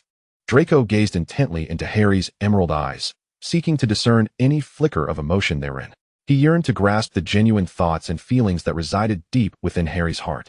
Harry shook his head slightly, his eyes gleaming with tenderness. There is no sorrow. I only worry that Draco is unhappy. If Draco is unhappy, then I too cannot find joy. His voice was resolute, as though he sought to etch this sentiment deep into Draco's heart. Draco felt as though something within him had been gently stirred. He grasped Harry's hand tightly, and they exchanged a smile. Just as Snape had mused. As long as Harry had Draco by his side, all would be well. An unspoken bond of understanding and trust existed between them. Harry silently vowed that he would never allow such a future to unfold. Never. Draco was the most precious and unique treasure in his life. The one he cherished above all. He would not permit anyone, including himself, to harm Draco. Then let us go eat something. I'm famished, Draco said, playfully tugging on Harry's hand. His eyes sparkled, as if they contained stars. All right, let us go, Harry replied with a warm smile, gazing tenderly at Draco. They had indeed lingered for quite some time, and he too felt a pang of hunger. Snape sat quietly in the living room, and upon seeing the two approach, a faint smile graced his lips. He gestured for them to come closer. Draco and Harry flanked Snape, sitting down beside him just as they had in their childhood. Nestled closely against him, Their actions conveyed an intimacy that suggested they sought even greater warmth and care from Snape. Snape gently reached out, ruffling their hair one by one. His eyes brimming with affection. He spoke little, simply savoring the warmth of the moment. With a casual flick of his hand towards the coffee table, a plethora of delectable dishes materialized, wafting enticing aromas that made mouths water. "You too have arrived. Go ahead and eat," Snape gently nudged the children. Then retrieved the book Draco had previously translated into Elvish and began to read with keen interest. As Draco and Harry beheld the array of their favorite dishes, they exchanged secret smiles. Unbothered, they settled cross-legged on the carpet, joyfully feeding one another. Snape caught sight of this scene and chuckled softly, shaking his head. It seemed all was well. Yet, these two were just as inseparable as ever. Snape's hand paused in its reading, lost in thought. These children share a strong bond. He mused to himself, affirming his thoughts before immersing himself back into the pages of his book. Chapter 119, Curse of the Fetus. Everyone, I have discovered something marvelous. On the last 2 days of July, Satoru Gojo arrived at the villa with exuberance, mysteriously addressing the listless Draco and Harry. Why are there just the two of you? Where are those little rascals, and that other one? Gojo inquired, casting a curious glance around. Typically, the living room bustled with the liveliness of a kindergarten, children darting about, chattering incessantly, a scene brimming with vitality. Yet today, an unusual silence enveloped the place. One that left Gojo feeling somewhat uneasy, as though the entire world had transformed into something foreign. The professors had mostly retreated to the potions classroom. Elusive and unpredictable, something he had grown accustomed to. Mr. Attattery had yet to return, having reportedly reunited with an old friend and intending to stay a few extra days. After observing for some time, Gojo noted that Attattery trusted them implicitly, leaving Yuji in their care without a second thought. Thus, when his old friend invited him to join in some revelry, he had readily accepted. After all, at his age, opportunities to gather with friends were dwindling, and he wished to leave no regrets behind. Nobara and Maki had likely returned to Madame Kagawa's dessert shop. These two little girls, both adorably charming and well-behaved, were exceedingly endearing. Each time they visited the shop, many young girls who adored sweets would eagerly greet them, to which they would always respond with cheerful smiles. Such scenes were heartwarming and delightful. "It has been quite some time. Why are you still at odds with Uncle Senju?" Harry remarked, having never heard Gojo refer to Fushiguro Senju by any other name. Maki, Mio, and Nobara went to Madame Kagawa's shop. Senju took Megami along, claiming he had some matters to attend to. Yuji is currently watching a movie. Despite this, Harry earnestly explained everyone's whereabouts to Gojo. "What about Satoru's brother?" Draco curiously inquired. He knew that Suguru and Gojo were inseparable, practically brothers, but Suguru's absence left him perplexed. "Don't fret, you'll know the answer soon enough," Gojo replied with a mysterious smile, eagerly turning towards the movie room, leaving Harry and Draco in a state of bewilderment, uncertain of his intentions. As they watched Gojo's retreating figure, Harry and Draco exchanged glances, shrugging in mutual confusion, both wearing expressions of perplexity. But they did not dwell on it further. After all, there were too many things they could not comprehend. "I'm here." Gojo's voice suddenly rang out, and he appeared before them, carrying Yuji in one arm. Yuji blinked innocently, appearing quite confused and unaware of the current situation. "There's no time for explanations. Quickly, grab my hand," Gojo urged eagerly. Draco and Harry exchanged glances, shrugged, and then reached out to clasp Gojo's arm. As a whirlwind of motion enveloped them, they soon found themselves in an unfamiliar place. A vast, boundless beach, bordered by an endless ocean, where the waves lapped against the shore, creating a melodious sound. The sky was a brilliant blue, cloudless and serene, with sunlight pouring down, warm and comforting. It was a paradise on earth, breathtakingly beautiful. In one corner of the beach, a few lounge chairs and umbrellas were set up, where Suguru was leisurely reclining on one of the chairs, admiring the stunning view. He turned his head, spotting the newcomers, and raised a hand in greeting. "Yo." Draco and Harry exchanged knowing glances, their minds racing with speculation. For although this place was lovely, it was permeated with the aura of cursed spirits. Toguro? Is it the cursed spirit born from humanity's dread of the ocean? Should it not still be merely an embryo by now? Harry recalled how the Dugons single-handedly held the upper hand against Fushiguro Megami, the venerable patriarch of the Zenin family. Maki and Nanami, 4 formidable opponents. Had it not been for Geto's unexpected intervention, the Dugon might have emerged victorious. Indeed, this was a discovery that Gojo Satoru and Yuji Attattery stumbled upon quite by chance. Gojo beckoned Yuji over, handing him a small shovel and bucket, encouraging him to amuse himself. Yuji exclaimed with delight and began crafting sand sculptures. His intention was to shape his friends. He planned to have Draco take photographs to show Megami and the others, Surely, they would be pleasantly surprised. Draco found the dugong to be unusually well-defined, even somewhat endearing. He had heard that Ian's friend was modeled after an octopus. Curiosity piqued. Draco wondered whether Gojo's devouring ability extended even to cursed embryos. Could he acquire their powers as well? What of Mojito? The thought of his sleeping beauty uncle brought a gleam to Draco's eyes.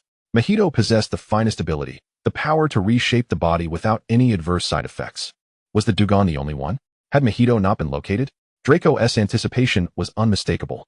With a mischievous grin, Gojo made an indescribably comical expression. "Come out, Pikachu!"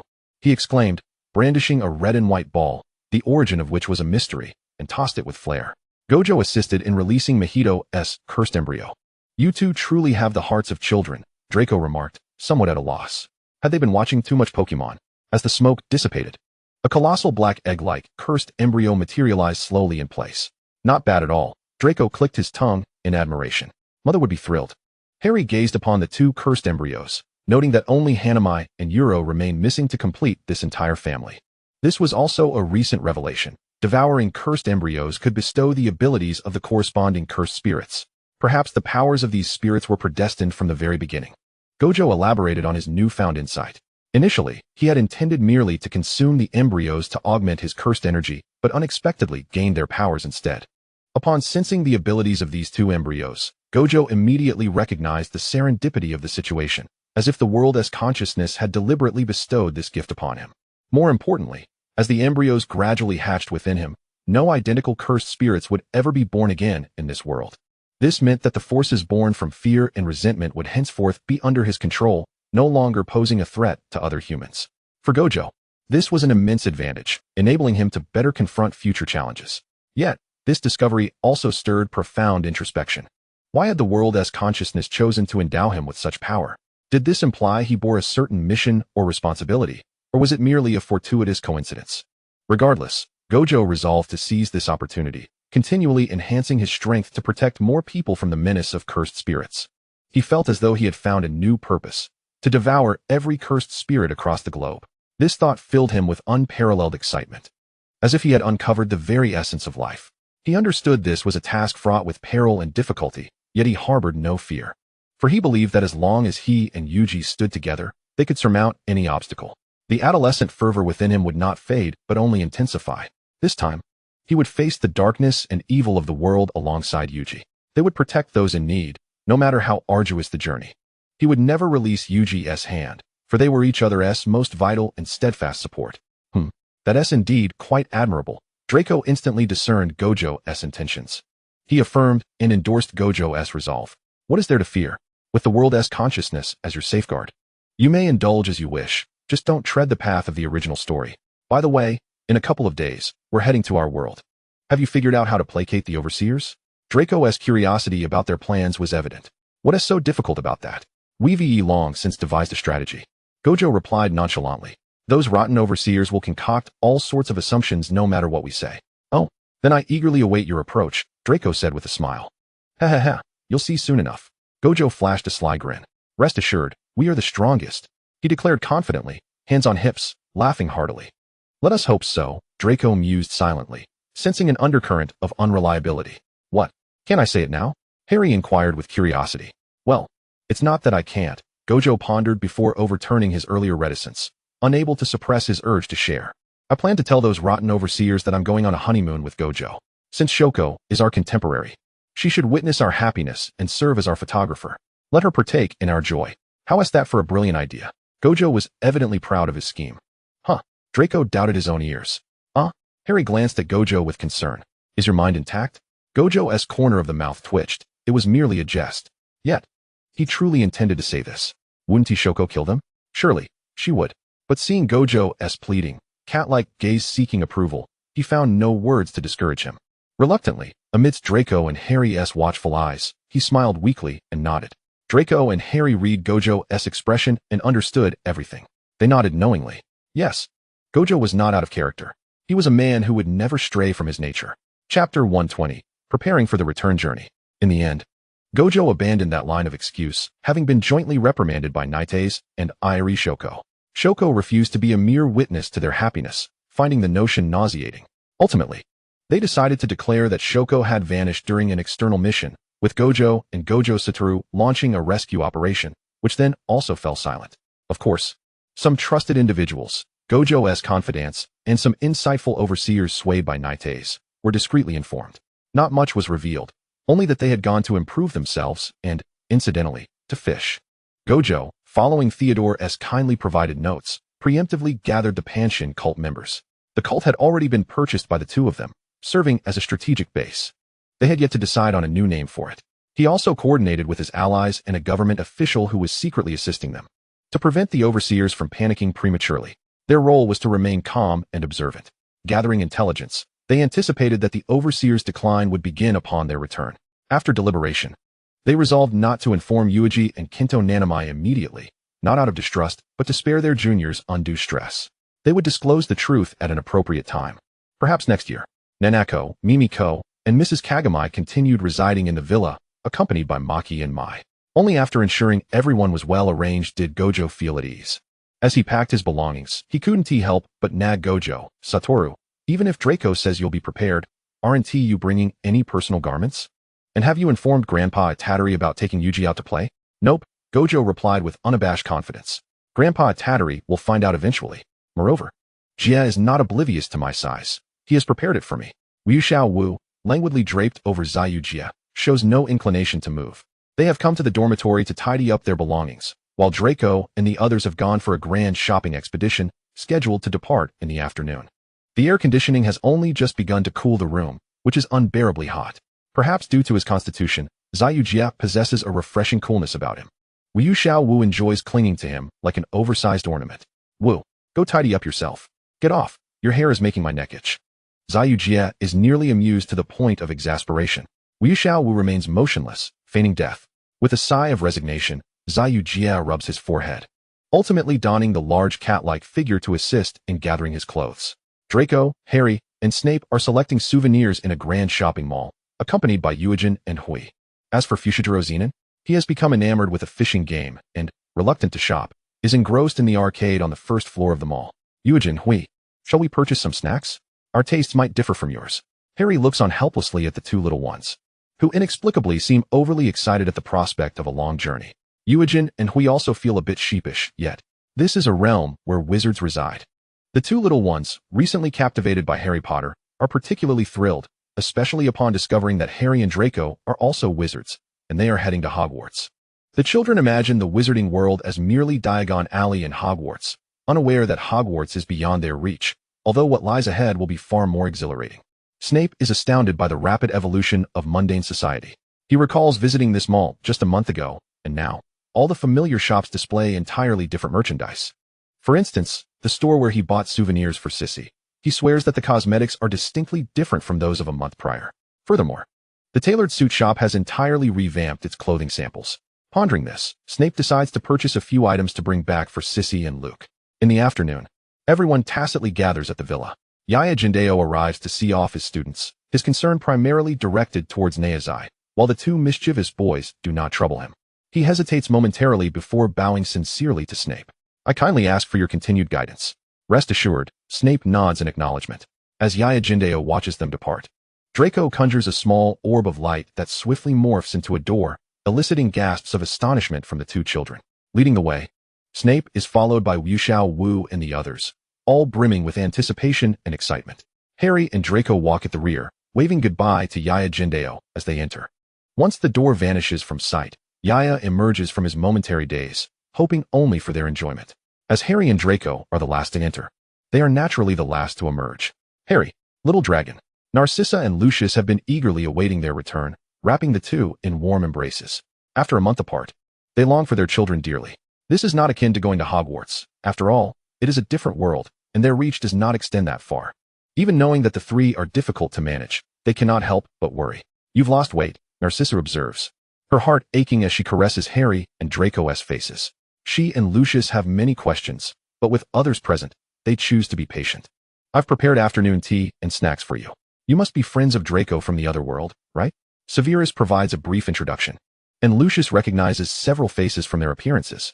Just hand your luggage to Doris. She will arrange your rooms. If you don't mind, please proceed to the living room. With a snap of his fingers, Doris, accompanied by several house elves, appears before Wu Xiaowu and the others, ready to take their belongings. Wow! Eugen exclaims, his eyes wide with wonder at the sight of the house elves. Hui, though silent, shares the same astonishment reflected in her sparkling eyes. It's like a scene from a movie come to life. After seating themselves, Draco introduces both parties to one another. Uncle Fushiguro will be teaching Ron and the others basic self-defense for the upcoming month. Draco informs Narcissa and Lucius. I plan to take them all to Dragon Island. He adds, seeking his parents' approval. Of course, that is perfectly fine. Lucius pinches his son's still adorable cheek. Such a modest request is easily granted. Even if Draco wished for the constellation of Draco to descend upon him, Lucius would strive to fulfill it. Since arriving, Wu Xiaowu has felt an odd sensation, as if his 6 eyes were subdued. This does not imply discomfort or pain. Rather, it is an unfamiliar feeling. As a powerful sorcerer, he is accustomed to relying on his 6 eyes to perceive everything around him. Yet now, he finds himself devoid of this ability and must rely solely on his eyes and other senses to navigate this alien environment. Nevertheless, Wu Xiaowu is neither disheartened nor anxious. On the contrary, he is filled with curiosity and anticipation for this new setting. He begins to observe everything intently, striving to comprehend a world that is entirely unlike his own. This realm leaves a profound impression on him. The air is fresh and pleasant, the sunlight warm and bright, devoid of the ever-present gray mist that shrouded their world. Here, he sees the true colors of the world for the first time, no longer veiled in a haze. He can behold vibrant flowers, lush green leaves, and a cerulean sky, sights he has never encountered before. Turning to gaze out the floor-to-ceiling window at the garden, teeming with life, he marvels at the verdant trees and blooming flowers, the serene azure of lakes, the pure white of cream, the noble beige, the passionate crimson, the elegant silver gray, the dignified black, the delicate daisies, the fragrant tulips, the vibrant camellias, and the enchanting peonies. All these hues captivate him. He rarely finds such tranquility. Lost in thought as he gazes out the window, will their world one day resemble Draco's world? Zayujia understands Wu Xiaowu's sentiments. There is no trace of discomfort in the air brought by curses. That lingering feeling, though invisible and intangible, has vanished. So this is what a world without curses feels like. Here, people need not fear the threat of curses and can freely revel in the beauty of life. Neazai, unlike the two, is not overwhelmed with sudden sentimentality and instead engages in cheerful conversation with Narcissa. Narcissa, with her beauty, gentleness, and delightful speech, is someone she adores. It is not that she is impolite by not addressing her as auntie, but she simply cannot bring herself to call such a stunning woman by that title. Narcissa perceives her discomfort and kindly suggests that she call her Narcissa instead. In their brief exchange, Neazai becomes entirely enchanted by Narcissa, unwittingly revealing much through their conversation, which helps Lucius, Narcissa, and the arriving Dumbledore and Grindelwald gain a deeper understanding of that world. Chapter 121, Becoming Accustomed to the Shock. Huh, Dumbledore, Grindelwald. Wu Xiaowu exclaims in disbelief. Both Zayujia and Neazai gaze at the 2 handsome gentlemen, somewhat dazed. Though they had encountered countless youthful visages of Professor Snape and recognized the considerable divergence between Draco and their original world, the question of age seemed trivial. Had they undergone a transformation instead? Dumbledore? Was he truly the venerable headmaster of Hogwarts? Eugen gazed in bewilderment at the radiant, red-haired beauty before him, uncertainly inquiring of Fushiguro Megami.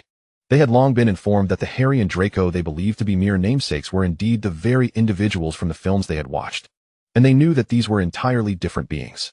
Yet, they struggled to comprehend the more intricate matters, often watching Harry with a sympathetic gaze after viewing the films. As an aside, they had even taken it upon themselves to sulk at Draco for several days. It was only upon the sight of Dumbledore that the distinction between film and reality became clear. Yes, I suppose so, Fushiguro Megami mused, harboring a hint of doubt. However, Draco and his companions would not deceive him. Dumbledore chuckled heartily, relishing in the surprise of yet another unsuspecting victim. It was one of his guilty pleasures to observe the astonished expressions of children upon learning his true identity. The expressions of Gojo Satoru and others brought a smile to Draco's face. This is a divine potion invented by my godfather, capable of unlocking human potential. I'll fetch it for you shortly. Fushiguro Shinsu remained steadfast, composed as he observed the unfolding scene. As an adult, his astonishment did not lead him to the impulsive reactions of the younger ones. He understood his role clearly, to enlighten these younglings. But could the youngsters also benefit from it? He cast a casual glance at the 2 naive children. Absolutely, Draco replied with a beaming smile. Fortunately, after Snape ensured Draco and Harry returned safely, he proceeded to organize his acquisitions, Otherwise, who knew what foolishness Fushiguro Shinsu might have uttered? Together, they indulged in the culinary delights of the wizarding world. It must be said that the house elves had truly exerted themselves, serving the returning guests with such fervor that they scarcely lifted their heads from their meals. The apple pie was particularly delectable. Gojo Satoru continued to savor the flavor of the apple pie, lovingly crafted by Narcissa. By the way, Draco, will your friends be arriving tomorrow? Summer Oil had mentioned earlier that they were primarily visiting Dragon Island for a vacation, though they were quite curious about Diagon Alley as well. Indeed, the potion will awaken your potential, but I'm uncertain whether you possess magical abilities. Therefore, we shall first stay at Dragon Island, where the magical energy is abundant. If your magic awakens, we can then visit Diagon Alley to select wands. Draco had considered this thoroughly. He had inquired with Jujutsu, who was also uncertain, as the energy assessments in their respective worlds differed. Wands. Shinsu was unable to contain his excitement. This was a wand. Huan-Ti dreamt of receiving a letter from an owl. Huan-Ti desired to possess a wand of their own. Gojo Satoru, Summer Oil, and Shinsu's anticipation grew increasingly fervent. They now looked forward to the journey to Dragon Island with eager hopes of awakening their magic. If that were the case, they could wield magic and perhaps solve various problems like those sorcerers. After all, who would ever disdain having more abilities? Meanwhile, Gojo Satoru and Summer Oil borrowed 2 comprehensive spellbooks overnight, determined to memorize the incantations thoroughly. Should their magic truly awaken, they could not afford to waste time learning how to wield it. After all, time equated to life, especially in the heat of battle. Thus, they had to prepare in advance to face any potential challenges. Fushiguro Shinsu felt a flicker of anticipation. After all, as someone bound by heavens and curses, he could not generate even a hint of cursed energy. Nonetheless, he remained undeterred, possessing powerful strength and confidence to meet any challenge in his own way. Despite this, he still hoped to acquire magical abilities akin to cursed energy, enabling him to showcase his prowess more effectively. He imagined that if he were to awaken one day, he would unhesitatingly seek out trouble with the Zenin clan, demonstrating to them what true strength entailed. The thought made him chuckle as he envisioned the Zenin clan utterly defeated, lamenting their plight. Of course, this was merely a delightful fantasy, yet for Fushiguro Shinsu, it served as motivation and a goal. He would ensure that those from the Zenin clan who had once looked down on him would come to recognize his might. Determined, he resolved to return and face the Zenin clan once more. The group was guided by Draco through the opulent Malfoy manor, captivated by the array of magical artifacts unlike those of the Muggles, continually expressing their desire for them. Draco assured them that he would prepare everything for their return, ensuring that they could bring gifts for the absent children and Yoru no Hyuka. Meanwhile, Lucius and the others finally convened in the study, exchanging information. They received gifts prepared by Draco and Harry, along with a contribution from Snape, filling their hearts with warmth. As they listened to Snape's narration, they confirmed that it had indeed been a joyous and fulfilling journey, allowing them to finally relax. Are you saying that one of Summer Oil's abilities could indeed meet the conditions necessary to awaken Regulus? Narcissa gasped, covering her mouth, tears shimmering in her eyes.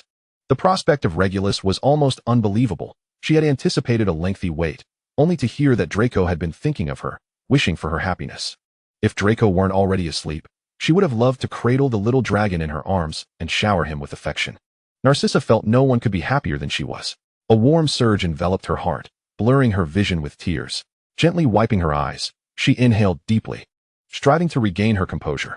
She understood that she could not afford to be complacent. Many tasks remained ahead. Yet now, with hope in her heart, she felt a sense of solace.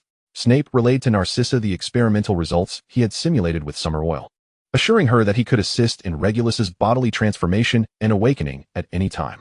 Upon hearing this news, Narcissa leaped to her feet, her eyes glistening with tears of joy, and she gratefully approached Snape, enveloping him in a tight embrace. Thank you, Severus. I am truly grateful. Snape was momentarily taken aback by Narcissa's sudden gesture, but gently patted her back in an attempt to soothe her. It's all right, Narcissa. We are family, are we not? I will do everything in my power to assist you. Over the years, he had learned the most from the Malfoy family was to express love. His voice softened as he comforted Narcissa. Releasing Snape, she gazed into his eyes, sincerely stating, Thank you, Severus. The priority now is to ensure Regulus recovers swiftly and awakens. Rest assured, Narcissa, Snape replied confidently. He had already made arrangements with Summer Oil. To prevent any unforeseen circumstances, they would conduct the transformation surgery together soon. However, the timeline for Regulus's awakening remained uncertain, as both body and soul required a period of stability. Narcissa nodded, her eyes brimming with hope and trust. This is wonderful, Regulus. She also wished to express her gratitude to the boy named Summer Oil. Reflecting on their time together today, she thought of the gentle child, who apparently aspired to overthrow the upper echelons. Didn't he? This character is not easily understood. She believes she knows what to gift that child. After a round of wandering, when Hui and Yujin could no longer suppress their yawns and were led by Draco and Harry to sleep, Satoru Gojo, Suguru Geto, and Kinji Hakari followed Severus Snape and the others to a room at the end of the 3rd floor, emanating an icy chill. I implore you, Severus. I beg of you, Mr. Geto, Narcissa pleaded earnestly, gazing at Snape and Geto. At her feet stood a large black dog, Sirius, who had rushed over upon receiving the news. Snape offered a comforting smile to Narcissa, while Geto mirrored the gesture. Rest assured, Aunt Narcissa, we shall return your brother healthy and whole. Kinji Hakari, the sole unweakened owner of the reversal spell, accompanied Snape and the two into the room. Lucius embraced Narcissa, softly reassuring her, trust in Severus, Nixie. You know he would never be unprepared. Of course, I am merely a tad anxious, Narcissa murmured, her hands tightly clasped. Do not worry. I have seen it. You conversing on Dragon Island. Grindelwald consoled her, acknowledging that he had chosen his successor well. That is quite reassuring. Narcissa relaxed slightly. As everyone was aware of Grindelwald's formidable abilities, the group awaited at the door. Satoru Gojo suddenly felt as though they were akin to novice fathers awaiting the birth of their child. He was taken aback by this sudden thought. Just then, Kinji emerged from the room. Calmly, she announced, the surgery was successful. It's a boy. Satoru instinctively interjected, oh, only to be jolted back to reality by the collective gaze upon him. I didn't mean to. Chapter 122. Observation. Wow, Suguru Geto sat on the sofa, his face nearly frozen in a smile, as he found himself surrounded by 2 identical young boys. They curiously gathered around him, exchanging questions. What does a cursed spirit taste like? Fred inquired, his eyes gleaming with curiosity. How large is a cursed spirit orb? George looked at Geto's throat, noting it was not particularly thick. Won't swallowing it make you nauseous? They had eagerly conducted experiments, only to find themselves retching uncontrollably after trying to ingest the impressively sized orbs depicted in anime. If it doesn't dissolve instantly, does it digest in your stomach? Fred mused. Well, Geto glanced desperately towards Satoru, who was engaged in cheerful conversation with Ron. I have no idea. To be honest, I never considered whether such things are digested by stomach acid. Who thinks about this daily? Satoru, of course, did not overlook Geto's every move. He draped an arm around Geto's shoulder, smiling amiably at the twins, while chatting is fine. I might feel a tinge of jealousy if you get too close to my boyfriend. This remark drew the attention of not just the twins, but everyone around, who turned to look in unison. Pansy maintained her composure, though her hand trembled slightly as she held Hermione's. My shipper heart is ready to celebrate. No other shipper had the main couple showering them with affection right before their eyes. My blood sugar is low. I can handle more. Hermione shot Pansy a glance, fully aware of her friend's excitement. Cedric and Theodore couldn't resist turning to glance as well. Oddly, Ron appeared the most unfazed. Having a boyfriend is quite normal, he remarked, glancing at Blaise, who smiled back. Mojito observed everything with keen interest, noting, this is rather intriguing. He had discreetly watched the group since their arrival, understanding that the time ahead would require him to impart valuable lessons to these naive youngsters. Thus, it was crucial to observe their individual styles of behavior. Through his observations, Mojito discerned potential in the boy named Ron. Despite his seemingly innocuous demeanor, Mojito was certain there was a darkness within. Reports suggested he grew up alongside Draco and the others, which made sense. He had been entrusted to accompany Harry to the black market, where he had witnessed a sorcerer being killed right before his eyes. Ron merely frowned and changed his clothes, for in Harry's perspective, a life was less significant than a small bloodstain on clothing. He couldn't let Draco see him worry. As for Draco, Mojito found him inscrutable. Draco projected an image of purity. Even if he were to stab Mojito, his sixth sense would not issue a warning. This unnerved Mojito deeply. The others perhaps possessed the courage to face danger and darkness, occasionally displaying unprecedented strength. However, if that was all they had, it would not suffice. Mojito understood Draco's perspective. Darkness and light are inherently intertwined. He had watched films, Voldemort? That was merely a villain, not a true representation of darkness. Were there no unsavory dealings in Lucius's affairs? Did Narcissa rely solely on love and words to manage the saints? Did Snape use himself in his potion experiments? Unthinkable. For the marketplace is akin to a battlefield, and there are countless troublemakers in the realm of saints. Snape could not use himself, nor would Narcissa or Lucius permit it. Darkness is not merely a heroic clash played out on stage. It is the unseen struggle and unspeakable secrets lurking behind the scenes. The agonizing fight of those at the bottom. What lengths would one go to survive? These sheltered children could hardly fathom. A month should suffice, Mojito murmured to himself. Once everyone became acquainted, they would set out for Dragon Island. Not only were Satoru and the others excited, but Ron and his friends were also eagerly anticipating the journey. Who wouldn't adore dragons? They are endlessly fascinating. This time, the elders did not accompany them. Firstly, Dragon Island could be deemed the safest of places. Secondly, they had matters to attend to. Dumbledore and Grindelwald were diligently attempting to communicate with the Gryffindor residing in the Black Lake, hoping to uncover more hidden passages within Hogwarts, preventing the young wizards from inadvertently wandering in or allowing ill-intentioned individuals to infiltrate. However, the creature was unresponsive, leading to Snape being summoned back to action. Surely, a being with a blood tie to Slytherin would not remain hidden while Snape was present? After all, Dumbledore was also a Gryffindor, and his irritable demeanor was somewhat understandable. Lucius, meanwhile, was engrossed in studying the items Snape had brought back, finding them intriguingly inspiring. Regardless of the endeavor, money remained paramount. Lucius had long since planned to build a sturdy fortress for his wife and children. In the shadows, Narcissa was setting the stage. Voldemort's lingering essence had finally found an opportunity to escape through their collective efforts. She intended to prepare everything meticulously, maximizing potential gains when Voldemort returned. Moreover, Regulus had yet to awaken, and she wished to be present when he did. Since the previous night, Sirius had remained in Regulus's room, ignoring Kriaker's occasional jibes, unlike before. Upon their arrival at Dragon Island through the magical array, the trio was startled by the immense golden eyes before them. Satoru, Suguru, and Mojito instinctively prepared to attack, only to be halted in time by Harry. Draco skillfully stroked the colossal dragon's head, soothing the radiant dragon startled by their presence. Despite Ari's majestic and divine appearance, he was, in truth, quite the affectionate creature. With a soft whimper, Wu Ali gently nudged Draco with his head. Master, Fei, could you wait a moment? Look, we have new friends. Draco waved at the curious group of spellcasters who had retreated a short distance away. Wow, how beautiful!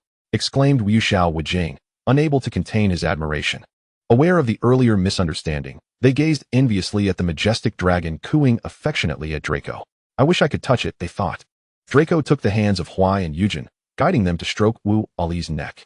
Don't be afraid. Ali is very gentle. He is a timid little one. Hello, Ali.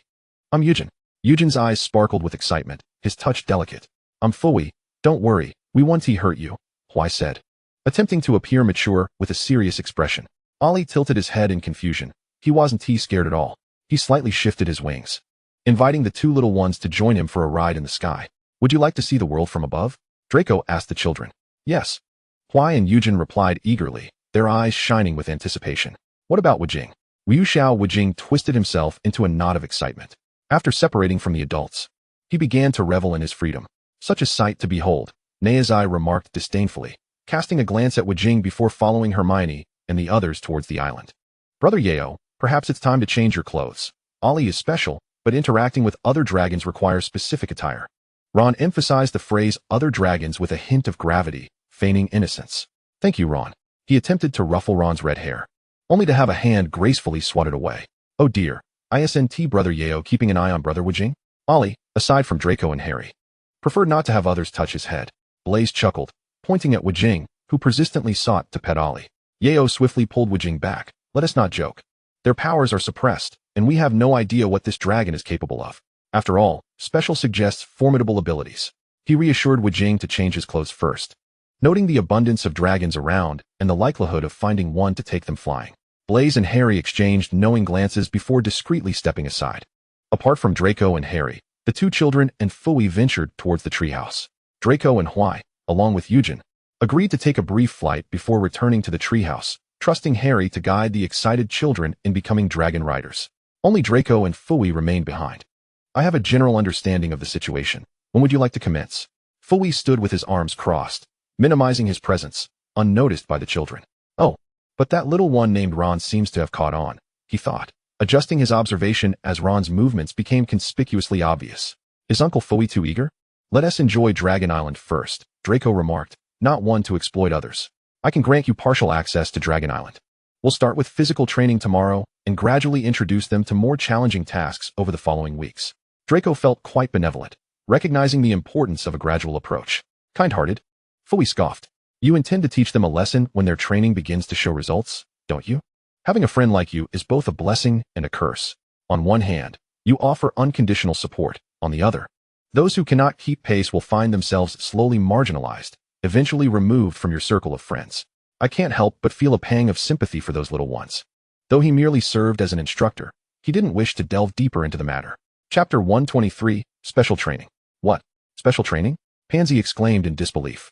In her mind, she envisioned a scene of joyous discussions about alternate worlds, sharing delightful moments together. The reality, however, was that they were abruptly informed in the early morning that they were to begin special training, with instructors already arranged to facilitate a survival exercise on a deserted island. And where is our teacher? Hermione adjusted her glasses, surprisingly accepting the notion of special training. She had anticipated this and welcomed it wholeheartedly. Coming from a Muggle family, she understood too well how friendships could diverge across different social strata, making intersections increasingly rare as time passed. This special training opportunity arrived just in time. With her keen intellect, she sensed Draco's intentions. Only through unity could they advance together. It's me. Fui stepped out from the shadows. His resemblance to Fui was uncanny, with a scar gracing his mouth. Fui, Ron pondered, realizing he sensed a gaze lurking in the dark, yet he had not identified the source. If it's this person, it makes sense. After all, he is the formidable one, and not noticing him is entirely reasonable. No wonder I felt someone's eyes upon us.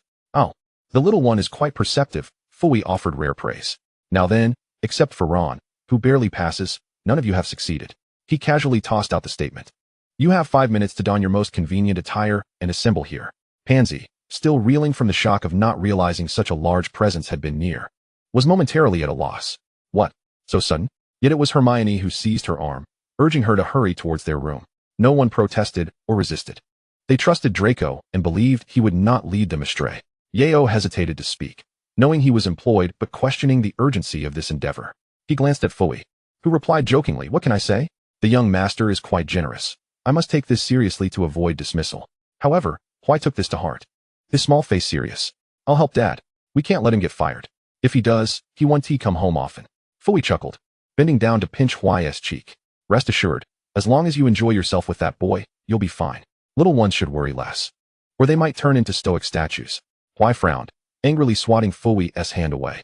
Silly Dad, who do you think this is for, if not for our family? He sighed dramatically, and Draco affectionately ruffled his hair. Uncle Fui is so impressive, you need not worry. I won't let him get fired, Draco assured, feeling particularly fond of Fui, the one he cared for the most in the entire spellcasting group. Thank you, Brother Draco. Hwai shyly nestled into Draco's embrace.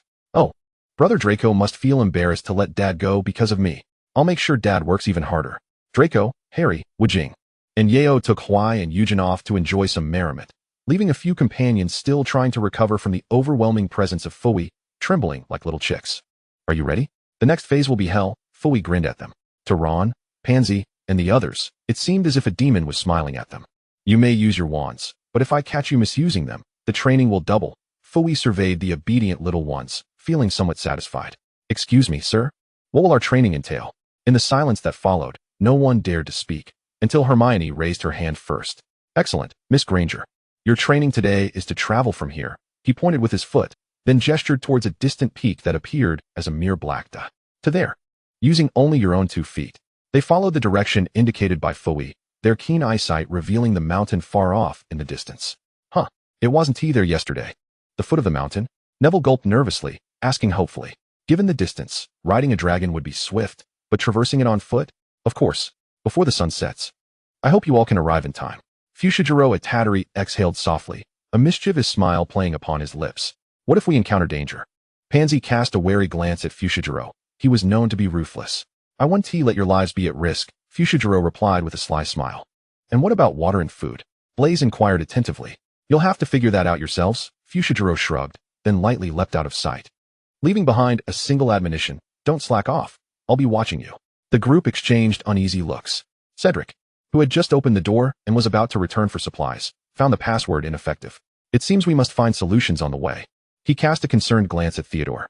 Little Xiao is unwell. I'm not sure if she can endure this. Theodore shook his head, signaling he was fine. I can identify various plants. I will gather edible provisions for everyone, Neville declared. Then it's up to you, Neville. Hermione's serene demeanor instilled calm in everyone. Ron, your sixth sense is the most reliable. If anything feels amiss, call a halt immediately. Theodore, you have read extensively and should understand the precautions of the jungle. Stay vigilant.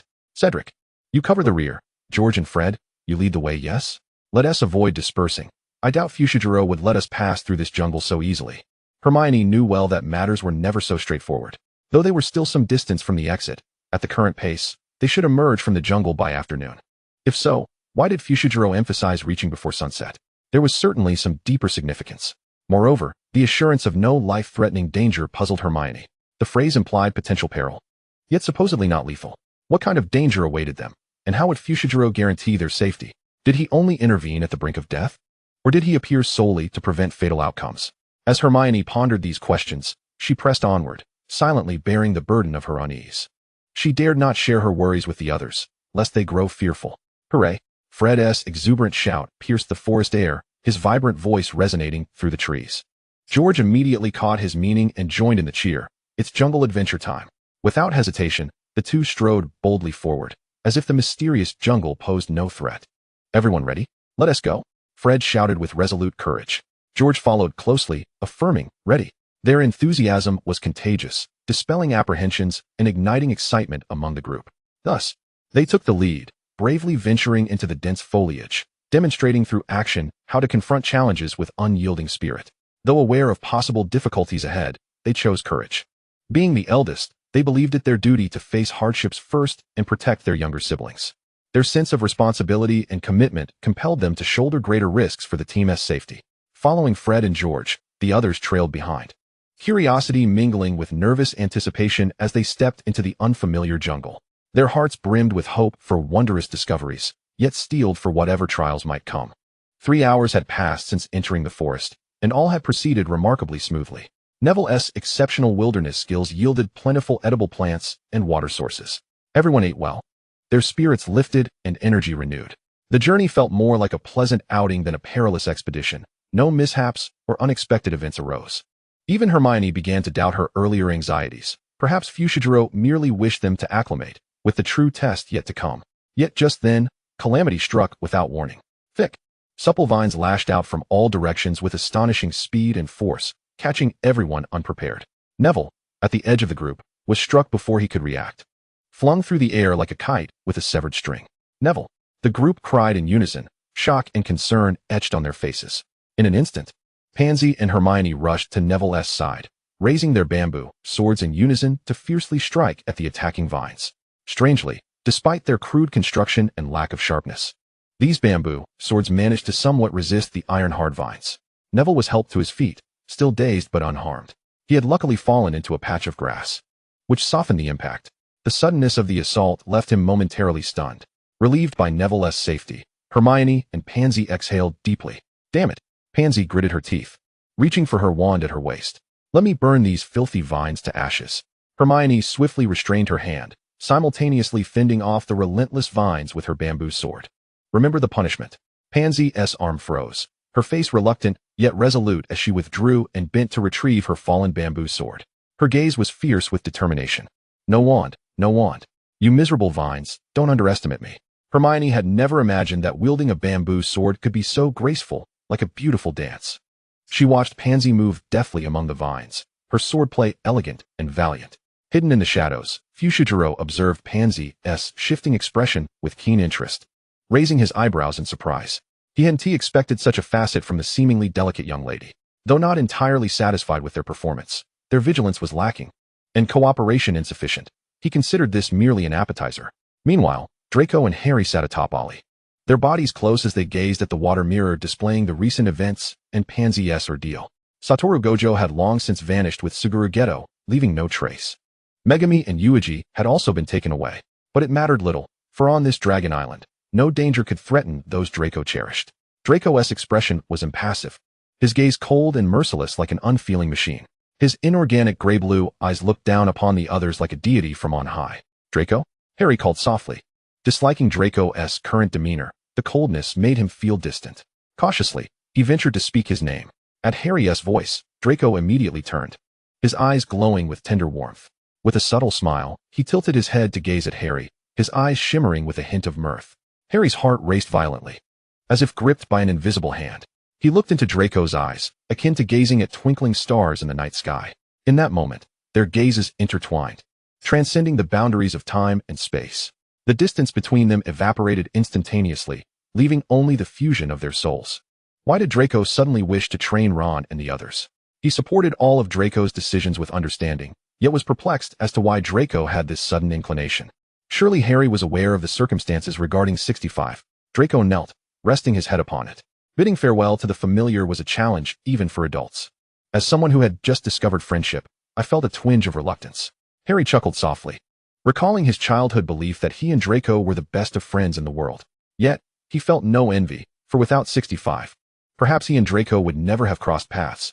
65 had once told him that vast differences between friends could hinder the longevity of their relationship.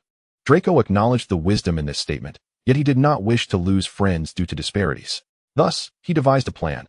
If he elevated his friends, making them more exceptional, then no gaps would remain. Do not misconstrue his intentions. He did not see his friends as mere puppets. He granted them the autonomy of choice. They were all intelligent individuals, capable of grasping Draco's deeper meanings. Since no one opted out, it implied their tacit agreement to this scheme. Nothing comes easily. One must exert considerable effort to appear effortlessly accomplished, Draco remarked earnestly to Harry. He fully understood the significance of diligence and the notion that only through effort could one attain rewards. Draco had indeed given this matter considerable thought, Harry concurred. However, at times, Draco's rationality bordered on excessive, albeit Harry could comprehend his perspective. After all, Draco was somewhat oblivious to matters of the heart. His understanding of love was gleaned through the people around him. His definition of friendship was inspired by Ron. Although Ron frequently lamented about their relentless studying, he was, in truth, striving diligently to maintain common ground and not fall behind. His actions exemplified the essence of friendship, willingness to sacrifice for one another and to grow together. It was this realization that shaped Draco's understanding. Fortunately, Hermione and the others were no fools. Even Neville understood that Draco's intentions were rooted in goodwill. Despite the arduous training, they persevered through clenched teeth. Even if they occasionally complained, it was merely directed at their circumstances and the trials imposed by vanquished. Never at Draco for demanding their rigorous training. Harry, do you think I am too rational? Draco turned his head, inquiring of Harry. Excessive rationality may lead to conflict with others, while being overly swayed by emotions can easily lead one astray. Draco struck a delicate balance. Harry gently stroked Draco's head. Draco, do you know what will happen next? Harry gazed into the water mirror, observing that Hermione and the others had successfully resolved the entanglement of vines and were cautiously moving forward. I am not entirely certain. All of this is at vanquished's sole discretion. I was not involved. I delegated part of the authority of Dragon Island to him. These are his own ideas, Draco replied, tilting his head innocently. Then we can only wish them good luck, Harry said sympathetically, glancing at his friends reflected in the water mirror. Damn it! When did this island become home to so many bizarre creatures? Pansy exclaimed, nearly losing her mind. The first 3 hours had been smooth sailing. The latter 3 were fraught with obstacles. It was truly a trap at every turn. I've never had so many surprises on my birthday, Pansy grumbled. Let us take a break. I've checked, and the exit isn't far, but it's surely 1 TB simple. Vanquished would never allow us to pass easily, remember? He did say before sunset. Hermione shared her conjectures with her companions, and everyone steeled themselves for the final challenge. They were all fully armed, tension palpable in the air. Yet, until they neared the edge of the forest, they encountered no sudden attacks. Is this it? Neville dared to believe that the final stretch had indeed been uneventful until they emerged from the woods. Cedric and the twins exhaled in relief, their taut nerves finally easing slightly. No, it's not over yet, Theodore said, his expression grave as he looked into the distance. Sharp observation, lad. Vanquished's figure gradually materialized not far away, looming behind the suddenly appearing mountain. Your final challenge today is me, he declared, stretching leisurely, his body cracking with the movement. A disdainful smile curled at the corners of his mouth. You may use your wands, but only if you can survive my onslaught will you pass. Vanquished drew his weapon, his eyes glinting with a teasing light, seemingly relishing the impending battle. Don't underestimate us, Vanquished, Blaise said with a grin. Though smiling, Ron sensed Blaise was somewhat irked. Enough of the chatter. Let us get to the point. Pansy promptly drew her wand and unleashed the unforgivable curse. Neville swiftly retreated, casting protective armor on everyone. Blaise and Ron flanked to either side, discreetly casting minor hexes to distract Vanquished. Cedric and the twins unleashed their most formidable attack spells. However, Theodore and Hermione's expressions grew increasingly grave. This isn't right. Vanquished deftly evaded each assault with ease. He grinned. Is that all you've got? Then it's my turn. With a swift movement, he vanished from their sight. Hermione's face paled as she and Theodore gasped in unison. Neville, be careful. But it was too late. Vanquished's ghostly figure appeared behind Neville. The weapon was hurled forth, and Neville's protective armor faltered, collapsing within mere seconds. He fell to the ground, unconscious. Vucashin seized the bamboo sword that had been swung at him and casually tossed it aside. Ron collided painfully against a nearby tree, immobilized by the impact. Little Ronnie. Ron. Cries of alarm echoed around him. Blaze's eyes reddened. Avada Kedavra. And yet, only 3 minutes had elapsed. Chapter 125, Special Training 3. Indeed. This lad knows how to apply his learning. And you, commendable determination. However, I've said it before, too slow. Vucashin's languid voice had a way of twisting praise into mockery. He was unperturbed by the glaringly bright green light that couldn't curve. With a slight shift, he evaded it effortlessly. The weapon was flung back like a boomerang, knocking Blaze and the twins aside before returning to Vucashin's grasp. Remaining in the arena were Pansy, Hermione, Theodore, and Cedric. In the 6th minute, Hermione and Pansy exchanged a glance, their minds in sync as they simultaneously cast spells. Hermione chanted incantations, and a stream of water surged forth from the tip of her wand. Meanwhile, Pansy waved her wand, unleashing a roaring flame towards their opponent. Instantly, the entire space was enveloped in rising steam, rendering visibility nearly impossible.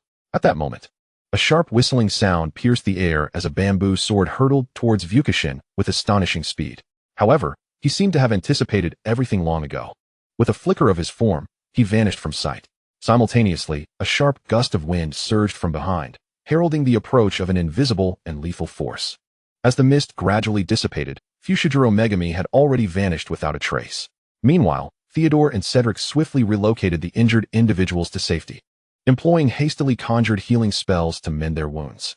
Pansy stood at the forefront, wielding a bamboo sword with poise, reminiscent of a valiant warrior maiden. Hermione, on the other hand, was engrossed in devising a strategy, acutely aware that to endure for 10 minutes, a more effective plan was imperative. Yet, deep down, she understood that Fuchsia Megami had yet to unleash his full potential, and the ensuing battle would prove even more arduous. The 8th minute. Not bad. However, time is running short. It would be prudent to take this more seriously. Fuchsia Megami's gaze finally sharpened. Allow me to demonstrate that in the face of absolute power, your resistance is utterly futile. This time, even when Ron and the others employed their detection spells, they failed to uncover Fuchsia Megami's presence.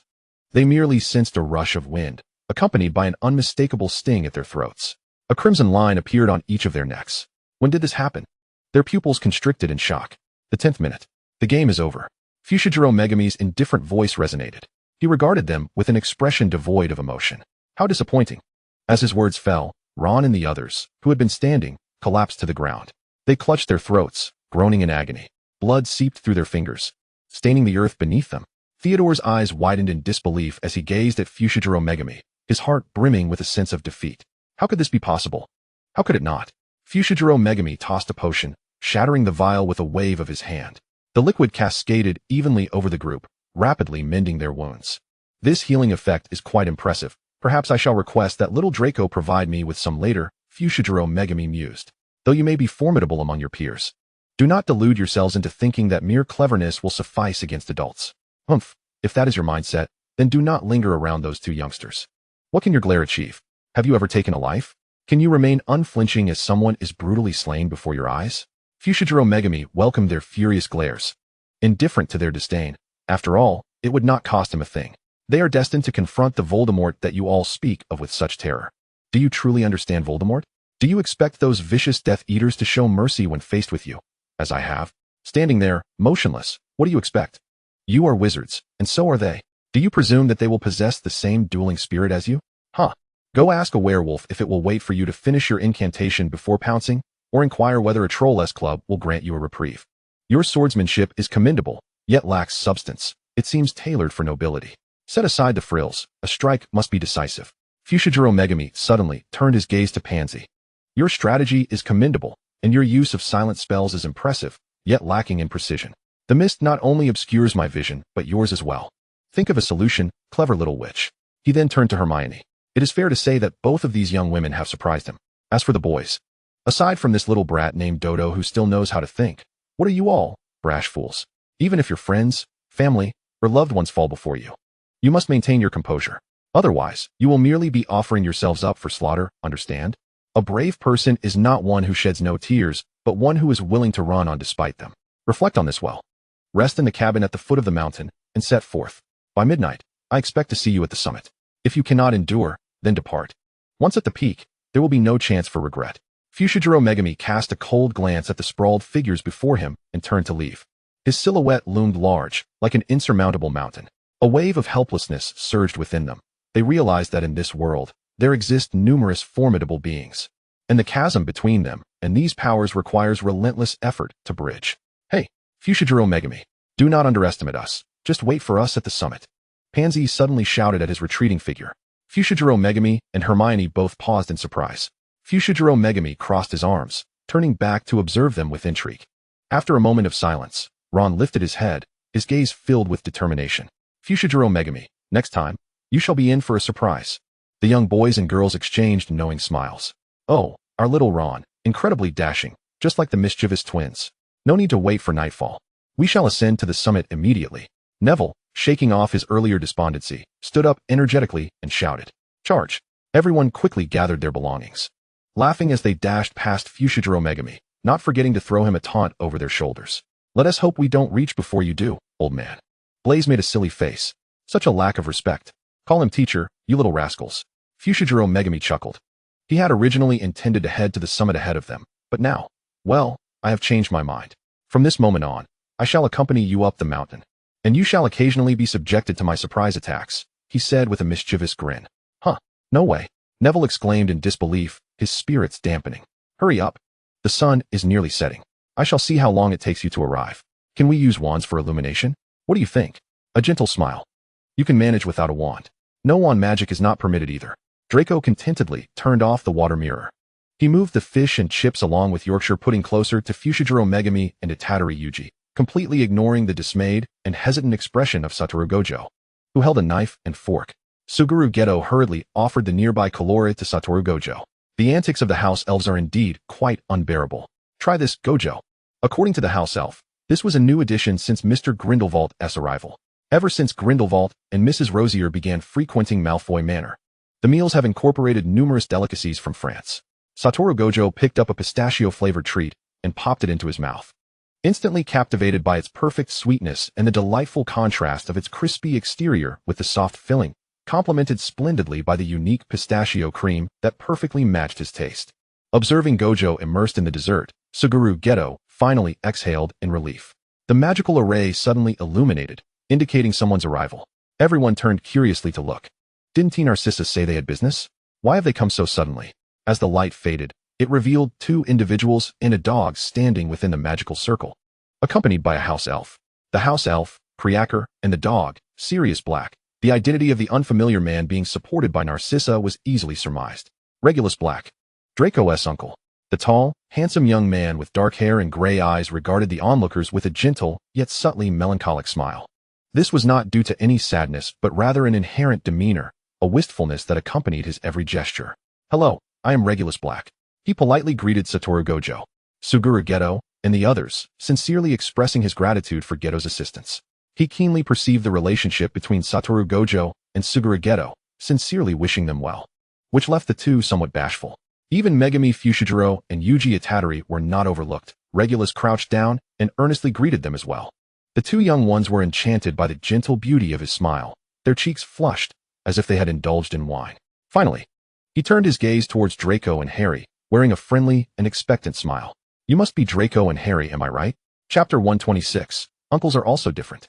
Draco curiously scrutinized the perfect uncle that his parents often spoke of. Regulus, of course, could not miss the obvious glances Draco cast his way. He smiled slightly, his eyes revealing an indescribable tenderness. He had once believed he would remain forever submerged at the lake's bottom, facing those dreadful and fiery day and night. However, fate seemed to have played a trick on him, granting him the opportunity to return to the mortal realm. Upon awakening, he felt a wave of confusion, but soon acclimated to his surroundings. When he saw Narcissa, he first felt bewildered, followed by a sense of helplessness and guilt. He was plagued by doubts. Had Voldemort discovered his betrayal and directed his wrath towards Aunt Narcissa? Otherwise, how could he find her here? He had thought he had entered the realm of the deceased. He attempted to speak, but found his throat constricted, rendering him voiceless. Clearing his throat with difficulty, he managed only a faint, raspy sound. Narcissa, his voice was weak and barely audible, but Narcissa had already sensed his awakening, eagerly awaiting his full consciousness. Regulus. Narcissa could no longer contain her tears, which cascaded down like a string of pearls. This is wonderful, truly wonderful. Lucius quickly wrapped his arms around his beloved wife, softly soothing her. Do not cry, my dear. We should be rejoicing, should we not? Despite his own overwhelming excitement, he understood that his wife's emotions were paramount at that moment. The most pressing concern was to have Severus conduct a thorough examination of Regulus. At that moment, Regulus finally became aware of the group of people observing him.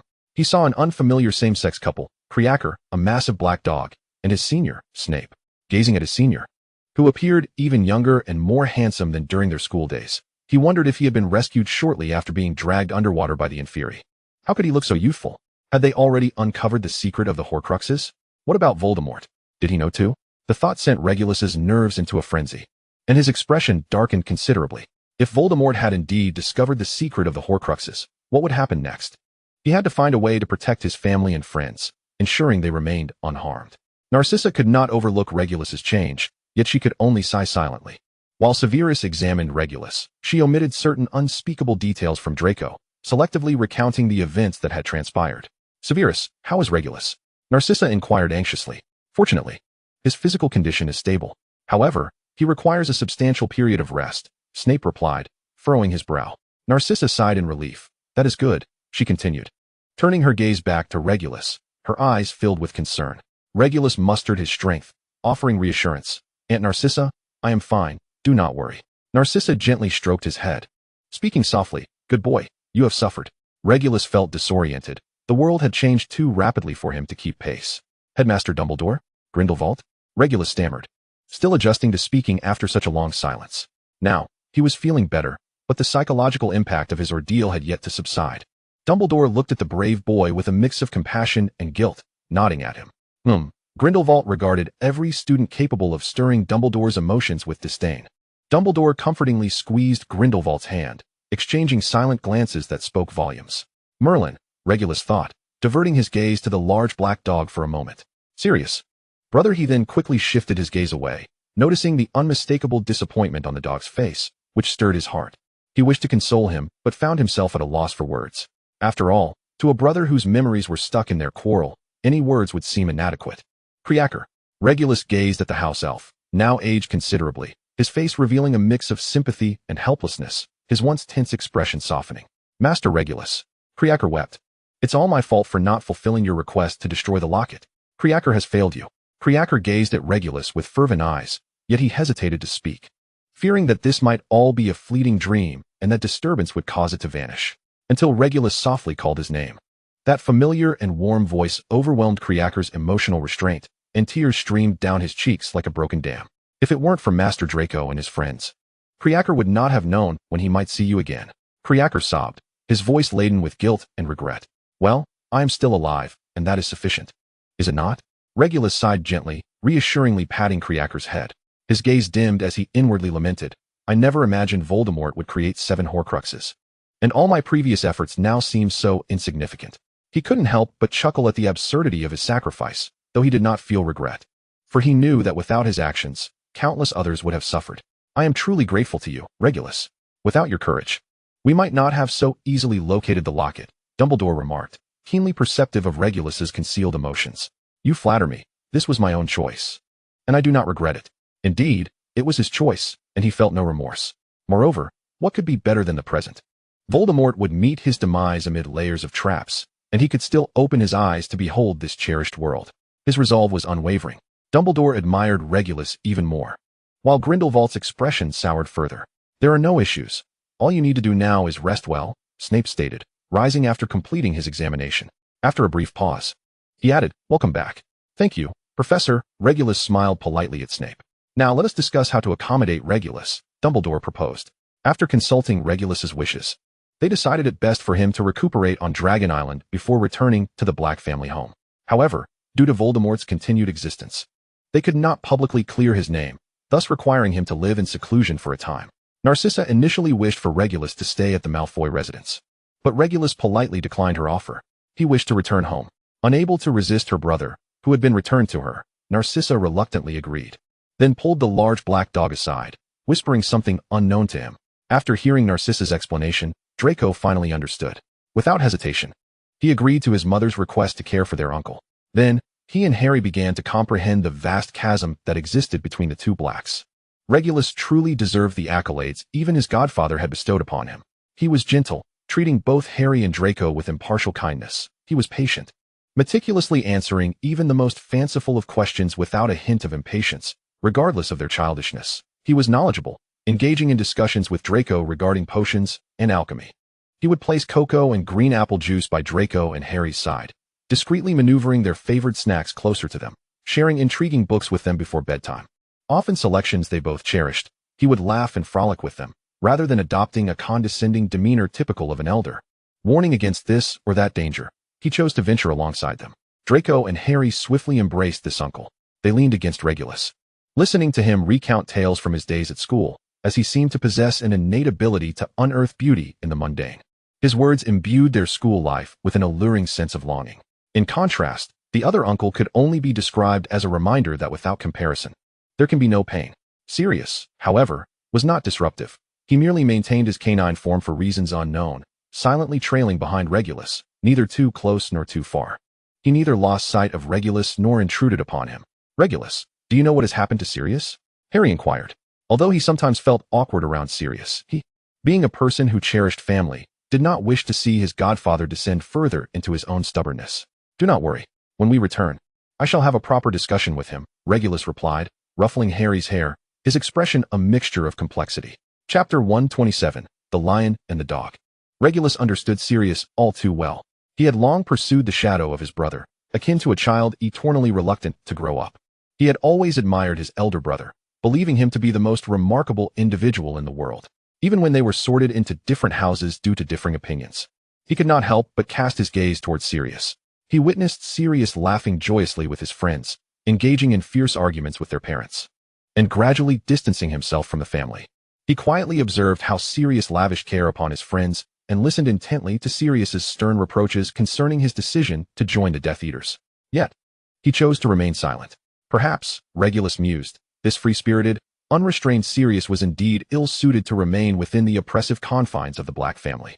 But was this not the place where he and his brother had grown up? It held the memories and emotions of their shared upbringing. Was it not worthy of his affection? Regulus understood that despite their love sometimes manifesting as distorted and burdensome, their intentions had never been to harm Sirius. Their expectations and methods of education may have been flawed, yet their hearts always inclined toward him. Regulus was acutely aware of their hopes for Sirius, the eldest son, who had always been viewed as the family's beacon of hope and future heir. Even when Sirius chose Gryffindor, defying the family's traditions, their expectations remained steadfast. Even in the face of Voldemort's inquiries, their parents did not hesitate to plead for Sirius, risking their lives to seek his forgiveness. At that time, the young Regulus could not comprehend why his parents' faces were so pale, filled with exhaustion and worry. However, it was only after he himself became a Death Eater that he gradually unraveled the reasons behind it. During that dark period, Voldemort's influence grew increasingly menacing, posing a significant threat to the wizarding world. The Black family, renowned for its lineage of Slytherins and followers of Voldemort, producing a Gryffindor would undoubtedly raise suspicions about their loyalties. To protect Sirius, their parents risked their lives in a desperate plea for his forgiveness, an act that required not just courage, but a profound love for their family. Regulus realized that his parents were not entirely devoid of compassion. Though their methods may have been lacking, their intentions stemmed from a place of love for Sirius. Yet, perhaps Sirius remained unaware of the true essence of that love or chose to overlook it due to his own bitterness. Though young, Regulus possessed a keen intellect and emotional depth, allowing him to understand Sirius Black profoundly. Through various clues and inferences, he easily discerned the thoughts that lay deep within Sirius's heart. Undoubtedly, Sirius's motivations were rather simple: atonement. However, in Regulus's eyes, this approach resembled a form of moral coercion. Such a situation was unbeneficial for anyone and necessitated change. Thus, Regulus recognized it was time to engage Sirius in a serious conversation. After all, he had been deliberately avoiding his brother for some time. In truth, Regulus harbored no resentment or animosity towards Sirius.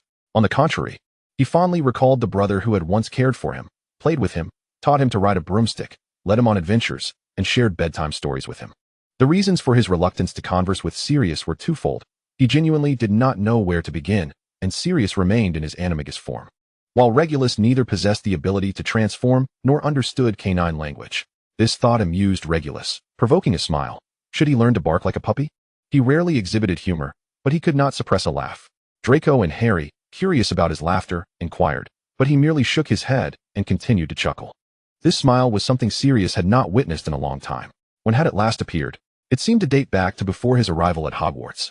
He nostalgically recalled the boy who had trailed behind him, gazing with bright, sparkling eyes, as they hid in the garden, dreaming of their impending school adventures. Together, they explored the world, filled with curiosity and enthusiasm. Yet, everything had changed upon entering Hogwarts. His disappointing brother had chosen to abandon the family, leaving the burden upon Regulus, who was often shy and introverted. The pressures of the family and the shadow of dark magic gradually enveloped Regulus, transforming him from an innocent youth into the reticent individual he had become. Had Regulus truly not laughed heartily since that time? Satoru Gojo, Suguru Geto, and Draco, along with Harry, spontaneously decided to seek some amusement. Thus they took Huai and Yuji to observe Ron and the others during their training, under the pretense of letting Huai witness his father diligently at work. In the vast room, only Regulus and Sirius remained. Regulus stood quietly by the window, gazing out at the scenery, his eyes betraying a hint of melancholy. His silhouette appeared somewhat solitary, as though forgotten by the world. Meanwhile, Sirius crouched nearby, silently observing his brother, a rush of complex emotions swelling within him. "Shall we go for a walk, brother?"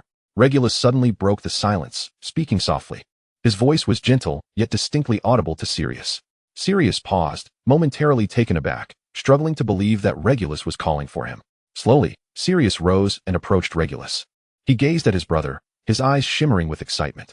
Together, they stepped out of the house, strolling beneath the sun. A gentle breeze caressed their faces, bringing with it a whisper of refreshing air. They traversed the winding path, enveloped in a serene silence that was far from awkward. Rather, it exuded a sense of tacit understanding and harmony. They paused before a breathtaking sea of sunflowers. Regulus settled himself upon the grassy slope beside them, gazing vacantly at the golden expanse of blooms. Sirius, in his animagus form, crouched beside him. "It's remarkable," Regulus murmured slowly, seemingly lost in a reverie. "To recall a time when such a vibrant sea of flowers existed in our home." This revelation was indeed surprising, for within the suffocating atmosphere of the Black family, such a riot of color and life seemed almost incongruous. In their youth, Regulus and Sirius had cherished this floral haven, often weaving through the blossoms, inhaling the invigorating scents of nature. Here, the oppressive tension of home dissipated, replaced by boundless joy and freedom. This floral paradise had become one of their most cherished childhood memories. Yet, as time unfurled its relentless passage, everything transformed. Following their father's death, the once lively flower bed gradually succumbed to desolation, wilting into a ghostly shadow of its former self. The once resplendent petals lay withered, leaving behind only the skeletal remains of stems and decaying blossoms. This garden seemed to echo the decline and despair of the Black family itself. Later, Regulus stumbled upon the revelation that this garden had been cultivated by their father specifically for them. From the grand windows of his father's study, the full splendor of the flower bed was visible. In that moment, standing before the window, he grasped the profound love his father had harbored for them, a love so deep and unspoken. Their father had silently guarded their childhood, striving to bestow happiness within the confines of his understanding. As Regulus stood there, the imagery unfolded in his mind. Whenever he and Sirius frolicked amidst the flowers, laughter echoing in the air, their typically stern and decorous father would stand behind the glass, a smile gracing his lips as he watched. Perhaps this was his singular expression of love, a silent paternal affection that Regulus only began to comprehend at that moment.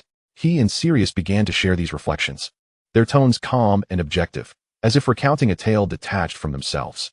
Regulus imparted all he knew, devoid of personal sentiment or bias, hoping that through this narrative, Sirius might grasp the sacrifices their parents had made. Though the expression of this love was somewhat distorted, it had indeed existed. Once Regulus finished his account, he fell into silence, sitting quietly. He understood that this story required time for contemplation, thus he chose to remain mute, allowing Sirius ample space for introspection. The atmosphere thickened, with only the gentle breeze rustling through, carrying the scent of fresh grass. Regulus closed his eyes, savoring the tranquility of nature. Suddenly, he sensed a slight rustling beside him. As someone settled down gently, without turning to see who it was, a subtle smile graced his lips. He knew it must be Sirius. "Have you finally given up your animagus form?" Regulus inquired lightly, a hint of playful teasing lacing his voice. Sirius recognized the tone, but paid it no mind, responding with a soft chuckle, "Yes, I find it much more comfortable to revert to human form." In truth, Sirius was acutely aware of Regulus's intentions. He understood him as well as Regulus understood him. If Regulus wished to engage in earnest conversation, then they would indeed converse. After all, Sirius knew his brother well. Regulus was tenacious in his pursuits, unyielding until he achieved his goals. Yet, he was also a sensitive, introverted, and endearing soul, forever trailing behind Sirius, calling him brother. Sirius had never envisioned a day when he and Regulus would part ways. When Regulus approached him with words of counsel, anger surged within him. He could hardly fathom it. Did Regulus truly not understand him? He did not wish to return home. A fierce argument erupted between them, culminating in their bitter separation. Who could have foreseen that this would be their final encounter? Perhaps he had never truly comprehended Regulus.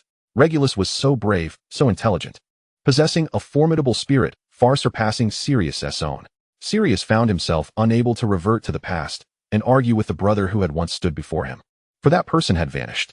A brief silence enveloped them before Sirius spoke. "Thank you for sharing these insights about our parents." He had not anticipated that the sunflower field had been planted by their father for their sake. Regulus smiled faintly, replying, "It's nothing. It was my duty to share this with you. After all, we are brothers, are we not?" Sirius nodded, a flicker of emotion shimmering in his eyes. Drawing a deep breath, he continued with deliberation, "In truth, I have always missed Mom and Dad, even if they were somewhat extreme in their views. But now I understand." Suddenly, Sirius felt somewhat foolish, akin to a child. He had never genuinely grasped the depth of his parents' intentions. He had pursued freedom and adventure in his own way, neglecting the warmth and responsibilities of family. At that moment, a profound sense of guilt and remorse washed over him. He recalled his childhood, the affection and expectations his parents had bestowed upon him. They had hoped he would become an exemplary wizard, inheriting the family's legacy. Yet, he had chosen to defy the family, embarking on a radically different path. He believed this would validate his worth, but in truth, he was merely evading reality.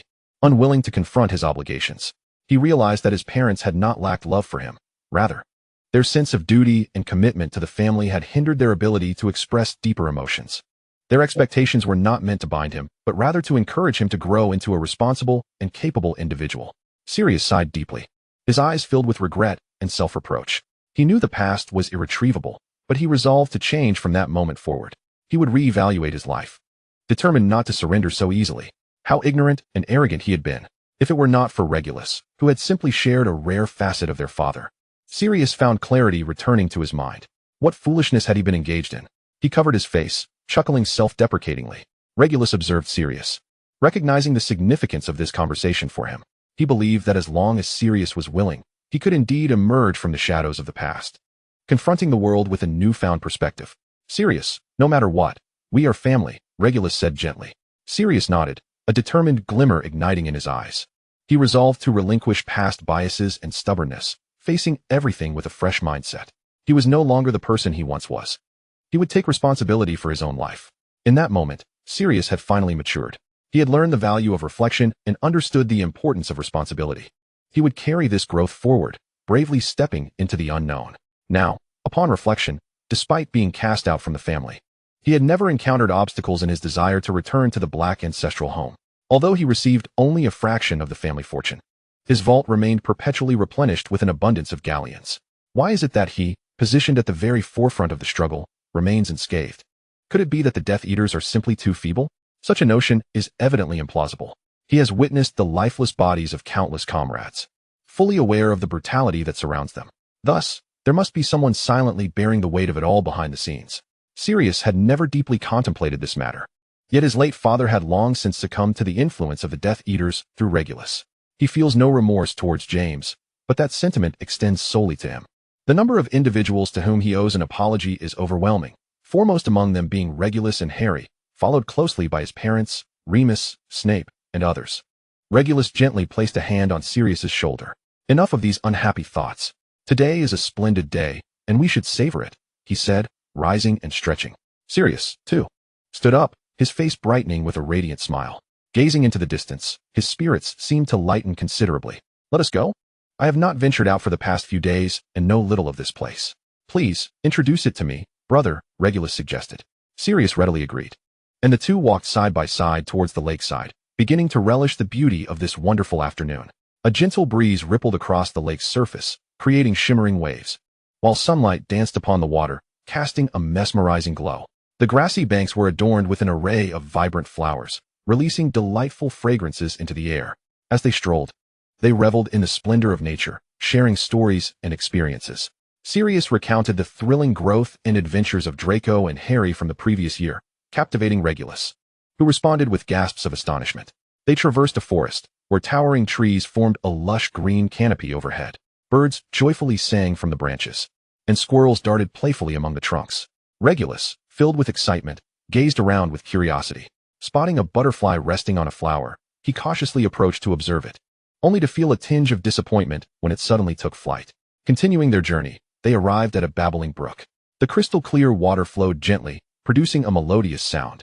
Various wildflowers and grasses flourished along the banks, their colors an exquisite sight. Regulus knelt beside the stream, reaching out to touch the cool water, filled with joy as he watched small fish darting about. Sirius smiled adoringly at his brother, aware that these experiences were fresh and fascinating for Regulus. The two set aside their concerns, appreciating the beauty that surrounded them. Regulus, in his youthful curiosity, remarked, "You must forgive a boy who has recently awakened. One who joined the Death Eaters before even graduating, and has yet to see the world outside. He wonders, what wrong has he committed?" Ultimately, it was Sirius. Noticing a fine sheen of sweat on Regulus's forehead, who insisted on taking him back, concerned for his well-being. Regulus felt a pang of regret. For this place was called Dragon Island, yet he had not yet had the chance to touch a dragon with his own hands. He carried Regulus on his back, just as he did in their childhood, retracing their steps. "Will you hate me, Regulus?" Sirius asked, a hint of tension in his otherwise calm voice. "Never," Regulus replied, wrapping his arms around Sirius's neck without hesitation.